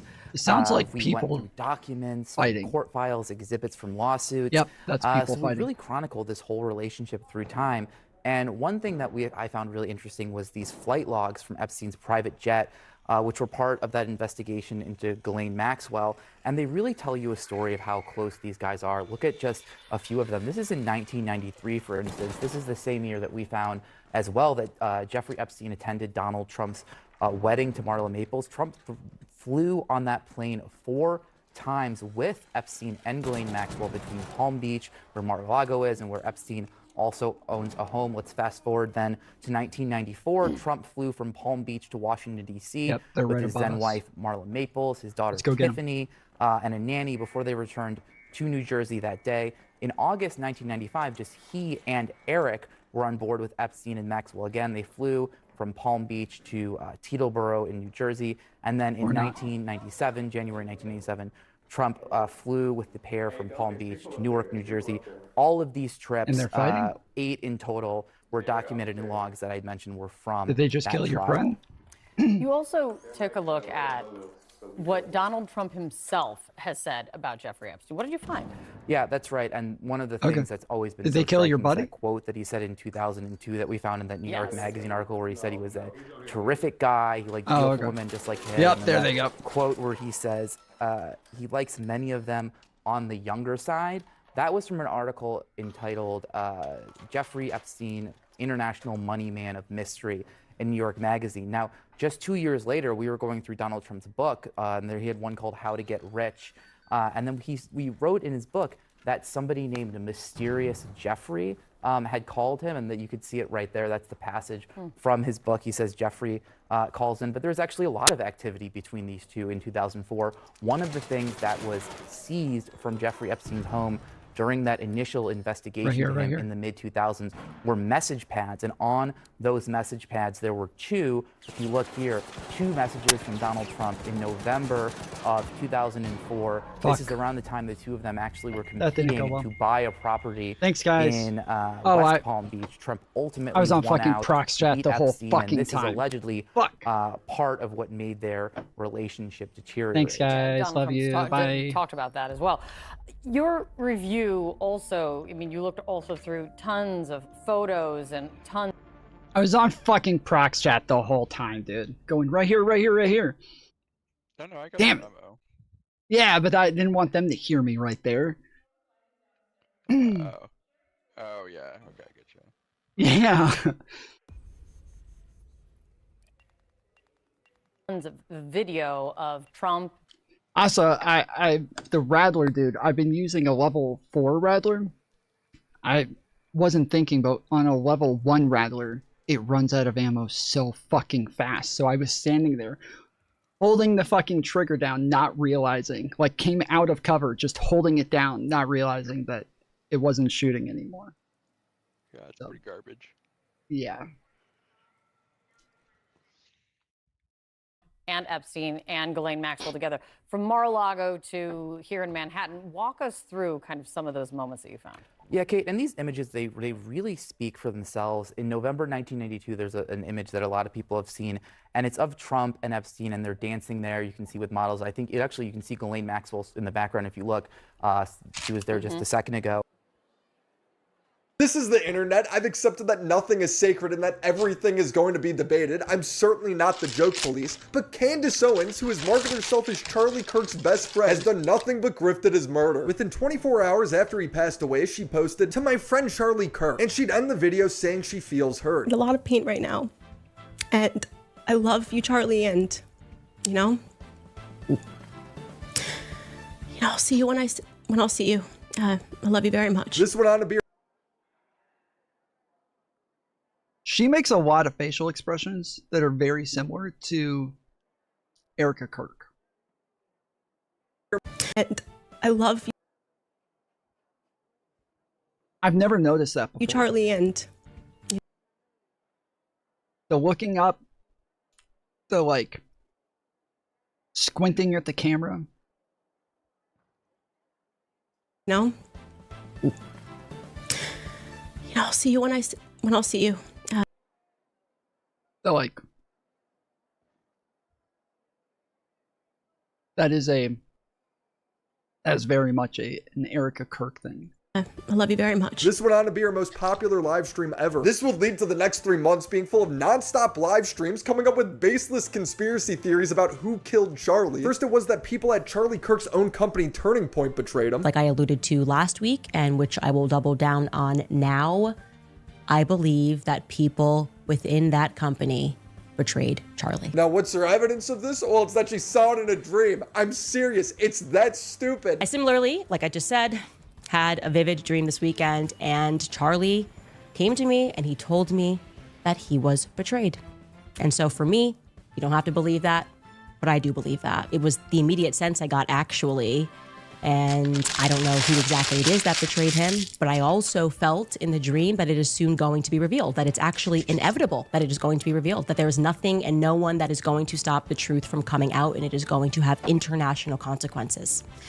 Take that to the bank. Quote me on that. Yeah, we're still waiting on that. This is all based off of her womanly intuition. Women tend to have a stronger intuition about people, I would say. Then suddenly everyone is involved. The US federal government is covering it up. If you were going to bring me to the argument that this truly was a miracle, it probably would not be in the midst of a circumstance where the feds are lying.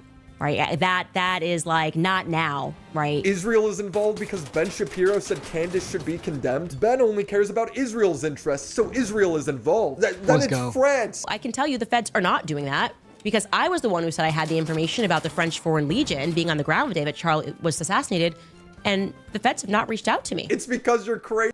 Did you bring a loadout this time? Yeah, just a basic thing. Did you bring a loadout last time?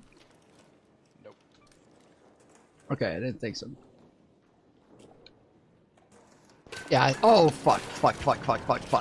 Yep, that's that.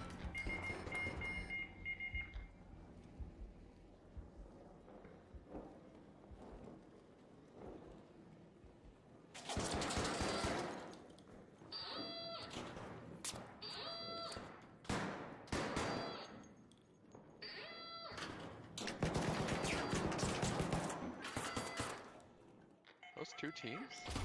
I don't know, I already quit.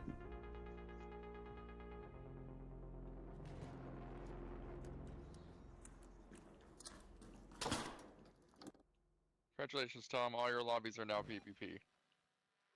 Bro, it said I like leveled up today to like rookie 3 or some shit. Yeah, but doesn't that also have to do with like matchmaking? They're gonna put matchmaking people with like people who've been playing since the beginning and people who just started. I don't think trials have anything to do with matchmaking. I could be wrong though. I don't know. The 4-minute video Asmon's editor put together is worth a quick look too. Okay, let's find that.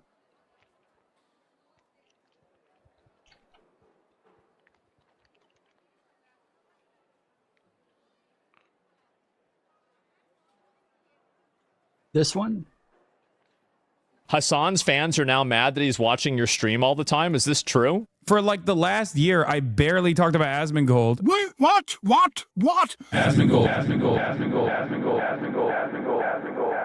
Anyone else tired of the daily Asmongold segments? And this is from 1 hour ago, and it has 400 updates in an hour. This is a legitimate criticism. I just want to gauge others' opinion. Watching Asmongold clips is now happening multiple times a day. I'm a 60-month sub, and I watch all of Hasan's content, but this is the kind of thing that gets me to click away. Moderation is fine, but 1 to 2 hours per day focusing on that moron is genuinely tiring. Jesus, I understand it from a perspective of raising awareness. The problem is the ADHD of it all. We'll be watching an informative video for 1 minute, then he yells at a chatter for 10 minutes, and then it's an Asmon or Ethan clip, a 50-minute rant about that, and then it's another 30-minute rant about that again? Oh my goodness. It's crazy. It's as if these people are watching streamers. Wow. It's always surprising to me when people say this shit in my chat too, because I'm always like, wait, you guys know you're watching a stream right now, right? You're watching a political debate stream? Like this is what you're watching? What the fuck? We need to stop legitimate. Well, yeah, and goes on long rants about them all the time, and yep, him. He wants the attention, and we need to stop giving it to him. I'm tired of seeing his takes on stream. I've just realized I'm no longer jiving with the vibe of the streams in general. I don't give two shits what Asmongold thinks. So wait a minute. The time that he went, oh my God, his channel, he went up whenever he went into my... Oh, man, and then it went down after he went... Yeah, that's why you're talking about me. That's why you're thinking about me, bro, yeah? Maybe his audience is too stupid. Where's the... Bro, I would bet his views went up too. I would bet you anything his views also went up. Dog, it's gone. Where'd it go? Nobody knows. Why are we talking about Asmongold? There's more to the world and political commentary than him. There's actually not. It's all about me. Every now and then, I will briefly bring this up. Every now and then. Right. Considering that he is, you know, let me hear it. Considering that he is, you know, the largest political content creator on this platform with, once again, now 78,000 people watching. Back to the numbers game. Yeah, he cares about this a lot. Also, I think people can see me. They can see you? They can see me. They can see that I'm not, objectively, I'm not crashing out. You caught me! Are you okay? No, I'm not okay. A bunch of chatters saying that I'm actually blinded by white supremacist values! How can I be okay? I hate all of you! It's so sad. And plus 54K. Let's see if we can of find course. that, as that always. same thing we had in the other As game. always, of course. That was key to hey, have that listen, right at the beginning of the good for game. me, huh? How about that? How can I be okay? I hate all of you! I hate the wall! I hate the left! I hate the wall!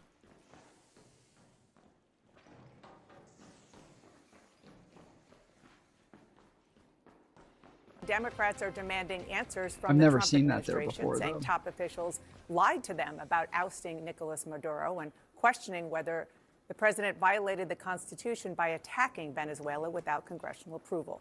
Here with me now is a member of the Senate Foreign Relations Committee, Democrat Chris Murphy of Connecticut. Thank you so much for being here. Certainly. What is your reaction to this operation? Well, I mean, clearly this is wildly illegal. This is a president who has been operating illegally since he was sworn into office, stealing from the American people, seizing spending power. Yeah, it was here. Now dragging America This is definitely into where war we were. overseas. The president cannot run a military operation of this size, cannot invade a foreign country without coming to Congress first, without allowing the American public to weigh in. America doesn't want this war. Nobody asked for this because it has nothing to do with American national security. And I think that's the most important conversation to have. Listen, Venezuela is not a security threat to the United States. Okay. Crazy. She blames France partially because she thinks the first lady has a penis. And I think you Brigitte did that. Macron has a penis. I really No, want you to Brigitte know Macron that. does Here's the not thing, it's have a important. penis. Brigitte Macron has a No, penis. she doesn't. She thinks she's the main character. She's like, I found Egyptian planes. Isn't it suspicious the government isn't reaching out to me about this? As soon as some podcaster was like, hey, I found Egyptian planes and they're being kind of shady, I would be like, whoa, that is weird. What's up with these Egyptian planes? It's like, wow, everybody killed Charlie besides Tyler Robinson. Like, even if you are somebody who is on the side of those who do believe that Tyler Robinson pulled the trigger one way or another, from the other guy. Would you ever describe what happened as quote unquote very clear? Yes. I started hiding from him. I'm guessing your answer to that would be no. Because you've eaten all the glue. She has zero evidence of there being a second shooter, but she believes that over the official story. How? I don't know. Maybe she dreamt that up too. Remember, Candace claims to be Charlie's closest friend. They're basically siblings. Our relationship was real. We were brother and sister. You know, we were fortified. Our relationship was forged in fire, the fire of politics. I knew him. I knew Charlie, the real Charlie. But since she's used his death to tear down Charlie's political party, his company, his friends. Do you believe Mikey McCoy had any prior knowledge of Charlie's murder? Mikey's behavior is weird on that day. And now his widowed wife. None of us are involved in my husband's murder. Turning Point USA, myself. That doesn't work for me. It doesn't work for me, and it shouldn't work for you. She implies that she was worried about getting poisoned in her meeting with Erica Kirk. I did not know if they were going to be open. I didn't know what Erica's energy was going to be like, if it was going to be more of an argument. if there was going to be legal threats. You guys were telling me not to drink water, so I didn't drink water. Well, I brought my own water, but I didn't drink that water too. She has ridden this conspiracy to being the #1 podcaster some weeks above Joe Rogan. She streams to over 300,000 people some days. Hasan is the second biggest political streamer, streaming to about 20,000 people, peaking at 45K last month. She is 10xing the next streamer in her genre, but it's because her streams are so exciting. She's talking about how France is trying to kill her. The f***ing government of France. It feels especially urgent, right? Don't you feel a sense of urgency right now in the wake of me having learned that France apparently paid for my assassination? She never elaborates on this, by the way. Also, why are you smiling? Aren't you about to be murdered? Candace's security is my top priority. That's why she needs to protect herself from data brokers and hackers by using Aura. Here's a redacted report of all the information that's likely out there on you right now on data broker sites. Birthdays, addresses, full names, phone numbers, emails, relatives, neighbors, photos, social media accounts, potentially your job. Don't be a sitting duck like me and my family were. Download Aura. Did we shoot sponsor first? of today's video. I pay for this service out of my own pocket because it stops these. Okay, sorry.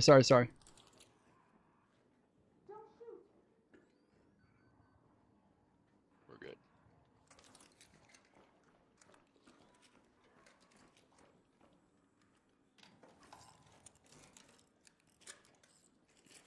Yeah, I did accidentally shoot the shit out of him. Okay. Yeah. No, I apologize to him already. I was like, oh, my bad, bro. Yeah, I heard you. That's why I asked. I heard you like, oh, whoops, we're friendly if you are. I'm like, ah, fuck, did we shoot first? Because I definitely hit him a couple of good times.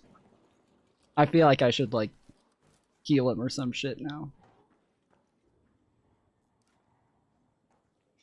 Okay, I gotta check my inventory real quick. Accidentally picked up 3 things I didn't mean to.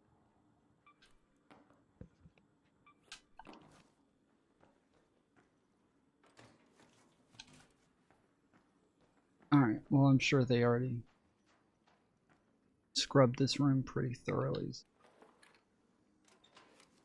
Oh, this one's not open.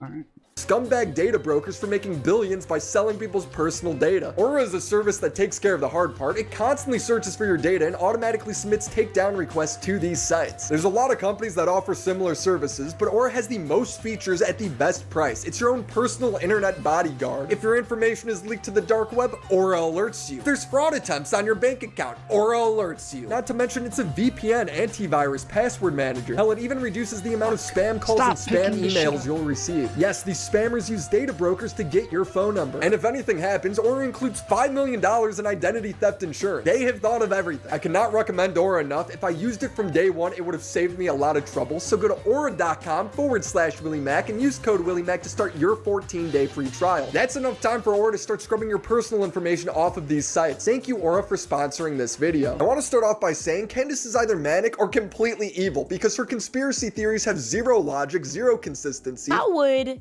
the current court case and the jury pool be impacted if you answered about why these Egyptian planes, why it's a statistical anomaly for these Egyptian planes to be surrounding Turning Point US? So while I understand lots of times people say, like, how could the court case even be affected by this? Why would you even answer this question? Or why would you not answer this question? I understand that, like, thought process, but when you're being advised by your lawyers to literally answer nothing, like, say nothing, fuck, where is it? I think there's 2. I think there's one here. What's up, homie?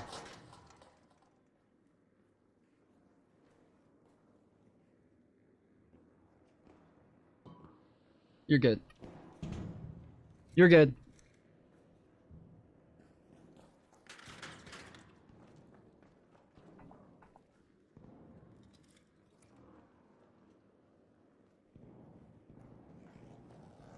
Oh, there's another one.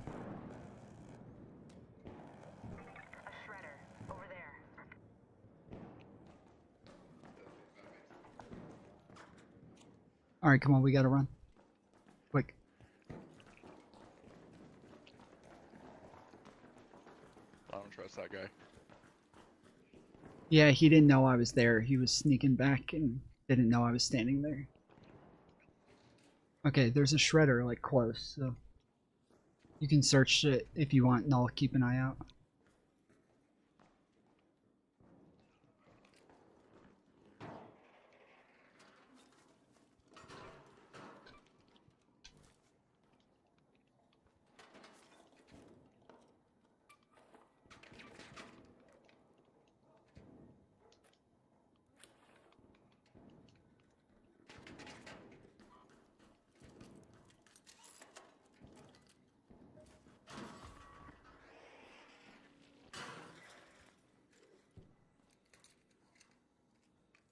Who's moving? Is that you?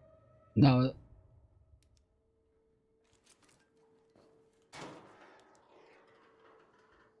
I'm just looking at the shredder.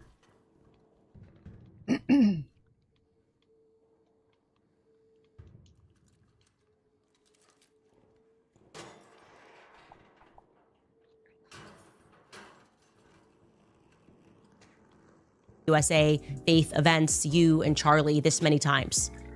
How would that impact? And again, I'm a gut player. It's common sense. So forgive me for not being elite enough and educated enough and expert enough to understand how it would impact things. Explain it to me like I'm not a legal expert, you know? Like I don't trust legal experts. I think they're all full of shit. How is anything she said there common sense? It's literally the opposite of common sense. She's explaining an international operation to kill a YouTuber. She's always going on about these Egyptian planes, but she never posts evidence of anything. Actually, frankly, just pissing me off.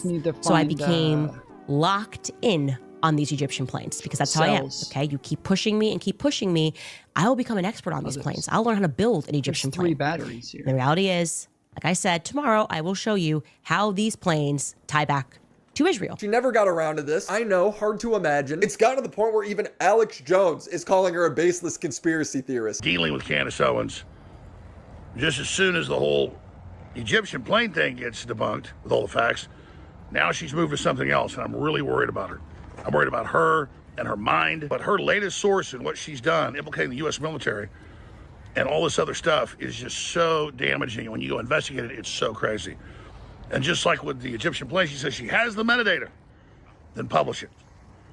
And when she did publish it, and it got fact-checked, it wasn't accurate. The closest thing I could find to her proof about these Egyptian planes is when she posted the flight logs in a tweet saying Tyler Robinson must have some powerful friends, implying that the people on this plane collaborated with Tyler Robinson to do it, but her only proof is that a plane flew out of an airport that day. At this point, why stop at blaming just that plane? Blame every plane to take off from the airport that day. We have reached peak schizophrenia. She also claims that this plane's first visit to America was on July 20th, and it was at an army base in Nebraska. But if you look at the very flight logs she posted on her tweet, it shows that the plane stopped at OMA and LMK Airport. These are the public airports of Omaha, Nebraska and Lincoln, Nebraska. Candace, where's the military base? This is what I mean by she just says stuff. When people pointed out that she's wrong, she doesn't acknowledge. I don't see you. Where are you? See where that bastard Oh, is? there you are. Okay. Go. Are you inside the room? Can I close that door? Yeah.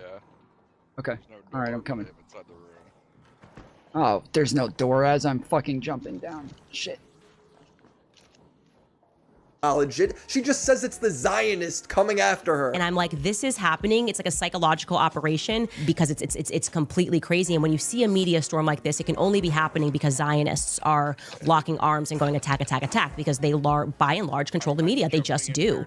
Okay, one way or the other, Zionists control. You have to put your gun away. That's what I made that mistake a couple of times too. Oh, I promise you it won't matter. I'm notoriously terrible at anything that involves jumping. Oh my goodness, are you kidding me? Are you fucking kidding me? I could have taken that way down here? Holy shit. I die from the shredder almost I get down from the shredder every time, so I can just crawl to this. Holy shit, dude. Oh, is this the train station? Yes. Yeah, this makes a lot more sense. Oh my goodness. Alright, do you need a shield recharge? Yeah. I only have one. I was running low. Okay. What's Alright. Oh, I gotta go back up. Yeah, I'm going back up. There's because there's not really much of a choice. The other one is like even more dangerous, so. Okay, watch out, he's coming this way.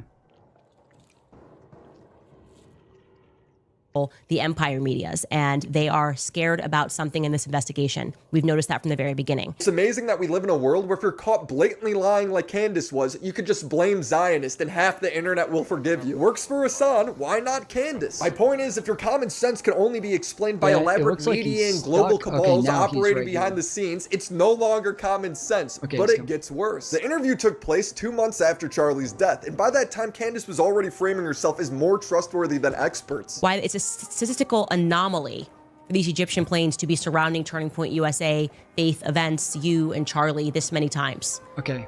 How would that impact? And again, I'm a gut player. It's common sense. So forgive me for not being elite enough and educated enough and expert enough to understand how it would impact things. Explain it to me like I'm not a legal expert, you know? Like I don't trust legal experts. I think they're all full of shit. But when Ellie asks questions based off basic information, it becomes blatantly clear that Candace doesn't know anything. Ellie asks why Candace thinks Tyler's text messages are fake, and Candace cites Discord for some reason. Do you have any proof that the messages were made up? Because that would be easily I'm gonna try to go back up. But they didn't put timestamps on them, and Discord came out and said they didn't exist. This was supposedly text messages, not Discord messages. It's my understanding from the indictment. I actually did not read that they were text messages. Which means she didn't even bother to read the indictment, which says text messages. Now, there is also Discord messages between Tyler and his friends, but Candace claims that Discord says they're fake. Have messages, it's all over. We found it on Discord. I was like, how is he turning yellow? That's not true. So who made up these messages? I have no idea where Candace is getting that they're fake from. Discord literally provided the messages. I'm sorry for all of this. Read a message from the suspect's account. Discord provided a copy of the message with the confession to authorities. And then when I am able to track down Candace's sources, the logic is so flimsy. When you say you believe that Charlie Kirk was betrayed by someone close to him, what do you mean? I think that in the coming weeks, there's going to be a lot of financial reports that are coming out. And I, first and foremost, do not believe that Tyler Robinson killed Charlie Kirk. I want to be very clear on that. Oh my goodness. Whether he was involved, you just die again? I think the answer is yes. I think that's obvious. Shit. And your basis for saying he didn't act alone is what? I don't know, maybe the weird Fed messages that were concocted out of thin air that had no timestamp and were written like they were speaking in 1822. What Candace is referring to is that Tyler Robinson said vehicle instead of car in the text messages. Second term that I want you to look for in your phone is vehicle. Vehicle. I mean, what pops up for you? Is that something that you say? I'm just going to go outside to my vehicle. I left something in my vehicle. I'll be right back. I parked my vehicle outside. I don't remember where I parked my vehicle. I love vehicles, love fast vehicles. I'm a big vehicle person, said nobody ever. The text messages that were released yesterday in the indictment of Tyler Robinson make perfect sense if you don't think about them at all. Like literally, if you suspend all reason, all rationality, then they can make perfect sense. That's the only way. You just have to stop thinking. This is it. This is a proof that the text messages are fake and that the feds are involved in covering up Charlie's murder. But what's funny is Candace says the word vehicle all the time. President gets shot in a moving vehicle in Dallas. I almost made him pull over the vehicle. Hollywood is the vehicle. Yeah, he just gets out of his vehicle. Who owned a white vehicle that was parked in the neighborhood, which was nearby where the shooter had walked? Nick lives nearby, and everyone locally had looked at this vehicle and said that it was remarkably suspicious, and Phil had come back to him and said, I can help you to just figure out more about this vehicle that was parked. She can't be this stupid, dude. The proof of her being malicious comes from her showing footage from 2022 of Tyler Robinson talking to the police after a car accident. During the discussion with the officer that showed up, Tyler certainly refers to it as his car, not his vehicle, because that's how most English speakers refer to a car. Mom's on her way? Yeah, she's gonna be a minute. She's gotta shuttle over from where she's at to her car and then drive over. Gotcha. His mother was gonna shuttle over from her car? Interesting. No, it's not. I looked up the exact same video that Candace showed, and if you watch the whole thing, Tyler says the word vehicle just a couple of minutes later. As I get into the intersection, he bolts. There was a vehicle in the lane. Wow, it's as if people have vocabularies and use different words sometimes. Candace showed this exact same video and then purposely cut it off for her audience right before her point was about to be debunked. This isn't an accident. She's being malicious. It's not a coincidence that all of her sources are unnamed and anonymous and that no other outlet is receiving receiving anything. It gives her the freedom to just make stuff up. Feds are like on a computer, like typing it out back and forth. That's exactly what it is. The feds made up the text messages. But you don't have anyone from like the FBI telling you that, or law I have enforcement? leaks. Okay. Yeah. Has anyone leaked to you? And that- Tyler Robinson But has anyone said to you, even off the record, like, yeah, we faked these? I have How much time do we very have left? strong sources everywhere on both sides, 10 from minutes. Lance to Okay. Robinson's family to federal government.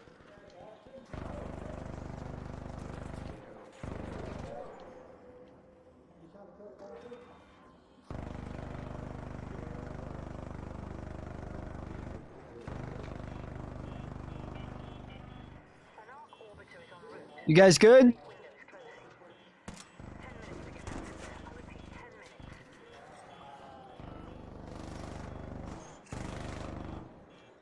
Well, let me see if there's any loot down here while that's over there.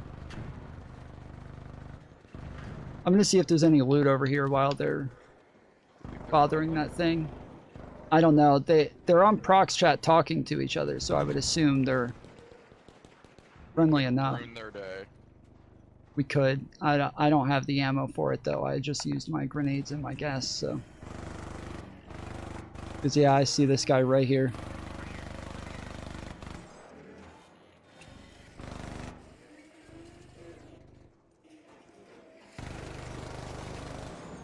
Oh no.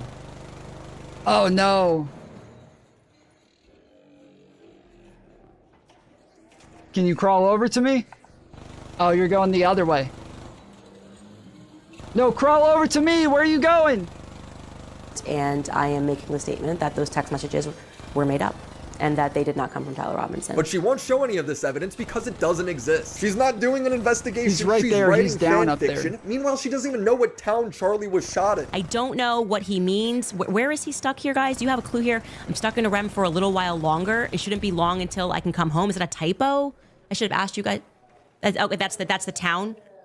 Okay. How do you not know the town? This is the #1 political streamer right now. She's worse than Hasan. Hasan at least cites where he gets his fake news from. Candace, meanwhile, will just start claiming that the real shooter popped out of a hole in the ground. This episode has 3.5 million views, and in it, Candace claims the federal government forgot something Do you have teammates important.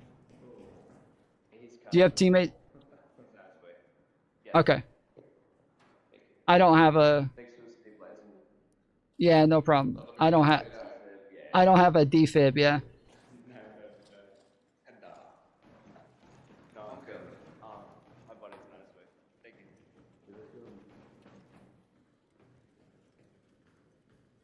Alright, well, time to loot, motherfucker.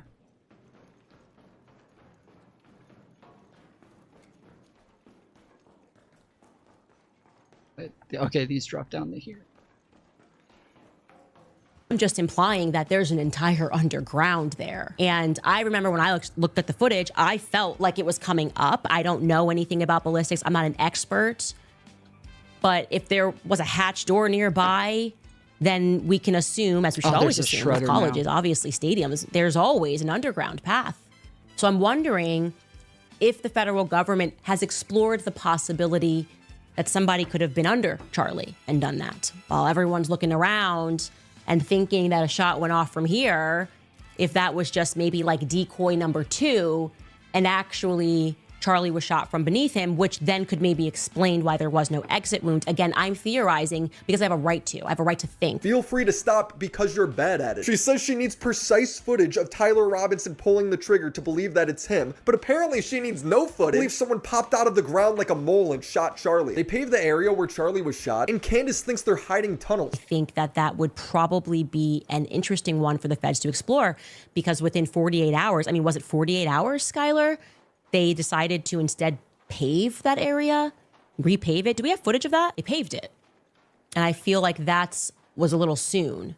So I don't know if things can be unpaid. I'm sure they can, but maybe exploring a tunnel network would be a good start. Candace, you're literally a millionaire. Go to the school yourself and investigate the tunnels. Now let's dive further into Candace's sources.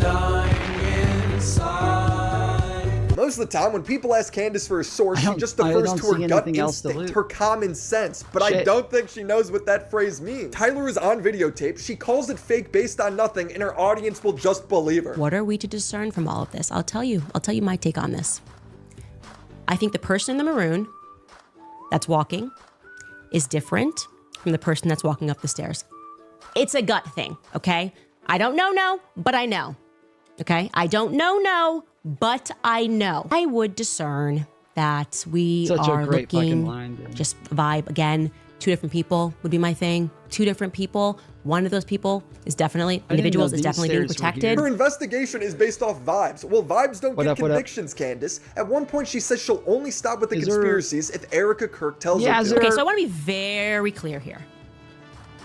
No one, and I mean absolutely no one, outside of my husband and I guess Erica it's time to Kirk get out of here. has the power to shut me. I don't really have anything, but we only have 5 minutes, so that was fun.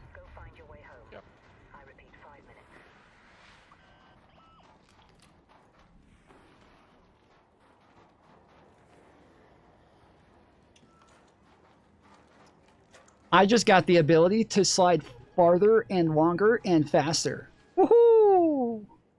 Look at that.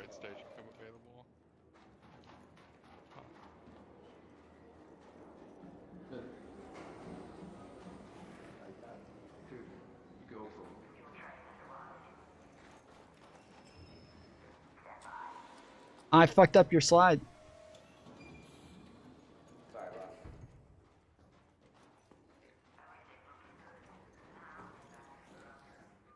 Nice. There you go. Y'all in? Okay. That was lucky.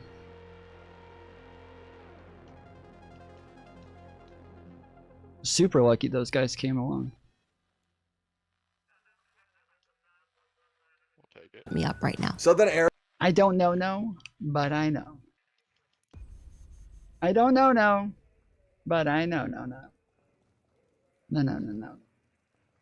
Erica asked for the conspiracy theorists to stop. But when you go after my family, my Turning Point USA family, my Charlie Kirk show. Bro, yeah, her, Candace and Erica Kirk, they do the same fucking eye things. They're doing the same shit. It's so strange. Family, when you go after the people that I love, and you're making hundreds and thousands of dollars every single episode because somehow they're in on this. No. And so my message to them is to stop. Candace then does a stream titled Erica Tells Me to Stop. She watches Erica saying she's not involved in killing her husband. None of us are involved in my husband's murder. None of us. At least we didn't get murdered that time. You almost got us murdered one time, but... Saved it. Yeah, save. Perfect save.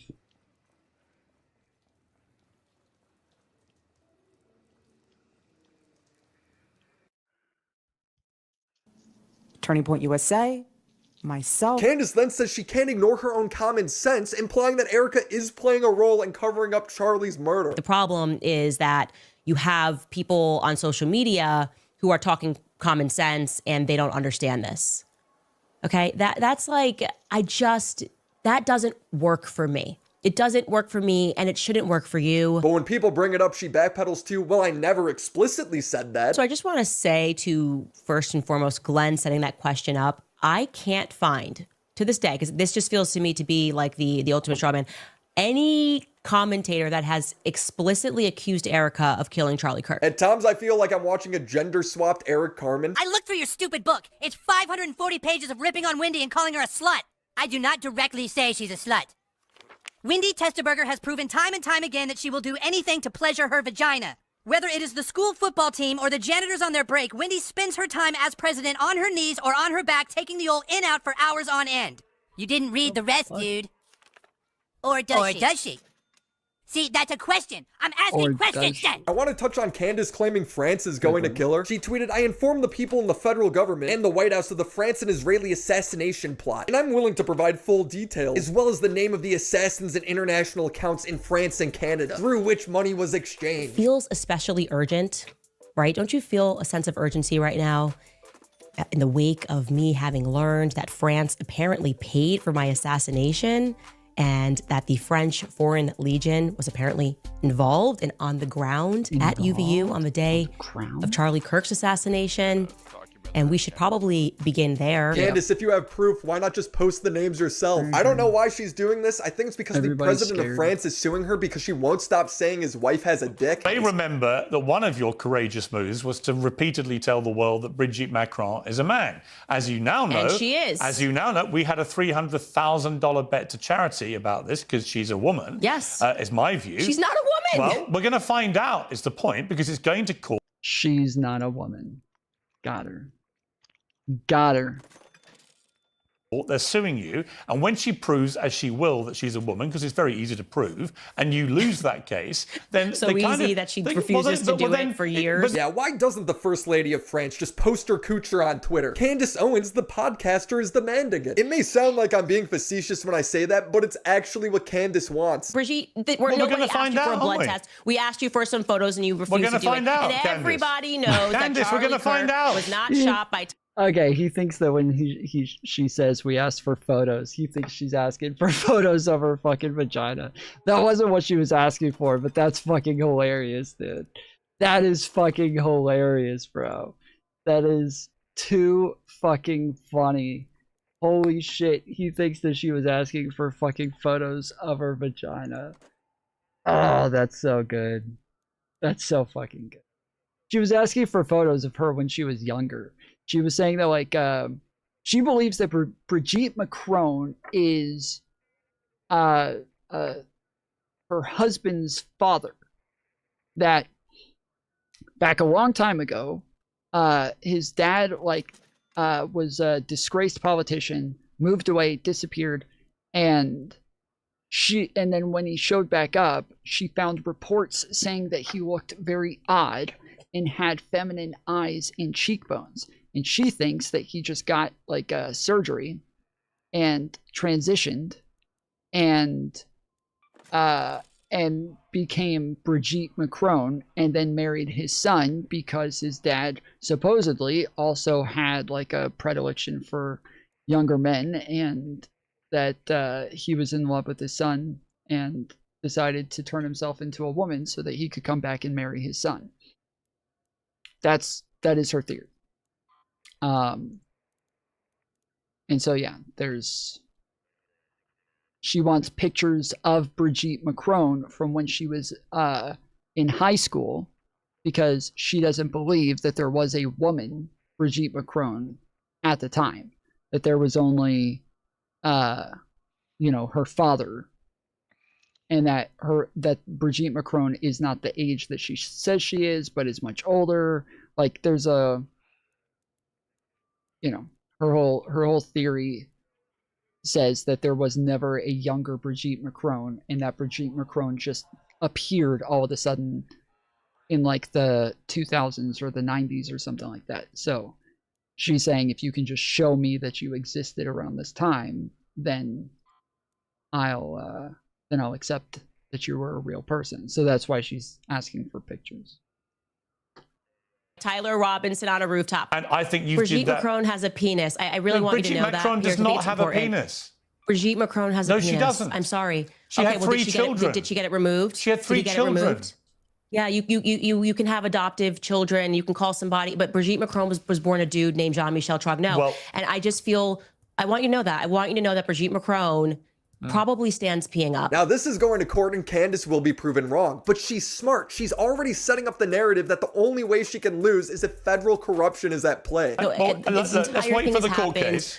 Let's wait for the court case. Okay, great. Now, look, and you will be proven wrong again unless there's just federal corruption. Okay. This is what conspiracy theorists do. Whenever they're proven wrong, they always shift the goalpost. It's a forever moving target. There's always another explanation. I am sorry that in this day and age, there seems to be such a shortage of testosterone that a woman has to be the person that states the obvious, right? Her idea of obvious is the opposite of obvious. Listen to how elaborate this is. If you were one of the people online who believed for a single second that it was even a remote possibility that I simply made up a French assassination attempt heading into Thanksgiving week, I don't know, for like attention or something. I sat Wow, she would never do that heading into Thanksgiving week.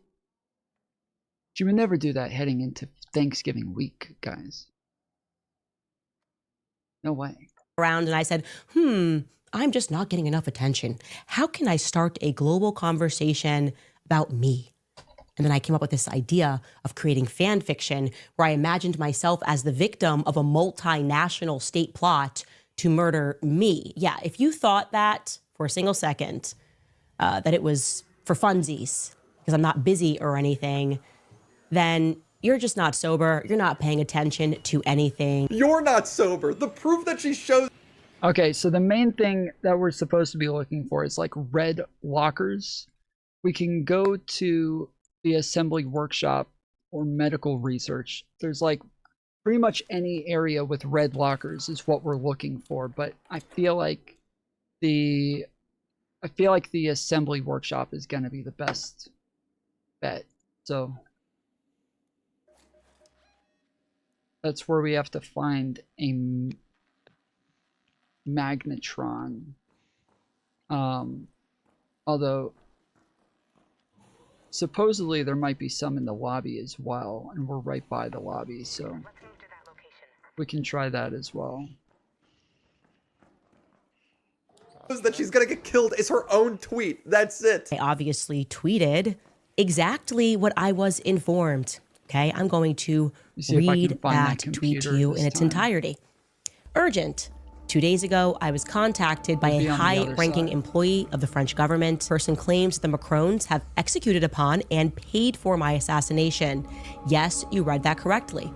More specifically, that the green light was given to a small team in the National Gendarmerie Intervention Group. I am told there is one Israeli that is on the assassination squad, and that plans were formalized. Candace is once again claiming she has evidence while never showing anything. This video could go on for another hour. She never stops. What's up, Candace tweeted, they have been signaling that a 9/11 style attack is coming the second week of December. Save this tweet. It will age well. Nothing happened and she never commented on this again. But she did have a conversation with Piers Morgan and it 9/11'd my brain. Candace says that she's not seen one piece of evidence that Tyler Robinson shot Charlie Kirk. I haven't seen one piece of compelling evidence that Tyler Robinson scaled the rooftops like Spider-Man on a college campus that he didn't go to, and fired one shot, a magic bullet shot, and killed Charlie Kirk.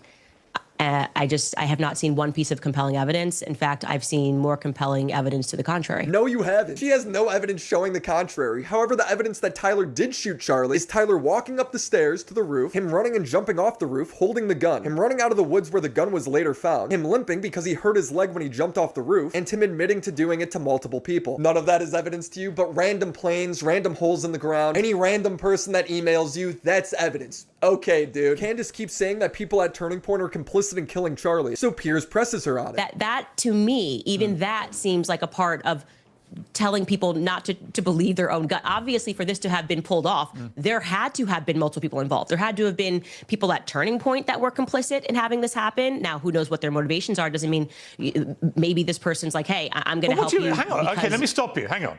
When you say obviously somebody at Turning Point, you are accusing right now people that worked with Charlie Kirk at the company he built, which is now run by his widow. You are directly accusing people in that company of being complicit in his murder, right?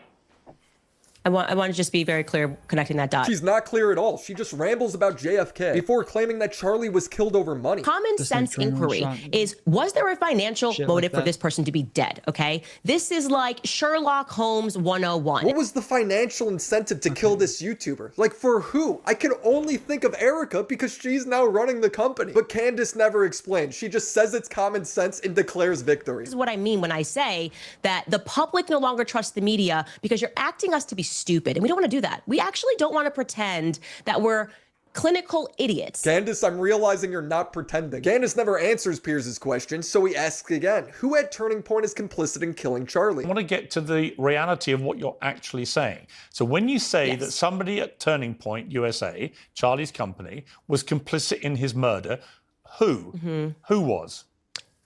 I believe that there were multiple people at Turning Point who are, as I have said many times, my exact words are, they are engaged in a cover-up of what happened to Charlie on that day. No, but who I've was been involved very- in his murder? I didn't say that they murdered Charlie. You said My that show, people I've at been very Turning clear. Point were complicit in his murder.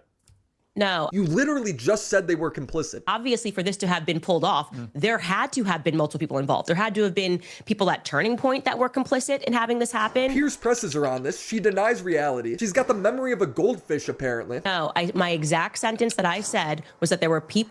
Tom, have you seen the crazy shit going on with people saying Erica's kids are not Charlie's? No.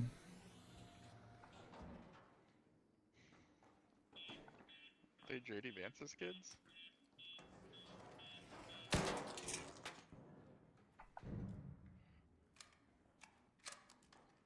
Yeah, maybe they're JD Vance's. Somebody just shoot at you? I thought I heard shots from the stairs.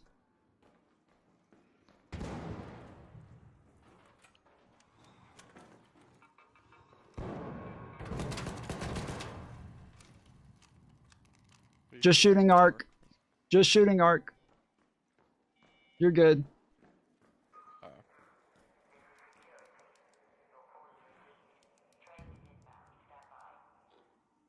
I don't know if they heard me. Okay. Alright. I don't know if they heard me, but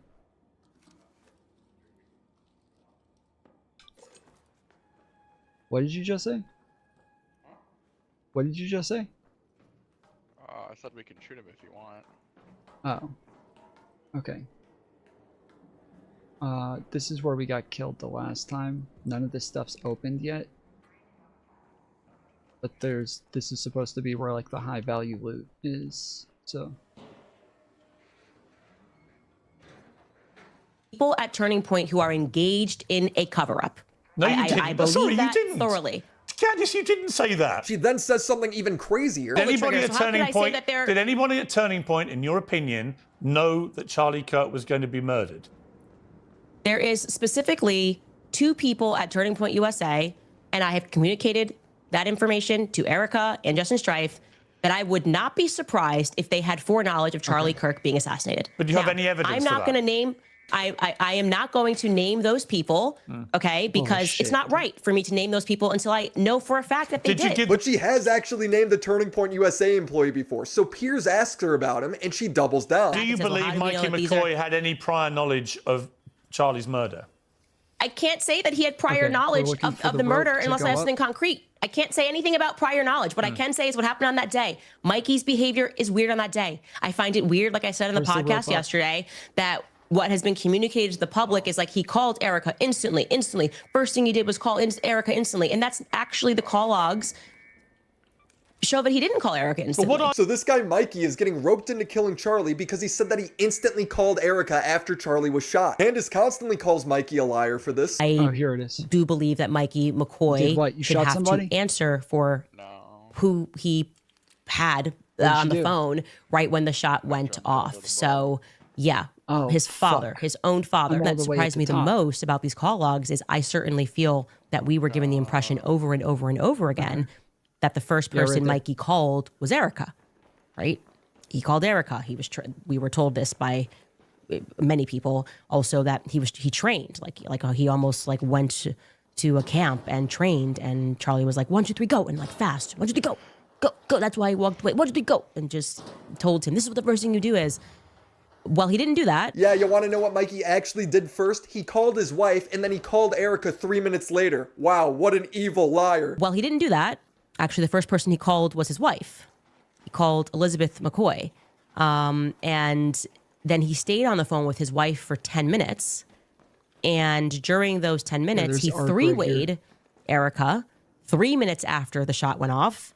And then he three-ways his father. Accusing him of killing his friend and boss because he said the word instantly when in reality it was 3 minutes later. Between the word instantly and the word vehicle, Candace has become the dictionary police. What are you suggesting He called about his this wife guy? 'Cause instantly, and then put he had 3 as you ways. know, when you got a and then massive platform, and then but showing Candace, his call log here's the showed that problem. Blake Neff actually You have didn't a tell the truth about what happened on that day. But here's the problem, Candace. You have a massive platform, as you know. Millions and millions of people hang on your every word. When you devote a large part of an entire episode to the strange behavior of Charlie Kirk's chief of staff, you are putting a target on the guy's back. You're inferring it has something to do with this, or something to do with some cover-up, or whatever it is you're inferring. You know what you're doing when you do that. I am not going to be emotionally conditioned to believe that asking questions when we aren't getting any answers is the crime itself. The crime was when Charlie got shot in the neck, so. It's such an evil thing to put on someone. She can't be this stupid. She's being malicious. Look at all the intentional lying she's done. She cuts the video short of Tyler Robinson saying the word vehicle. She lies about the flights of the Egyptian planes. She says there's no evidence of Tyler shooting Charlie when he's the only person caught on video with a gun. He blamed Charlie's friends, blamed Charlie's wife, all without showing a single source. Weaponized her friendship with Charlie to go after them. Weaponized her viewers' religion by saying Charlie talked to her in a dream, or God sent her evidence in an email. People want there to be a more exciting answer to Charlie Kirk's murder. This feels to me like a conspiracy.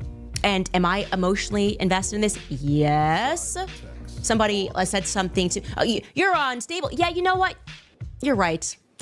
I have been destabilized by watching Charlie Kirk catch a bullet in his neck and then being gaslit and told nothing to see here. We've got people all around him that are telling little lies. I don't like this. Like a secret global cabal killed him. Or maybe it's the boring answer, and Charlie's content pissed off a dude who had a trans girlfriend, and he shot Charlie at a school. School shootings happen all the time. In fact, a school shooting at Evergreen High School happened the same day Charlie was shot. Or maybe the Egyptian planes did that one too. I haven't heard Candace's opinion on that one yet. Her viewership kind of confuses me because they aren't even good conspiracies. She doesn't even have circumstantial level evidence for the things she says. Flat earthers have more. This is like the most amazing part to me as well, is that there's just, she never has like actual like one-to-one evidence or anything like that. It's always the worst fucking shit. Like, it's never even halfway legitimate. It's so annoying. More evidence than she does. Candace needs to be ritually humiliated for what she's doing, and I will continue to do that in part 2, so subscribe to the channel, and thank you Aura for sponsoring this video. Shout out to the homies over on Patreon: Crimson Glass, Riveter, Christina Vina, Drinkobex, Necro Valley, Here's another telemetry scanner, a frequency modulation box.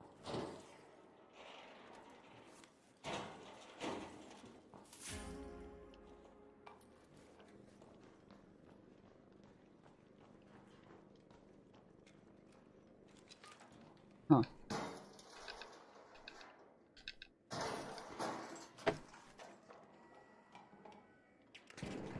An emergency special edition of the show for you here. So I finally found the time to go through Jack Smith's testimony to the House Judiciary Committee. So first, let me give you some backstory on this.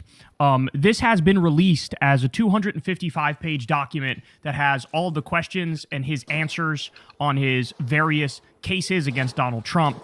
But you also have, I believe it's an 8-hour video that was dropped, which shows, you know, the recording and everything that was said. Now, I want to say up front, this is super duper important. If you have the time, read the 255-page document or watch the 8-hour video. Obviously, if you do it on 1.5 times speed or 2 times speed, you can see it, you know, much faster. But it is absolutely positively worth it because there is some bombshell stuff in here. Now, also, let me point out, there's a reason why they dropped this on New Year's. They dropped it on New Year's. It's an old trick that they use in Washington to try to hide stories that they don't want out there. So, of course, Republicans control the committee, and they decided if we drop it on New Year's, maybe nobody will notice, maybe nobody will go through it, maybe the story will blow over. But I'm here to tell you, I went through it, and there's a lot of catastrophic information in there that I'm about to share with you right now. So right off the bat here, before I continue, everybody do me a huge favor. Subscribe to the channel. Click that bell icon. That helps the channel out a lot because YouTube does not like promoting political videos and spreading them through the algorithm. But if you hit the bell icon, you can go around and subvert that algorithm and get the stuff delivered to you immediately as it drops. Support the show on Patreon or tip on YouTube. You can also sign up for Crystal Kyle and Friends on Substack. We have a great episode of that coming today. You don't want to miss it. And also go sub to Corin's World, where we do live Kyle and Corin episodes Mondays at 8:30. All right, guys, let me go ahead and jump right in. So let's start with this. This is just very straightforward, very to the point. Jack Smith is asked whether or not he believed he had sufficient evidence to sustain a conviction against Donald Trump. So they're not asking about just indictment here. They're saying, do you think you had enough to convict There's him? a person in and here. Here's what he says. Mr. Smith, let's just start with the bottom line up He's front. right here at my One of your door. investigations focused on whether any person violated the law and I'm running from this fucking shredder. My teammate's on his way in here. Ah, there's another one there. Great.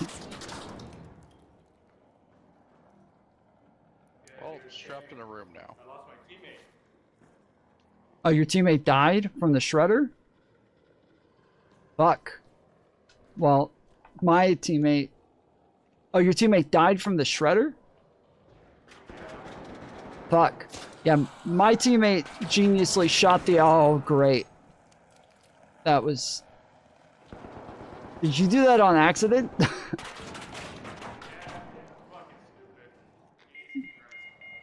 Holy shit, dude. That was lucky as fuck.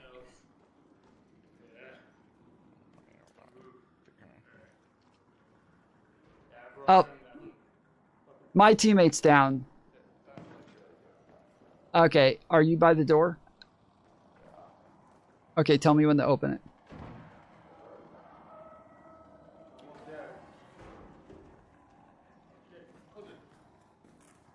The other door's shut. The other door's shut. Yeah, it's the other door's shut, so he's good. Oh my goodness. Oh my goodness. Well, there's another shredder down here. His teammate just died from that guy, so. Alright. Is it really? It is, yeah. Alright, I've got a seeker grenade.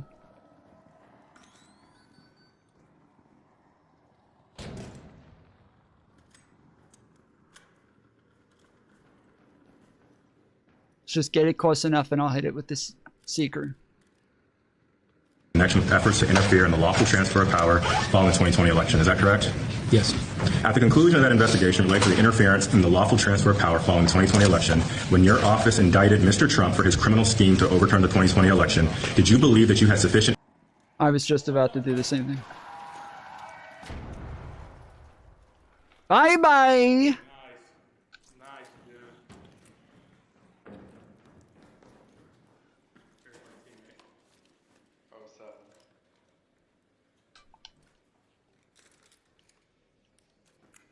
I mean, I think I deserve to take your teammate's shit. I'm just kidding. Although I could use a second gun. Yeah, I'm here on a free loadout, so I could use a second gun if he has one. Yeah, he's got one on him,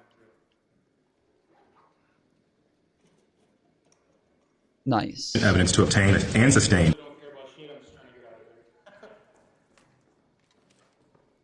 Well, thank you, sir.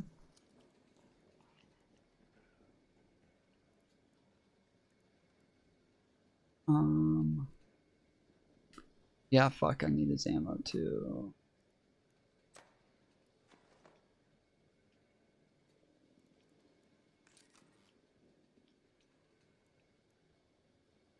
Okay.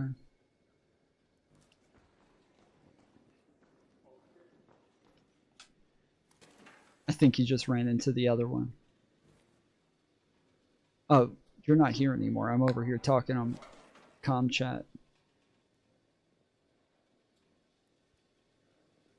A conviction against Mr. Donald Trump? Yes. For these charges stemming from Mr. Trump's criminal scheme to overturn the 2020 election, did you believe that you had sufficient evidence to prove these charges beyond a reasonable doubt? Yes. And we know that it's more than just a reasonable doubt. Did you believe that there were multiple substantial federal interests in proceeding with prosecuting Mr. Trump after he attempted to criminally overturn the 2020 election? I did. Damn. Now, I always told you guys, too. I went through the whole indictment when it initially came out, and Jack Smith really appeared to dot all his I's and cross all his T's, and he did a tremendous job, and the indictment was incredibly thorough. So based off my interpretation of that, I felt like what he says here is correct, that this was the case that absolutely would have nailed Trump's ass to the wall. And remember, guys, it's not like he was actually Teflon, because he had already lost a number of civil cases, right? Letitia James also hammered his ass and got him on business fraud and tax fraud and insurance fraud and all sorts of stuff. and never mind the E. Jean Carroll sexual assault lawsuit. But we're just getting started here. Now, let's go to this one. Bill Madden says, holy fuck, showing zero fear of retribution from a vengeance-obsessed traitor who attempted to overturn the 2020 presidential election, usurp the Constitution, and overthrow the U.S. government. Jack Smith, with zero fucks left to give, is what a badass American hero looks like. Watch this one. For nearly 3 decades, I've been a career prosecutor. I've served during both Republican... I think that was another player shooting him.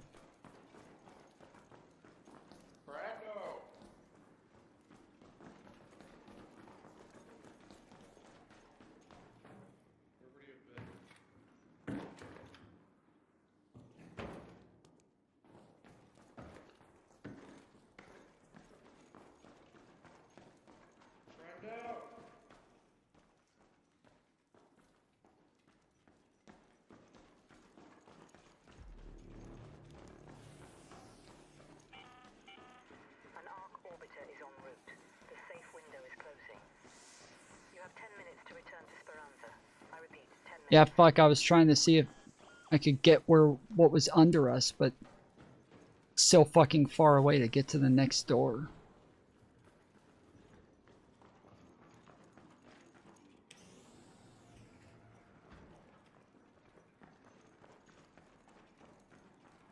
There's the shredder that was fucking us up.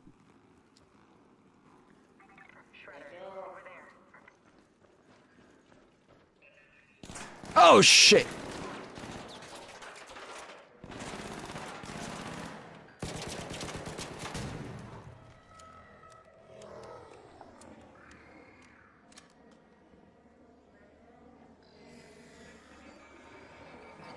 No! I'm gonna die! I'm gonna die! I'm gonna die! I'm gonna die! Yep, I'm down.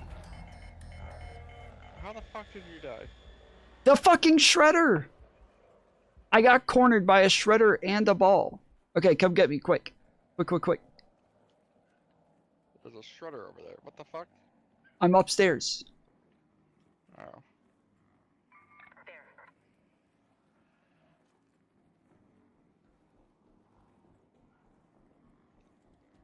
Did you go up above me? You were right by the fucking staircase. My God, relax. Okay, okay, okay. Whiny bitch. Your mom. And Democratic administrations, and I've been guided by those principles in every role I've held. I continued to honor those principles when I was appointed to serve as special counsel in November of 2022. The decision to bring charges against President Trump was mine, but the basis for those charges rests entirely with President Trump and his actions, as alleged in the indictments returned by grand juries in 2 different districts. Our investigation developed proof beyond a reasonable doubt that President Trump engaged in a criminal scheme to overturn the results of the 2020 election and to prevent the lawful transfer of power. Our investigation also developed powerful evidence that showed that President Trump willfully retained highly classified documents after he left office in January of 2021, storing them at his social club, including in a ballroom and a bathroom. I'm full anyways, so. He then repeatedly tried to obstruct justice to conceal his continued retention of those documents. I remain grateful for the counsel, judgment, and advice of my team as I executed my responsibilities. I am both saddened and angered that President Trump has sought revenge against career prosecutors, FBI agents, and support staff simply for doing their jobs and for having worked on those cases.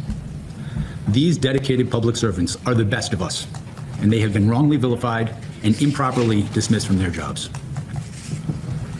I made my decisions in the investigation without regard to President Trump's political association, activities, beliefs, or candidacy in the 2024 presidential election. We took our actions based on the facts and the law, the very lessons I learned early in my career as a prosecutor. We followed Justice Department policies and observed legal requirements. I hope our friendo made it out. Yeah, we take that for disharmony wasted. Take that. All right. Is he aware that Call of Duty is literally only murdering people? That's what I said. That's exactly what I fucking said. I don't get it. Yeah, it looks like Mantis isn't coming. She said that she was gonna just play a couple more games of Call of Duty, so I thought maybe she would come after. Oh But yeah, no, she's with the red now and wasted. It's a sad reality. okay. Is that what it feels like, Tom? Yep. I get it. It's a rough feeling. All right.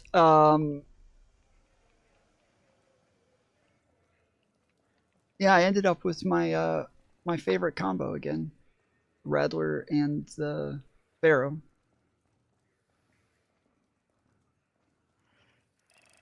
I got an Ion Sputter, but I did not get the Magnetron.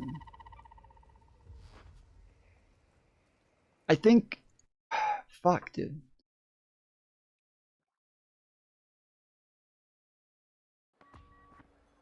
We were close to the red lockers, but they were right there where you shot the fucking thing at, and then we got totally sidetracked from there. So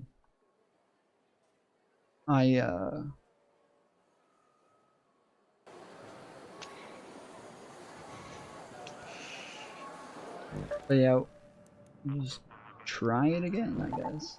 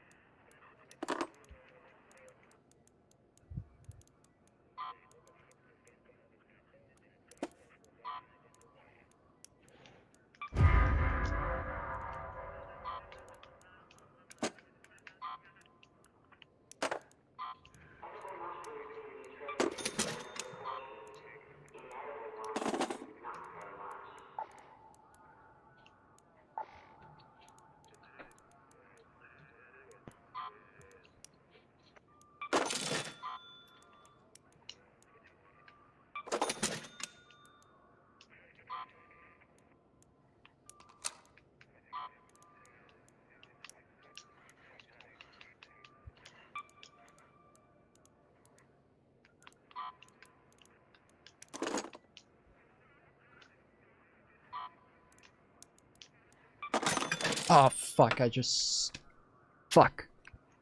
realized the Pharaoh that I took from that guy had mods on it. I just sold it with the mods on it.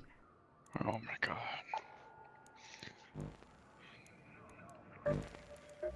Fucking dumbass, dude. Shut the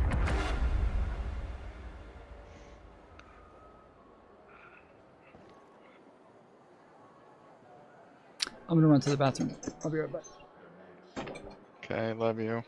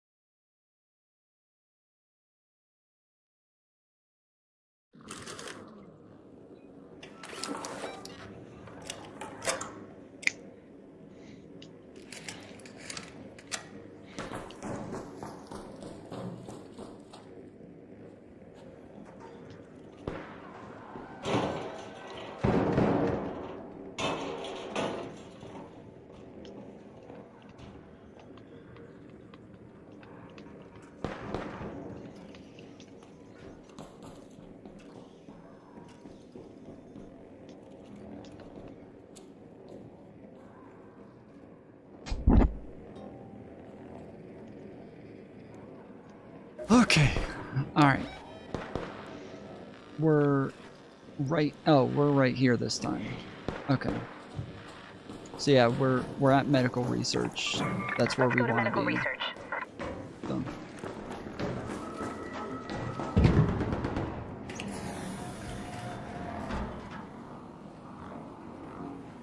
There's a shredder in here. There's people right there. Over there. They're running. There. I'm on the other side of the room. Huh? That's on the other side of the room. Yeah, they're right over there. There. Okay.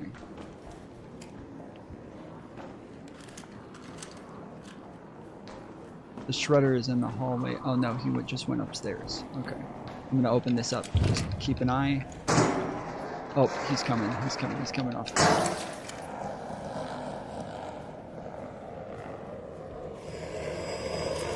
Alright, shooting it.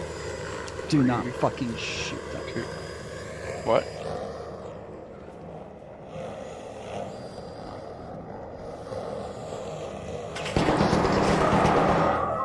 Brilliant. Fucking idiot. You're brilliant.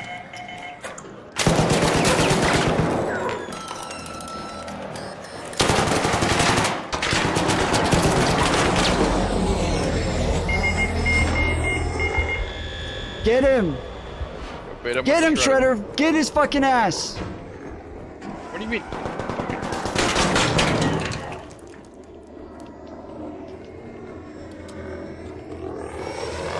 Get him!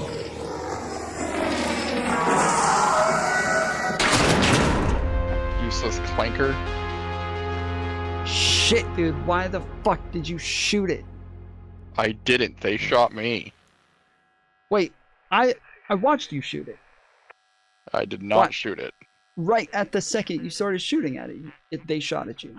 I didn't even know that they shot at you until like well after.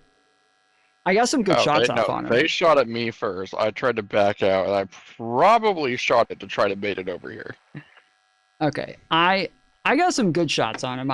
Yeah, I wish you had told me that they were shooting at you. I had no fucking idea. Sorry. Until they started said shooting. No, and then I thought I started getting hit. I thought there was another shredder behind me. So then I turn around and they're on top of the fucking locker shooting at me. And I ran around and slid behind him and got some good fucking shots off on him. But yeah.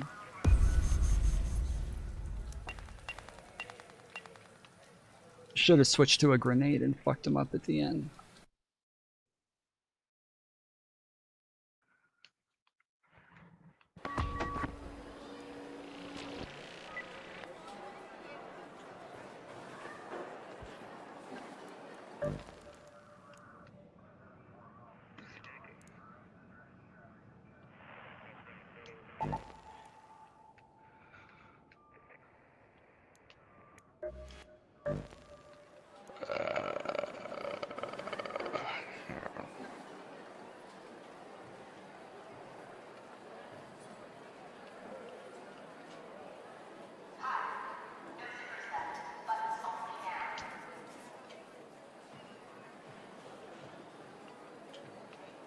They dropped, he means leaked. Yeah. Yeah.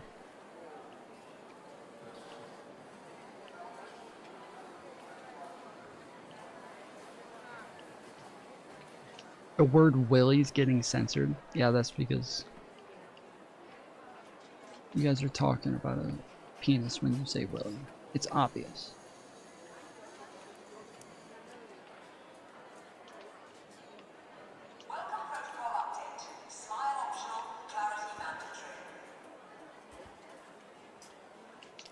I have to get 110 XP of damage dealt to raiders using light ammo to get a feat.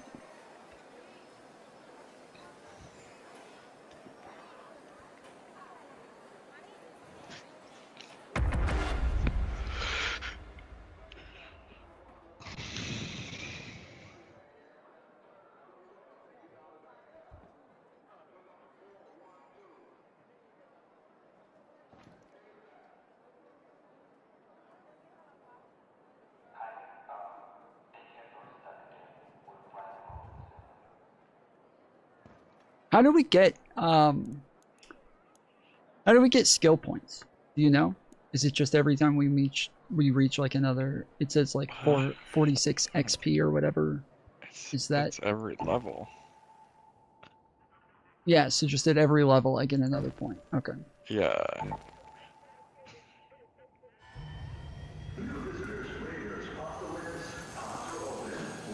Yeah, I was yelling at the Shredder. I was trying to get the fucking Shredder to kill them. Like, get him, Shredder! Get him! Kill him! Yeah, that Shredder ran away. I was super pissed about it. Yeah, well, it got me. Right at the end, it took me out. Which I didn't even know they could do. I kind of thought once we were down, we were kind of immune to them, but I guess not. Fucking same place again. Alright, well this is where we want to be. Anyways. Here on the left. What do I have? A Rattler?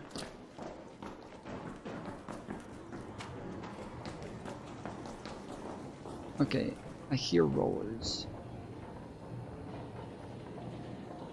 Real cool of it to put us right here where we're traumatized.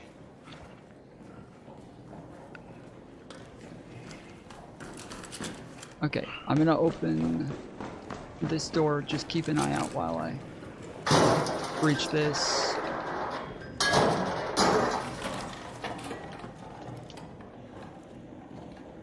Okay, nothing here. I'm really just looking for the Magnetron at this point. Like, this is getting ridiculous.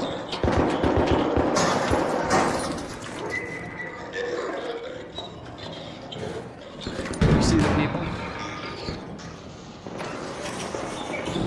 Oh shit, I'm getting lit on fire. Fuck.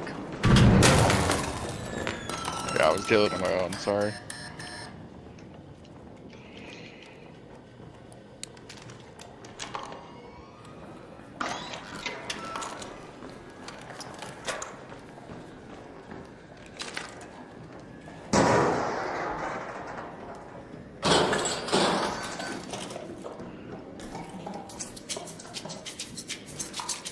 What the fuck?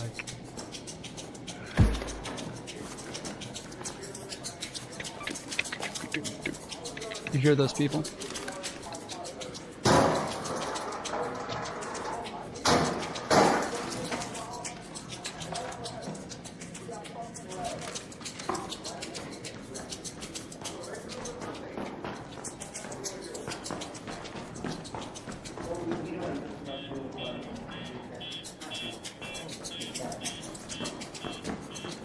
Where's the magnet?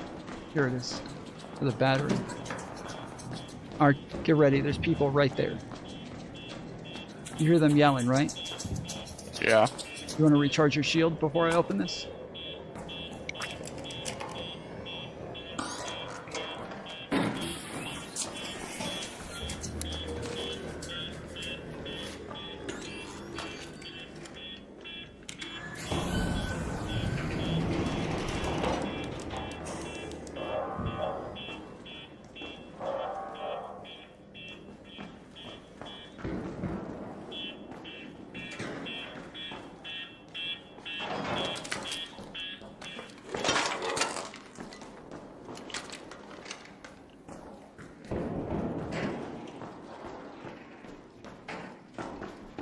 Over this way.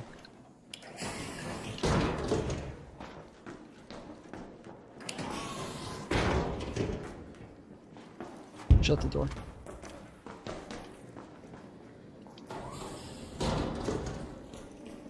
Oh wait, does this door open?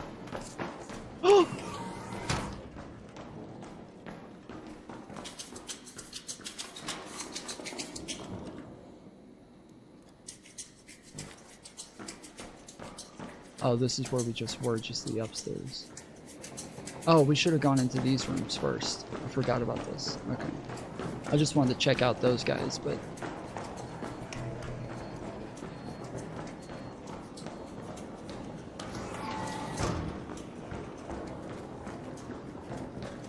Shredder up here.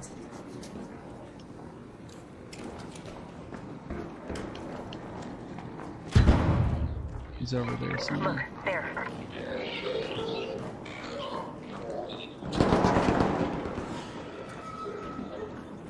Oh shit, they just shot a person.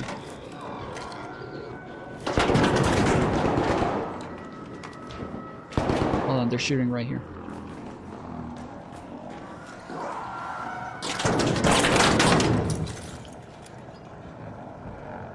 See them? No? Raider, over there. Alright.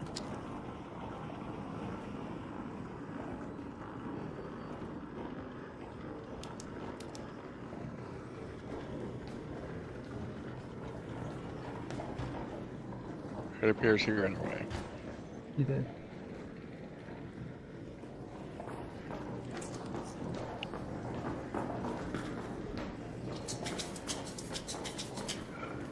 Ah, fuck.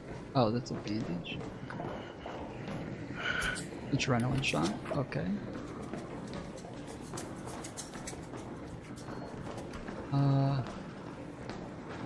None of these are opening. I'm gonna try the other ones.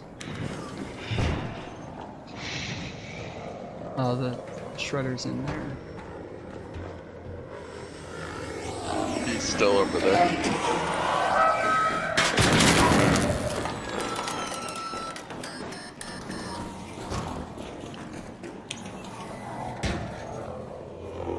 Fuck. Friendly? Seems so, yeah. Alright. Any Where'd power the shredder cells go? in here? I've got no shield left.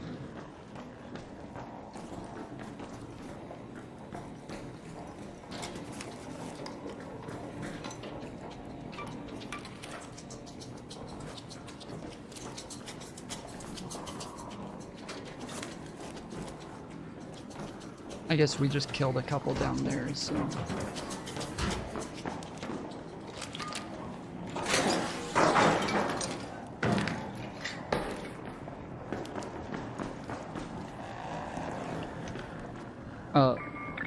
There's another one down here.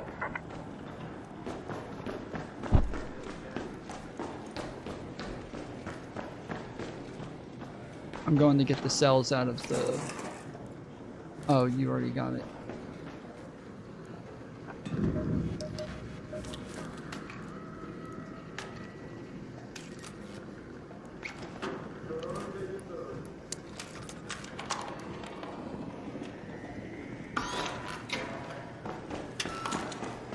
Where'd it go?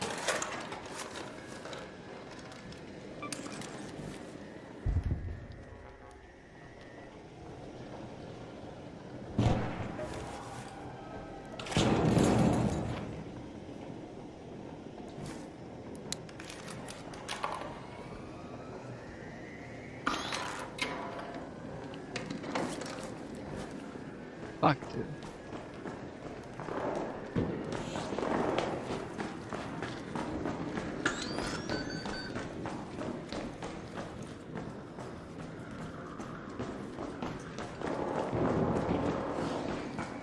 How'd you get over there?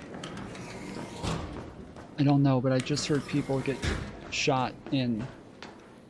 That was the drone at the bottom that shot us, I think. No. I just heard somebody's flare shoot off. And I just found an Osprey blueprint. Oh, dude, nice. I was trying to get back to you. Where are you? Oh, there you are. Well, hold on. I was trying to get back to you because that's where the rooms are that I'm trying to. Oh shit.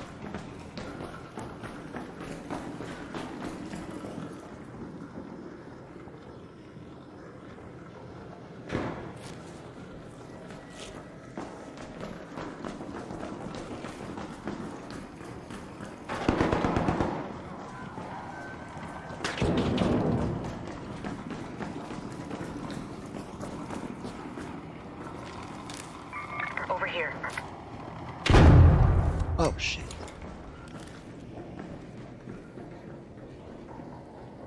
That means there's people over there. It's probably the people who just killed the other people, so. Be careful. Great news. There's the second one coming. He's upstairs now? Yeah, that's the second one. Fuck. Okay.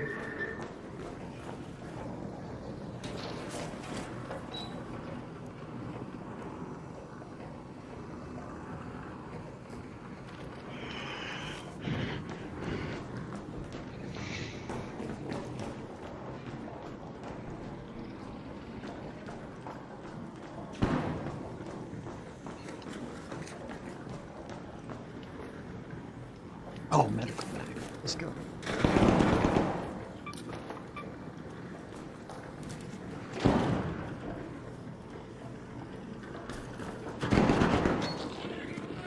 Yeah, that sounds like people shooting people. Yeah, it's the people we were with. They're still shooting at it. Oh, it sounds like people shooting people. Because there's two people shooting at once, so I was like...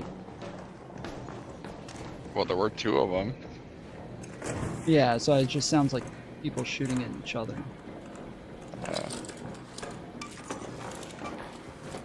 Y'all can have the stuff in it. I was just taking the cell out of it. I need to charge my shield up.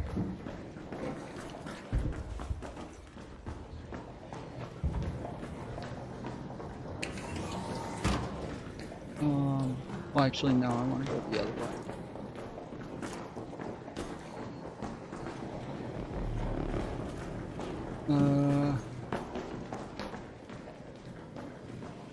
These guys are like really shifty. They seem scared of us.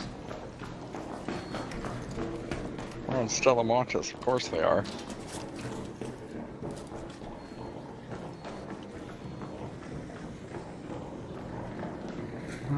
Torn blanket.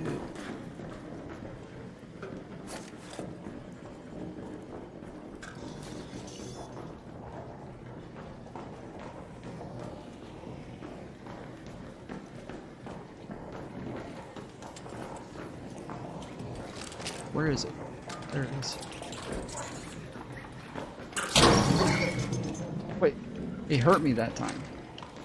Oh, I got two of them? Shit. Okay.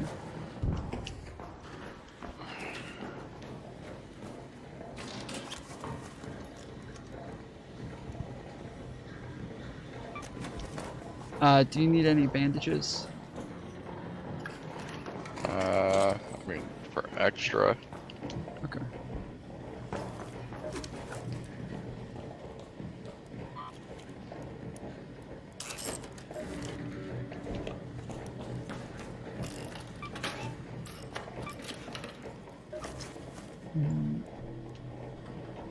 Here you go.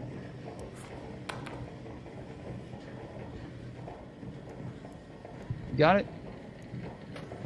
Huh? Got what? Oh. You dropped bandages.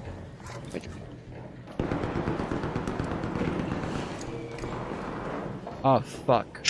That was definitely another Raider flare. Let me see if I have I don't. Yeah.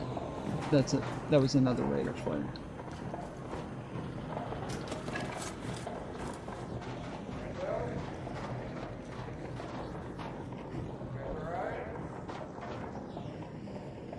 Oh, dude. Yo. This is the fucking... I was wondering what room this is. This is the room with the big fucking Megatron motherfucker. It's just night out here. Holy shit. Oh, the robot? Yeah. This is where you got downed a bunch of times earlier. Oh, there's a Hornet there.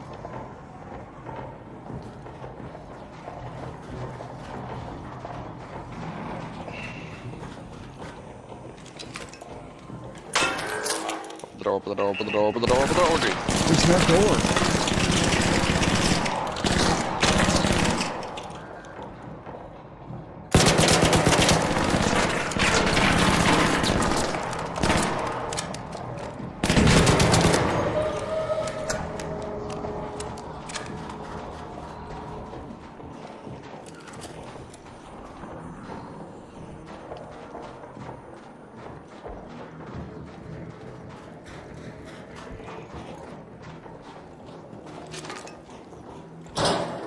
Those guys are definitely going to be coming this way now that they heard the shooting.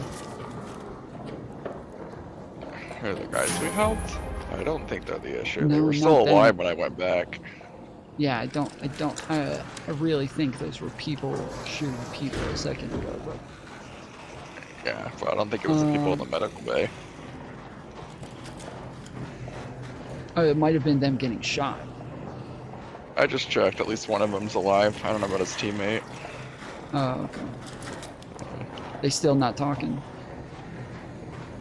They were talking. They were just really quiet. They said thank you, though. We helped them out.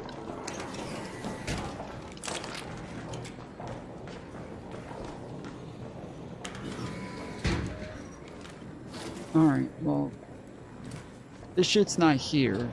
The only other place that I can think to look is by going across to the other side of that thing, where we just were.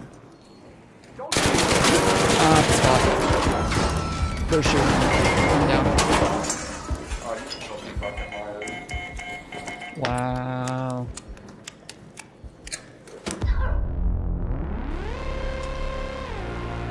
Yeah. I walked up, saw them both standing over a fucking dead guy. Fuck. Damn. I hesitated with that second dude, too. I should have just fucking killed him.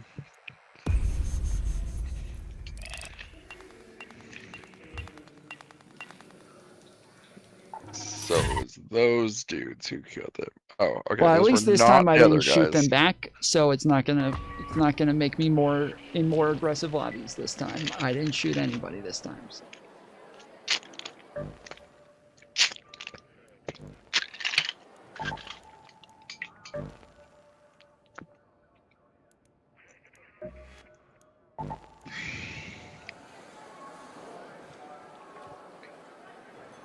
Yeah, see, I knew I heard two people. I knew because when you hear flares going off, and it's not, you only hear people shooting.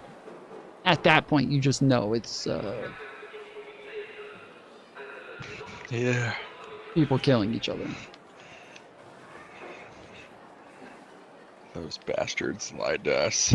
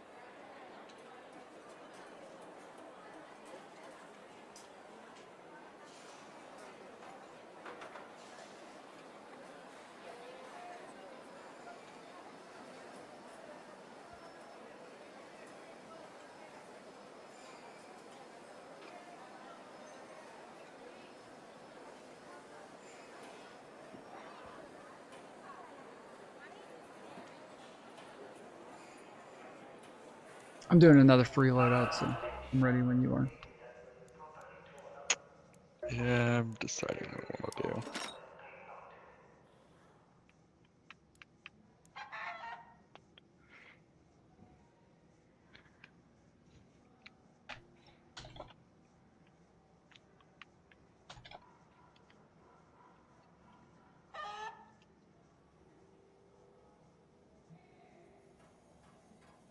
Vacationers, you are muted and welcome. Go ahead. The microphone.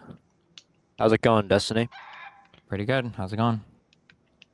Pretty good. I just want to first say that I'm not like the last guy. He seemed to be a fan of you, but maybe not critical of Asmongold. I am not a fan of you. I am a fan of Asmongold.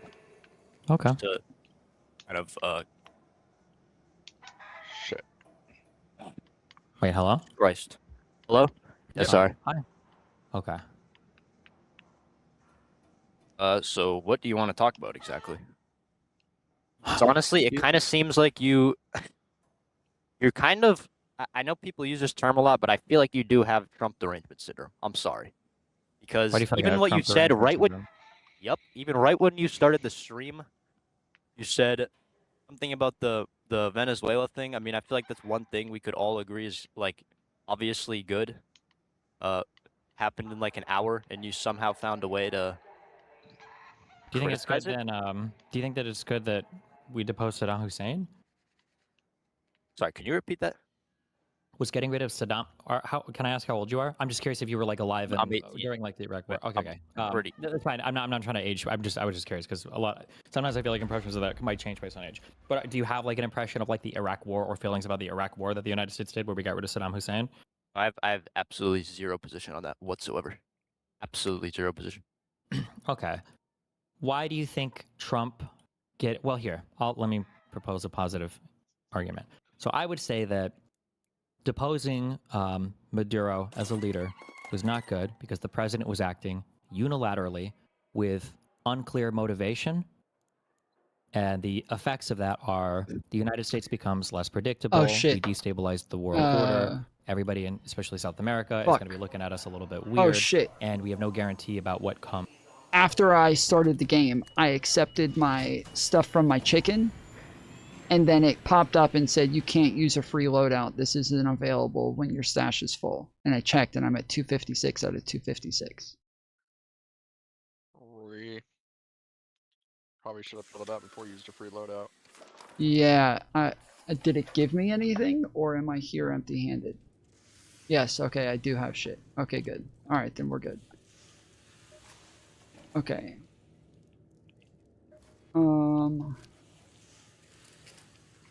Alright, so I have a jolt mine, a lure grenade, and a kettle.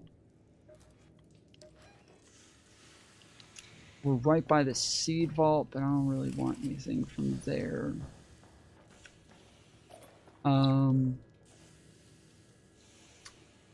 Fuck. Okay. We'll try going to the lobby, which is right above us. I think we can go in there through here. But it's normally pretty packed there, so.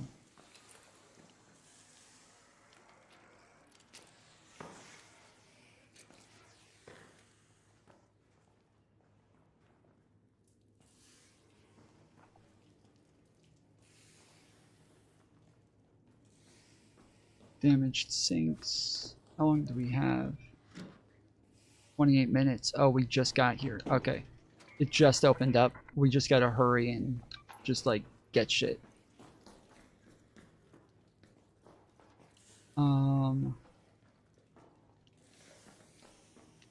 It also means there's gonna be a lot of fucking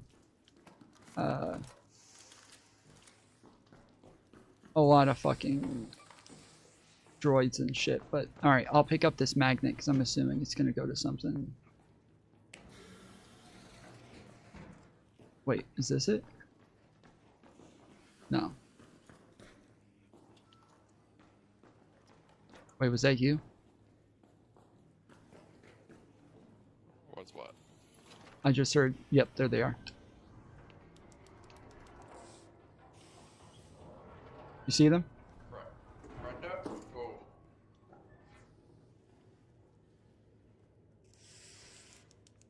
They ran. Don't shoot. Oh, the door's already open.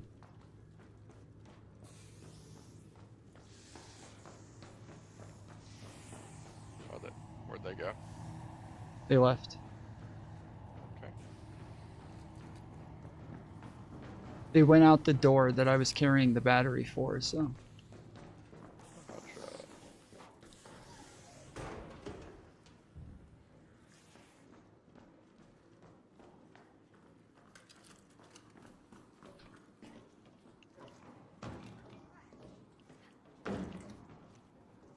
Where does this go? I don't think I've checked this before. I'm assuming it's just like a... I'm assuming it's just a place to spawn, but... Oh. Sounds like people shooting. People. Is this on? No, it's not.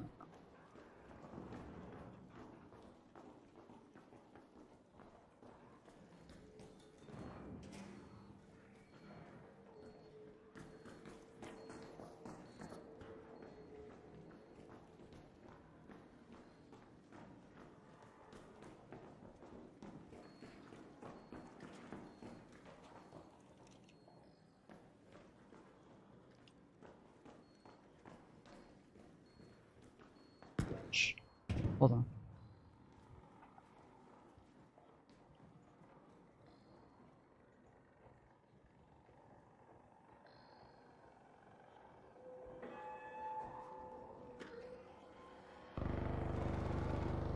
Okay.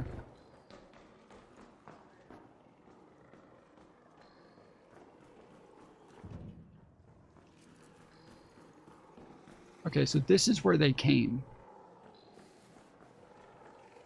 Fuck. Fucking piece of shit.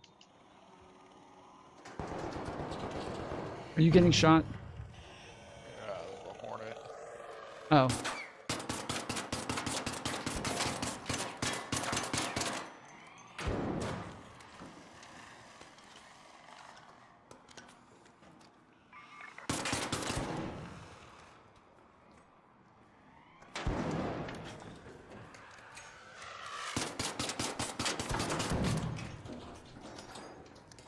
Sounds like we just got seen by balls. Get on, get on, get on, get on. Oh, yeah, does it explode? Get on. Shoot it!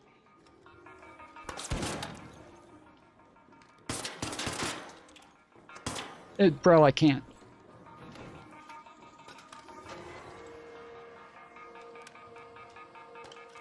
Oh, I didn't realize this went up. That explains a lot.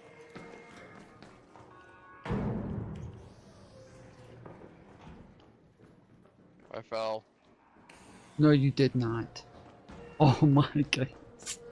Oh. I told you, I'm jumping impaired, dude. It happens in every video game. I was really bad at it in Destiny. It drove my team wild.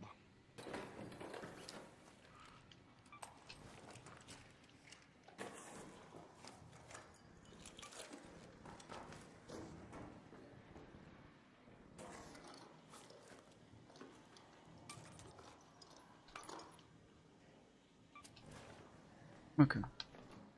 Oh wait, well no, this is where I want to be, so if those things are gone, then...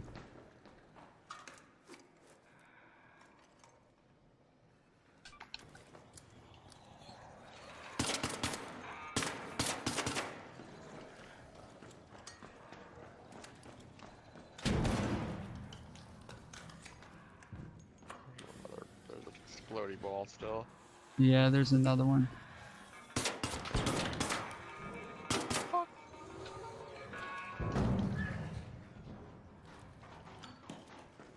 You know you can shoot it, right? Just I did. that out there. I did shoot it, and then I shut the door on it because it was fucking gonna kill me. Wait, where did it go? What, the explodey ball? Yeah, the fireball. Fucking blew up in my goddamn face. No, no, no, no. This is a fireball.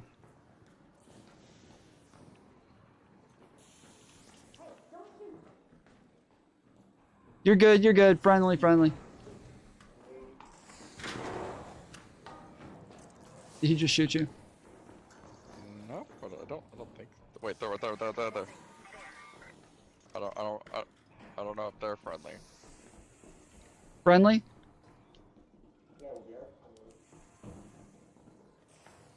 All right, cool. Yeah, we got fireballs, not you guys.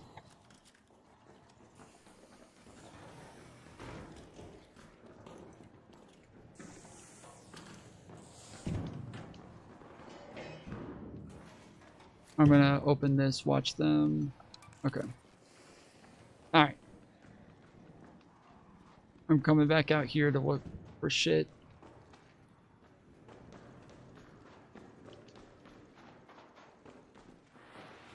I was about to say he didn't come, so I don't want you to get killed by those guys. It's crafting. Oh shit.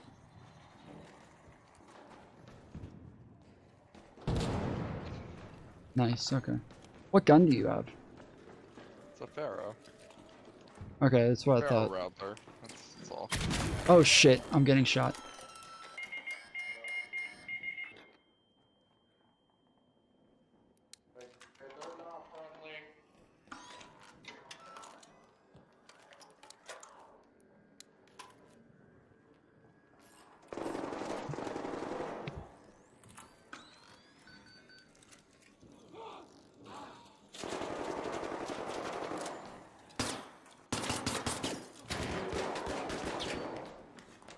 Good setup, good setup.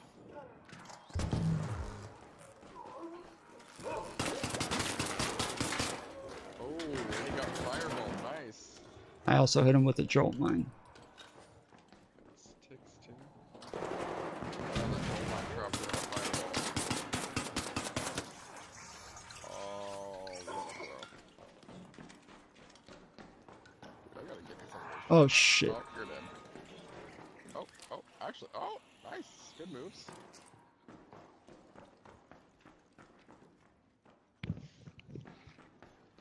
I mean, you fucked him up pretty bad. Yeah, it Really was a good bad the time kill, for those but, fucking like, goddamn. fireballs to come in.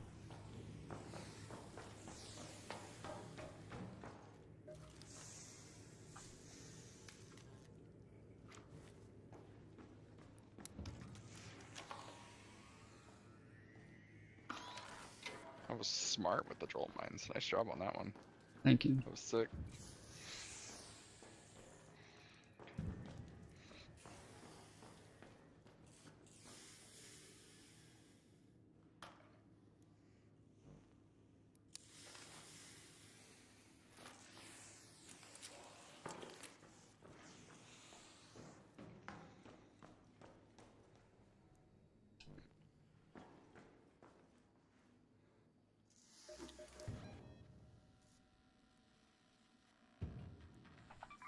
Let's head home at the Seed Vault air shaft.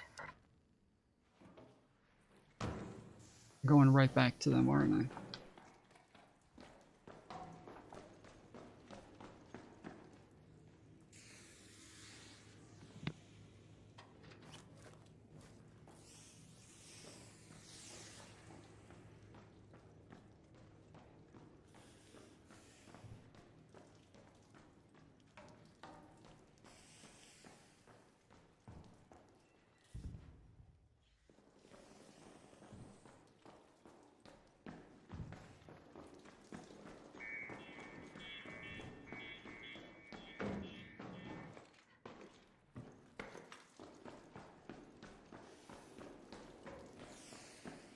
Fucking hate this part because it's so hard to get to that spot without going the way that I just came from.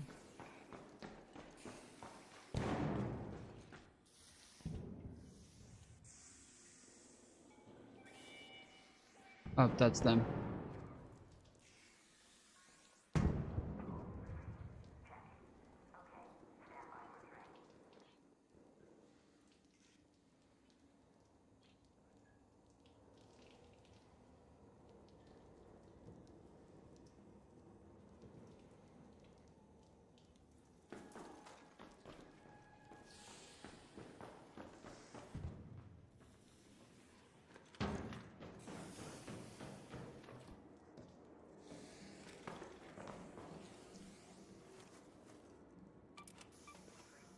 I remembered these were here last time.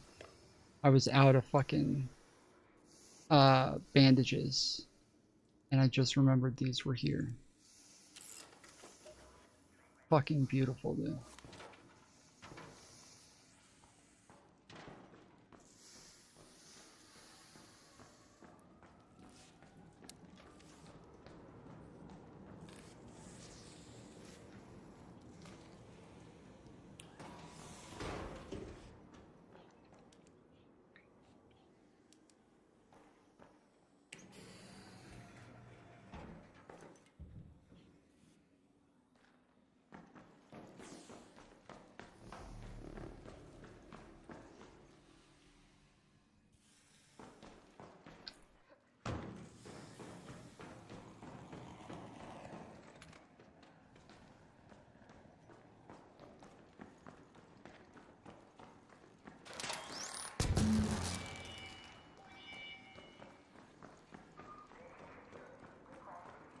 someone else's jolt mine?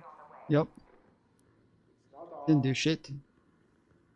Bitch move to put it on the fucking thing like that.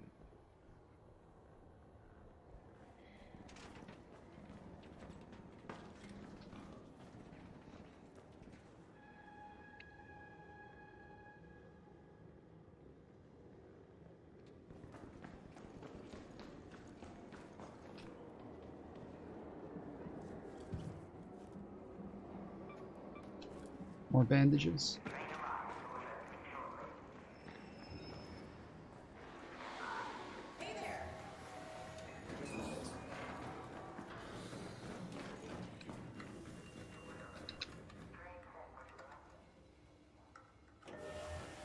Did I not just fight you guys with my partner? Yep. That's what I thought. What, were they trying to kill you at the end?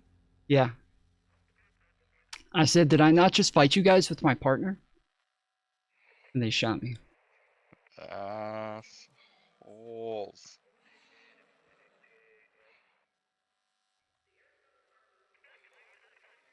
Soulfrez and Yesonix.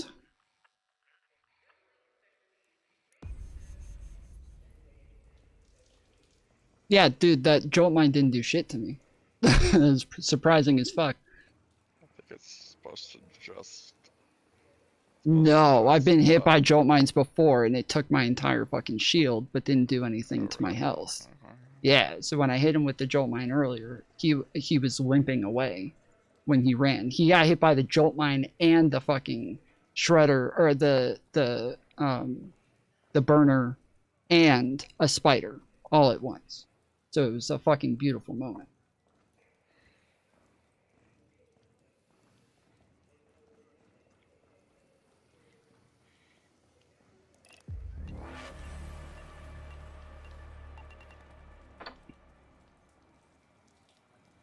Hey, Mantis.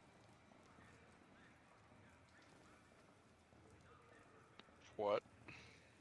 Mantis said, hey guys in chat. Oh. Wow. Incredible. I'm glad she remembered we exist. Yep. If even for a fleeting moment. Okay, destroyed Ark, damaged Raider, 341 XP. Damn, dude. I'm definitely getting more aggressive lobbies. Shit.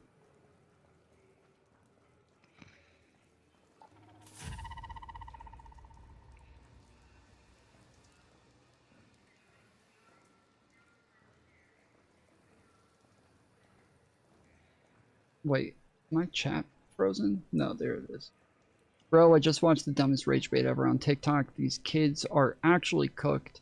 The whole joke was that he was a foreigner who didn't speak English and was being disrespectful. But I was like, bro, it's not even funny, for real. Huh.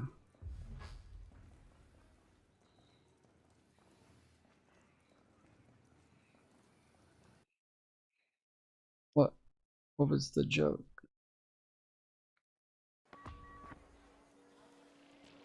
Alright, well, you want to do one more? Sure. Alright. Here we go. Actually, I'll take a loadout for this one.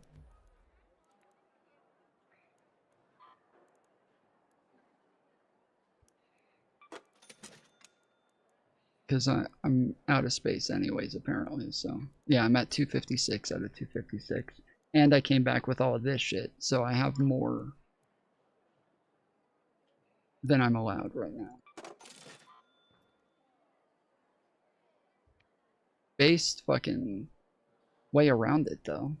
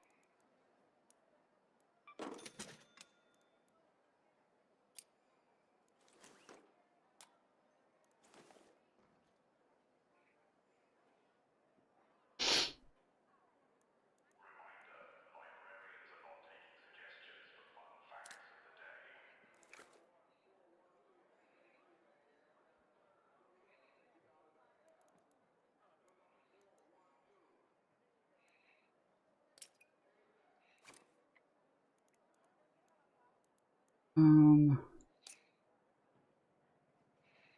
do you know what's the difference between a blaze grenade and a trailblaze grenade? Does the trailblaze grenade, like when you throw it, whatever direction you throw it in, throws the gasoline in a single direction instead of splattering? A blaze grenade causes blades. No, blaze. Yeah, BLAZE. it does blaze stuff. And then a trailblaze causes a trailblaze. Is I that have no clue, my guy. I don't use grenades. what?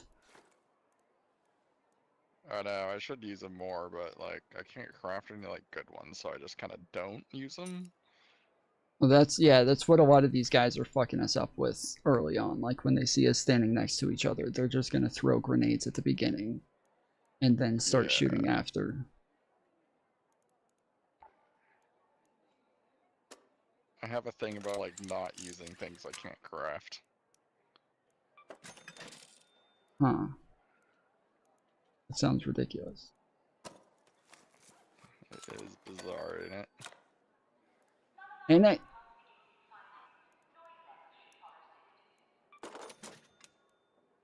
Alright.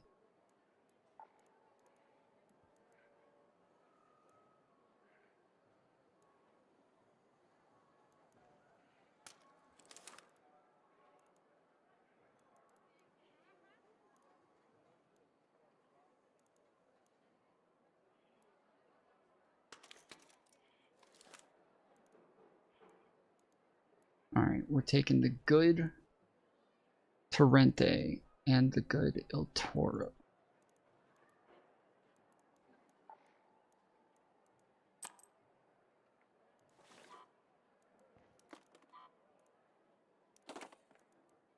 Oh, we don't need that.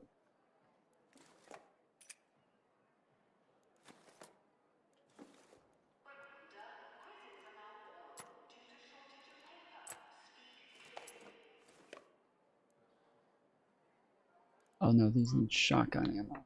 Fuck. I've literally just had to sell a bunch of shotgun ammo because I didn't have room outside of my backpack. And then realized, fuck, I'm gonna make a thing, so.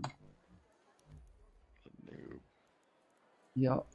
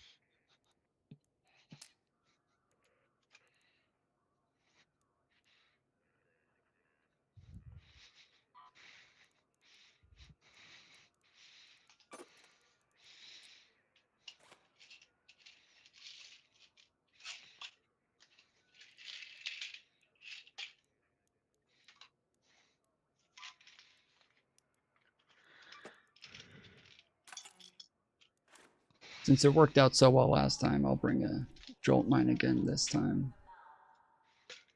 It did work out well. It got them off your back.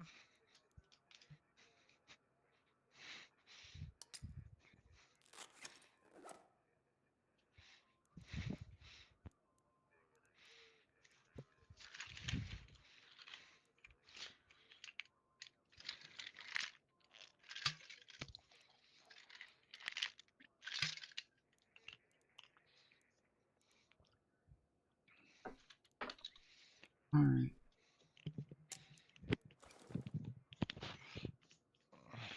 Fuck, these two weapons are too heavy to carry both of them.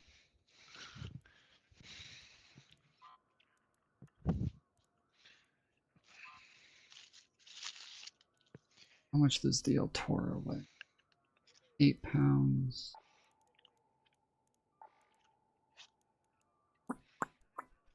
And the Pharaoh is 8 pounds as well. The Torrente is 12 pounds. The Rattler is 6 pounds. Maybe I'll take an anvil instead of the Torrente. Yeah, that saves me about 15 pounds somehow.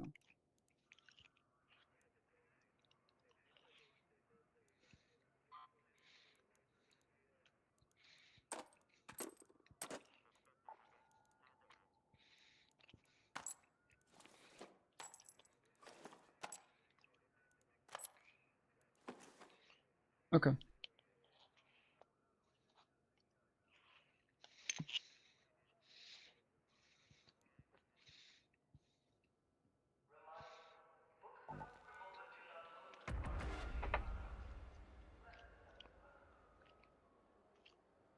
Shut This the time, fuck up, Kyle. tell me if they start shooting us. What? So this time, tell me if they start shooting us. Okay.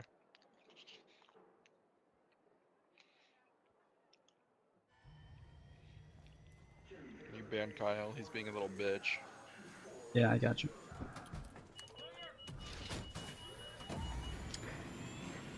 Kyle asked Mantis why she's gay. She didn't answer. I sent her a text message. She also didn't answer. So That's my bad. she hates everybody now. Whoa. I'm pretty sure that just confirms that she's gay.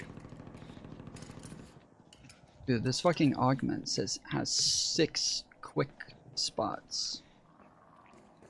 Oh, there's the shredder. Oh, great. Why? Oh, shit. Can you not?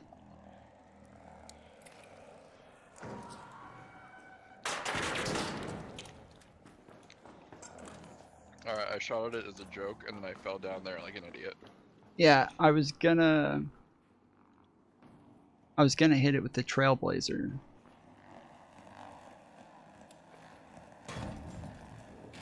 Hey, give me a jolt mine? And a lure grenade. Ah, that's pretty good. On a free. How do jolt mines work? Just pop it on a wall? Yeah, you put it on a wall, it's a proximity mine. You can put it on the wall, the ground, the ceiling, whatever you want.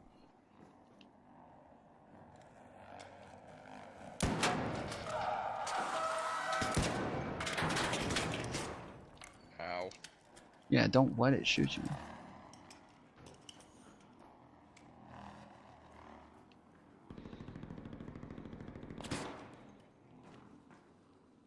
Is that you? Yeah. Okay.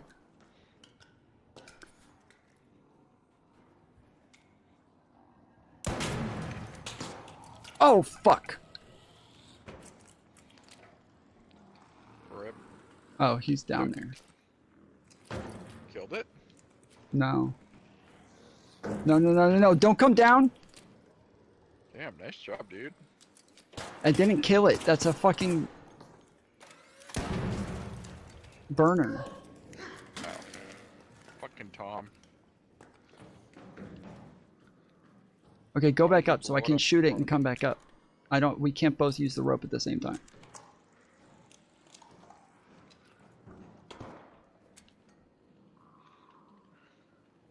Oh, there's 2 of them. Huh? Yeah? There's fucking 2 of them. Why are you still shooting at it? Because I wanted to kill it. I didn't just waste all that fucking ammo to not kill it. It's not my fault you're gasping for life. Fuck you, Kyle. This is why Tom's never gonna make Kyle a mod.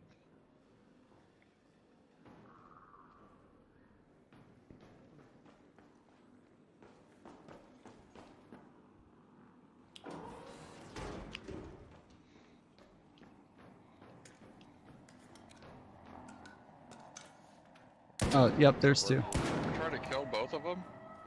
Yeah, I guess not. Fuck. Fuck, fuck, fuck, fuck, fuck. I'm super fucked. I'm super fucked. Oh my goodness. Okay. Yeah, let's get out of here. If there's two, there's no fucking way we can take on two of them. Well, I wasn't sure there was two of them, but... What is this? Like... The tick pod? What do you mean? This? Yeah. A machine of some sort? Huh.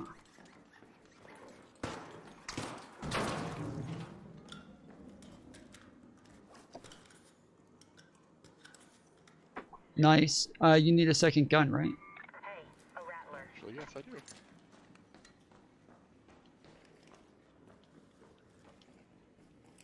Okay, there's normally good loot in this room. The fucking shredder doesn't seem to be in here. So let's be quick about it. But also, this is like a popular room. Okay, there's threads. Shooting, by the way. Yeah, I know. There's people shooting the shredder downstairs. I just pointed out cloth in the other one so that... Oh, pop. Fuck yeah, dude, I got a rubber ducky.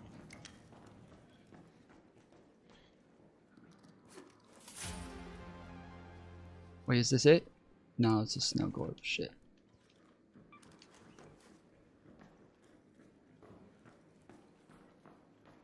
Fuck. So yeah, it says the magnetron is normally in like red. It's normally in red lockers.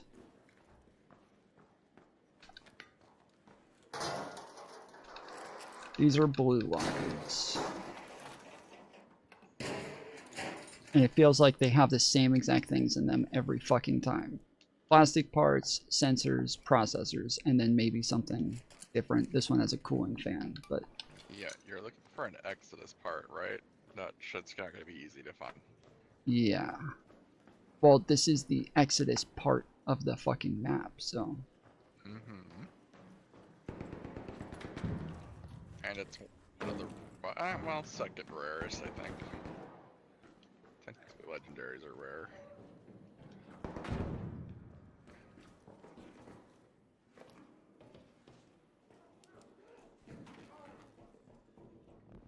What the fuck?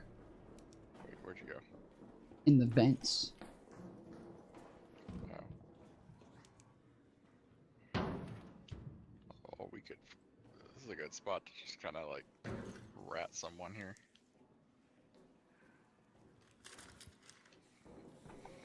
Probably should not have come behind me. If there's a fucking pop, I'm gonna get killed. Isn't this where we normally start out?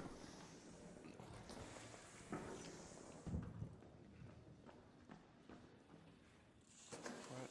Yeah. Top spawns don't just like disappear, you know? Well, I'm just thinking, damn, we could have gone a different direction every single time. We want to go back where we came from, like we were in the right spot, so... Oh wait, is that a... No, that's the middle. Okay.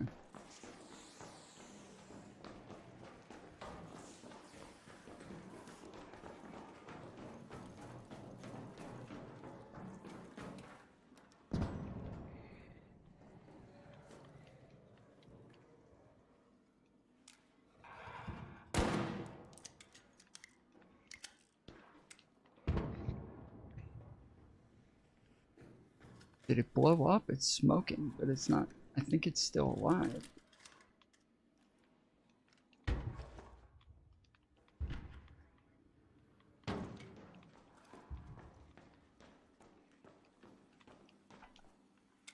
There was a flamer.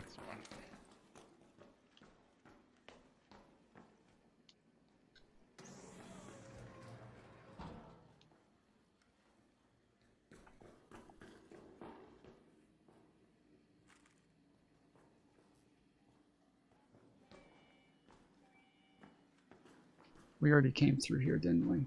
Yep, there's the gun bag right there. There's a medical bag. Empty. Did you mean to do that? Roly poly. I was lied to about the one-shot thing. One shot thing about what? Can't. Well, at least with this guy, you can't one-shot the roly poly ball things. What do you have? Kettle. Oh yeah, no, the kettle can't one shot shit. You can get like. Assured me that it can. Oh, you can do no. You can one shot the flamers. You have to when they open up. Lied to me.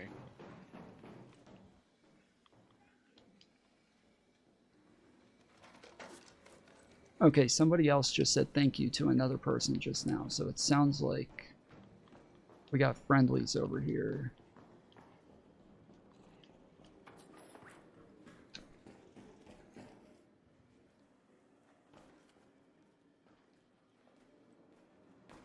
You heard them? They were yelling from over there. I did not hear him.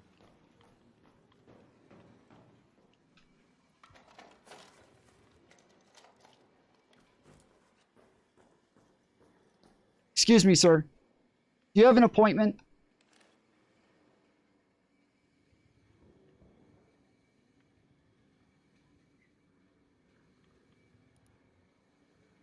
Sure. Hey there. Excuse me. Do you have an appointment?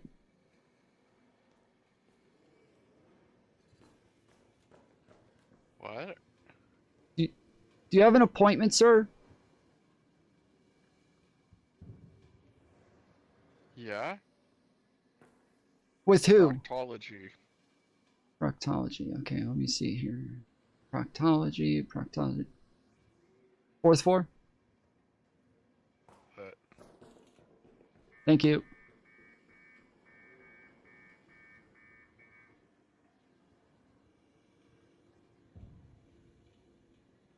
Where's he going? I'm right at the 4th floor. He's going to the 4th floor. I'm on the 4th floor. Yeah, you're on the 4th floor. Oh my goodness, dude. I don't want to hear it. Oh, he sees somebody else. Bye-bye.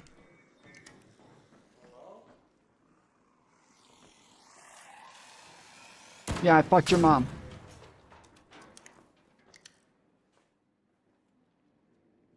Okay, I think there's somebody else here. I don't think I was the only one who shot that thing.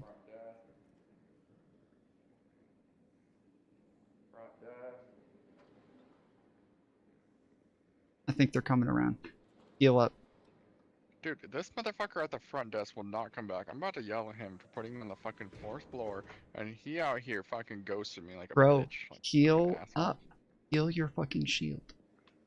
with what? You don't have anything to heal it with? What? No. I brought extra. Could have told Oh, me. well, I can make a shield recharger. I just don't have cloth. Bro, I pointed 3 fucking things out for you to use to get cloth out of. I pointed at them over and over.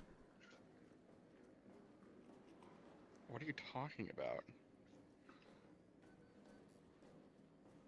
Okay. No, that was the receptionist, Tom. Okay.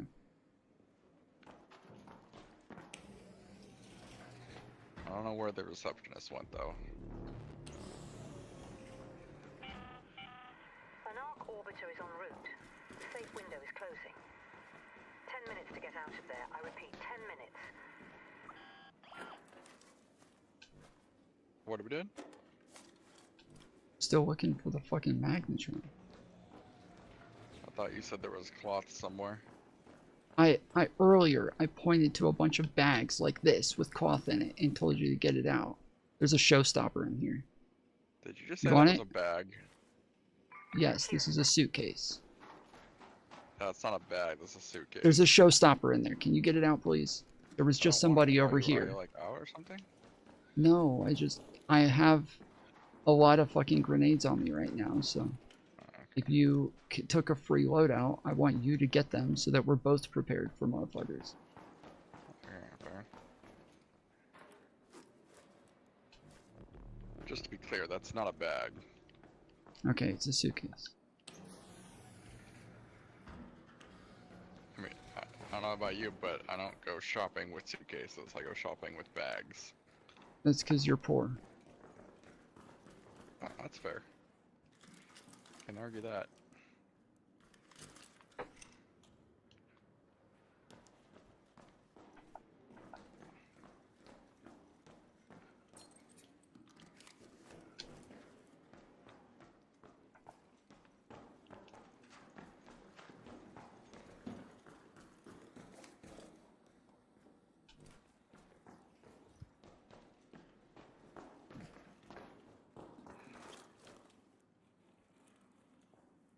There's shit in there if you want it.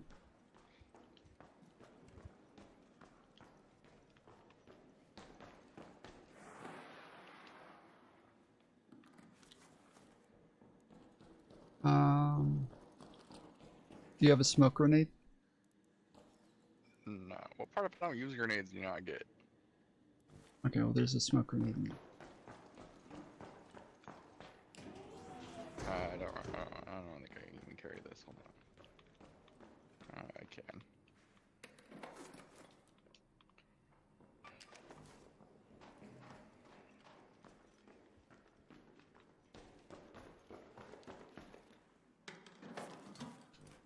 I didn't know there were so many gun bags up here.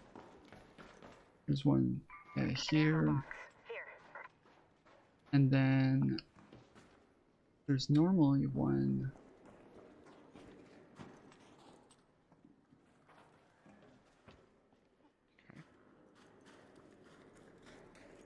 Where the fuck is it? There's normally another spot with ammo bags here.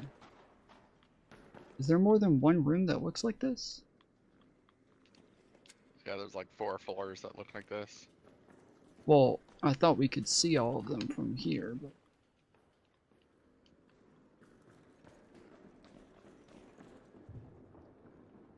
Huh.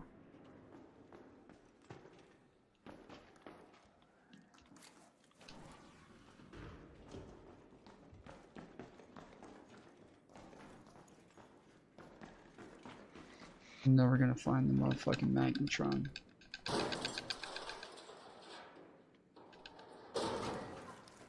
Manta said she doesn't know why she's gay. Ooh, Buried City JKV employee access card. That's going in the safe pocket. Yes, please. Never even heard of that. Since when do you find shit like that in these things? Oh, wait, that's right. I just got the thing to where I access better loot. So, no, loot is not random. That's something that I learned very early on. Is I thought it was random. Turns out it is not random. It is very purposeful.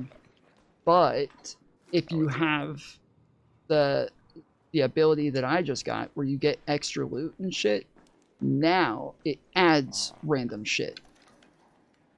So a lot of the stuff like this that I normally don't open unless I need something from that. Now, yep, there we go, light bulb. You need light ammo? You know loot is random, right? Here's another light ammo. You need light ammo, right? No. Oh, actually, wait. Yes. I mean, it's random in the sense of, like, there's going to be, like, industrial parts in the industrial area, but those specific parts are random. Okay, how far do we have to go to get to the... Oh, it's right there in front of us. Let's head home at the lobby metro. Whoa. Oh, shit. Really? Is that a person shooting? Yeah. Where? Turn your flashlight off. Why are you being mean?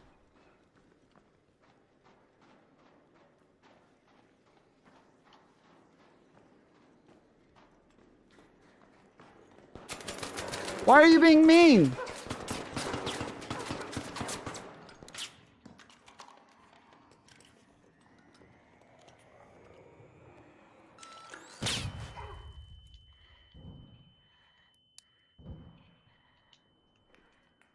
Oh, I'm dead.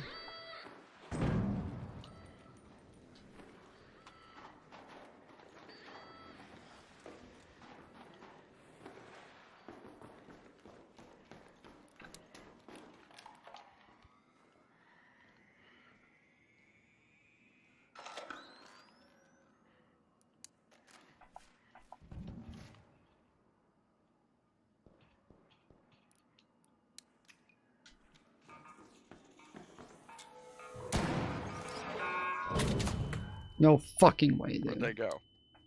I don't know, but I just got hit by a fucking op.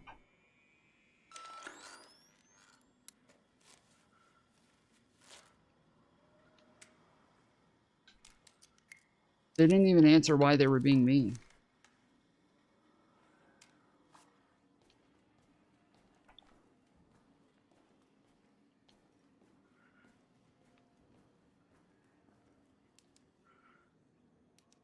Alright, well, let's head down.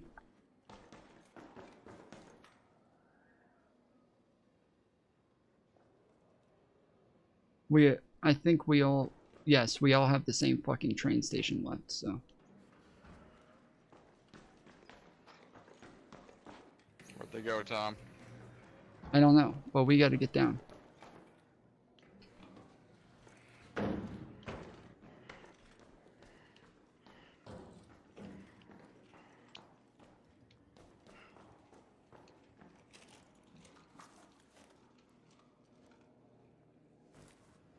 You need more, you need to be healed?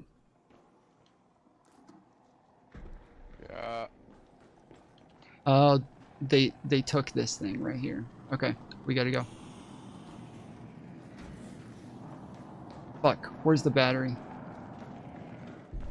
We're fucked if we don't get that battery.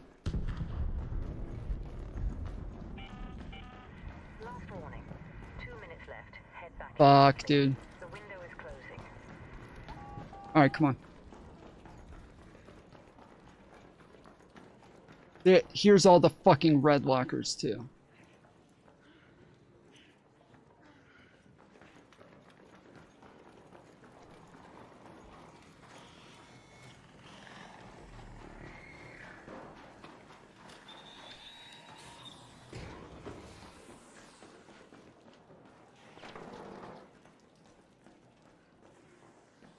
Hey, you know, if you leave earlier, you can avoid all this forcing to go down this road, right?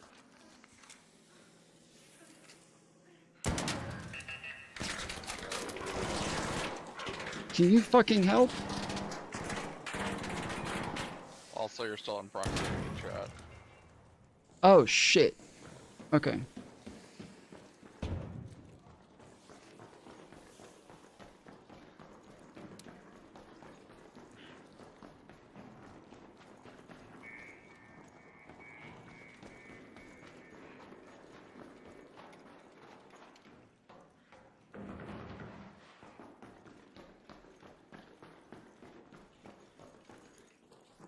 Fuck, okay. Now you can jump down. Right here. They're standing right there. Yep. Don't go up, don't go up, don't go up, don't go up. We don't have a choice. We have. No, just wait for this to come. There he is. We're dead.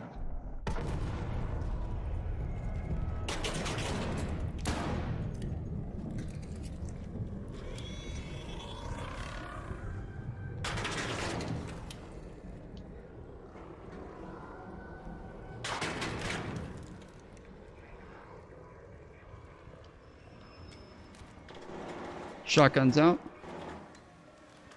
Door's open.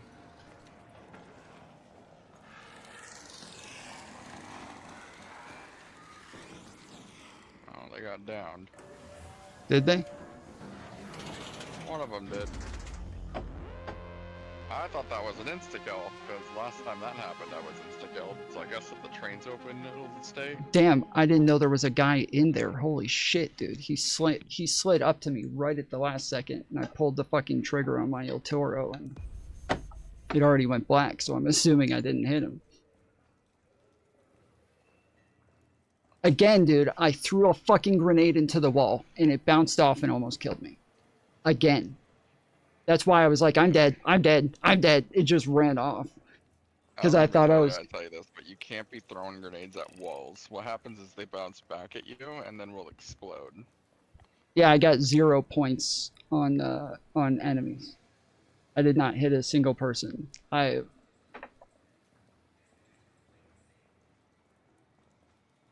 so annoying, dude. I fucking hate the way that they do the grenades in this game. They show an arc, they show a path and an arc, and then it doesn't go there at all. Yeah, you gotta aim the grenade.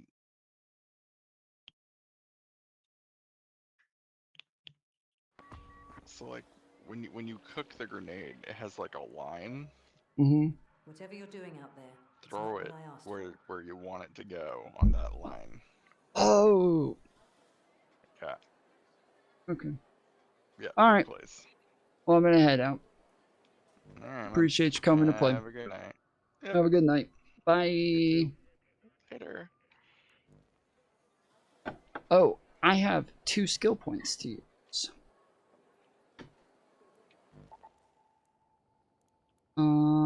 Okay, so I got 21 on survival, 15 on mobility, 6 on conditioning. After sprint dodge rolls, sprinting does not consume stamina for a short time. Oh, that's big. Oh, that's big.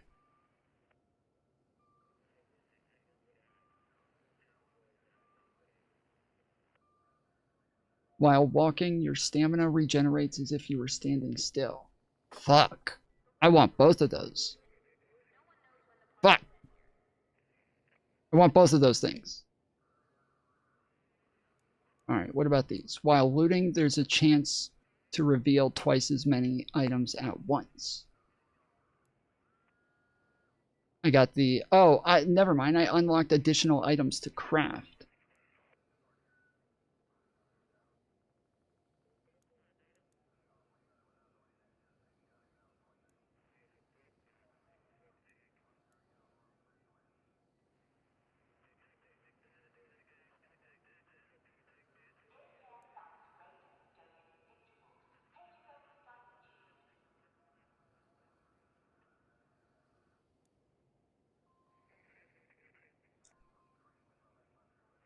After an ability drains your stamina.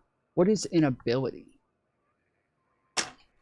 What is an ability on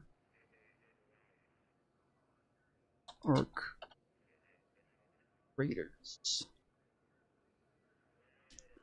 An ability refers to passive skills you unlock in a talent tree to enhance your Raider's stats and actions.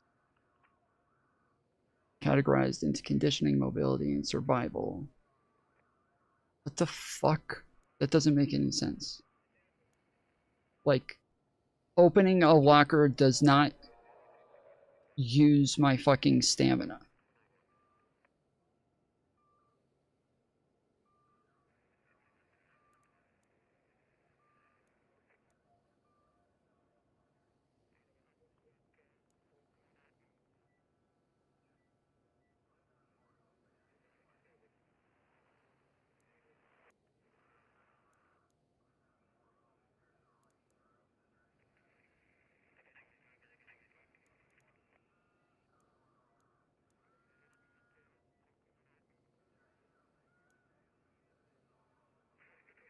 I don't even know what that means.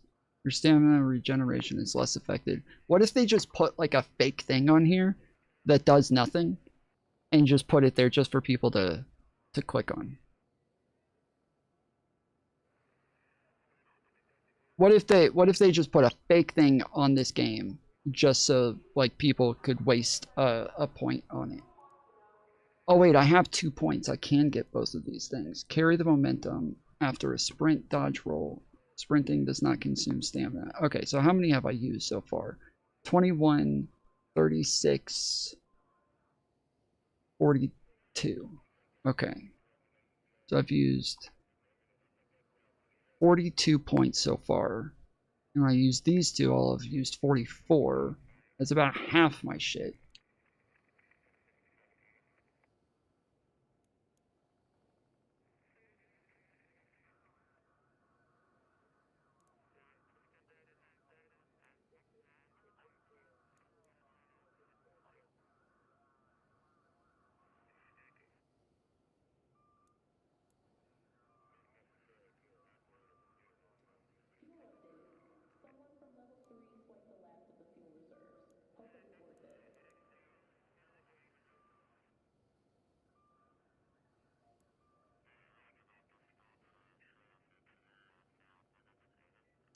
Hashtag free the hostages. Hashtag bring the home. What home do you want them to bring?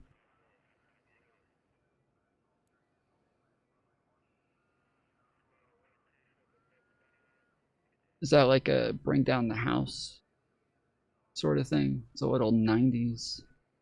When looting raider containers, you have a small chance of finding additional fieldcraft items. While looting, there's a chance to reveal twice as many items at once. There's a chance. Stamina regeneration is less affected by being over encumbered. I've already done that one.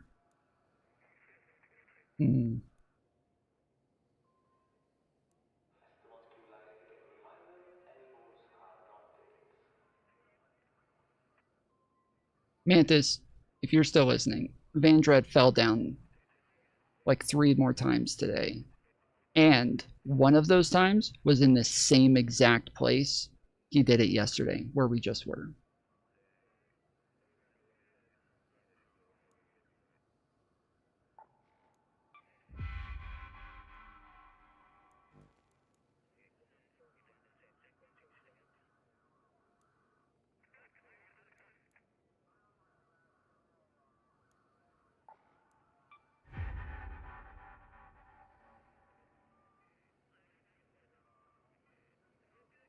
All right, there we go.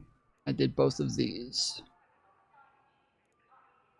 I feel like I'm gonna make a compilation out of me throwing grenades at walls and then having to turn around and just run away.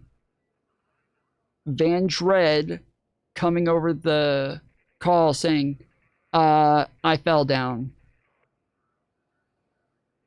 And then Mantis either overreacting to something or me just like asking her the same question 5 times. We're just gonna have a compilation of this and then have like all our faces propped onto like Arc Raiders people at the end with like the dream team on top.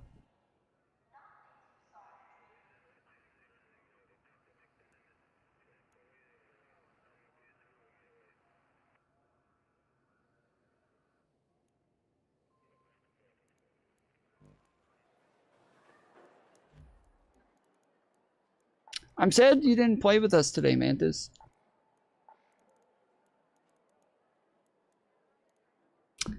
Alright.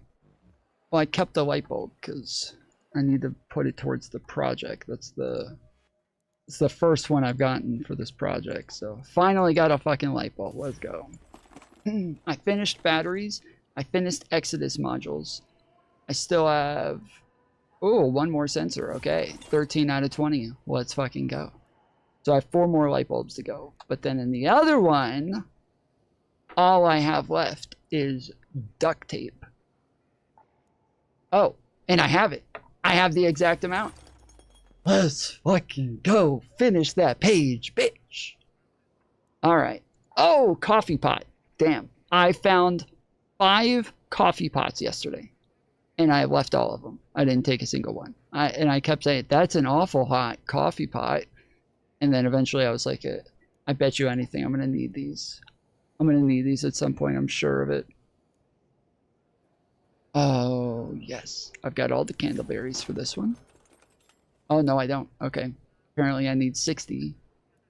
I have 50. I never sold any of my candleberries.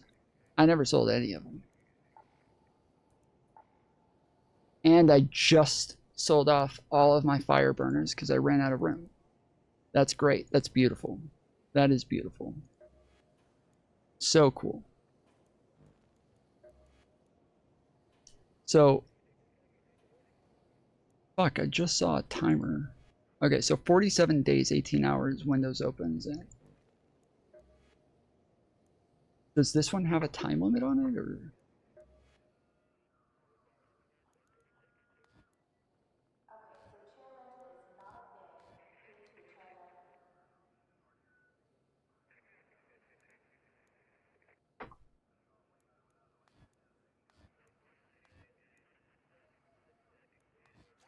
Well, I got my orange hammer. That's really what I wanted. It matches my outfit. Live event 7 days. So what does that mean? What the fuck does that mean? What is the Candleberry live event?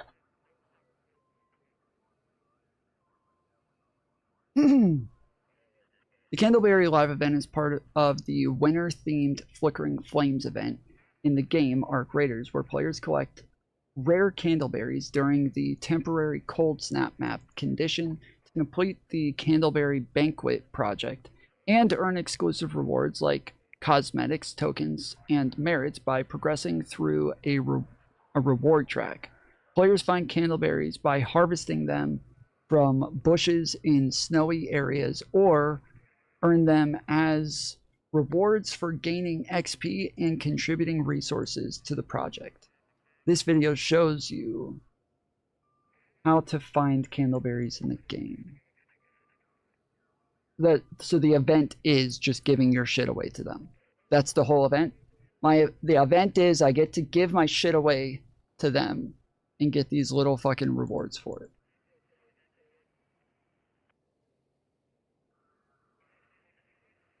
There's either going to be a change to the map or some kind of virtual concert. Ah. And that's just for people who finish the whole thing?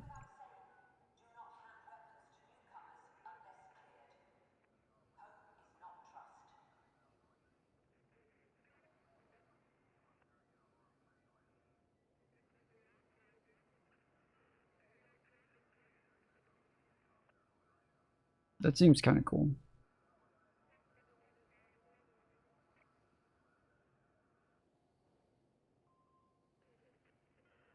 That's at least what a live event was in Fortnite. Oh. I think it's for everyone? Oh, okay.